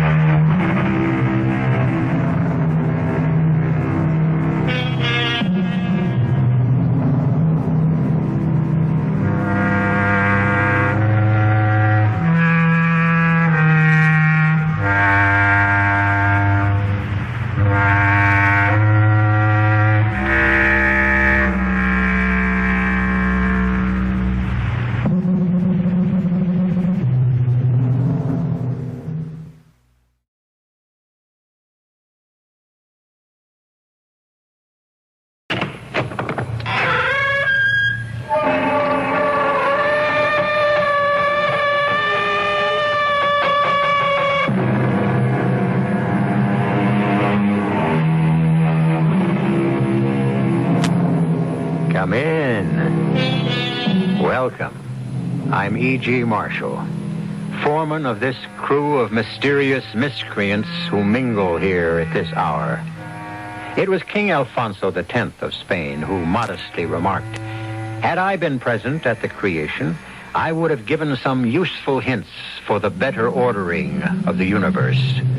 I'm sure that many of us feel, with all due respect and in all modesty, that we too might have made some helpful suggestions of our own. But since none of us was consulted in the arrangement of the world, we must accept it as it is. Or must we?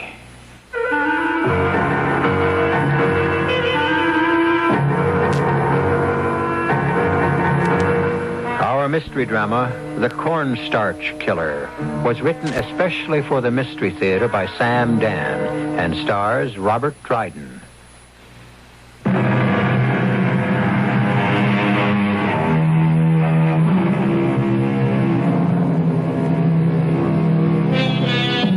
The boarding house has become a most familiar literary locale, and it is almost always, presided over by a landlady.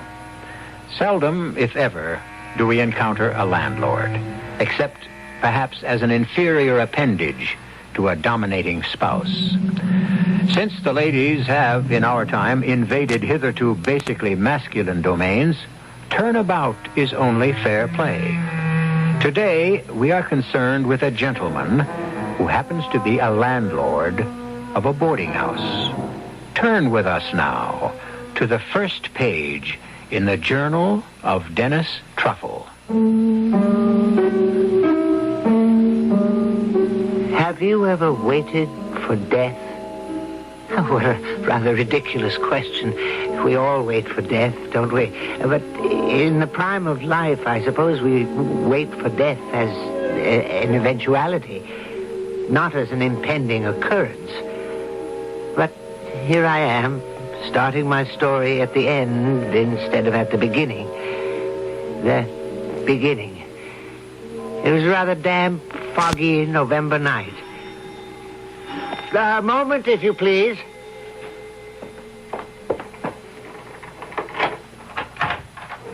Good evening. I rang your bell. I heard. It's the most unusual bell for this day and age. This is a most unusual day and age. I agree. To begin afresh, I rang your bell because a sign, a rather neatly lettered sign, said rooms. Do you like the sign, then?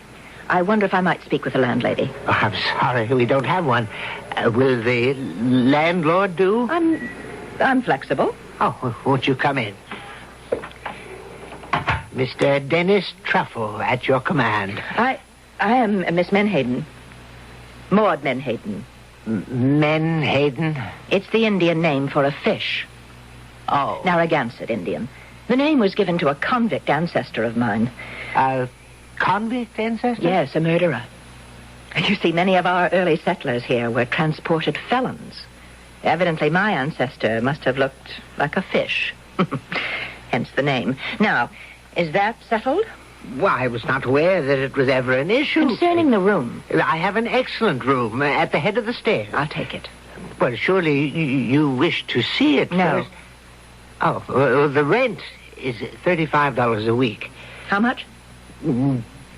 25. No, 35 sounds right. Oh, then shall I help you up with your luggage? What's that? A police car, I should imagine. Seems to be coming this way. Yes, I would assume so. Why? Well, unfortunately, the neighborhood has changed. Stopped here. Why? Excuse me.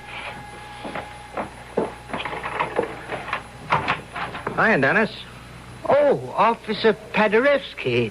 Is something wrong? Yeah, we had a little contretemps up the street. That's contretemps.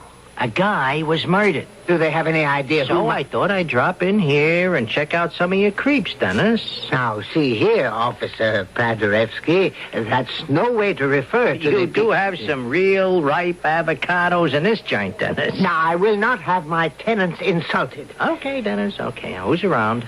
Well, unfortunately, we have more vacancies than we...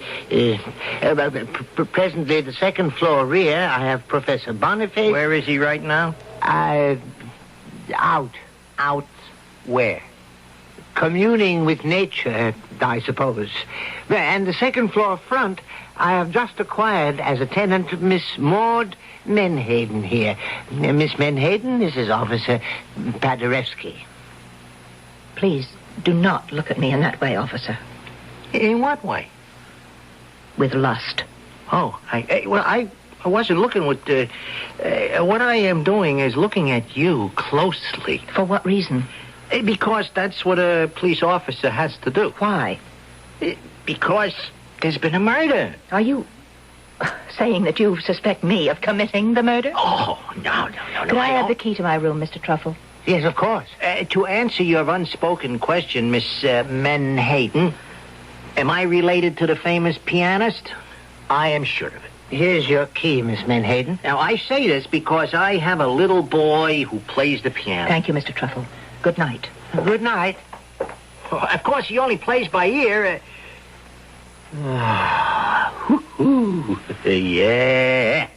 That one is built. Built? Constructed. Put together. Ooh, there's a lot of woman there. She does seem to be of generous proportions. What's she doing in a joint like this? Well, I assume she requires refined surroundings. Sure. Well, Dennis, keep me posted, huh? Yeah, I gotta hustle around, see if I can't catch that killer. Who was the victim? Oh, guy was a manager at the bus depot. Yeah, just up the block. He was on his way home from work. And it happened a half hour ago, you say? Uh-huh. Half hour ago, I was in my sitting room with Chapman's Homer. Oh, come on, Dennis. You don't need an alibi. And a fellow human being was being stabbed to death. Yeah. Hey, hold on, Dennis. Huh? All I told you was a guy was murdered. How did you know he was stabbed? But if it happened just up the block and the killer had used a gun, then I would have heard the shot, I dare say. Yeah. Good thinking, Dennis. See you around. How did I know the victim had been stabbed? My quick, glib explanation to Officer Paderewski may have sounded convincing, but the fact is, it wasn't true. It's just that the moment I heard of the killing, instinctively, I knew it had to be a stabbing. Why? Tonight, for the first time, I'm aware of a kind of lightness, a kind of incisive understanding, a sharpness in my brain. I can't analyze it. It seemed to enter my mind when Miss Menhaden entered the house. Now, Miss Menhaden, that reminds me, she had gone upstairs without her luggage. Miss Menhaden, a rather large woman, but so exquisitely... well, that was neither here nor there. I'm sorry to disturb you, Miss Menhaden. Yes? Do you require assistance with your luggage? My luggage? You do have luggage. Oh, my luggage. I didn't see you bring it in. Is it outside? Yes. What, you mean you left it in front of the house? No, I mean it's outside. Somewhere. Somewhere? I lost it. Oh. Well, the fact is, I didn't lose it. Actually, the bus lost it. Well, how could a bus lose luggage? I don't know. It was placed on the bus when I got on. It was missing when I got off. But surely the people at the bus company would... I don't like the people at the bus company. But there is some official at the bus depot yes, who could... There was. Well, what did he do? He looked at me in a manner that I cannot tolerate. Well, what sort of manner is that? A lewd manner. Oh, well, surely... And I shall not return there. But don't you want to find your luggage? That which is lost shall not be found again, and that which is missing shall be gone forever. Yes, but is still... there anything else? No. Except that this man who was murdered a half hour ago happened to be employed at the bus depot. Indeed. He was the manager. Oh. Was he the one who looked at you in what you considered a lewd manner? I didn't consider it lewd. It was lewd. Well, at any rate, the poor fellow is dead now. He's been punished. Punished? Oh, yes. There's no doubt about it. But what did he do? Is it possible you haven't been listening to me, Mr. Truffle? I told you what he did. He was also lascivious and salacious. The sin of lust, Mr. Truffle. It must be stamped out. Well, be that as it may, Miss Menhaden, even if he were sinful, that's hardly the reason he was killed, I would imagine. Really? Why do you suppose he was killed? Well, he was coming home from work. This is a Friday evening. He was carrying his pay envelope, I suppose, and some thief... No, he wasn't robbed. He was struck down for his sins. You say he was not robbed? He was not robbed. Well, but how do you know? I know. But how? Retribution, Mr. Truffle. Retribution. The hand of justice cannot be stayed. Whole cities, Sodom and Gomorrah, were expunged from the earth. What difficulty would there be in striking down one Harry Perkins? Harry Perkins? The obscene animal who lusted after me in the bus terminal office. Yeah, but the bus terminal, it's right in the middle of the floor in plain view. What could he have possibly been able to... I could read his thoughts. Well, There's a poem which I shall send to his widow. Perhaps she will see fit to make it his epitaph. Harry Perkins, vulgar of manner, overfed, overdressed and underbred, heartless, godless, hell's delight, rude by day and lewd by night. Well, I would hardly think she would. And now there is one less of them. Them?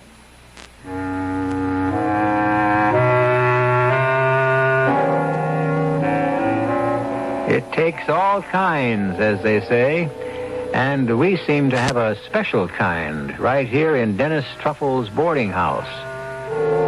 Why did Mr. Harry Perkins die? You are probably spinning your own yarn, so why don't we compare designs when we meet again in just a few moments for Act 2.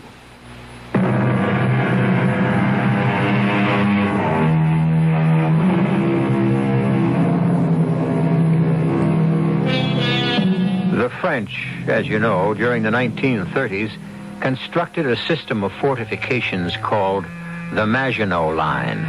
This was considered an impregnable defense against invasion. We mention this because into the boarding house of Mr. Dennis Truffle has come a Miss Maud Menhaden, a lady whose defense of her virtue is also seemingly formidable. We read further from the Journal of Dennis Truffle. Before I continue, I must digress briefly for a point of personal information. Since I have never actively courted a member of the fair sex, certain coarse and unkind people have seen fit to question, as it were, my inclinations. I shall not dignify this slander by rebuttal. I was taught by Dad and Mother to venerate. The verb itself is the Latin root for love. To venerate the feminine sex. And to look at woman as a temple of virtue who contains within herself... well, no matter. It is merely that I have never met until tonight, until Miss Menhaden entered my house, and therefore my life... Oh, what am I saying? Well, Miss Menhaden frightens me. What did she say? That Mr. Harry Perkins was not killed by a thief? Is it true? I must find out. Hey, Dennis, what are you doing out this hour? What am I doing? Well, this ain't exactly the kind of neighborhood to take a constitutional. Well, I thought I would... Besides, I thought, what with that dame...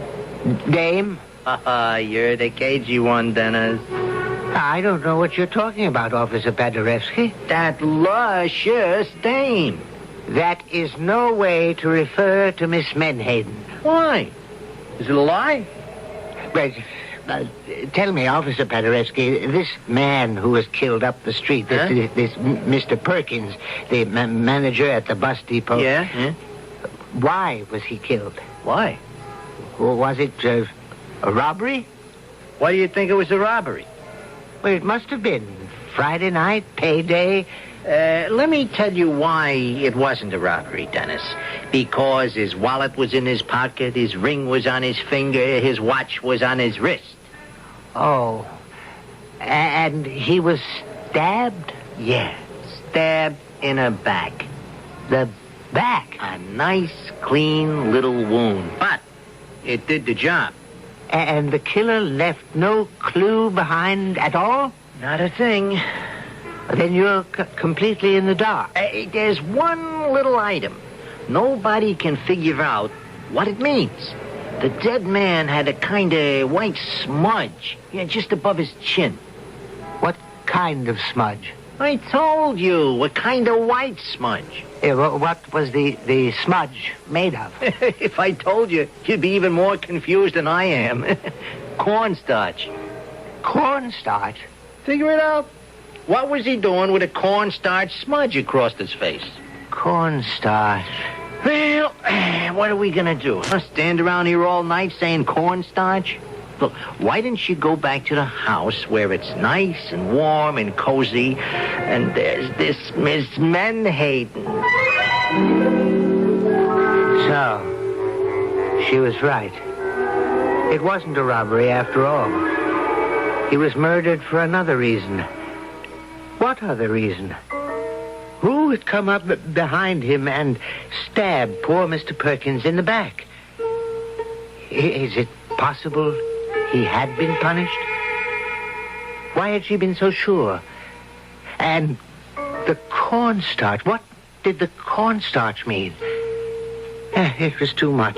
I went back home and brewed myself a nice hot cup of tea. Mr. Truffle.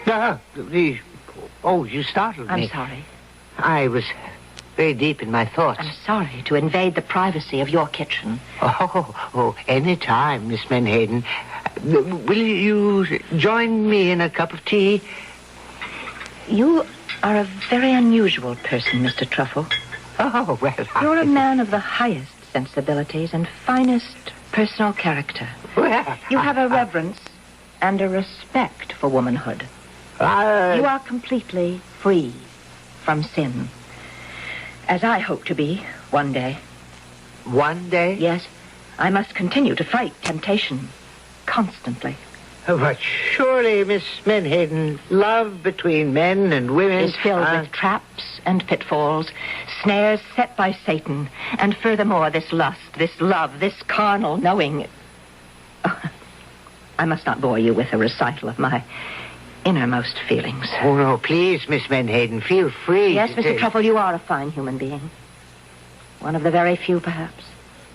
The only one who deserves to be saved, and I shall do my utmost to save you. Oh, well, I would certainly appreciate anything. I came down here for a purpose. Do you have any cornstarch? Cornstarch? Cornstarch. Ordinary, everyday cornstarch.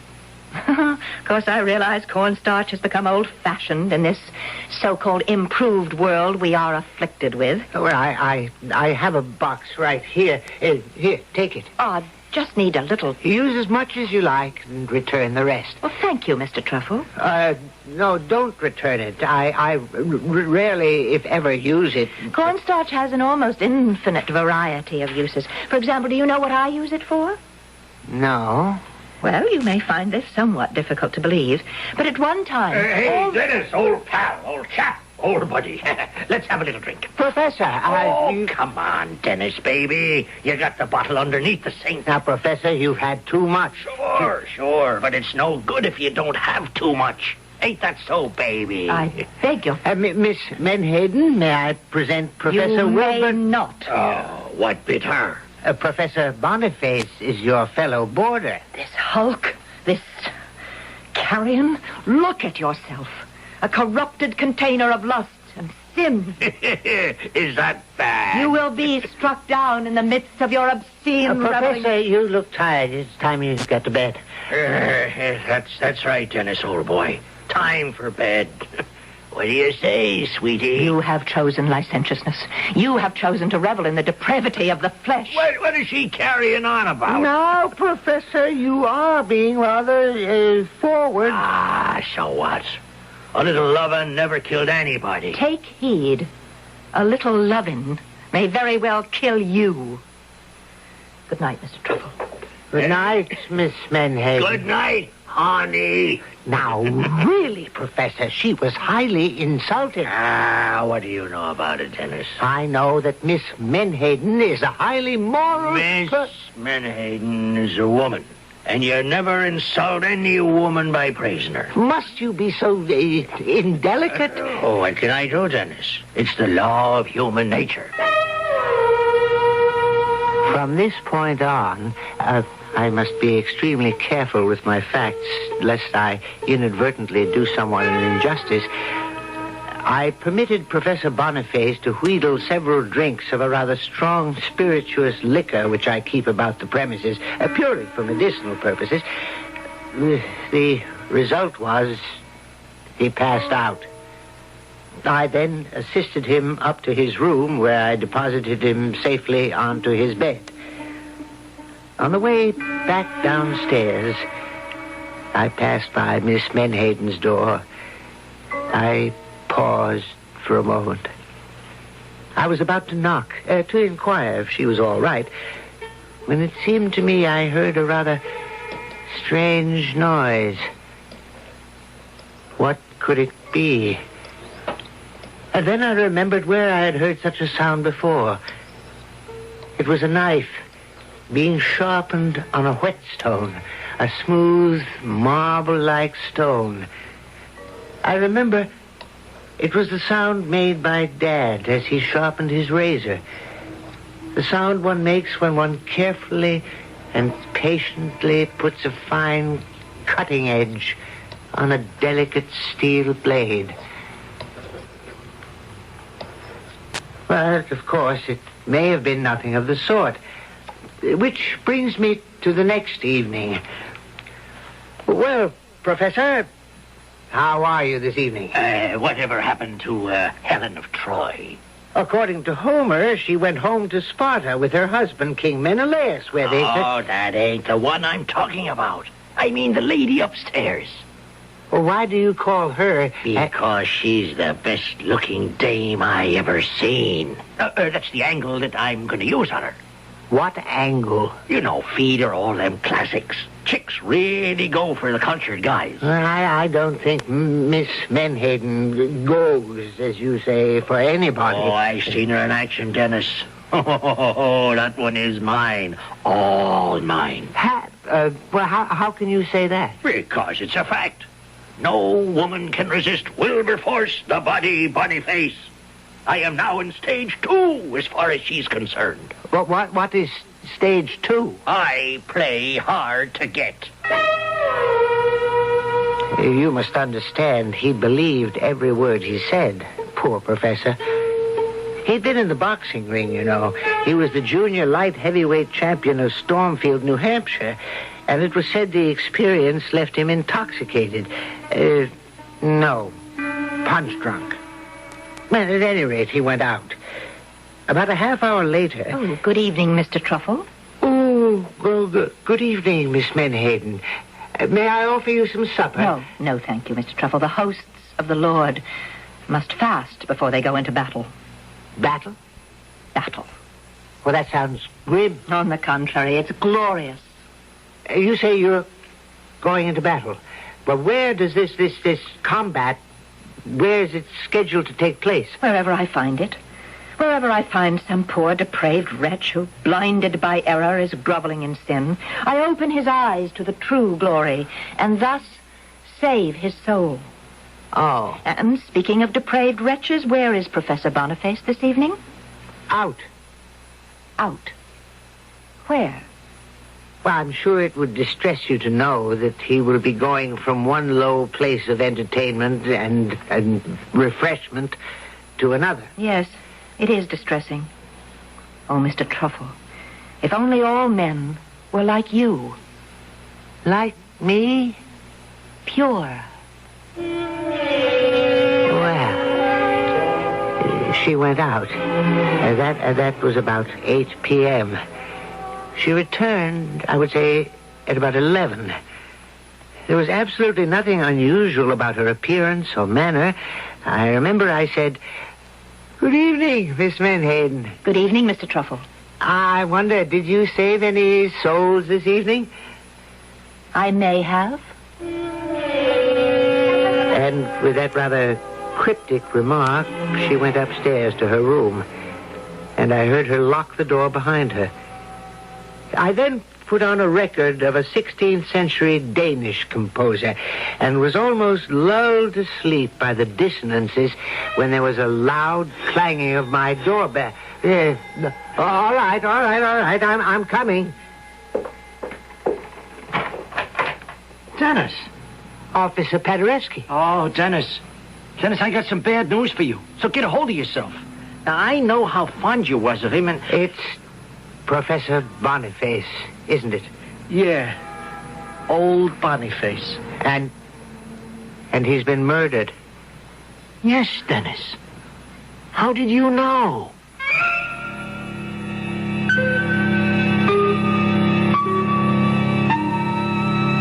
How did he know? We all knew, didn't we? We knew that Professor Boniface was not long for this world. And we could tell by the way Miss Menhaden was carrying on that she was the one who would dispatch him on his journey to eternity. But is this a fair assumption?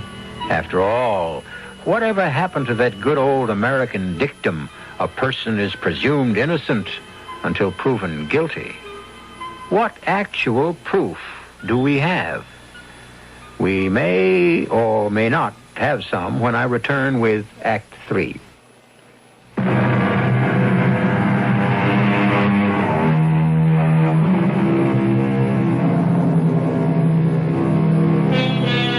A favorite form of thriller is Jack the Ripper murders, the psychotic killer who slaughters women at random because they do not measure up to his standards of purity and virtue. In these days of women's lib, however, we must not be male chauvinists and make all our killers masculine. Is it possible that we are dealing here with a Jacqueline the Ripper? Who knows? With us, anything is possible. Boniface, Wilberforce Boniface, the professor, dead? Yeah. Well, I don't know what to say. Well, I was hoping you might be able to tell me something. You know, after all, he was one of your boarders. Well, he would sleep all day and go out drinking all night. Well, think hard, Dennis. Did he know Harry Perkins? Harry Perkins, the manager at the bus depot who was murdered the other night? Well, I couldn't be sure, but why? Well, we got an idea that the same person murdered them both. The same person? Why? Cornstarch. The professor also had this smudge of cornstarch across his face and a knife wound in the back. Cornstarch? Yeah, that's what I said. And that's what we're calling the murderer now. The cornstarch killer. But why would the killer leave cornstarch on the victim's face? Well, we got nuts in this world like you never dreamed existed. Do you know anyone who would want to kill the professor? Kill him? No. Anybody in the house who might have been mad at him. In the house? Well, at present there's just myself and Miss Menhaden. Maybe I'd better talk to Miss Menhaden. Yeah, but she doesn't know anything about Professor Boniface. Can you be sure of that, Dennis? Tell her I'd like to, interrogate her. Here, you don't mind. Miss Menhaden, there's a police officer downstairs. The relative of the famous musician? He wishes to talk with you in an official capacity. It seems that there has been another murder. Another one? This one even closer to home, I fear. I actually at home. Poor Professor Boniface. The lecturer? Whatever. The unfortunate fellow is dead. Officer Paderewski will want to know if you know anything about it. Yes. I know about it. You do? Professor Wilberforce Boniface was an abomination. As such, he was removed from this earth. Removed? Justice was done. Morality was served. Yes, but who did the doing and the serving? I know that he was struck down because his time had come. Well, yes, I can understand that point of view, but the police might press you for specifics. Why? Well, if you say you know who killed poor Professor Boniface, he will automatically ask, who? Who? I should think anyone knows who. The avenging angel. The avenging angel? Yes, and now there's one less of them. Them? And she wouldn't say another word. I ushered her downstairs to Officer Paderewski. I am ashamed to say that he was merely using the murder as a pretext for having a conversation with her. Do you go out very much, Miss Menhaden? Out? Oh, you know, for a little fun. Fun? Laughs. What is it you're trying to say to me, officer? Well, I was wondering if some night we could... Officer, I dislike the way you look at me. And I detest the way you talk to me. I know a place. Oh, I dare say. Oh, I could show you a great time. Have you any questions to ask me in your line of duty as a police officer? Police officer, indeed. Who shall watch the watchman? Good night. Now, there is a dish. I'm afraid you angered her. Officer Paderewski, there's something you must know. Well, what is it, Dennis? Well? Well, what? What could I tell him? Could I tell him that Maud Menhaden had spoken in a threatening manner about both Harry Perkins and Professor Boniface? Could I tell him that she had been out somewhere when the professor was killed? And about the cornstarch? Why did she want the cornstarch? Wasn't that something that might be of interest to the police? And yet I couldn't say a word. Hey, Dennis. Oh, Officer Paderewski. Have you found anything new about the murders? The cornstarch killer, it's all over the media. Yes. But has anyone reported seeing anyone who might be a suspect? Not a rumble. Now, how this guy can manage to sneak up behind his victim and just slip the knife into the back... You say guy. Why are you so sure? Hey. Are you trying to tell me it could be a dame? Well, Dennis, you're not a bad guy, but when it comes to figuring out murder, you're in over your head. But suppose I were to tell you... Hold it. Who there she is? Who? Look, across the street. Miss Menhaden. Look at the walk on her.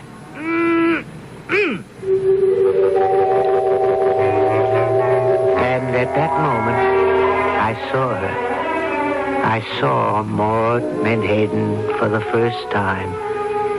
It was a flash of revelation. I saw her as the most beautiful and desirable woman in the world. How could she be a killer? And even if she is, which is a ridiculous assumption, how can you lose her? I ran home as quickly as I could. I listened. I could hear her upstairs in her room. Oh, my darling Maud. I was about to knock on her door and make my impassioned declaration of love when I heard the sound. Was it my imagination? Was she sharpening a knife? What could I do? I went back to my sitting room to think. I turned on the radio. There was a program of 8th century Albanian folk music. It put me to sleep. I awoke. It must have been hours later. The radio was still on. And now, the news headline on the hour. The notorious cornstarch killer has struck again. No. Another victim, this time an officer of the law. Patrolman Rutherford Hayes Paderewski, killed while walking his beat, stabbed in the back. And as a signature, a smudge of cornstarch across his cheek. More details as they come in. Now we return to... I waited for Miss Menhaden to come home. And finally I heard the front door open and close, and her footsteps in the hallway. Miss Menhaden. Oh, good evening. Are you all right? Of course. Why do you ask? Well, you know there was another murder. Another murder? Officer Paderewski. The police say it was by the same person. Do they? He was stabbed in the back. And the usual signature, the cornstarch, was smudged on his face. Well, that's one less of them. Them? If you'll excuse me. Miss Menhaden, you remember you borrowed the cornstarch? Yes. Oh, shall I return it? Oh, no. You were about to tell me what you used it for? Face powder. Face powder? Well, of course. At one time, ladies only used cornstarch or rice powder. Well, why would you want to use anything at all? You're beautiful. What are you saying? Desirable. Mr. Truffle, do not look at me like that. Not you. Your face, your body. I see lust in your eyes. Don't look at me. Dearest Maud. Oh, lewd, lascivious fool. She ran upstairs to her room and slammed the door. I knew now how 3 men had died. She did not sneak up behind them. No. She approached them slowly, with her mouth parted in a slow smile, her eyes shining with promise. And she embraced them, which is how the cornstarch powder rubbed off on their faces. And as she kissed them passionately, she deftly inserted the knife into their backs where it quickly found a home in their hearts. I sat in my chair and I listened. Did I hear the sound of the knife being sharpened again? And now the door is opening upstairs and I hear steps approaching. Yes. I see her. She's coming down to me. And her hair, her beautiful golden hair has fallen across her shoulders. And her face has a smile, a tender smile of invitation. And there's a light that seems to be smoldering in her eyes. And she's wearing a robe, but cannot conceal, nor does she mean it to conceal, the soft, beautiful curves of her body. And she's coming closer. Kiss me, Dennis. Kiss me, Dennis, darling. Shall I let her place her arms around me, or shall I stop her? Shall I demand to see if she holds a knife in the sleeve of her robe? Kiss me, Dennis, darling, kiss me. Is this how she approached the others? Is this what she said to each of them before she killed them? Ah, Dennis, I love you. How do I know she killed anybody? I want you now, Dennis. Now. Yes, now. Right now. I cannot destroy the magic of this moment. I must take her in my arms now. I can't help myself. I must take her in my arms.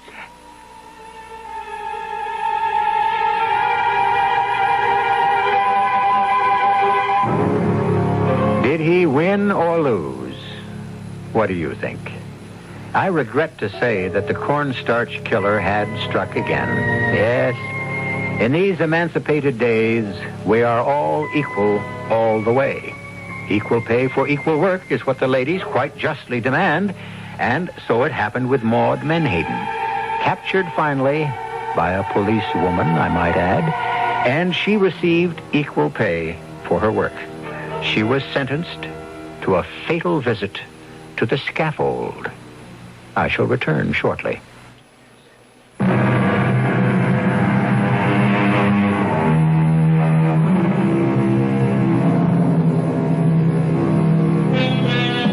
Our friend Dennis Truffle died in the violence of passion. And yet, he probably died happy in the arms of the woman he loved. It wasn't much of an affair, perhaps, from your perspective or mine, but it was the great love of his life. And if it was of only momentary duration, well, who is to say longevity is always for the best in these matters? After all, you will admit he didn't have time to grow tired of her. Our cast included Robert Dryden, Marion Selders, and Earl Hammond. The entire production was under the direction of Hyman Brown.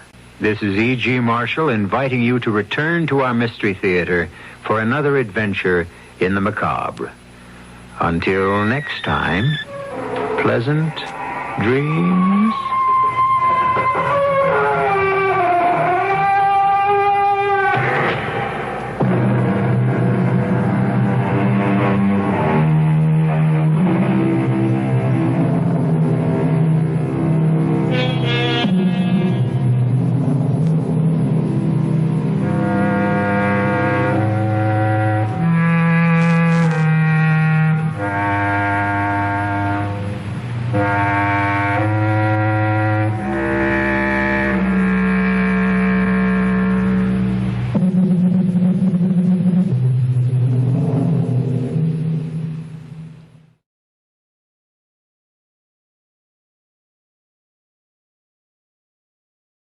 The CBS Radio Mystery Theater presents...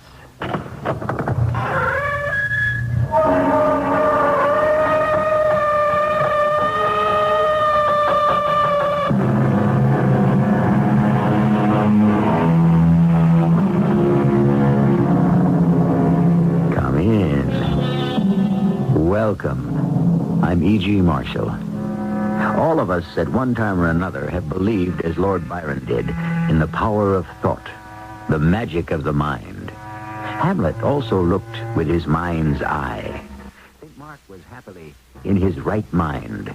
And even the great Caesar believed a good mind can possess a kingdom. Today we'll meet a man who is living proof of willpower over weight, of mind over matter. The mystery being, if a brain can make possible the impossible, what could you or I do just by thinking about it?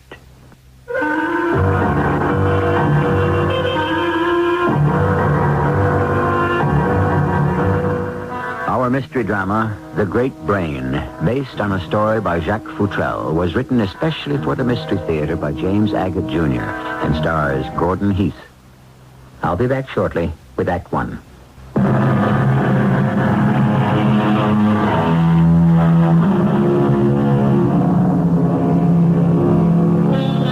The most mysterious motion man is capable of is thinking. This is done by the mind. The mind is an activity of the brain. How it works is beyond us. We just don't know. That great mystery magician, Sir Arthur Conan Doyle, tells us, don't think about it. Stock up your brain attic with furniture where you can get at it when you need it. Is it that elementary, my dear Watson? When we tick, What makes us tick? Did you ring his doorbell, Herbert? Well, of course I did. Jason, give the man a chance to answer his front door. Maybe he's not home. Are you sure he said drop by at 9 this evening? Well, of course I'm sure. Okay, I'll ring again. Herbert, were you there at the chess match? No, I wish I had been. It was uncanny. Imagine a man who's never played chess winning over a grand master by sheer logic. Well, Gregory has more than logic to work with. What do you mean? He has a great brain. Gentlemen, I am pleased to see you. Good evening, Gregory. Hey, good to see you too, Greg. Come in. Have you been ringing long? Didn't hear the bell. Let's go into the library. Hawkins has a good fire going. We'll sit, and I'll put my problem to you. Oh, you must be joking. Gregory, you of all people with a problem? Sit down. Jason, Herbert, anywhere that looks comfortable. You know, we three scientists get together too rarely. Yes, I do have a problem. And it's only to my nearest and dearest friends, you two, that I would admit to it. Well, as you said at the chess match, it's your move. This is yesterday's Sunday Tribune. I'll read it. The mental marvel, Dr. Gregory March, has done it again. Defeated the Grandmaster chess champion in 4 out of 5 matches. Dr. March claims he never played the game before in his life. That concentration can make the incredible credible. Is it not more believable that Dr. March has kept secret all his abilities, which many suspect may be the case? Well, there are always detractors, Gregory, you know that. I keep trying to prove the superiority of the human brain, and at every turn I'd run into disbelief. So, gentlemen, that's the problem, and I enlist your aid. Oh, Gregory, we know you can perform certain feats of, what'll I call it, mental magic. Magic? But not anything is possible with brain power. I disagree. Not only anything, but everything is possible. You two set up the challenge, and I'll meet it. Greg, Jason and I have an idea for a test. Now, there are some things which will not yield to any amount of thought. What, for instance? Prison walls. No man can sink himself out of a cell. If he could, there'd be no prisoners. Greg, let's suppose you were locked in a cell, a special prison cell, reserved, let's say, for the condemned murderer. Yes? Now, suppose you were locked in such a cell. Could you escape? Certainly. By brain power alone? A good test. Have me locked up precisely as you would any man under sentence of death, and I'll get out. I will escape in a week.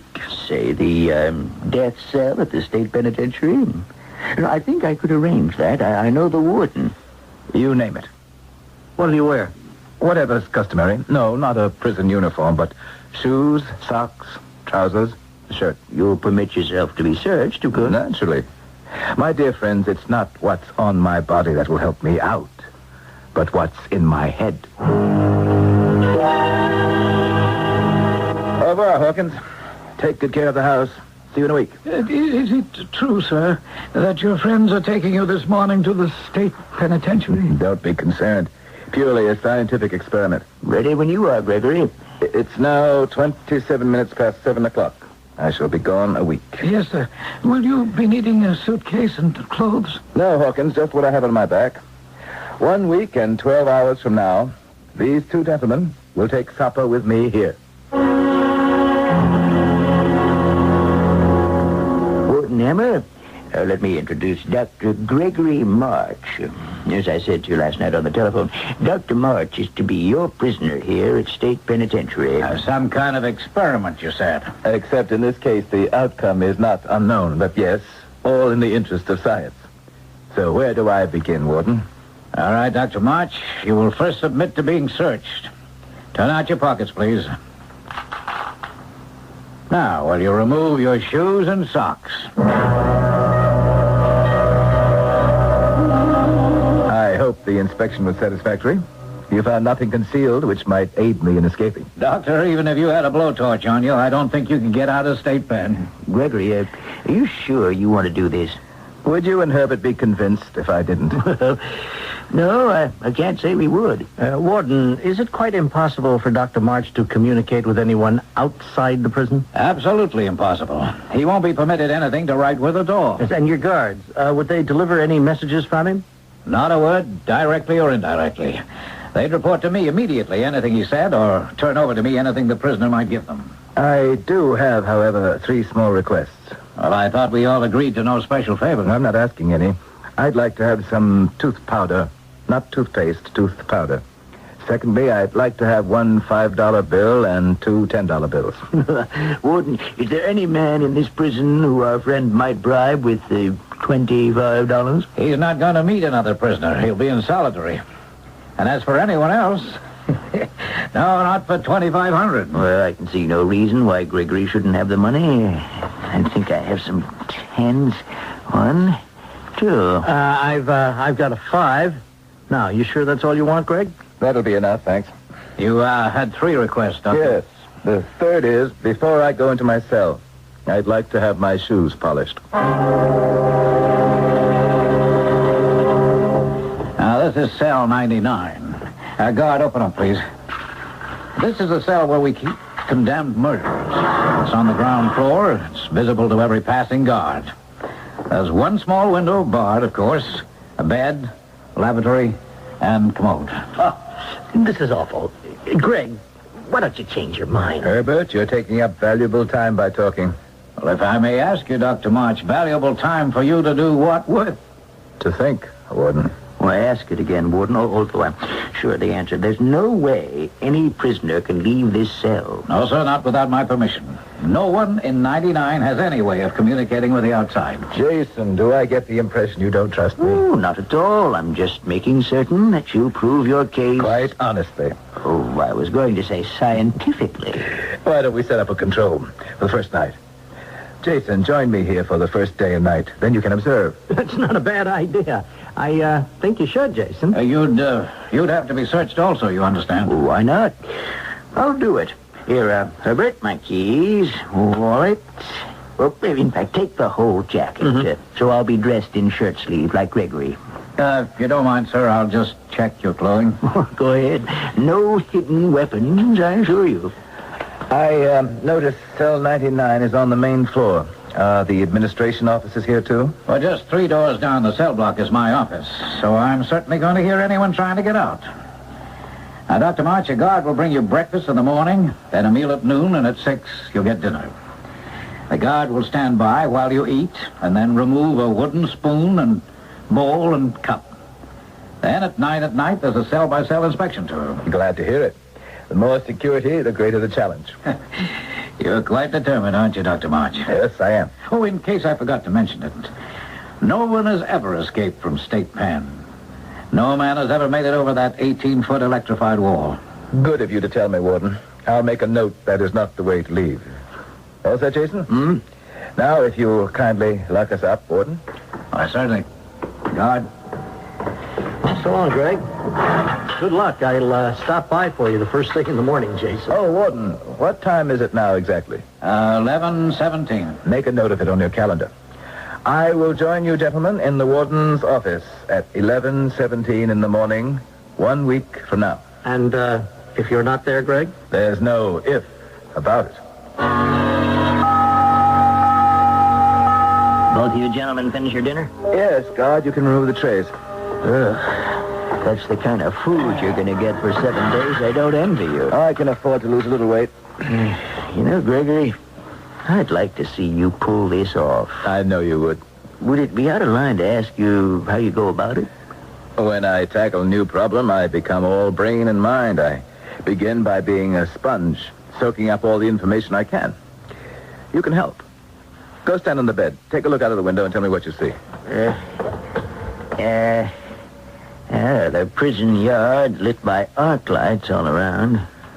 That wall looks higher than 18 feet. It's too smooth to climb up. And it's electrified on top. How many guards? Let's see. There are 4 of them patrolling.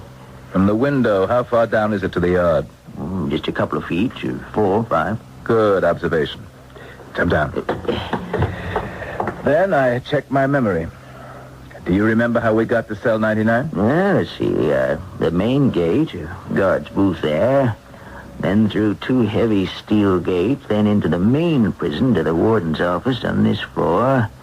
Then, 2 more steel doors in the corridor and the double locks on your cell. Step 3, the inside. Search every corner. It's completely bare. Not a chair, not a table. The bed seems to be welded together so that it can't be torn apart and used. You really picked the impossible. That's the whole point.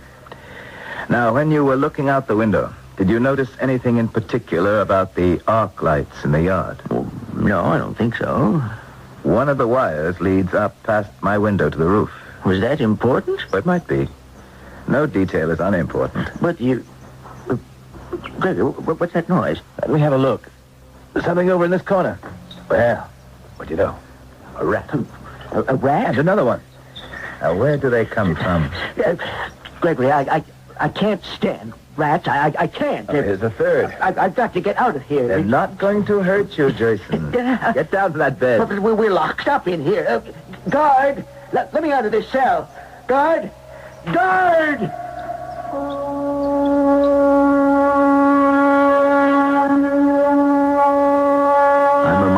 Poem by Robert Browning called The Pied Piper, in which he says, anything like the sound of a rat makes my heart go pit-a-pat. Seriously, though, the little rodents have been much maligned from Shakespeare to Shaw, and if I may be permitted to give you a hint of things to come, rats, for the size of their skulls, have far more brain power than man. I shall be back shortly with Act 2.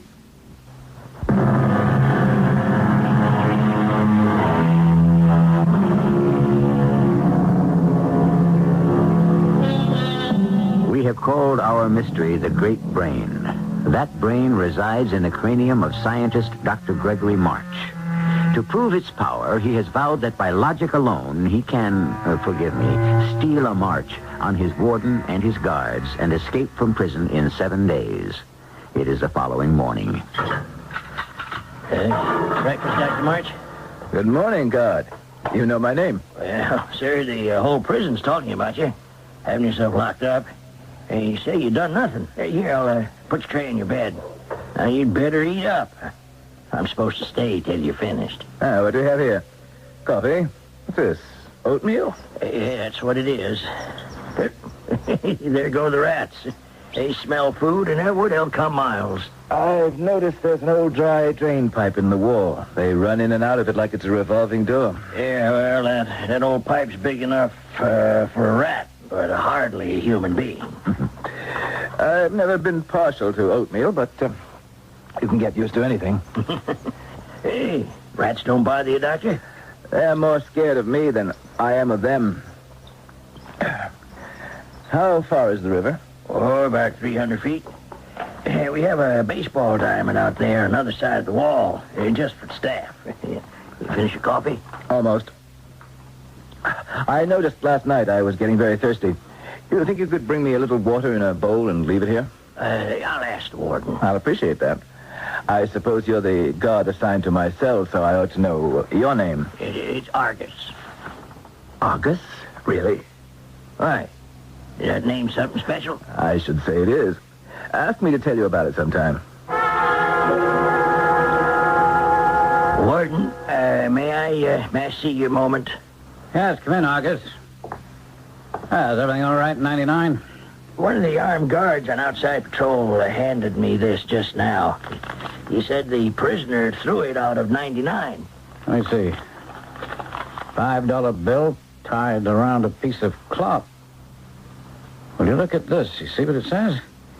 Finder of this, please deliver to the warden. This is a piece of torn shirt. His shirt. Wait a minute, look. Inside there's more writing. Looks like a code. May I see it, sir? Nakai epoxy got fee. Oh, it's not English. What do you make of it, Argus? Well, why don't you try reading it backwards, sir? Back? If I want to escape, I can. What, is he crazy? Why write me a note like this? What do you think, Argus? Well, I'm thinking, where did you get the pen and the ink to write with?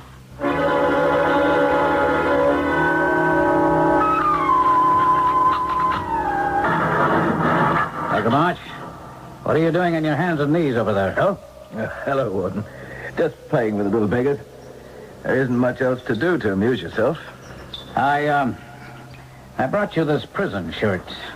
You won't find it so easy to write on dark blue denim striped with black. You know, I don't know what you hope to accomplish by that silly note. I know why you're here. But I warn you, it's my duty to stop you from escaping. And what did you write that note with? Isn't finding that out also your duty? Angus, how many days have I been in cell 99? 3 whole days, Dr. March. And my name isn't Angus, it's Argus. Oh, how could I have forgotten? The new drainage system that was put in leads right to the river, does it? Yes, sir. I suppose the pipes are pretty small. Oh, no, not if you're 5 inches high. You're very watchful and quick. When I started this, Argus, I was firmly convinced escape was possible. How would you react to a considerable financial reward? For what? For helping me escape. You've got the keys. Nope. $500? Nope. $1,000? Dr. March, if you gave me $10,000, I couldn't let you out. Now, between here and the main gate, there are 7 different doors. Now, I only have the keys for this building. Besides, I just couldn't do it. Spoken like an Argus.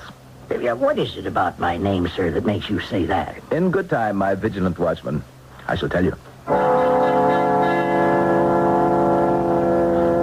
Tried to bribe you, did he? First some dumb message in code, and now attempted bribery. You know, Argus, I'm beginning to worry about that cell. Come on along with me. I'm going to try to persuade him to forget this. Sears, open the cell block.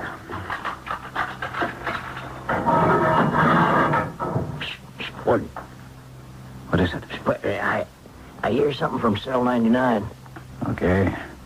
Let's move up real quiet and see what he's up to. Well, it sounds like he's got a file and he's working one of the steel bars. Dr. March, what are you doing? Not a thing, Warden. All right, guard the cell door, please. What are you hiding behind your back, Doctor? Behind my back? Nothing. See? My hands are empty. Guard, search him. Hey, here's something, Warden. Here. Well.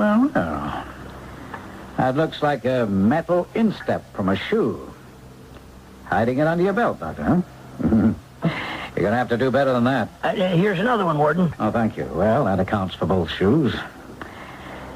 You know, Doctor, never in a million years can you cut those window bars with something like this.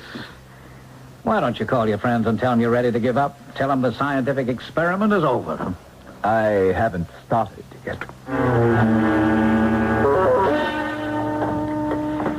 Argus, come back to my office with me for a moment, will you?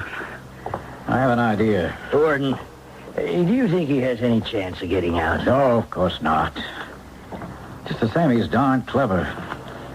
I was reading in the Trib about him. That fellow Jimmy Purvis had a whole column about him being here.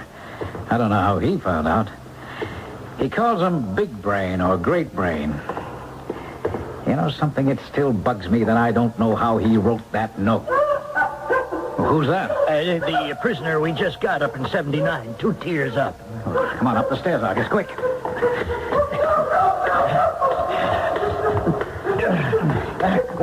One more flight, Warden. I'm getting too old for this. What's the matter with you? Stop that noise. All right, guard, open up. What am I to do? Get off your knees, prisoner. Argus, you know what's the matter with this man? Take me out of this cell, please. Take me out. I heard something. It's making me sick. Who is this fellow? What's he accused of? Henry Victor, sir. He's accused of throwing acid in a woman's face. She died of it. I can't prove it. Please put me in some other cell. I don't care, Victor. I'm the warden. If you've heard anything strange, I want to know what it was. I can't. Well, where did it come from? I don't know. Everywhere. Nowhere. Please don't make me answer. You must answer. It was a voice, but it wasn't human. Yes, go on. It was so muffled and so far away and ghostly. Was it from outside or inside the prison? I told you, it didn't come from anywhere. It was here, right here, everywhere. Like in the walls. Please, Warden, I'll go crazy. You've got to do something. August. I see they've got you on the yard shift. How do you like it out of doors? Hey, Dr. March, you're supposed to be inside your cell. I am inside, August. No, not calling out of your window to me here in the yard. Now, why don't you obey the rules, Doctor? You've only got 3 more days. I wanted to ask you, August, who services these prison arc lights? I don't know. It's somebody from the outside. You have no electricians in the prison? No, sir, we don't. I think you'd save tons of money if you had your own man. Well, it's none of my business. Doctor, will you please get away from your window? Before I go, I have something for you, August. Step up a little closer, huh? Can you reach out from the yard to my window? What is it? Just this $5 bill. Take it. Well, what for? For being so affable and understanding. Keep it. You deserve it. And so I was patrolling out in the yard, and he's in his cell looking out the window, and he hands me this $5 bill. He said it was for me. I should keep it. Let me see. $5. Wait a minute. March only had 2 10s and a 5. 1 5 came with that note.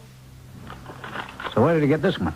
Well, could somebody have changed one of the 10s for him? Who? You're the only one he sees. No, I've got to search 99 again. Something's hidden somewhere. When a prisoner can write messages when he wants, get money when he wants, we're in deep trouble. This could cost me my job.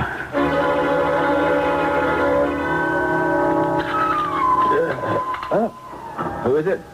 It's me, the warden. Still dark. What time is it? Oh, please don't shine that flashlight in my face. It's 3 o'clock, Doctor. Oh, you're an early riser. You wouldn't care to come back when it's daylight, I suppose. I'm going to search every inch of this cell. Get up, please. First of all, I want to move your bed away from the wall. Nope. No, I don't need your help. You stand over there in that corner. Now, let's see what we have back here. Is that? Yeah, it must be the old drain pipe. What have you got in there? Oh, darn it, my fingers don't quite reach. Yeah, I got a hold of something. It's a dead rat. Oh, yes, one of my local friends. Oh, my back. I shouldn't bend over that way. Doctor, help me move the bed up to the cell window. No funny business, man. Yeah, happy to oblige. I might leave it there. Get a little more air. I'll just get myself up on it. Why are you standing on my bed? Just want to examine these bars. Yeah, I'm solid. Solid. Every one. All perfectly rigid. Now, don't move. I'm coming down. I was just going to give you a hand. Don't bother. Stand right there, and we'll have a look at your clothing. All right, turn your trouser pockets inside out. Both of them? Come on, Doctor. Stop stalling. The left pocket. Okay. Now the right. Uh-oh, some money. Give it here, will you? $1 bills. 5 of them. If you'd like to borrow them, Warden, feel free. Wait a minute. Let me get this straight. When I locked you up here, you had 2 10s and a 5. You sent 1 5 with a note. You gave Argus another 5. How did you get these? Now, don't tell me you just thought them up. I was going to say just that, but I won't. All right, I can't force you to talk, but I can watch your every move for the next 48 hours. Escaping from state penitentiary isn't going to be that easy. But, Warden, I never thought it would be.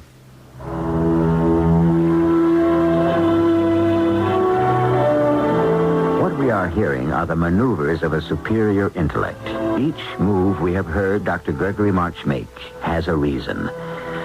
I shall return shortly with Act 3.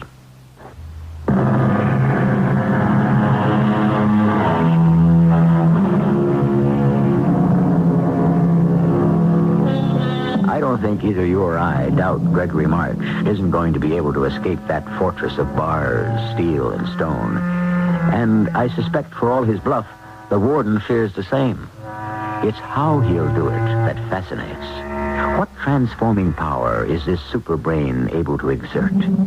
It is the 5th day. The hour is late. The warden turns restlessly in his bed. What in heaven's name is that? Where's the light? Where's that phone? Night, Eddie. Hit the alarm and get Argus to call me back. Better get some clothes on.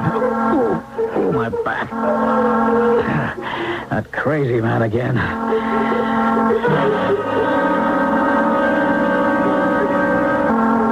Okay, now, Judy, turn the alarm off. Victor's screaming. I can't get him to quiet down. Open up his cell, August.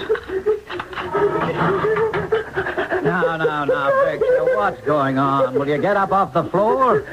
What's all the yelling about? I can't stand it. I did it. I killed her. Yes, I did. I killed her. Take that voice away. Get it away from me. Take what voice away? Enough. I admit I killed her.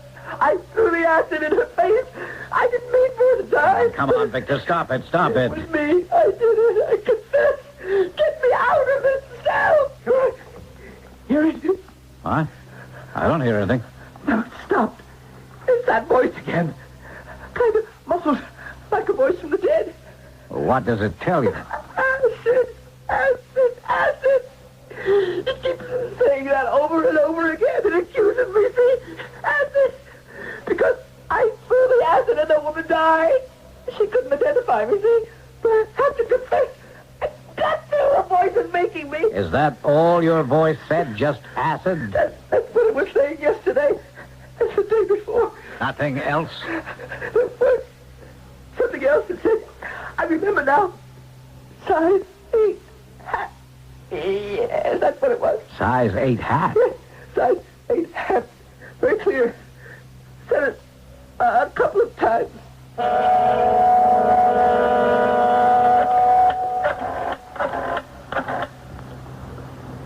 Good morning, August. This is the warden. You can congratulate me. It's the 7th day, and I'm still playing with a full deck. The 2 friends of Dr. March are here. Yeah, I know it's very early. Would you bring us all some coffee? Thanks. Well, Warden, I'll confess to you, I thought he'd do it. And I'm very surprised he hasn't. Aren't you, Herbert? Well, not really, Jason. Even brain power's got its limitations. Well, I can tell you now, he didn't really try very hard. Spent most of his time being friendly with his guard, playing with the rats in his cell, writing notes. Now, that is something I never caught on to, where he got the pen and ink. And you know that 25 you gave him? Mm-hmm. It turned into a 10, 2 5s, 5 singles. Crazy, huh? We never came into contact with any other prisoners? Never. I saw him, and his guard saw him. Well, here he is now. This is Mr. August, who's personally been in charge of cell 99. I'd just put the coffee on the desk, August. Gentlemen, help yourself. Warden, I have a special delivery letter for you. Oh, thank you. Tell me, how is our distinguished Houdini this morning? Well, half an hour ago at 6, he was sleeping like a baby. Oh, he gave me this last night. What is it? A silver dollar. He handed it to you? Yes, sir. To remember him by. You see what I mean, gentlemen? Crazy stunts like that. But trying to escape? No, sir. Oh, excuse me. Warden here. What arclight? Well, if you discovered it last night, why didn't you take care of it then? Well, sure, call the electric service company. They'll have to send 3 or 4 men down here in the double to fix it. Problems? Oh, an arc light on one side of the yard has been out all night. Well, you're going to open the letter, Warden? It was a special delivery. Huh? Oh, yeah, of course. That'll be a son of a gun. What is it? You look at the envelope. A special delivery letter, return address, cell 99. Says, dear friends, don't forget you're invited for dinner tonight at 7:27. Warden Hammer, that means you, too. And you, my vigilant Argus. Faithfully yours, Gregory Martin. Argus, you hightail yourself over to cell 99 right now and see if that man's still in there.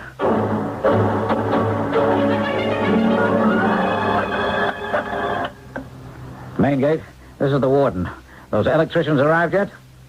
3 workmen and a supervisor. Okay, but just make sure only 4 men leave. That gentleman is security. I can't get over this letter. The nerve. Excuse me. Yeah? 2 reporters? Sure, why not? Yeah, bring them over to my office. Did either of you gentlemen tell the press to be here this morning? No, neither did I. Warden, He's in his cell, all right, still asleep. I could see him through the cell door. I've been looking at this letter. It's Gregory's handwriting, but the postmark is blurred. Looks like last night's date. How did he do it? That's what's got me. If he is in his cell, how did he do it? Marcus, go see who that is. Oh, it's the reporters. Hello, Warden. Hi, Jimmy. Gentlemen, this is Jimmy Purvis from the Trib. Come on in and bring your friend, Jim. Good morning, folks. I heard there's a story here. Now, let me introduce my associate. Turn around, pal. Dr. Gregory March. Greg? How did you do it? Forgive me. I'm a little earlier than 11:17, but I don't think Warden Hammer will mind. March, will you mind telling me? Not at all, Warden. Why don't we all go back to cell 99 and I'll show you. Jimmy, I think the Trib will enjoy this story. Jimmy, this has been my home for a week. Certain disadvantages, but certain advantages. To demonstrate the extraordinary advantages of this extraordinary cell, I step on the bed, sweep my hand across the bars on this small window, and presto! Oh. The window bars all fall down like magic. Oh, how could that be? I tested those. Before, Warden, not after. Who's that in the bed? Mr. Nobody. Argus, shine your light upon that strange bedfellow. I pull back the cover a wee bit, and what do you see, gentlemen? A wig. You ought to know, Jimmy. The color is excellent. Thank you, Doctor. Would you mind pulling the covers all the way back, Dr. March? What's that body made of? Oh, happy to oblige. Good Warden, would you be so good as to identify what you see on the bed? I can't believe it. It's a coil of rope. 30 feet, I'll have you know.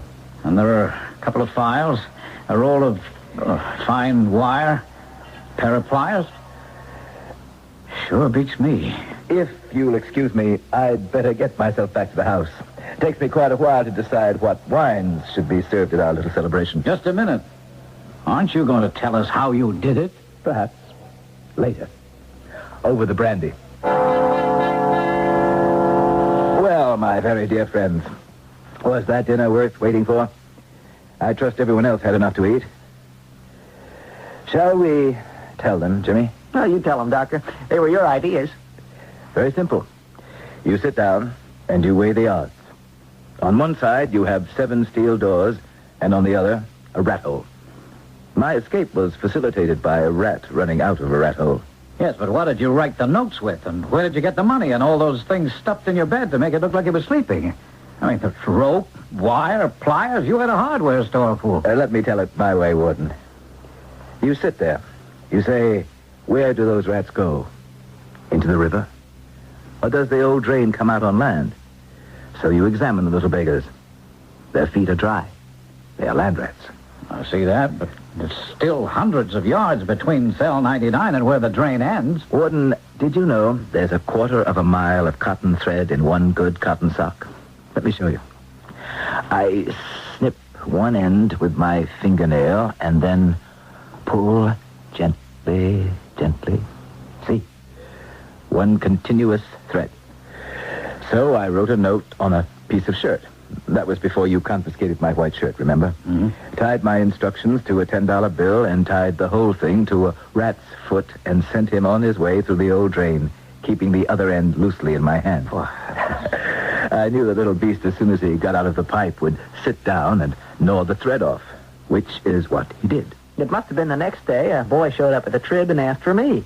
He handed me the note, which said, will the finder take this to Jimmy Purvis at the Tribune? He'll give you another $10. The kid had found the note playing ball. What made you interested, Mr. Purvis? Well, the note said, I dare you, and it was signed Chess Player.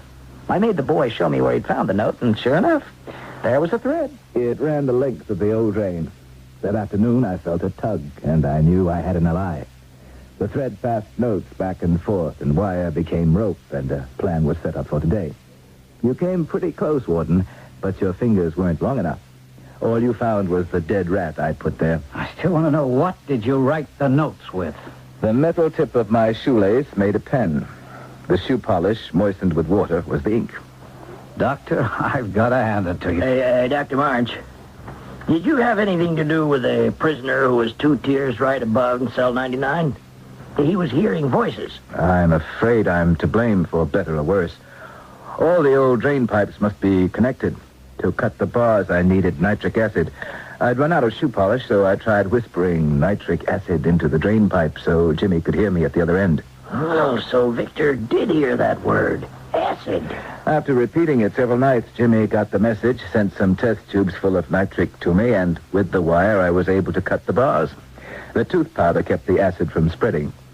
But once I got out of my cell, how to get to the warden's office disguised? We worked out this plan for me to have a workman's uniform, and I whispered to Jimmy, get me a size 8 hat. He did hear a size 8 hat. Poor Victor. So, it was you who cut the wire outside your window leading to the arc light. August, congratulations. That's just what I did. When the warden called the electric service company, I was waiting there. You were there, Miss Furman? Mm-hmm. I persuaded the supervisor I'd like to go along, that maybe there was a story. And I brought extra overalls and a hat for Dr. March. I'd escaped through the window in the darkness a couple of hours earlier, replaced the bars, and hid behind one of the buildings. I'd watched the patrols. I knew exactly what their route was. So I arrived with the electricians, helped Dr. March get dressed, and the two of us walked into your office, Warden. End of an escape. I'll be darned. There's always a way. Just rely on your brain. Jimmy, don't be too hard on the warden here. And August, my faithful guard. I've enjoyed every moment, sir. Whoever christened you must have known the profession you'd follow. Well, how so, sir? Why, your name. It means a very watchful person. August was a mythical being with 100 eyes, some of which were always wide open. Not open wide enough, I'd say. Excuse me while I catch my breath. It takes some doing chasing after the convolutions of a great brain in action. It's even a strain to stay on the sidelines of this battle of wits. For my money, to be kept guessing until the very end is, I think, Mystery Theater at its most intriguing. I shall return in a moment with a thought my brain has just come up with.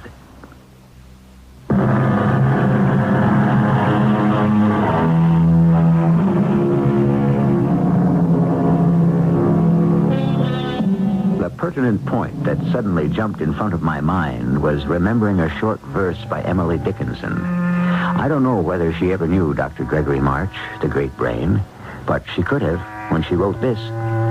The brain is wider than the sky, for put them side by side. The one the other will contain with ease, and you beside. Our cast included Gordon Heath, Russell Horton, Earl Hammond, and Ian Martin. The entire production was under the direction of Hyman Brown. This is E.G. Marshall inviting you to return to our Mystery Theater for another adventure in the macabre.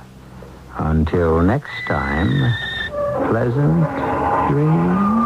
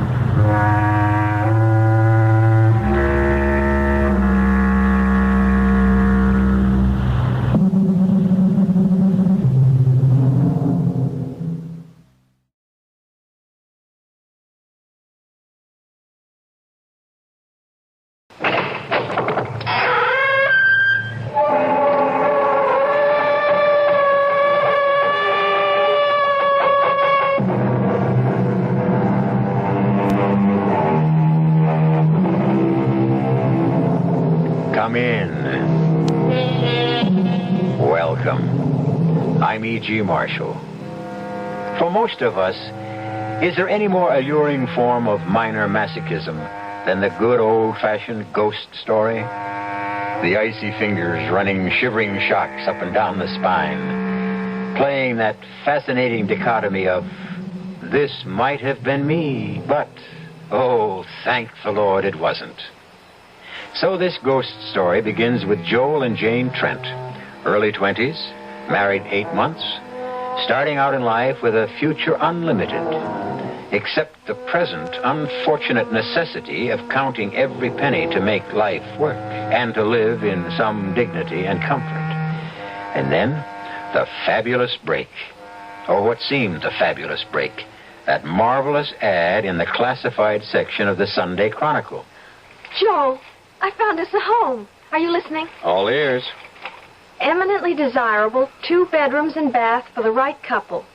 Fully furnished, sublet for at least 2 years.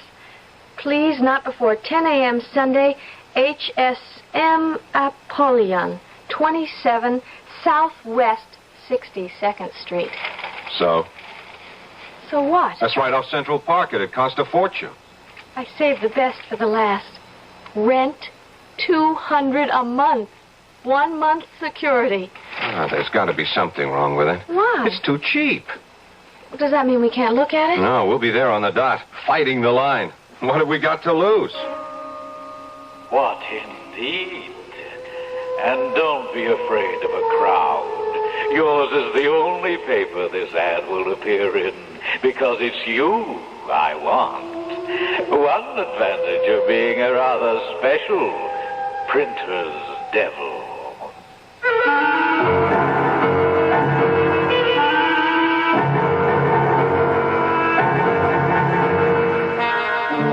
Our mystery drama, The Real Printer's Devil, was written especially for the Mystery Theater by Ian Martin and stars Paul Hecht and Jada Rowland.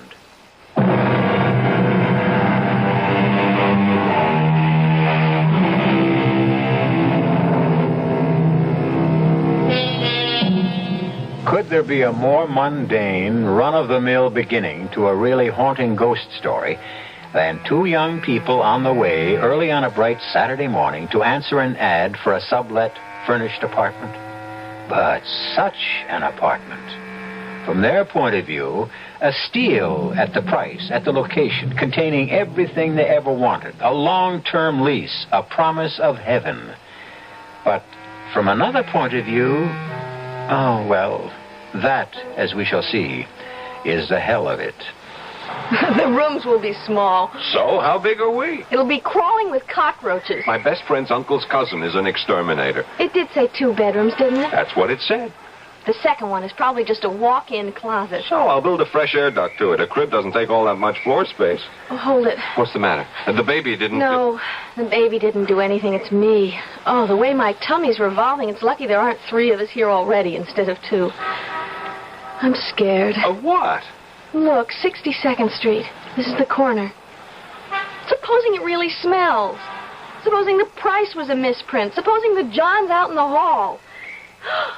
Suppose someone got there first and took it. No way, no way. It isn't even 10 a.m. yet. Oh, never mind. Let's get going. What was the number? 15? 17? 27. There it is, on the other side of the street. Oh, it's an attractive building. Yeah. Hey, there's a nice little garden around the main door. And it looks so well kept up. Oh, Joel, it just seems too good to be true. Well, come on. Let's find his bell. Here it is. HSM Apollyon. That's our fairy godfather. Don't call him that. I don't care how gay he is. The apartment's all I care about. Press the bell. Okay. Be ready when he buzzes down. Yeah. Oh, why doesn't he answer? Maybe he's in that John down the hall. Oh, you. Enter, my love. Oh, I love the carpet. Bittersweet. I hope nothing I said hurt his feelings. Well, the elevator's waiting. Let's get it over with before I faint. I have a few butterflies myself. Got the floor number? Yeah. And we are off. Everything's so clean and efficient. Well taken care of. You sure it wasn't East 62nd? No, look here. 27 West. I hope it's not too high up. What floor is it? Oh, forget it, darling. That's for later. Well, here we are. Aha! I thought I heard the lift. My Anglican background, or I should say English. Elevator, I meant, of course. Are you here to see the flat? Apartment, I mean, naturally. Yeah, we are. I'm Joel Trent. This is my wife, Jane. HSM Apollyon here, and won't you come in? You know, everyone always thinks I must be retired Navy or something. HMS, you know. His Majesty's ship, whatever. Only it isn't. It's HSM. Stands for something quite different, I assure you. And besides, I'm not one for water at all. Can't abide it. Well, this is the vestibule, or the foyer, or perhaps the hall, you'd call it. As you can see, it's very much like any other of its kind. Oh, not at all, Mr. Apollyon. It's absolutely fabulous. Oh, well, not exactly, but how nice of you to say so. One does do quite a bit of traveling, and some of the things you see, particularly those from the East, are quite, well, I won't say fabulous, unique, perhaps. Now, that Chris, for example, would you believe that it has both perfume and poison forged into the steel of its blade? And the sorcerer's cane, well, that's real hair, you know, at the handle. Now, which would you like to do first? A cup of tea and get acquainted and then do the flat, or the other way around? Oh, if you don't mind, I'm just dying to see the apartment. I mean, the flat. Then off we go. Oh no, by the by, before we do start, only because once before I did have quite a disappointment after showing a rather peculiar individual the apartment some 19 years ago. This man went all the way through the apartment. He was some sort of a minister, as I remember, and after deciding to take it, he changed his mind when he learned the number of the flat. You did notice it, didn't you? Joel knows it. I don't. What is it, Joel? It's apartment D. On the 13th floor. Oh. Well, that's just a silly superstition, isn't it? Isn't it? Yes. Well, now, shall we have a look about?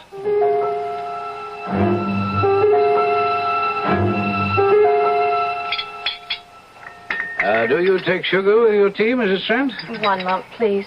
But really... Mr. Trent, or would you prefer something stronger? No, tea's just great. 2. Lumps, I mean. How about milk, Mrs. Trent? No, thanks. Neither of us. But really, Mr. Apollyon, this is awfully kind of you, but we must be holding you up. I'm sure there'll be loads of other people in answer to your ad. Well, they're not here yet, so we can enjoy our tea, eh? Besides, my dear, I have a sneaking suspicion that... your cup, Mr. Trent. That not so many people are going to turn up in answer to the ad. For a dream apartment like this, I can't believe that. I was surprised there wasn't a line a mile long. Well, how nice both of you are. You know, I've really taken quite a fancy to you. That's very sweet of you. Yeah, Thanks a lot. It's so difficult today to find young people with all the good old-fashioned virtues. What am I saying? It's been very difficult for generations. So for my purpose, you're quite ideal. I don't quite understand. Oh, I thought I'd made myself quite clear. You're just the people I want in my apartment. That is, of course, if you're interested. And if there's anything I can do to make it more attractive to you. Attractive? Well, the whole place is just a dream. It's the sort of place Joel and I made up dreams about living in after saving everything we could make for the next 10 or 20 years. And now to think that at a price we can afford, we can start living that way right now. Oh, dear me, now, I didn't mean to upset you. She's only crying because she's so happy. You see, you got to excuse her. It says in the book that women in her condition sort of... Uh-oh. Oh, Joel. Oh, I just slipped out, Jane. Women in... We just thought we'd have trouble finding something we could afford, and we wanted to have plenty of time. And Aunt Gertrude's place in Mount Vernon just doesn't have room for all of us now, let alone... Why, you're going to have a baby. Well, now, isn't that nice? My congratulations. It's a sort of a bonus in a way. You mean you don't mind babies? Mind? I love them, just adore them. You can't know how much extra pleasure they afford. Oh, gee, that's great. What did you mean, a sort of bonus? Oh, that. Why, to think of being able to use the crib and the baby bath and all those things I once bought for a tenant and his wife and baby who were unfortunately lost in a plane crash on the very day they were to move in. How awful. Yes, snatched away from me at the last moment. Oh, I don't mean that the way it sounds. You see, I'd grown almost as fond of them as I have of you. Now, we must get down to business. have the bed taken out of the small bedroom and set up the crib for you. And when could you move in? Why, the sooner the better. At your convenience, of course. Oh, if I told you my convenience, my dears, I'm sure I would shock you. Try me. Well, today. This minute, this afternoon. If at all possible, not later than 6 o'clock.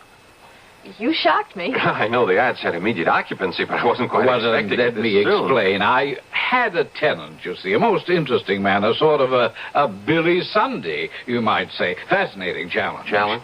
Oh, but I shouldn't admit it, but I feel I know you both so well, even after the short acquaintance.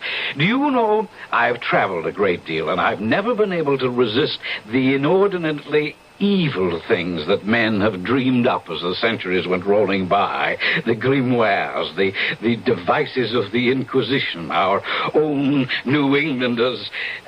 Well, I bought all sorts of quite horrible things. Pictures, instruments, statues, charms, and so forth. I keep them all hidden away in that big closet at the end of the hall. Oh, that's the only thing that's off limits, by the way. I keep it locked. Oh, that would be perfectly all right. There's plenty of other closet space. And you wouldn't be interested in this awful stuff anyway. As I said, this man was a minister, so I thought I'd really give him a start. So, I replaced everything and hung up all this perfectly awful stuff. Oh, quite bone-chilling and terribly evil. But why? Well, I wanted to see his reaction, so I thought I'd scare him off. And naturally you did. Good gracious, no, he loved it. Couldn't wait to move in. But someone greater than us solved the problem. Unfortunately, he was taken from us with a heart attack. Oh, the poor man. Yes, actually, he never realized how fortunate he was. But I didn't mean to depress you. Let's get back to all the fun and practical things. Now, I have some urgent business in the Near East, and I've booked an overnight plane for tonight. If I could possibly make that... Joel, there's no reason why not, is there? You have the money. Yeah. And we'd have the time to run up to Mount Vernon and back and get enough clothes to settle in. Then we could bring the rest later. Well, I guess it might be arranged. By the way, what business are you in, Mr. Apollyon? Oh, that's a little difficult to explain. Rather like the import and export business. Oh, you deal in objet d'art. In a sense, yes, but perhaps a better word would be subjects. But to get back to our business, if you have the rent and the security with you, we'll exchange them for the keys, sign the leases, give you a thorough briefing on the entire apartment, and then I can be off just as soon as you return. Well, Mr. Joel... Oh, forgive me, but at my age, I think I can take the liberty to use your first name. I'm a rich old man with no children, and money is no object to me. Now, if the rent is too high... $200 a month for a two-bedroom apartment furnished like a palace? Why, it... Hush, hush, hush, hush, hush, hush. Now, it's all I want from the right people. Besides, there is one little catch to the whole thing. Oh, dear, I hope it won't prove too much of a problem. Oh, catch? Yes, I'm afraid so. Are you by any chance afraid of cats, Jane? Cats? No, I love them. So does Joel. In fact, we've been thinking of getting one. Oh, well, now that is a relief. You have one. And such a cat.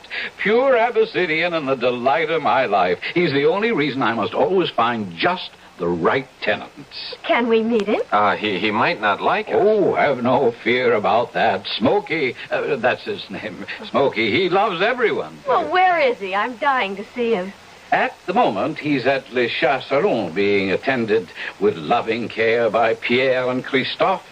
So he will look his very best for his new conquests. Conquests? You, my dear. Oh, I promise you he will win your heart and soul when you meet him on your return.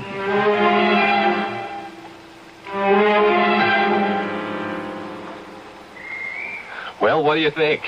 Oh, darling, it's marvelous. Just what we need. Yeah, and just what we can afford.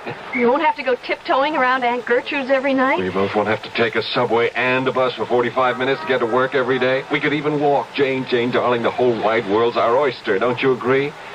Yes. Yeah, but something is bothering you. Oh, I know it's silly. It's just that 13. Oh. Why couldn't it have been 12 or 14 or any other number? Now, you're not going to let something silly like that bother you. You know how superstitious I am. I just have such a funny feeling. Maybe it's the number made it so cheap. Maybe we ought to be grateful. I sure hope we're going to be. I guess we're in it now. Jane, you and me just made the damnedest deal in the world.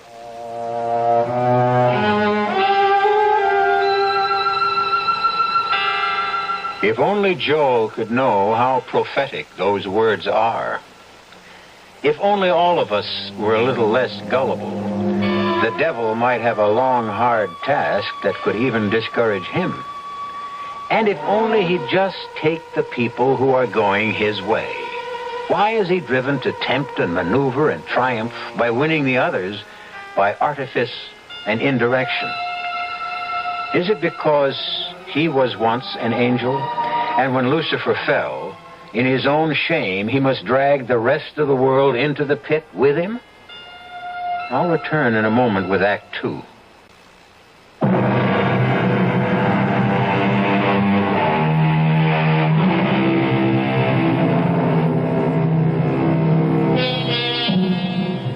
Rocking in her chair, the bright hook flashing as she crocheted away at another rug, Aunt Gertrude found it hard to share completely in Joel and Jane's bubbling enthusiasm.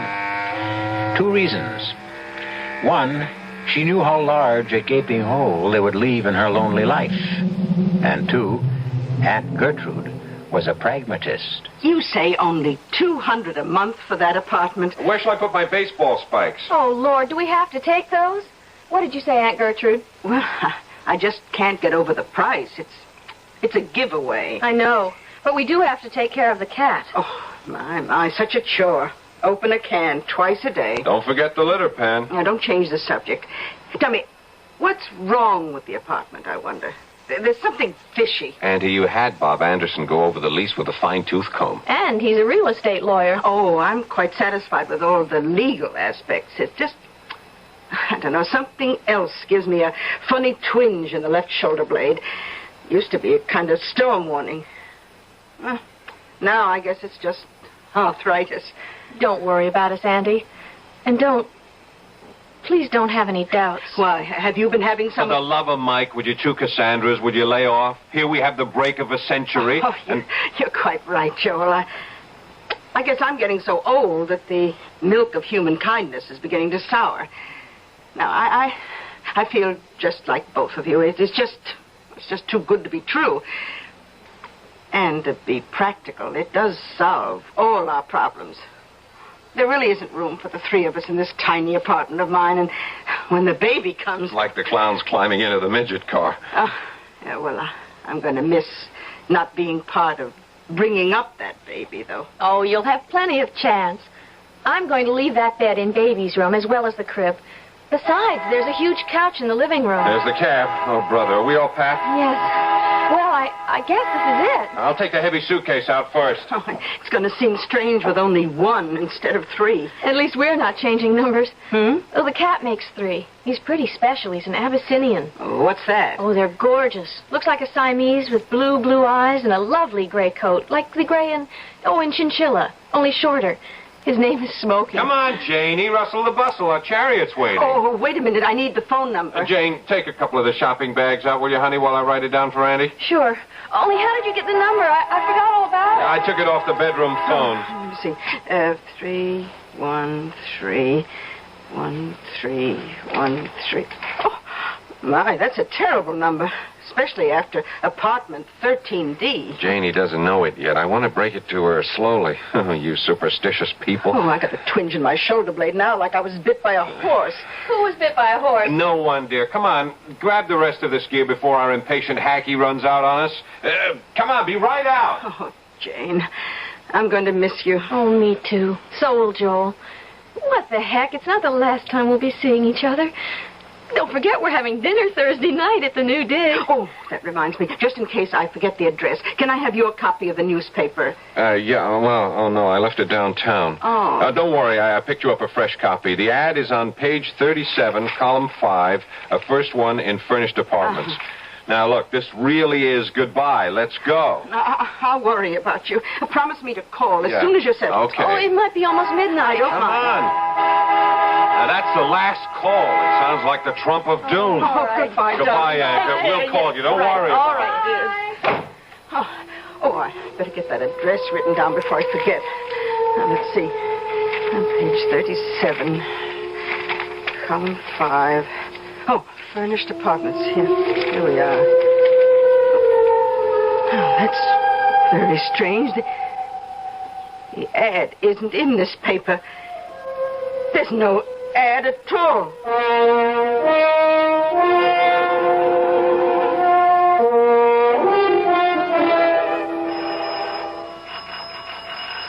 Well, he didn't answer downstairs, so we had to let ourselves into the building. Maybe he's off getting old Smoky. Well, then I guess we should just use our keys and go right in. Well, that's what we paid the rent for. You want the honor? Oh, no, I'm terrified to let go of this bag with the eggs in it. You open the lock. Okay, here goes. I guess we need the bottom one, too. There we are. Mr. Apollyon? You try, you're louder. Mr. Apollyon? Oh, look. It must be Smokey. Hey, Smokey boy. Oh, isn't he cute? Rubbing himself against your leg, just as if he'd known you all your life. But where's Apollyon? Hey, you don't suppose that he's... Look at Smokey. He's backing off as if he was inviting you to come in. Look, leave the rest of the gear here. You dump that stuff in the kitchen while I look through the rest of the house.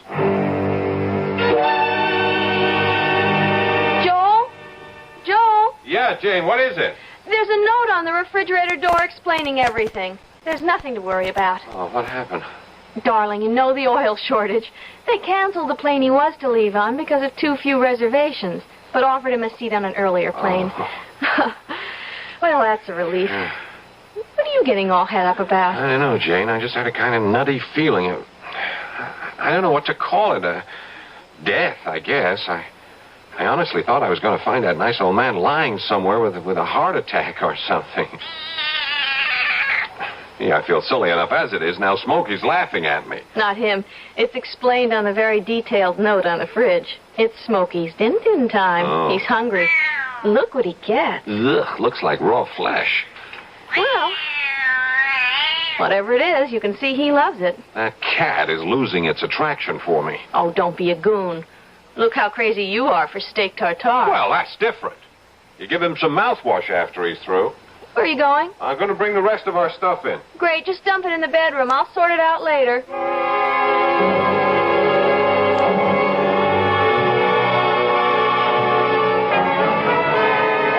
that was a wonderful dinner. Oh, ought to be. Took long enough. What time is it? Gee, I don't believe it. It's just midnight. Oh, it's been a long, glorious, wonderful, relaxing... What's that? I don't know.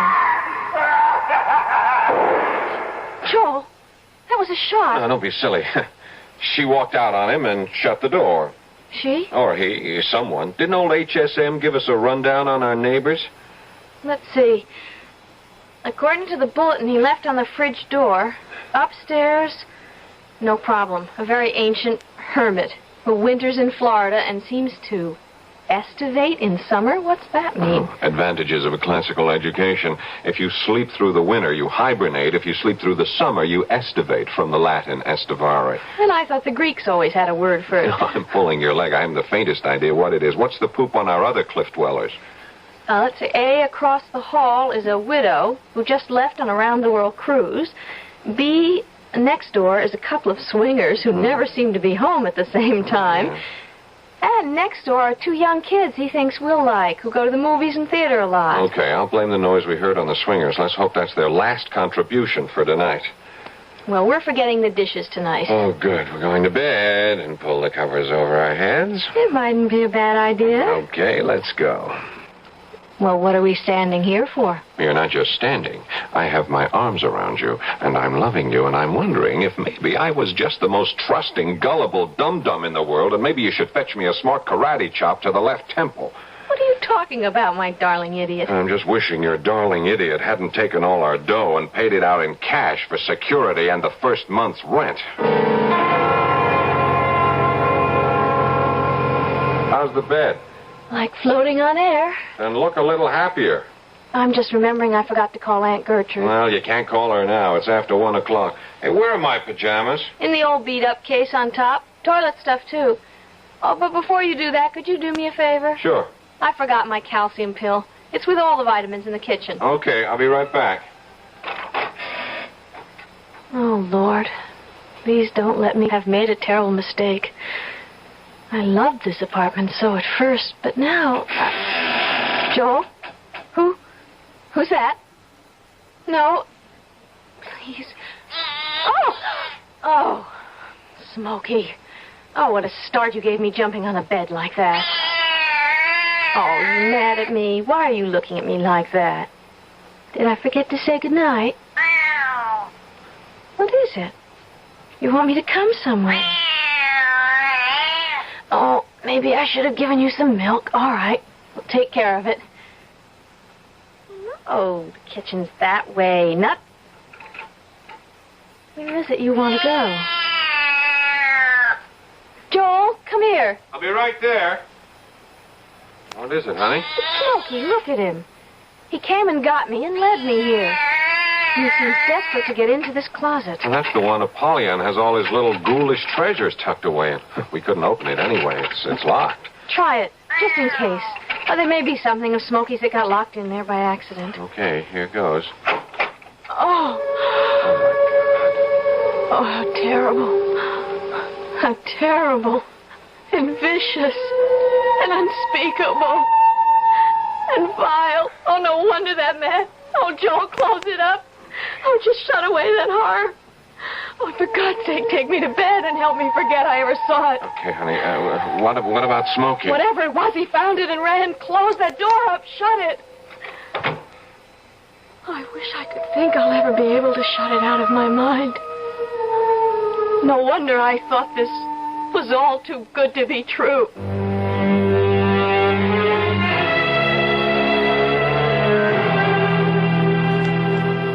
Too good to be true? Better to interpolate and make it read, too true to be good. Poor Jane and Joel. But how were such simple, ordinary people to know the language of black magic, or that HSM Apollyon is only a synonym for the more familiar and deadly spirit we usually call the devil? I'll be back shortly with Act 3.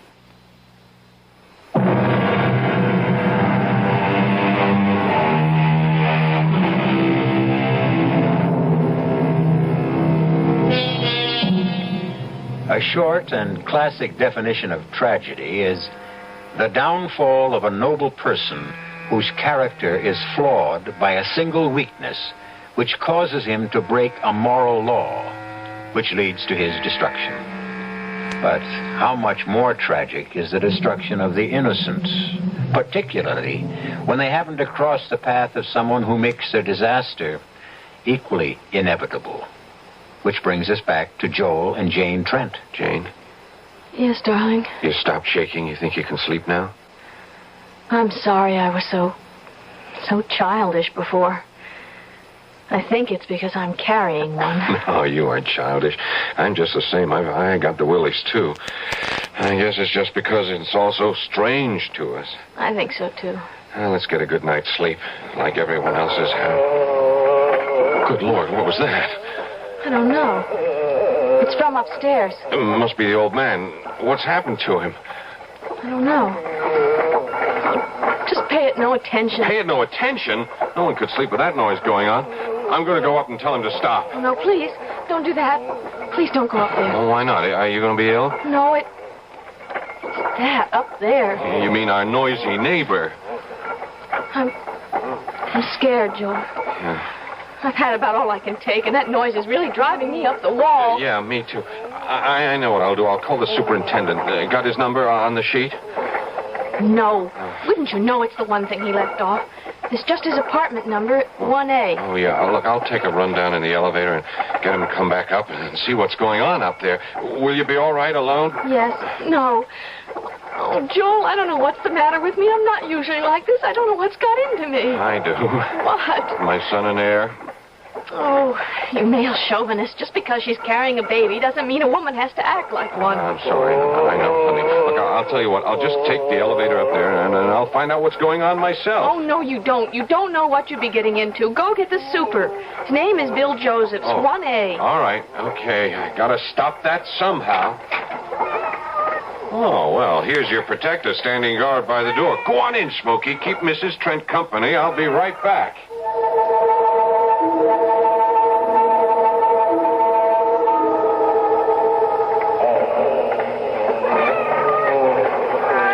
That ghastly racket up there doesn't turn you a hair, Smokey. Then you're male cats, I suppose. That makes us totally different breeds.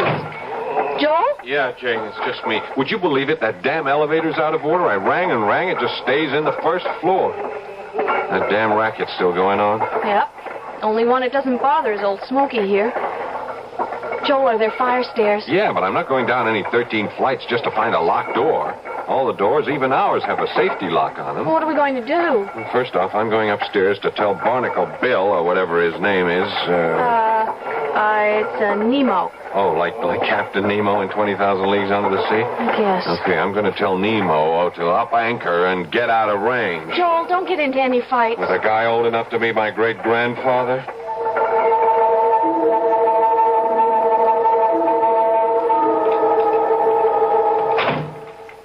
Joel? Yeah, it's okay. It's me, Jane. Half a sec.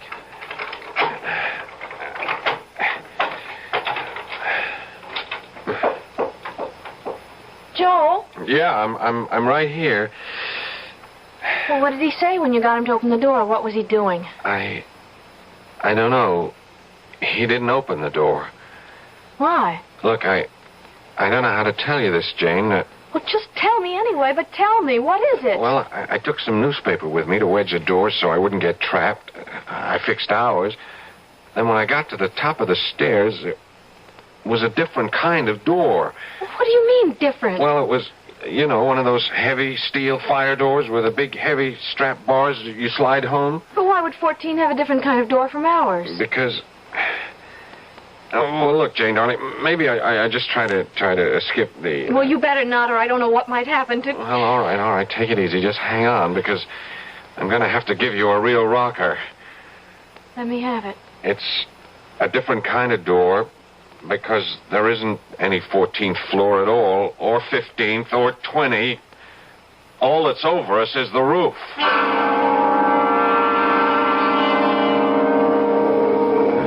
you all right now, dear? What's that you've been giving me? Oh, Brandy, I had a good jolt myself. The sound, it's still there. That's right. What causes it?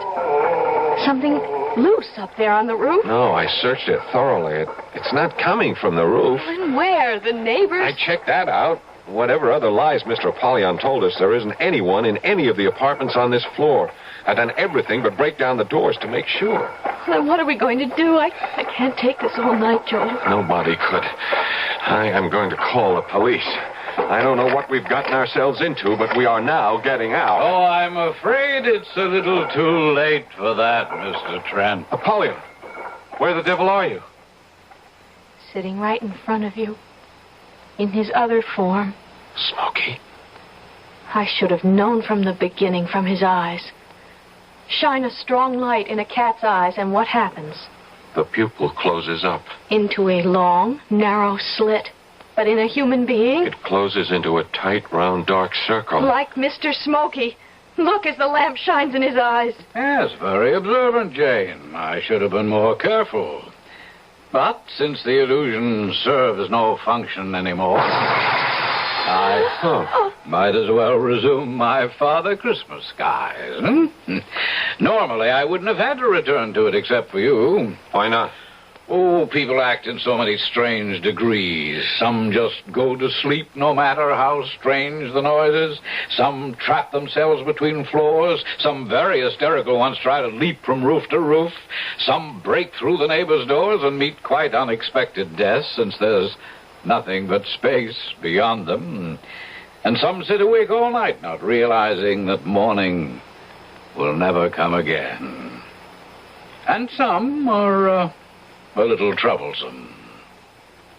But none escape? Well, it wouldn't be very good for my reputation, would it? Who are you? Oh, Jane, you tease me about my classical education. Little good it served me. Apollyon, of course. A synonym for the devil. And the HSM? His satanic majesty, I presume? We all have our little conceits. Well, this time, maybe we can take that conceit down a peg or two. Well, not with the phone. It's not connected. As a matter of fact, it doesn't really exist. Huh? Listen. Now what?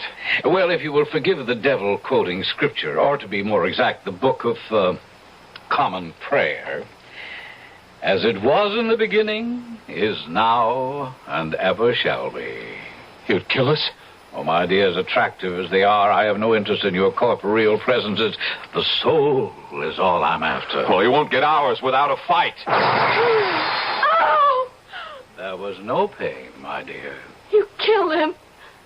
But you won't get me. Jane, it's too late. The contract is made. The elevator. The elevator.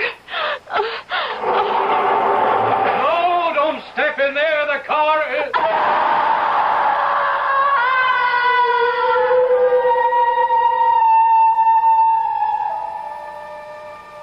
Now, why didn't she wait for me to tell her the car was still on the first floor? Poor, crushed little sparrow. But what matter? The bodies live and die in the blink of time's eyelid. The soul is what lives forever. No time to waste philosophizing. Tomorrow is another equally busy day. A quick general cleanup, and then the ad must be sneaked into that one right paper so the Smithers will get it. I wonder what the New York Chronicle would have to say if they knew that they had a real printer's devil.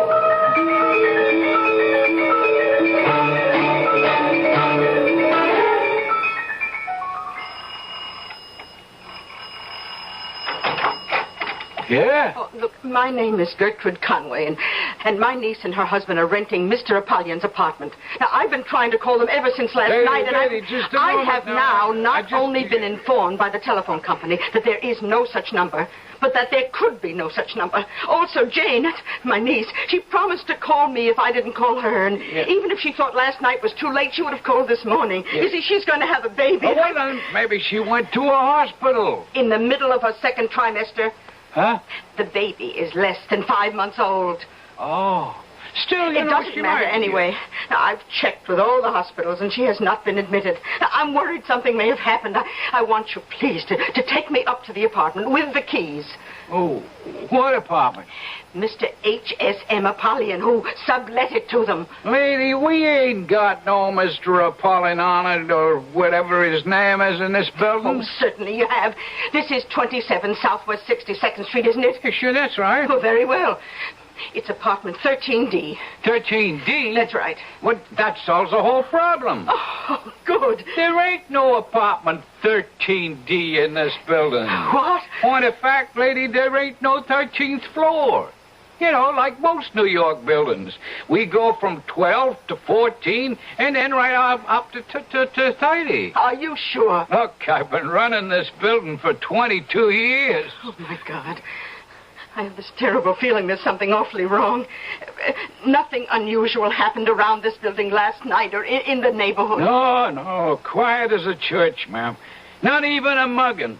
And believe me, I get all the word when Officer Strauss drops in for his morning coffee. But two healthy young people can't just disappear into thin air.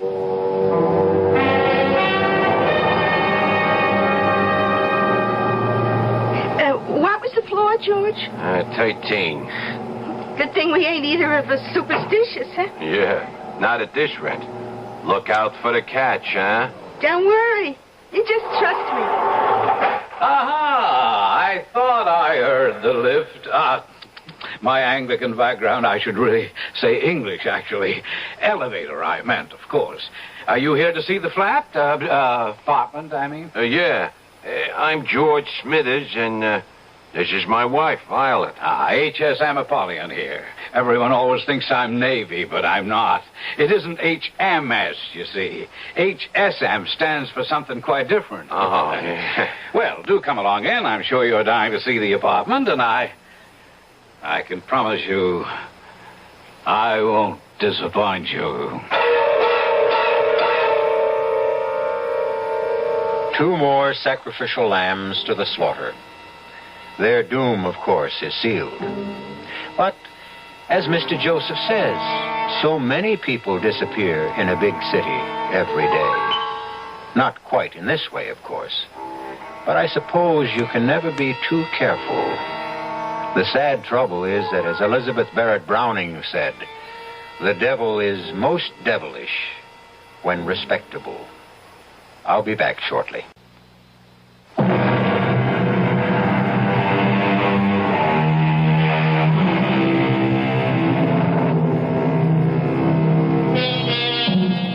Caveat emptor, the Latin phrase which says, let the buyer beware. This is true of all advertisements, of course. And the tighter the economy gets, the more the buyer should beware. But we wouldn't want to suggest you need fear the kind of ad we have featured tonight. In the beginning, we promised you a spine-tingling ghost story, which featured the 2 phrases, too good to be true and too true to be good. As a good night, we just like to suggest it was all in fun. And even if it wasn't true, we hope you found it good. Our cast included Jada Rowland, Paul Hecht, Ian Martin, and Bryna Rayburn. The entire production was under the direction of Hyman Brown. This is E.G. Marshall inviting you to return to our Mystery Theater for another adventure in the macabre. Until next time, pleasant dreams.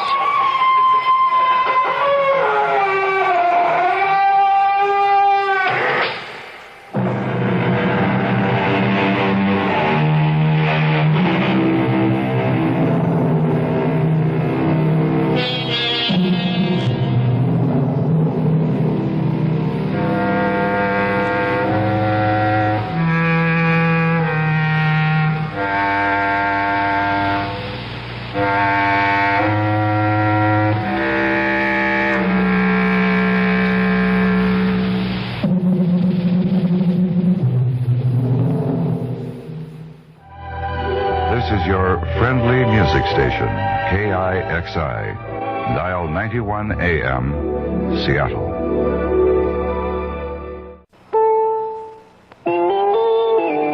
CBS News, Thursday, the House Judiciary Committee hears the final arguments from presidential lawyer James St. Clair, then prepares to consider proposed articles of impeachment. I'm Jim Kilpatrick, reporting on the CBS Radio Network. More on the Judiciary Committee's day and the period ahead from Bruce Morton in Washington. The president's former lawyer, Herbert Kalmbach, was the 9th and last witness, ending 10 weeks of evidence gathering behind closed doors. Holtzman of New York thought his testimony about contributions from the dairy industry was beginning to establish a case of bribery. But others disagreed. Kalmbach, they said, spoke of his dealings with H.R. Haldeman and John Ehrlichman, but not with the president. Kalmbach testified in private. In public, with the vote approaching, Republicans worried at the case. Most rejected Charles Wiggins' prediction they would all vote no. Railsback of Illinois found 4 undecided, including himself. Fish of New York thought perhaps 3. Smith of New York said he was still on the fence. McClory of Illinois said, it bothers me that so many of those who were in the White House are in jail. Obviously, there was wrongdoing right under the president's nose. It's not a way to run a White House. McClory seemed to be leaning toward some general charge against the president. Maine of Iowa said he was undecided too, but disagreed with that. There's going to have to be direct proof of knowledge and involvement antithetical to the best interests of the United States. Bruce Morton, CBS News, Washington. Contracts covering 750,000 workers in the Bell telephone system expired an hour ago, but both sides in the labor talks have agreed to extend the existing contracts as long as the negotiations continue. Sources close to the talks said earlier that the bargainers were near agreement on a 3-year contract, reportedly providing wage and benefit increases of about 10% a year. Krupp Steel Works, one of Germany's largest industrial concerns, says it has concluded an agreement allowing Iran to buy more than 25% of the West German company. Although the announcement gave no details, it said the agreement was connected with Iranian oil deliveries and Iranian participation in West Germany's gasoline station network. Israel says it needs more than $2 billion a year in American military and economic aid. In talks with Treasury Secretary Simon, who is on a 2-week Middle East visit, Israeli leaders said the October war had created a mammoth payments deficit that this year alone would run $3 billion. The Senate has approved a bill and passed Tuesday in the House that would provide $2 billion in emergency loan guarantees for financially troubled livestock producers. The bill is now on its way to the White House for presidential approval. Agriculture Secretary Earl Butz wanted more money, but says the bill is one we can live with. CBS News continues after this. Time Magazine. What's in it for you this week? Cover story, the United States versus Richard M. Nixon, President et al. The historic confrontation before the Supreme Court of the President's defense lawyer and the President's special prosecutor. Plus capsule biographies of the justices who will decide if it's an executive privilege to withhold evidence. Also, the case of the doctored transcripts. And other evidence as the tide turns back toward impeachment. Show business, the renaissance of sorcery. A few years ago, magic was nowhere. Now it's back big. Who's who among the prestidigitators? Spectacular full-color photos. And directions for sawing a woman in half. These are just a few of the 56 news stories in the current issue of Time. Reports that help you view the whole world's week. For Time takes you to Canada to celebrate Trudeau's triumph. To Melbourne, where Frank Sinatra plays the ugly American down under. To New Jersey for the opening of Great Adventure, an amusement park with 2,000 animals. To Spain, Portugal, Argentina. To Wimbledon for that love match. It's all in Time this week. Pick up a copy today. For Time makes everything more interesting, including you. Archbishop Mercurius, who got out of the presidential palace in Cyprus in a close escape through a secret back door, conferred Wednesday evening with British officials. Mercurius is expected to arrive in New York Thursday afternoon to take his case for reinstatement as president before the United Nations. The New York Times reports the United States has begun discussions with the new leadership in Cyprus, but insisted that no decision has yet been made on diplomatic recognition. The paper also reported higher American officials indicate the Nixon administration is leaning more toward the leader of the military coup that overthrew the government of President Mercurius than toward the Archbishop. The Safeway food chain, with almost 2,000 supermarkets around the country, says it will stop putting higher prices on stocks already on the shelf when prices go up for new stocks. The company says the new policy is in response to customer complaints. An industry spokesman says competitors will probably follow suit. Jim Kilpatrick, CBS News.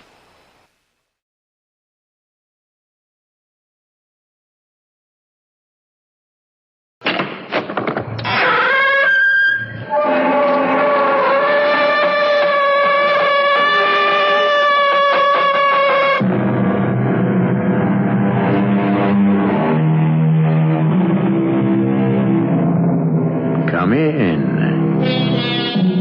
Welcome. I'm E.G. Marshall. The young soldiers fret and worry about the bullet that has their number on it. But it doesn't bother the old soldiers at all. They can feel fatalistic about and resigned to the bullet that has their number. The one that really worries them is the bullet that's labeled "To whom it may concern."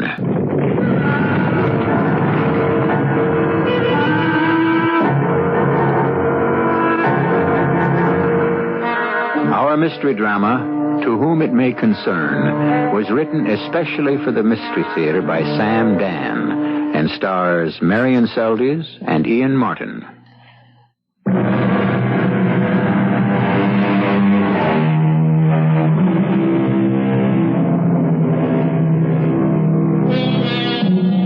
Something beautiful and vital has gone out of our lives. The ability to just sit back and relax. The difference between us and the generations that preceded ours is that we have learned how to save time, whereas they knew how to enjoy it. They had time for everything. And this is the story of a man who lived back then when there was time, just before World War I. Come with me now to the New York Club of Dr. Adams Mandeville, a place of fine old wine, mellow cigars, gleaming crystal, and easy conversation on a May evening in the year 1915. Hello there, Dr. Mandeville. Oh, good evening, Mr. Forbes. Mind if I join you? Oh, please. We see so little of you here at the club these days. And I'm afraid you shall see even less. I'm off to London. London? Oh, you can't be serious. There's a war. Well, we're not involved. Not yet. Nor do I think we ever will be. And in any event, I must go to London. May I ask why? Well, we're having the International Conference on Psychiatry. This delving into the mind. It's tricky business, no? Oh, yes. Does it, can it help your patients? Well, I don't know how much it helps my patients, but I know it's helped me. Help you? How? Let me put it this way. It's going to help me. It's going to save my life. How can you tell if it's going to save your life? Do you believe in the angel of death? Yeah. Angel of death? Yes. Well, I suppose, figuratively speaking, in a way, we might assume that was the first question she asked me when she entered my office. She? Mrs. Rebecca Orne, a widow, most beautiful woman. Well, when I say woman, I mean a woman of almost 40, when the fair sex are in the glorious August of their beauty, a fully realized woman. Well, I must say, this doesn't sound like a doctor speaking. Well, doctors are also men. It was a month ago. She'd made an appointment to see me on the telephone, and when she sat down in my office, her very first question... Dr. Mandeville, do you believe there is an angel of death? Why? Why do you ask? I understand you are one of those new doctors of the mind. The angel of death, is he real, or is he a figment, a creation of my own? Mrs. Orne, I know of no scientific evidence that can account for the existence of an angel of death, or of life, or of any angel, for that matter. Well, nor is anyone else such evidence, except perhaps myself. And what is your evidence, may I ask? An awareness of his presence. Uh-huh. What sort of awareness? A feeling that I'm not alone. Awareness, feeling, but is there anything tangible? It's tangible enough to me. Well, the word tangible literally means something that can be touched. I know. And I feel his touch. Where?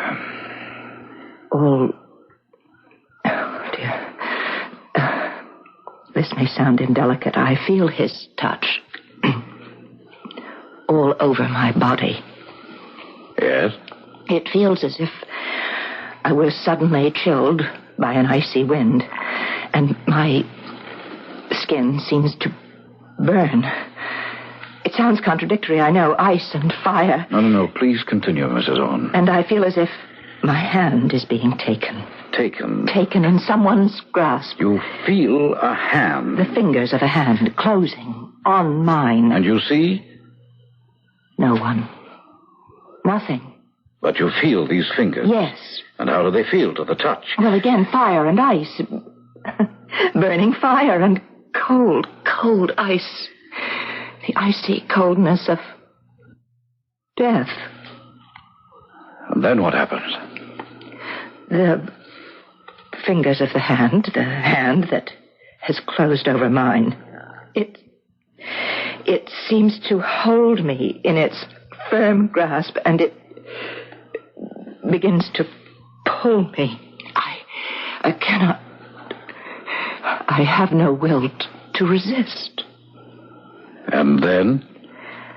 And then the ice becomes warmer, and the fire becomes cooler, and the fingers of the hand that is holding mine seem to slacken their grip and slip away from me. And suddenly, I feel his presence no longer. He's gone. You're quite sure of all this? Oh, yes, it's exactly the same way, each time. Oh, then this has happened several times. Oh, yes. How many? Oh, innumerable. I have a theory. Would you like to hear it? Oh, yes, please. He wants me. Well, you might say if he exists, he wants all of us. When our time comes. But I think my time has already come. I'm afraid I don't understand. And that he was unable to take me at that time. And since I escaped him, he must keep after me. And it becomes more and more difficult for him each time. And so he tries harder and harder. And yes, Mrs. On? I've never been able to say so much to any doctor. Most of them would give me pills for my nerves long, long before I could get this far. Well, I promise to hear you out. Well, it's about all, except that they keep getting worse and worse. What keeps getting worse and worse? The disasters. So many people die. And it's because of me. He doesn't really want them. He wants me. And the reason they die is because they just happen to be there. Yes? Why do you say yes? Do you know what I'm talking about? Do you really understand what I'm saying? Mrs. Owen, did you have a happy childhood? Why do you ask? Well, in psychiatry, we begin with the child. Well, that makes sense. Yes. Well, it all began with my childhood. That was when he first came for me. When who came for you? Well, who have we been talking about? The angel of death. Oh, yes, of course. And that's when I felt his grasp for the first time. It happened when I was 5 years old. We were living in Johnstown, Pennsylvania. Johnstown, Pennsylvania. Now, that name seems familiar. I'll never forget. I was in the kitchen of our house. We had a farm. Oh, a big farm, about 500 acres. And I remember there was an argument. Mama and Papa were having a fight. It was about the South Fork Fishing and Hunting Club. These were the very wealthy men who owned the property where the dam was located. Now, Mama, be reasonable. Be reasonable? Have you lost your mind? No, I haven't lost my mind. What's more, it's a found $100. Well, I don't want that money. You post the no hunting signs this year like every other year. Mama, it's just for 10 days, and the only ones who'll be allowed to hunt are members of the club. Look, I won't have people tramping all up and down the property, firing off guns every which way. Mama, these are all millionaires, rich men. They have a lot of respect for private property. And they know how to hunt very good, too. Well, don't they have all that property of their own around the dam? Wait, you know that over by the South 40 is where all the deer trails cross? Yeah, and another thing. I'm against killing poor dumb animals. And so am I. But for $100... And what about Rebecca? Rebecca? She goes running around the woods all the time. Now, with all them hunters shooting away, Well, so, for the next 10 days, you gotta keep her in the house. How can I keep the child cooped up all day? For $100, you better find a way to do it. Mama couldn't. Although she laid down the law in no uncertain terms, I was a restless child, filled with unlimited energy. I couldn't sit still. I always wanted to be where I wasn't. And so, one afternoon, when Mama stretched out for her nap, I was just out the door, running through the woods, happy the way only a child can be, and I heard a voice suddenly shout, "Look out, Andy!" But the voice was too late. There was a noise and a flash, and a dull blow against my chest. That was the first time I felt the icy cold and burning hot fingers close about my hand, and the gentle pull that urged me forward. And I heard a voice. Hey, good Lord, Andy, you killed her. Look at the blood. The bullet went right through her chest, through her heart. Oh, she must be dead. Yes. I was dead. At least I thought I was dead. I should have been dead. The angel of death had come for me. But suddenly, the fingers that grasped my hand loosened their grip. The ice became warm, the fire cool, and I just slipped away from him. Or he from me. And I was free. You, were shot through the heart? Yes. Could the bullet have missed? No. But surely... Oh, the doctors came from miles around. The best doctors. The club saw to that. They were amazed. Well, how did they account for it? They didn't. Those doctors couldn't. They said perhaps the bullet broke as it hit my chest and just a small piece of it penetrated my heart. Or perhaps the tissue was able to repair itself. But really, they were only guessing. I was shot through the heart. That much is certain. And you lived. That much is obvious. I lived through other things, too. I was bitten by a copperhead a year or two later. Well, people do survive snake bites. Oh, rattlesnake bites sometimes. But very few folks are ever actually bitten by copperheads. And those that are... You're very lucky. Very imaginative. You know, you're a charming lady, Mrs. Owen. May I ask why you have never remarried? Because I'm frightened. Of marriage? I believe I told you. The angel of death is so intent on capturing me that those around me are always in danger. Well, you're sitting here in my office. Am I in danger now? Yes, Doctor. How? I don't know. The building might collapse. It's not likely. It's a new building constructed of steel and stone. There might be an earthquake. There never have been any here in the East. Or a flood. Well, hardly. Well, there was a flood once. Actually, it was 26 years ago. When I told you I came from Johnstown, Pennsylvania, you said the name seemed familiar. Do you remember why now? Oh, yes, of course. The flood, the famous flood. The Johnstown flood. Were you there at the time? Yes. And you lived through it? Yes, I lived through it. Unfortunately. Now, why do you say unfortunately? Because it wasn't fair that I should survive. I really deserve to die. I caused the flood, Doctor. I'm the one to blame for the Johnstown flood.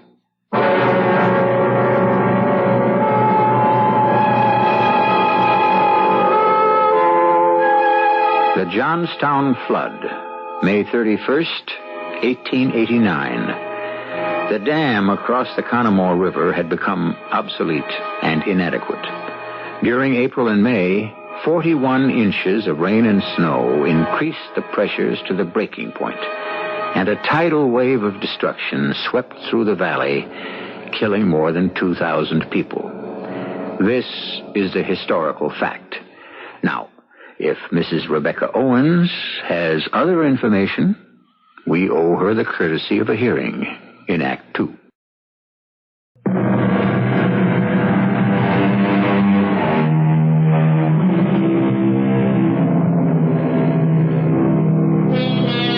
Well, here we are at the very beginning of May, 1915. Remember that date.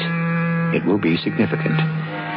In the exclusive New York club of Dr. Adams Mandeville, Dr. Mandeville is having a very serious conversation with an old friend, Mr. Hector Forbes, the renowned anthropologist. Mr. Forbes is having difficulty believing what Dr. Mandeville is telling him. Yes, my dear Mandeville. Yes, I remember the Johnstown flood. There are people who can be held responsible. But surely your patient, this Mrs. Rebecca Owen... No, she couldn't be one of them. But according to her story... She mentions the South Fork Fishing and Hunting Club. Now, it was a group of millionaires who had bought the land from the state. The dam was located on their property. They refused to spend money for any repairs, and the people of Johnstown didn't believe that there was any real danger either. So there's blame enough and to spare for everyone. And yet, when she talks, you can believe anything she tells you. You can believe anything she says. You haven't fallen for this lady, have you? As a matter of fact, I'll get to that. I tell you this story because I have a very important question I want to ask you. Well, fire away. Oh, you'll have to hear the rest of the story. Oh, yes. Especially why she thinks she's to blame for the Johnstown flood. That's what I asked her. The flood was on my account. But why? It was the only way the angel of death could get me. A bullet failed. The bite of a poisonous snake failed. And here was a way that couldn't fail. Or so it seemed. Oh, poor Philip Dumont, my first beau. I was 15 and I was in love. The way you can be in love when you're 15. We were out walking. It was the last day of May. Beautiful afternoon. What time is it, Phil? 10 minutes after 4. Why? I would like this moment to last forever. This is the supreme moment. This is the happiest moment of my life. Of mine, too. Everything's so perfect. What's that? Thunder, most likely. Thunder doesn't sound like that. Well, sure it does. No, it doesn't. You hear a loud peal of thunder, and then it fades, and then you hear another. This just keeps getting louder. Rebecca, look! Phil! It's a wave! It's water! It's high as a house! High as a mountain! It's coming at us! Run, Phil, run! Run, where? It's going to drown us! His hand! Take his hand away! His burning hand, his icy hand! The angel of death is holding me! He's holding me! He's holding me, too! No escape. An enormous mountain of water traveling at breakneck speed was sweeping everything in its path. Rocks, trees, animals, houses. Nothing could live that stood in its path. But somehow, I lived. I don't know why. I don't know how. I was surrounded by hundreds of the dead. But I survived. Once again, the fire became cold and the ice warm, and his fingers fell away. Why? I don't know. And poor Phil, he was with me, and more than 2,000 others. Was it my fault? No, of course not. And how do you explain the fire? The fire? The fire in Chicago. That was only 12 years ago. That dreadful conflagration in the Iroquois Theater. Oh, yes, of course I remember that. We'd moved to Chicago. Mama and Papa had survived the flood only because they'd gone to Pittsburgh to visit my grandmother. So there was nothing left for us in Johnstown, and Papa was offered a job in Chicago. It didn't matter to me. After the flood, I was like one in a dream. I just stayed in the house, in my room. I went nowhere. I saw no one. Oh, Papa, you must do something about that girl. Me? Oh, she won't listen to me.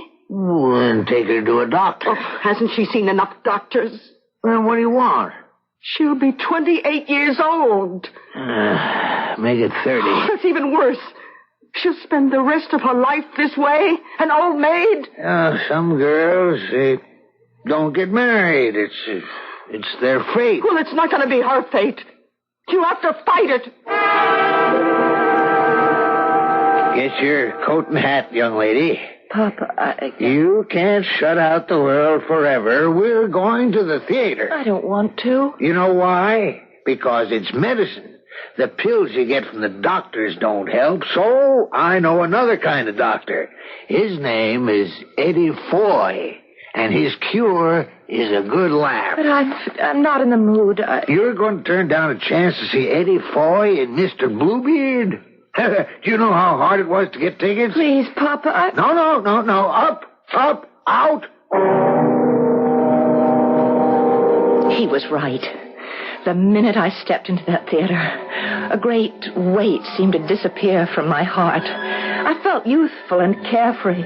The music, the dances, the jokes. I was laughing and applauding, and then suddenly, in the very midst of it, at the very height of it, I felt the fingers on my arm. The icy fingers. The burning fingers. And I said, "No. What do you want with me now? What will you do to me here? Please." And then I heard the most dreadful cry in the world in the theater. Fire! Almost a second. There was a deathly stillness. And then there was the panic. More than 2,000 well-dressed, civilized people were transformed into raging, mindless, stampeding animals. And when it was over, finally, almost 600 were dead. Yes, I read about it. The fire actually did very little damage, I recall. Most people were trampled to death. Papa died to save me. He saw we couldn't make it to the exit, and so he protected me with his body. I'm sorry. Papa left the world, but I came back to it. Mama became ill, and it was up to me to support us. I learned how to use a typewriter and to write in shorthand, and soon I secured a position as the secretary to a Mr. Walter Owen. He was middle-aged, very proper, but kind, most generous employer. Mama became better, but she was quite sad. I think I'll have some soup, Mom. Mama, you're crying. No, I'm not. Rebecca, I do want you to have a life of your own. I'm content. But you'll never have a husband. You'll never have children. I don't want anybody close to me. Rebecca, that's not natural. Please, let's not talk about it. But a husband, children, they would make you happy. Yes, Mama. Very happy. But I couldn't make them happy. Why not? Because they die. They die young before their time. What are you saying? Nothing. I don't want to talk about it anymore. We plan our lives, but it isn't we who decide our destiny. The ordinary give and take of daily living wears us, shapes us, changes us, and we may not even be aware of it. One morning, Mr. Owen asked me to come into his private office. Miss Randolph, you have been my secretary for 5 years now. Yes, sir. I have never seen a more devoted, conscientious, and efficient person. Thank you, sir. I find, Miss Randolph, that I would be lost without you. You are a treasure. Oh, really, Mr. Owen? No. A treasure is something that a man must guard securely. If you were a stock or a bond or a bill or a jewel, I would shut you up in a vault, lest you be lost or stolen. I'm not sure I understand. Miss Randolph, will you marry me? Marry? Yes. We could be quite happy together. Oh, but Mr. Owen, I'm not in love with you. Oh, no, we are not children. Love to us is not a sudden, intoxicating adventure. We can marry without it. Marry without love? Yes. Marry without love at first. Marry because we respect, admire, and need each other. Now, we are both lonely people. I know in my heart that love will come to us. All day at the office, he would ask me to marry him. He enlisted Mama's help, and then all night at home, it was more of the same. Oh, he's handsome, kind, intelligent. Oh, he's devoted to you. And he's rich. Mama, I will not marry him. But why? I could never explain it to you. I will not marry him, and that is my last word. But it wasn't. little by little, in so many subtle and gradual ways, the constant pressure told on me, and suddenly, before I knew it, I was in his arms saying, yes, yes. Oh, my darling, my darling. And so we were married.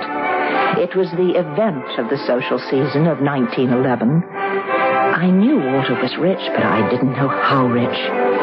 He had as much money, as much influence, as much power as the biggest of them. The Carnegies, the Morgans, the Fricks, the Mellons. They were all there at my wedding. Mr. Andrew Carnegie himself took my hand and wished me well. Kindly-looking man. And suddenly, I knew I had seen him before.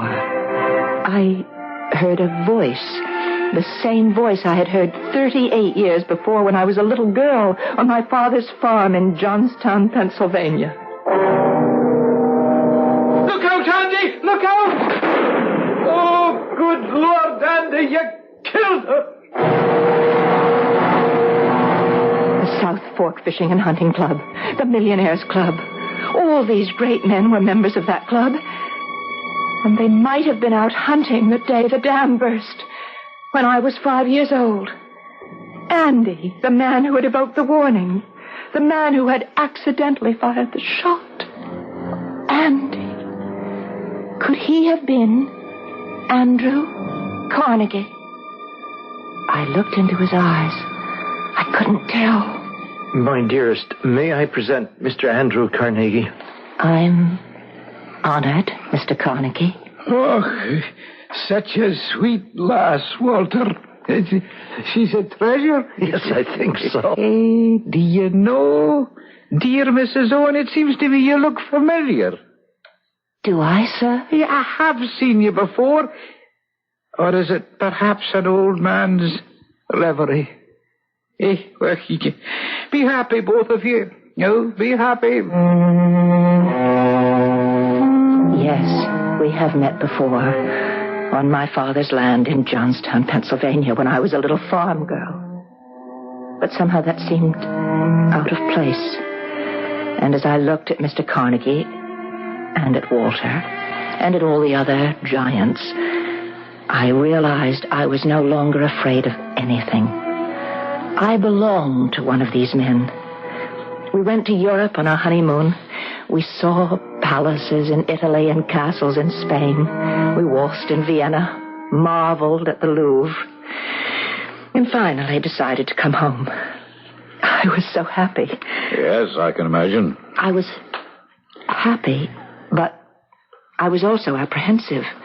Why? Well, I was never really able to free myself completely of my fear, so I dreaded the trip home. Darling, I know how you feel, but But what, Walter? But this is a brand new ship. A ship the like of which has never been seen. It's a floating palace. But still, if anything... Most important, they say she's constructed on a completely new principle. There's incontrovertible scientific proof that she is unsinkable. Oh, Walter. She leaves on Friday on her maiden voyage to New York, and I've already booked passage for us. Oh, how exciting. What's her name? The Titanic.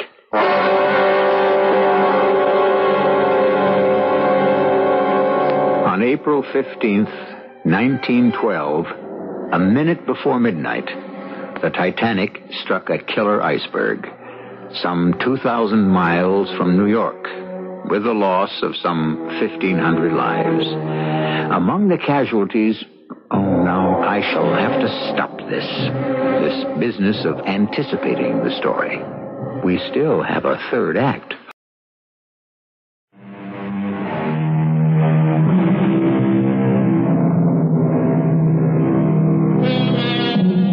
Dr. Adams Mandeville, a New York psychiatrist, is at his club talking with his friend Hector Forbes.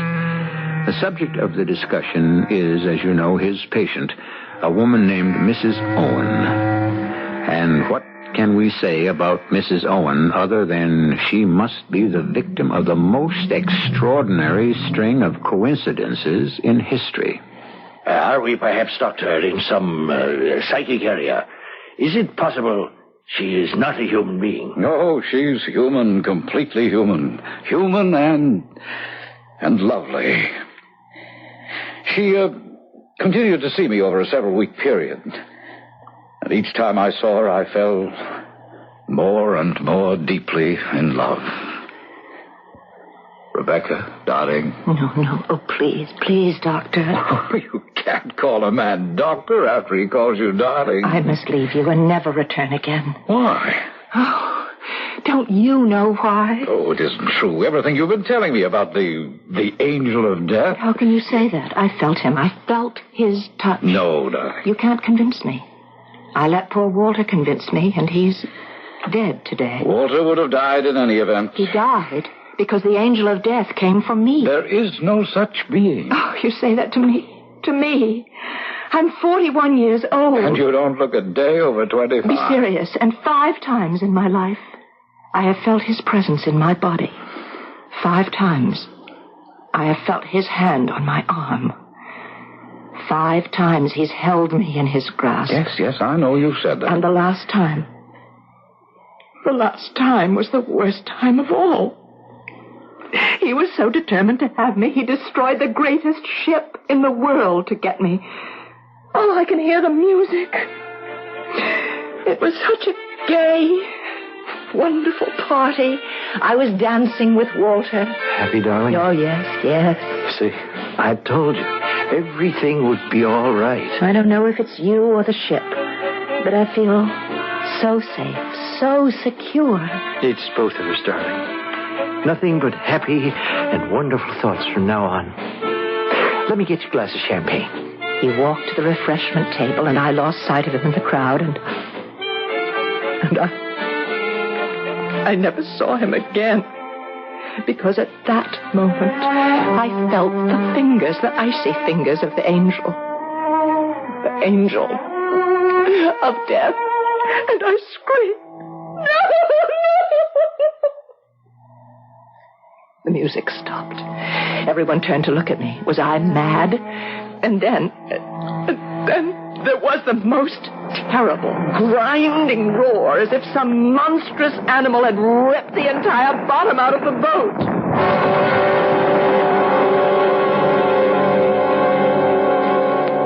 The next thing I remember, I was on board the rescue ship, Carpathia. But 1,500 others had died. And Walter. And Walter had perished. And now you tell me it isn't my fault. Yes, I do. How? All the evidence proves nothing. Oh, listen to me, my darling. Let me tell you what this is. It's the law of averages. Oh, no, that's not good enough. The touch of the angel of death. It was real. Well, of course it was real. Then you agree. It was real to you. Oh, my darling Rebecca, we're only now beginning to understand the mind, to comprehend its fantastic complexity. Then why was it real? Because you wanted to be punished. Punished for what? For disobeying your mother. When? That day when you were told not to go into the woods. You remember that day? That day when you were 5 years old and your mother took you aside and... What was it she said to you over and over again? She said, you're not to go into the woods. You are not to leave the house. If you disobey, you will be punished. Severely punished. Punished. Punished. That's right. Punished. Punished. Punished. But you did disobey, didn't you? Yes. And, Rebecca, you were not punished. And then, because you were almost killed, you were rewarded. You were fussed over and coddled and spoiled. Yes. And all the time you knew that you were to blame. You remember the face of the man who had shot you. You could see his agony and his anguish. Oh, please. No. This is necessary, dear. You look for death. You seek him out. You court him. You spin fantasies about him. Oh, darling, there is no angel of death except in romantic mysteries. But I... Face it, and your whole world will be changed. Oh, I never looked at it that way. Oh, my darling. We'll go to England on our honeymoon. I'd like you to meet Mama. Oh, well, of course. Could you leave now? I bought Mama a house in Ossining. It's up on the Hudson River. Oh, let's tell her today. Well, certainly. Let's see, it's 10:30 now. I have some hospital calls to make at 11, so I should be free by noon. We can get the train at 1 o'clock. Meet me on board. I'll be sitting in the last passenger coach. 1 o'clock on the Ossining train, the last coach. Yes, it's the only one that isn't a smoker.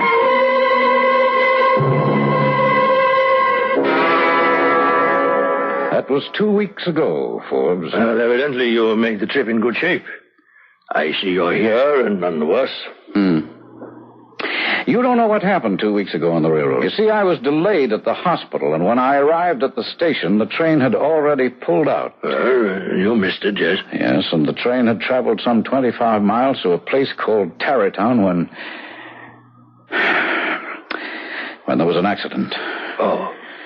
No, don't tell me. Yes, some switching instructions had gone wrong, and an express train plunged into the rear of the Ossining local. The rear car? It was completely demolished. There were 5 passengers, 4 were killed immediately. But the 5th, Rebecca, suffered only from shock and a very few superficial bruises. He exists. He is real. He came to me again. He came looking for me aboard that train. He came for me. I felt his hand, his fingers. The fire, the ice. You mustn't make fun of me. What I say is true. Of course it's true. Don't humor me. It is true. Do you mean that? Yes. And the angel of death exists? I'm very much afraid he does. Then it's over. It must be over between us. I love you and I want to marry you. You must never see me again. I don't want you to die because of me. And I don't want to live without you. Oh, darling, please. You're a doctor. Be sensible. Oh, I'm in love, so that's impossible. Face reality. Reality is that I love you. Reality is that if you had been with me on that train, you would be dead now. Ah, but I wasn't with you. And next time we won't be so lucky. I wasn't with you on the train. That's it. That's how to do it. No, it won't work. Yes, it's how to reduce the odds. That's how to fight the old boy. That's how to put him in his place. But I still... We must never travel together. We must never board the same boat, the same train. We must never go to crowded places where disasters can strike. Theaters, restaurants, concerts. But I never go anyhow. But you can't shut yourself away. Rebecca, I don't need crowds. I only need you. So we shall live by ourselves, quietly, carefully, in safety. Do you see? Yes, I see now. And if he comes for me again, let him come for me alone. To a house that will be stone so it can't burn. Or steel, and then it can't fall apart. Away from rivers and floods. Away from forests and fire. Now will you marry me, darling? Yes. Yes.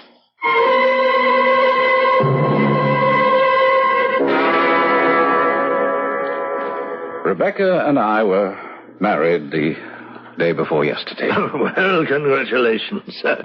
Well, how does it happen you're not off on your honeymoon? Oh, we're going to London, where we shall also take in the conference. I'm leaving tomorrow morning. Well, you're off on a honeymoon, and you say I'm leaving? Well, naturally, separate ships. It's the only way we can travel. Oh, yes, of course.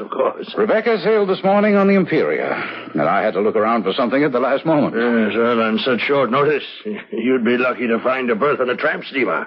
Oh, I did considerably better than that. There was a last-minute cancellation, and I was able to get a cabin on what many people consider the most comfortable ocean liner afloat. Oh, really? Which one is that? The Lusitania.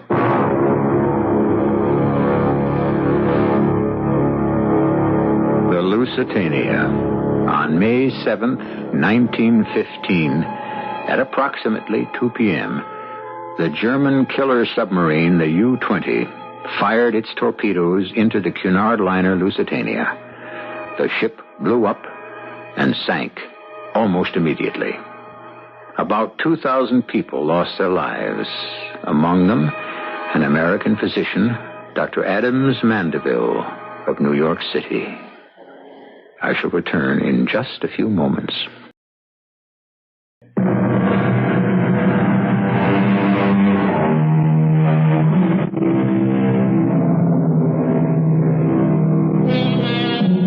The old soldiers, as we told you in the beginning, are worried mostly about the bullet marked, "To whom it may concern." That's because they know something few of us pause to consider. They realize how unpredictable is fate, how random is chance, how impersonal is providence, how hard it is to live, and how easy to die. And if life perplexes and puzzles you, take comfort. No one has been able to figure it out yet. Our cast included Marion Seldes, Ian Martin, Bryna Rayburn, Bob Dryden, and Earl Hammond. The entire production was under the direction of Hyman Brown. This is E.G. Marshall inviting you to return to our Mystery Theater for another adventure in the macabre. Until next time, pleasant dreams.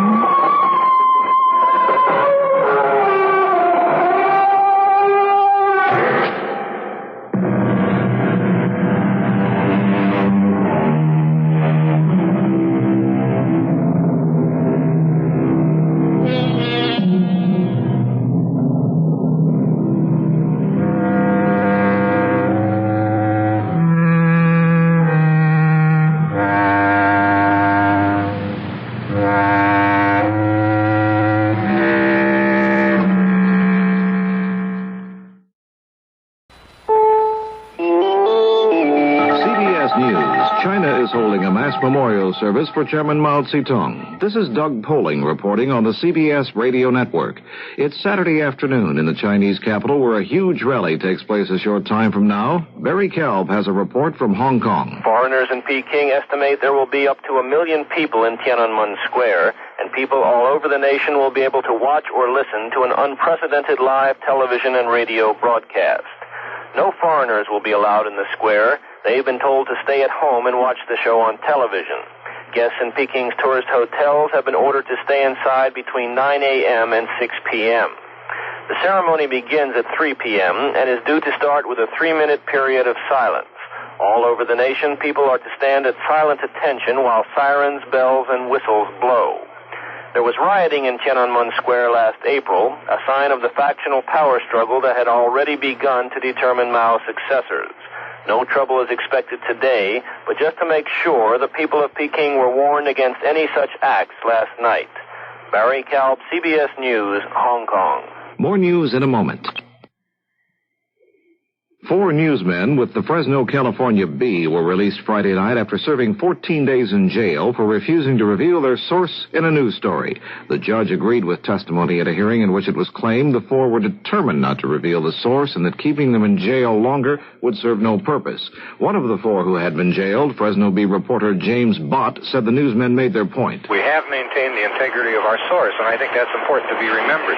We have established in this hearing, I believe, that there is a journalistic ethic that is all pervasive in these cases. Bott and the other Fresno newsmen refused to reveal where they obtained grand jury testimony, which led to the indictment of a city councilman last year. The House voted Friday to launch new investigations into the murders of President Kennedy and Dr. Martin Luther King, Jr. Democrat Thomas Downing of Virginia has long been a backer of moves to reopen these cases.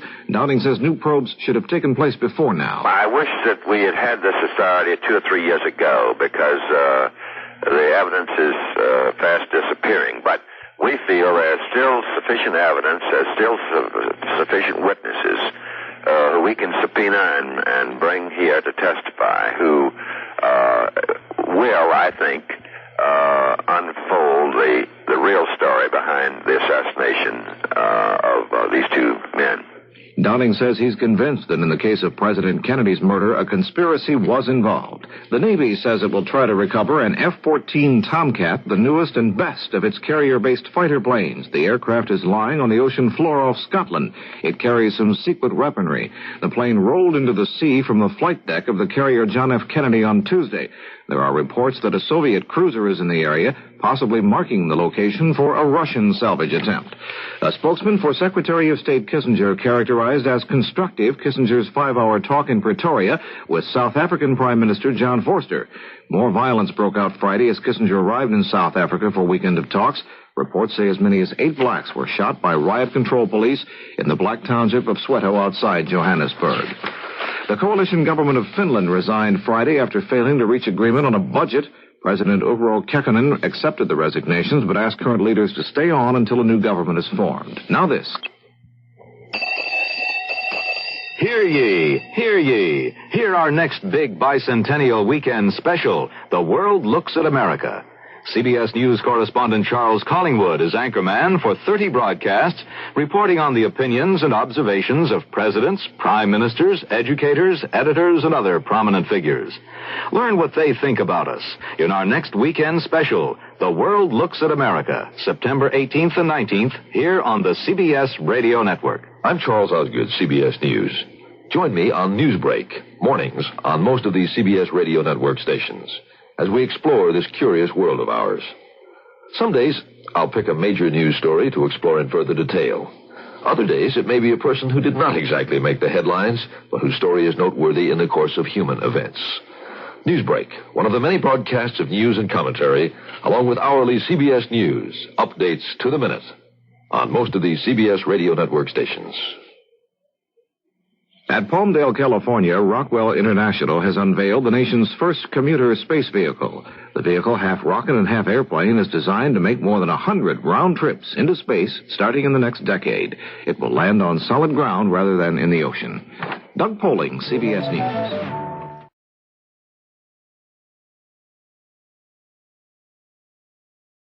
The CBS Radio Mystery Theater presents...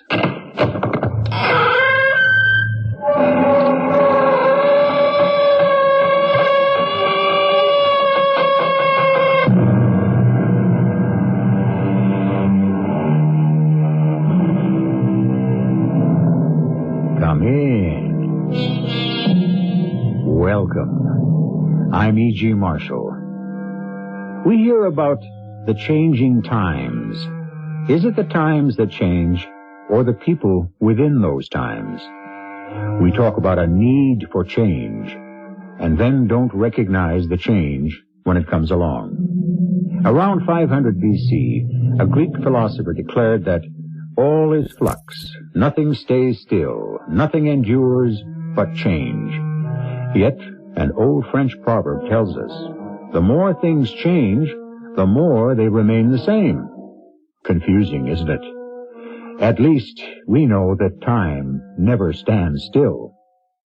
But does it?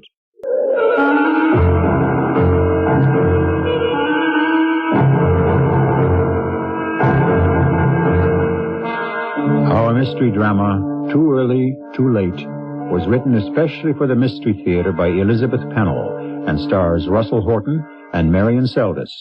I'll be back shortly with Act One.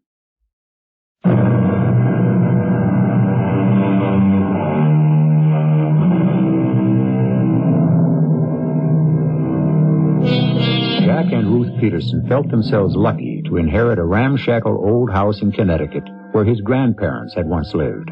The place was closed for a long time until last summer when the couple began fixing it up. They recalled past holidays there and decided it would be a great place to spend New Year's Eve. They have invited a friend from childhood to join them. Good dinner, Ruth. Sorry Dave didn't get here in time to eat with us. You should have been here by now. I just didn't realize how late it is. I hope nothing's happened to him. That's the nuisance of not having a phone. First thing next spring, we are going... I'm beginning to think we shouldn't have come here in the wintertime. Oh, nonsense. I'd rather be here than anywhere else in the world. Hey, anybody home? It's Dave. I'll get the door. Dave. Dave, come in. We were worried. Welcome, old buddy. Where have you been? I've been lost. You're kidding. You know this area better than we do. Well, it's wilder than it used to be and so dark. You know, I'm accustomed to city lights. And now the road's slippery. I couldn't make it up your driveway. Have you had anything to eat? Not a thing. I'm starved. Oh, I hope there's a spark left in that wretched stove. And while Ruth stirs up the coals, I'm going to get you a drink. I feel better now. Back on those icy roads, your reunion in the woods sounded like a crazy idea. I had this sudden urge to go back to the old days. I remember, Dave, when we were kids, the three of us swore we'd be friends forever. Yeah, I remember how the three of us used to leave the other kids there and go off to the old graveyard. And just sit there quietly. I never did let on how scared I was. Of ghosts? I felt that all those dead eyes were looking at me. The old folks disapprovingly, and the children begging me to help them. Honey, I thought you liked the old graveyard. Oh, I did, in a creepy sort of way, but those ancestors of ours seemed almost too real. Hey, do you suppose the inscriptions on those stones are still readable today? Of course, we checked up this past summer. Oh, I don't know. That place is terribly overgrown now. The bushes are just tangled everywhere. Well, I'd like to go back to that old graveyard and take a look. Hey, how about tomorrow? Sheer ice underfoot. Honey, let's try. It might not be so bad. You two can go. Just count me up. Uh-oh, the storm's back.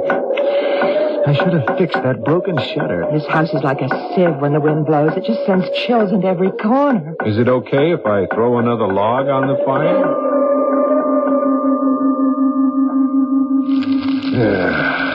Nothing like a roaring fire in the country. I remember these sudden windstorms. I love them. Maybe that's why I went into the business. Say, that's right. You still working on those wind machines? You bet. We're making real progress. I can tell you right now, you're on the wrong track. What do you mean? I mean, that old-fashioned stuff is out. Completely out. Our ancestors tried it. You, know something better? Yeah, darn right I do. Don't you realize we're in a nuclear age? Yes, and it's much too dangerous. No, not the way I'm working at it. We're almost ready to conquer nature.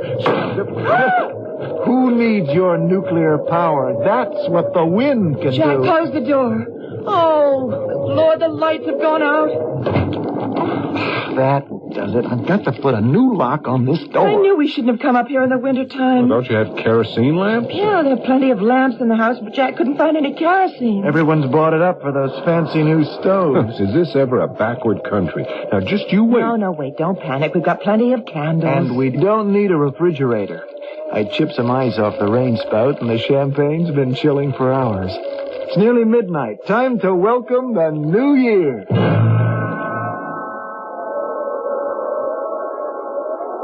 Here's to us, and to a wind that blows everyone good. Well, let's conquer that wind. Here's to nuclear energy. Oh, wait a minute, you guys.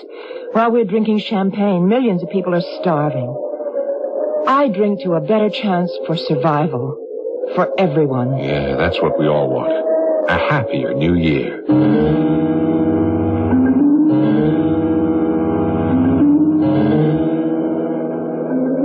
Jack, wake up. Do I have to? Yes. Hold me tight. I want to be sure I'm alive. Oh, honey, you're shivering. I just had the most ghastly dream. I had a strange one, too. Oh, but mine was so frightening, so real. So was mine. Listen, there was this terrible man. I guess he was terrible. I couldn't exactly see him. But he kept telling me over and over that I had to obey his orders. That's extraordinary. Well, what did he tell you to do? He told me I must go to the graveyard. When? At noon, today. I don't believe it. You don't have to believe in dreams, do you? Now listen, there's more. The voice told you to go exactly 6 paces behind the furthest gravestone in the northwest corner. How did you know? Because I had exactly the same dream. But that's impossible. Is it? What was the next step? To dig a hole? To the depth of 2 feet? Yes, that's what he said, and then we'd uncover something that might change the whole course of the next decade. It's weird. You and I agree on a lot of things, but we were never any good at ESP. Wait till Dave hears about this.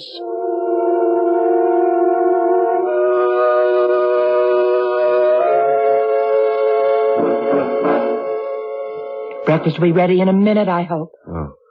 Stove sure feels good. Hope you weren't cold during the night. No, there were plenty of blankets. I don't know. I'm chilled to the bone. Oh, sorry about that. Here's a cup of coffee. Oh, thanks. You know, I had the most extraordinary dream last night. You too? Yeah. Now, wait till I tell you that, there was this disembodied voice. A man's? Yeah, but, I had no idea what sort of person he was. He sounded as though he knew me, and he wanted me to do something. Oh, no. What did he want you to do? He ordered me to go to the old graveyard. When? Today, at noon. And to take 6 paces straight back from the last gravestone in the northwest corner. How did you know that? Because I had the same dream. And so did I. That's incredible. Let me tell you the rest. We know. You're supposed to dig a hole. That's it. 2 feet down, and you'll find... Well, the voice didn't say exactly what we'd find. Well, not what, but he indicated it was something important. Hey, just come on a minute. We're acting as though there really is something buried there. I don't know what to think. I know, I'm scared. How could 3 people have the same dream if there wasn't something to it? It's simple. Last night we all had the old graveyard on our minds. But we were talking about a time years ago when we were just kids. Those were vivid memories. And wait a minute. I did say I'd like to see the graveyard today. But I said I wouldn't go. Only I knew you'd come along. Well, I have a theory about dreams. What is it? I believe that dreams take up where an interrupted thought left off. I don't follow you. Last evening, we were all thinking about going to the graveyard, right? And then the storm blew up and the lights went out. Yes, that's right. We each concentrated on the same thing. And then, boom. I mean, don't you see how logical it is? That's an analysis even Freud might approve of. Elementary. So, we just go ahead with our original plans. But I think since we're going to the graveyard, we might as well take along a couple of shovels. Just in case. Are you 2 really going to the graveyard? We're all going, Ruth, and just for kicks, we're going right at noon.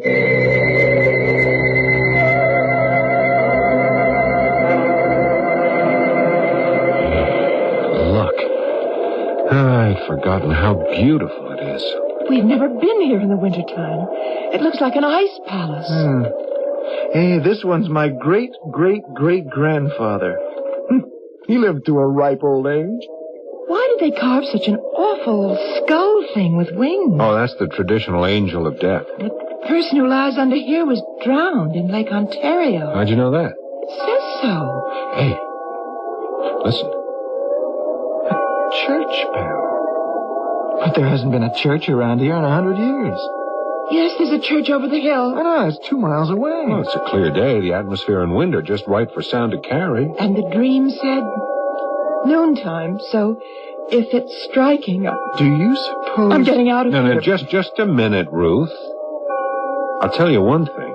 We couldn't possibly dig a hole in the ground. Why not? Because the ground is frozen absolutely solid. Look, I'll show you. Well, I'll try over here. Yeah, you see, Ruth? Look, it's hard as marble. Well, I'm glad of that.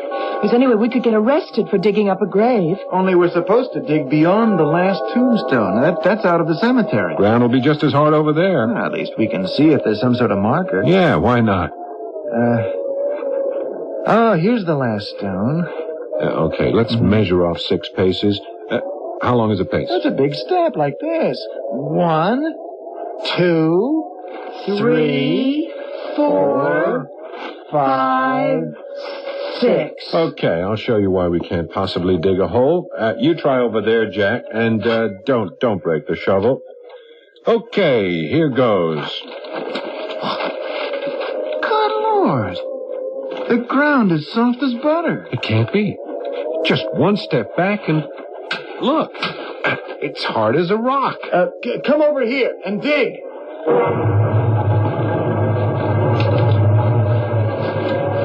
I'm not going to watch. I don't like the sight of old bones. 2 feet down. We're almost there, Jack. I found something. Here, scrape the dirt away. Be careful. Well, I'll be. Look, Ruth. Look.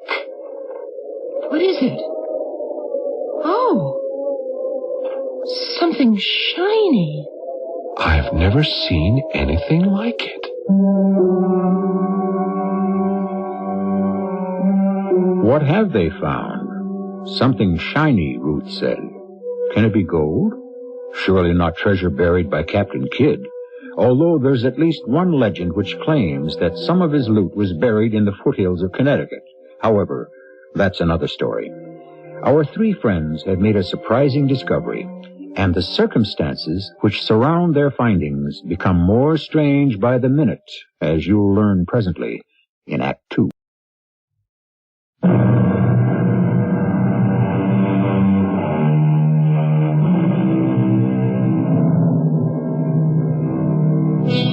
What is the fabric of dreams? Are they fashioned of fragments from the past, or do they portend the future? Something remarkable has just taken place.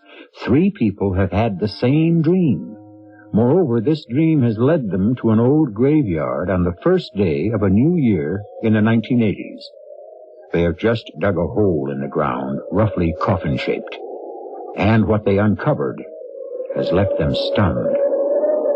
How can this be? Jack, don't touch it. I think it's some kind of a bomb. Can't be a bomb. It's encased in glass. No, that's not glass. I struck it hard with a spade. Plastic? No, I don't think so. Plastic doesn't gleam like that. It's made of a substance I've never seen before. But what is it? I'd say it's a time capsule.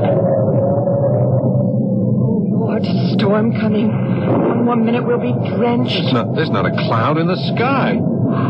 Wind. Hang on to me, Jack. I can't stand up. Get down on the ground, everybody. No need to behave like that. Get up. That voice. It's his. Whose voice? The man in our dreams. Don't let your imagination run away with you. I knew you'd come. Greetings. Isn't it his voice? Where's it coming from? Over there, by that last tombstone. But that's where one of my ancestors is buried. He died in 1790. You're so right. He can't be a voice from the dead. Right again. Someone is playing tricks. They planted a tape recorder. Wrong about that. Tape recorders went out of use years ago. But you came from there, from the grave of... You must be my great... Nonsense. Do I look like a man from the 18th century? No, you're dressed just like us. Of course. Then you must be a descendant of one of the people buried here. That would make you a distant cousin. Sorry to disappoint you. I'm no blood relative, but I do know all these people. I know them very well. Let's stop this nonsense. You're a joker. You were crouching behind that stone. And it's time to tell us what this charade is all about. I don't play charades. This has to be some sort of game. Surely you haven't forgotten your dream. Who are you?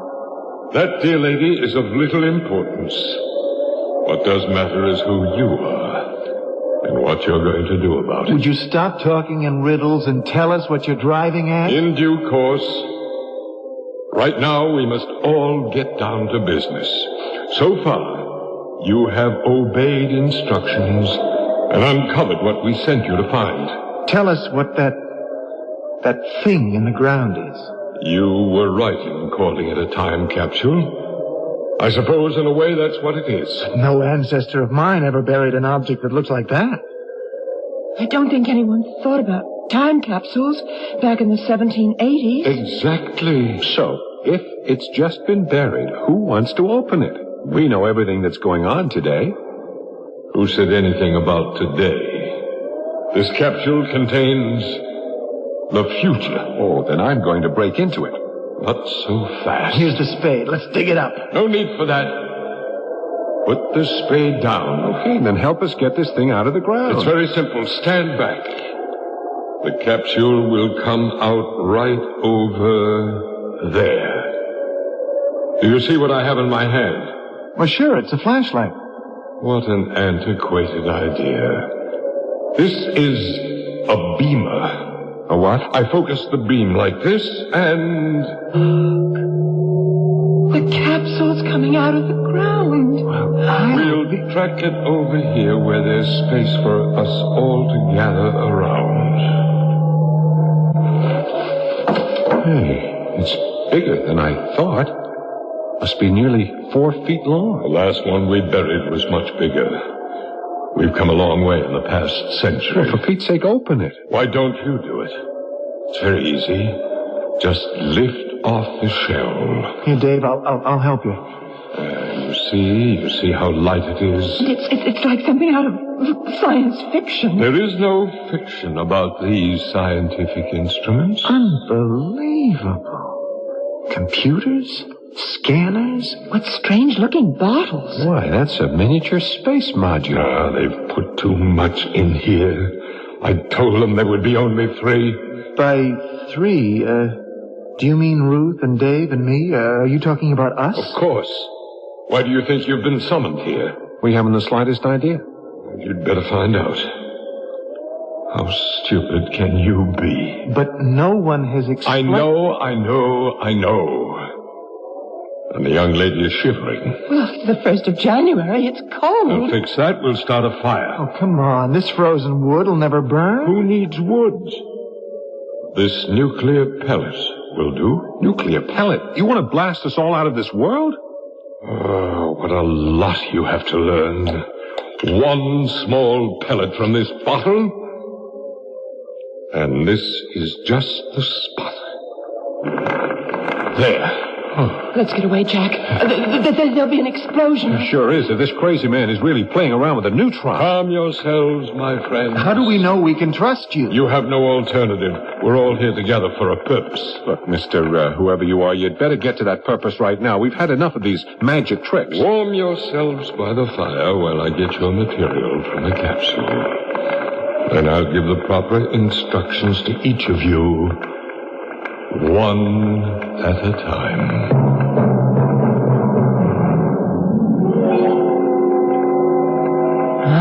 Fire feels good. This is crazy. All of it.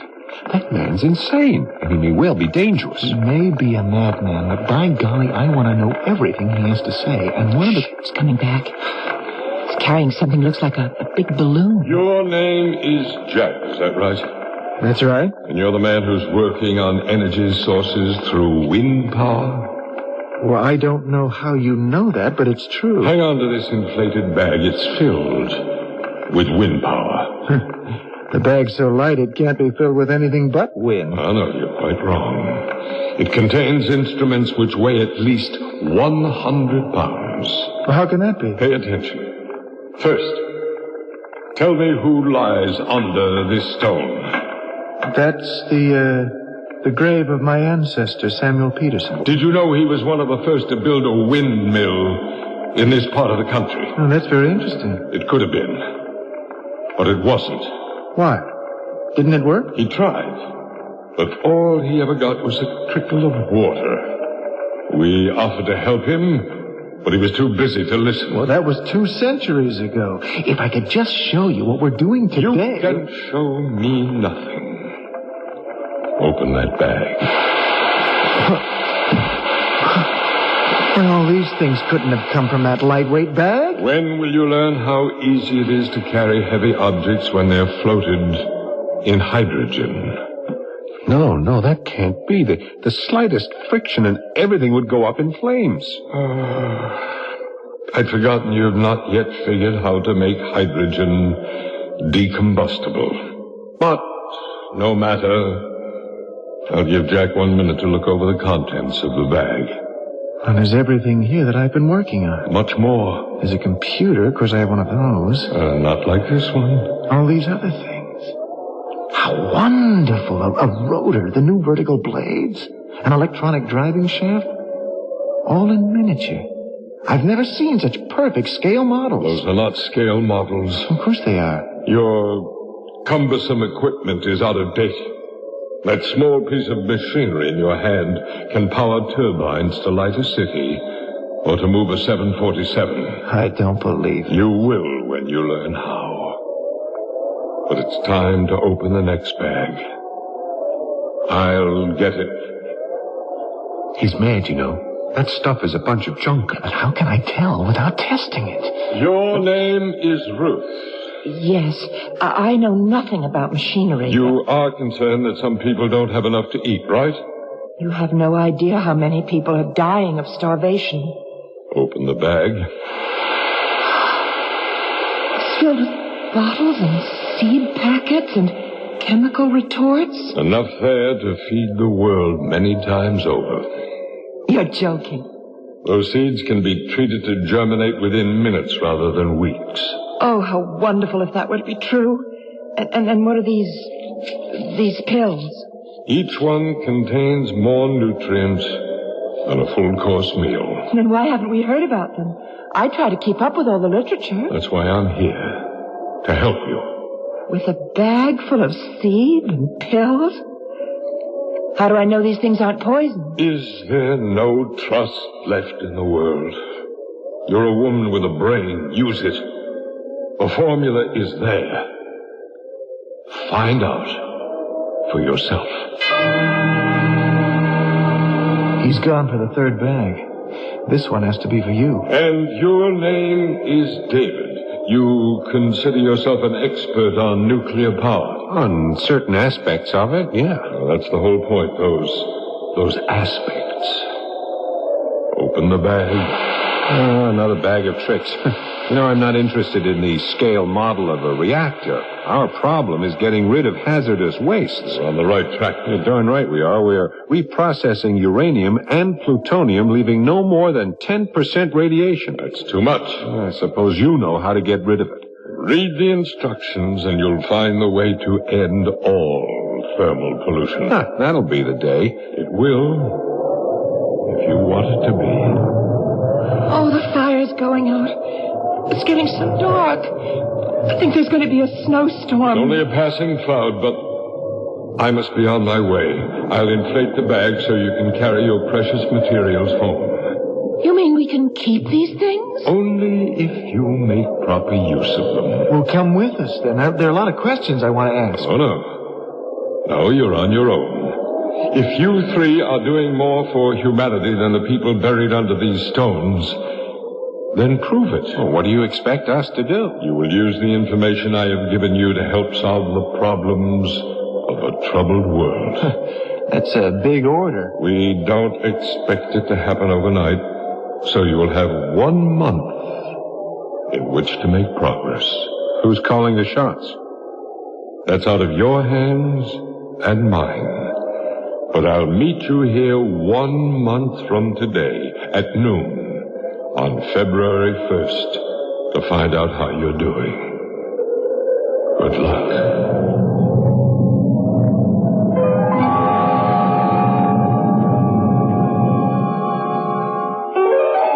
With that last big gust of wind, the mysterious stranger vanished without a trace. Then the three bewildered people returned to the country house with what they called their bags of tricks. If you are skeptical, so were they. That strange presence had appealed to each of them individually on matters which concerned them deeply. If nothing else, they are consumed with curiosity. We hope you are too. Act 3 will begin presently.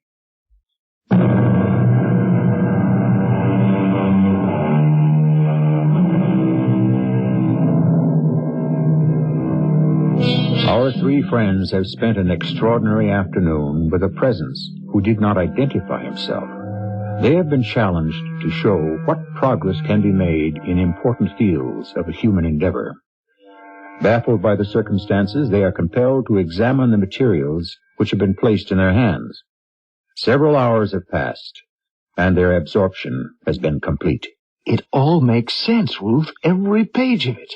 The combination of ingredients used in these pellets is fantastic. Why haven't we thought about using this formula? I've got to get to the lab to try this out. Now, how are we going to explain what happened today? There's no need to, Jack. Once we learn how to use these tools, the information is ours to demonstrate. Then you do believe that for some reason we've been chosen. All we can do now is believe in ourselves. I think it's time to pack up and go back to civilization. Well, I'm leaving right now. And if word gets to the suburbs that a city apartment house is blown up, you'll know something went wrong. Jack, you must come to bed. You've been working on the car every night this week with almost no sleep. It's nearly ready for testing. I am getting close, very close. How do you feel? Oh, I never felt better. Why? I just feel guilty about not cooking dinner. Well, who has time for dinner with so much to do? Yes, but we can't use up the food pills until I learn how to make more. That does it. Now, I'll just turn on the ignition. It works. By heaven, Ruth, it works. What's so unusual about starting the motor? How'd you like to drive this car without ever buying another drop of gasoline? Jack, come into my office. Glad you called me, sir. I have something very important to show you. Now, Jack, what's this I hear about you not attending the WPNA meeting? We're too busy, sir. And who do you think you're working for? I never believed so completely in wind power as I do right now. Now, let me show you my car. What the devil do I care about your car? Please, when you see it, you'll know what I've been working on all week. Well, you can drive me to the plant. 3 o'clock this afternoon.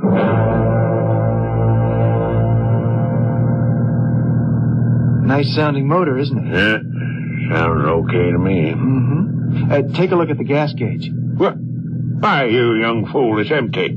What kind of game you playing? Just proving a point. Yeah, drive into that gas station. This car does not use gas. Oh, I suppose it's running on thin air. Exactly. I'm using wind power. You're out of your mind. There, I'll pull up over there and open the hood so you can see for yourself.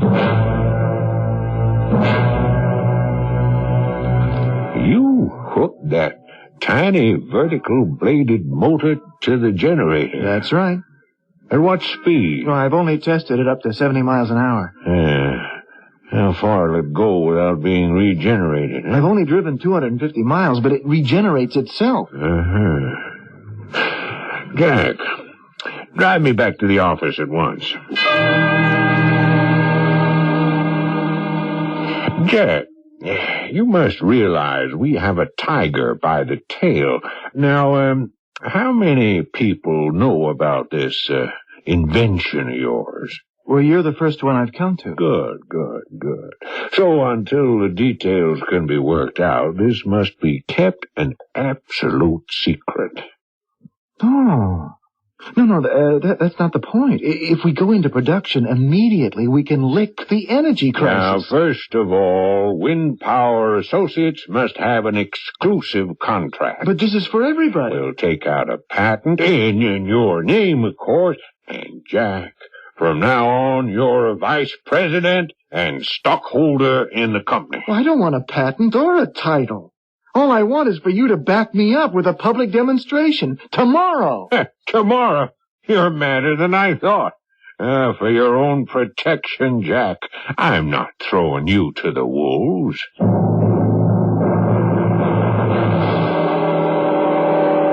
Ruth Peterson, what's going on in here? Looks like a jungle. These seeds. There's just never been anything like them. Now look, it's almost ready to be harvested. That whole side is wheat. And over here it's rye. And the tub, that's full of rice. Well, how did all that stuff get in here?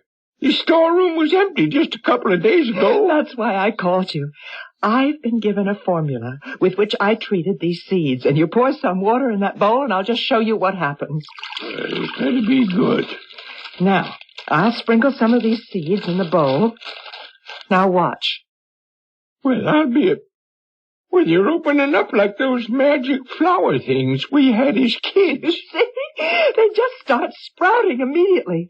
And when they're planted, well, there are the results. We can feed the world. Ruth, come into the conference room and make a report. Mr. Bascom, you say you've come up with something that limits radiation? Well, yes, sir. I'd like to show it to you. I'm a very busy man. Can't you sketch in the details? No, sir. It's all set up in the testing room. I thought you'd been given instructions that no more nuclear devices would... Sir, this experiment is different. It's like nothing you've ever seen.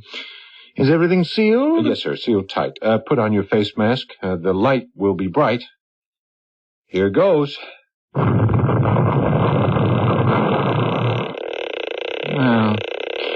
Well, You had your explosion, and according to the Geiger reading, there's a high radiation count. I installed a container which will open with the heat and pour its contents over the contaminated area.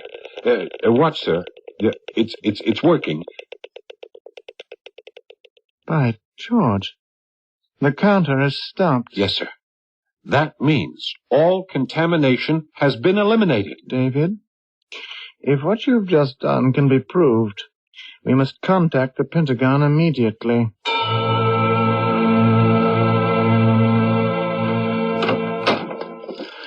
Ruth, are you home? Yes, but not for long.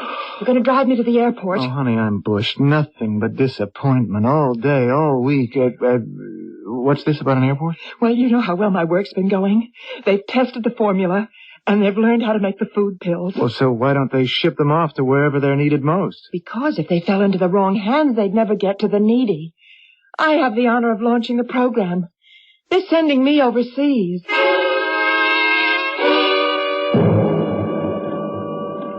Oh, the Pentagon. I'll never learn my way around this place. Just a minute, sir. Yes, Sign here. Look, ma'am, I've been here 5 times in the last couple of days. Sign here. I've signed in duplicate and triplicate. I've even been fingerprinted. Look, please, could you tell me which way to room 1405? Down the hall to the left, then turn right. Mr. Bascom, we are deeply impressed by the documentation on your experiment. Please, sir, would you untangle me from all this red tape so we can go to work on the disposal of hazardous wastes? All in due time. You have given us what can be a clean bomb. Now, wait a minute. I want nothing to do with bombs. But if we had a missile which was truly clean, imagine the possibilities. My information must not be used for making weapons. I'm concerned with saving lives, not destruction. Look, I want those documents back. I should have gone straight to the Nuclear Energy Commission. We work directly with them, of course. I know they'll be interested. Okay, then give me my papers and let me go. These have now become government property. Okay, I'll go to the president. I'm sure that eventually he will want to see you. I mean right now. Naturally, you'll be living in Washington. We will provide security. A man with your information must be protected at all times.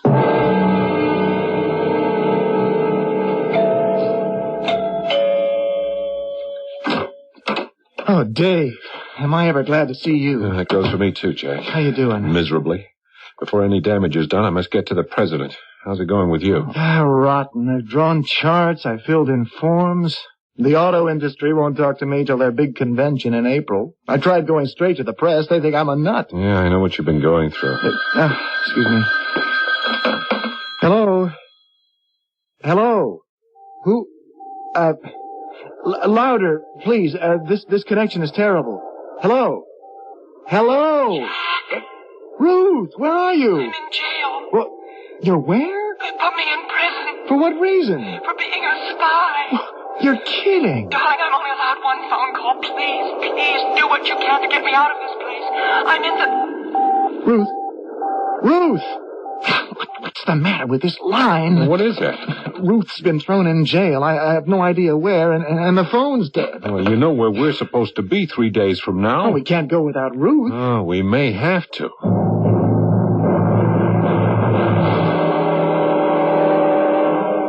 This house is colder than ever. Yeah. Mind if I throw some wood on the fire? Go ahead. I guess we'll be up all night. I can't imagine getting any sleep. You do think he'll be there, though, don't you? He'll have to be. I get more worried about Ruth by the minute. Well, he's the one who's responsible. He'll have to bring her back. Hello! Ruth, darling! You all right, Ruth? I'm okay. I wouldn't go through that again for anything. How'd you get away? They released me yesterday without any explanation. I was put on a plane and sent home, and I rented a car at the airport, and here I am. Oh, thank the Lord. Of course, I had to be here. Tomorrow, we have a rendezvous. I'm sorry to get up so late. Good morning. I'm not sure that it is. Maybe I'm not awake yet, but I feel very strange. I hope you didn't have bad dreams like mine all night long. Your dreams couldn't have been as wild as mine. I need another cup of coffee. Well, fresh air ought to fix us up. Remember, We agreed to go to the old cemetery.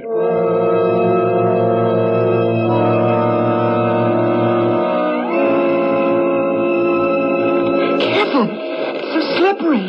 It looks very different this time of year. I'd forgotten the place was so deep in the woods. Greetings, all of you. You're right on time. He's here. Of course he is. He said he would be, didn't he? You don't know what trouble you got us into. Oh, yes, I do. You threw me to the warlords. I was thrown into jail. I know. Don't bore me with details.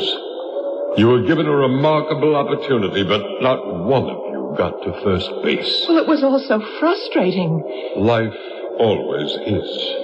And so are dreams.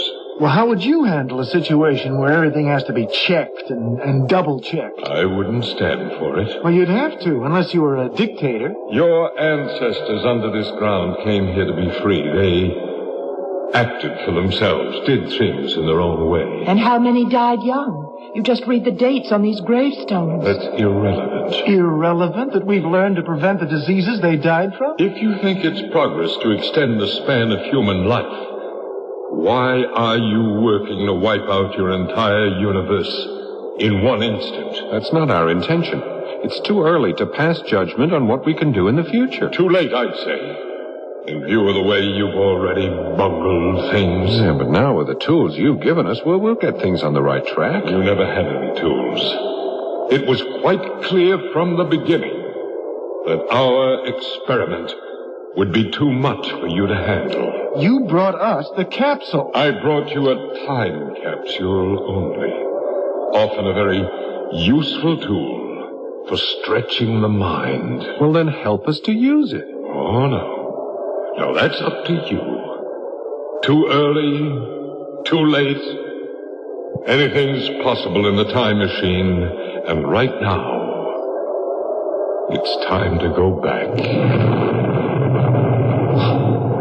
He's gone. Yeah, I've had enough of this old graveyard. Let's get out of here. Ooh, race you down the hill. Not me. I feel very tired all of a sudden. I have a headache. I'll see you at the car.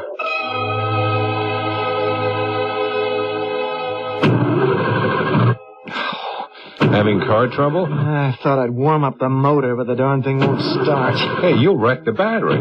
Jack, look at the gas gauge. Well, it's empty. I swear we filled it yesterday. Didn't we, Ruth?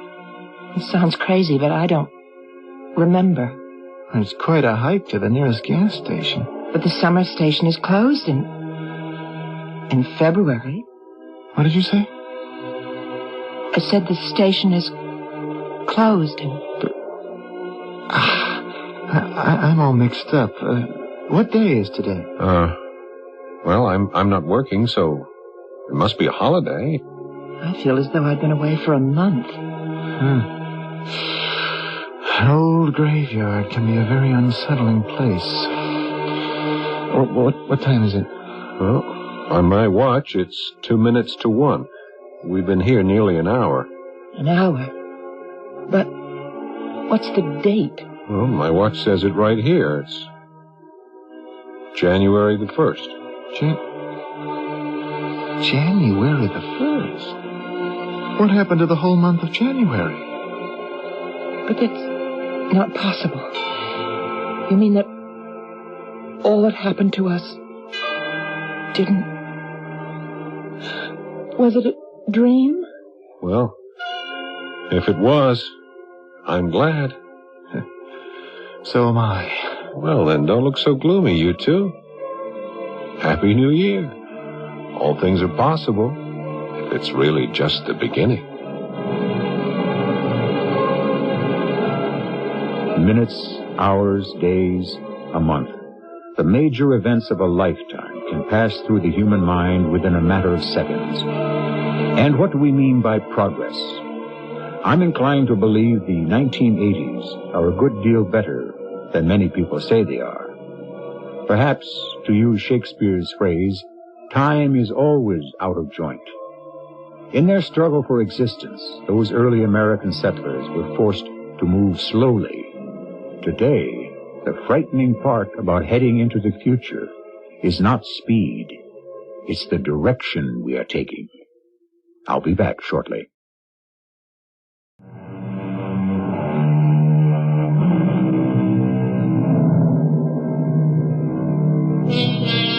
It's not unusual to come across a ghost in an old graveyard, but a ghost of the future? Our ghost, if that's what it was, offered some tantalizing possibilities. At least he indicated there are better things ahead. Author George Orwell painted a far gloomier picture, but we're so close to 1984 that some of Orwell's predictions can't possibly come true. Or can they? We are forced to revert to that well-worn cliché, only time will tell. Our cast included Russell Horton, Marion Seldes, Paul Hecht, and Arnold Moss. The entire production was under the direction of Hyman Brown. Radio Mystery Theater was sponsored in part by Raven House Paperback Mysteries. This is E.G. Marshall inviting you to return to our Mystery Theater for another adventure in the macabre. Until next time, pleasant dreams.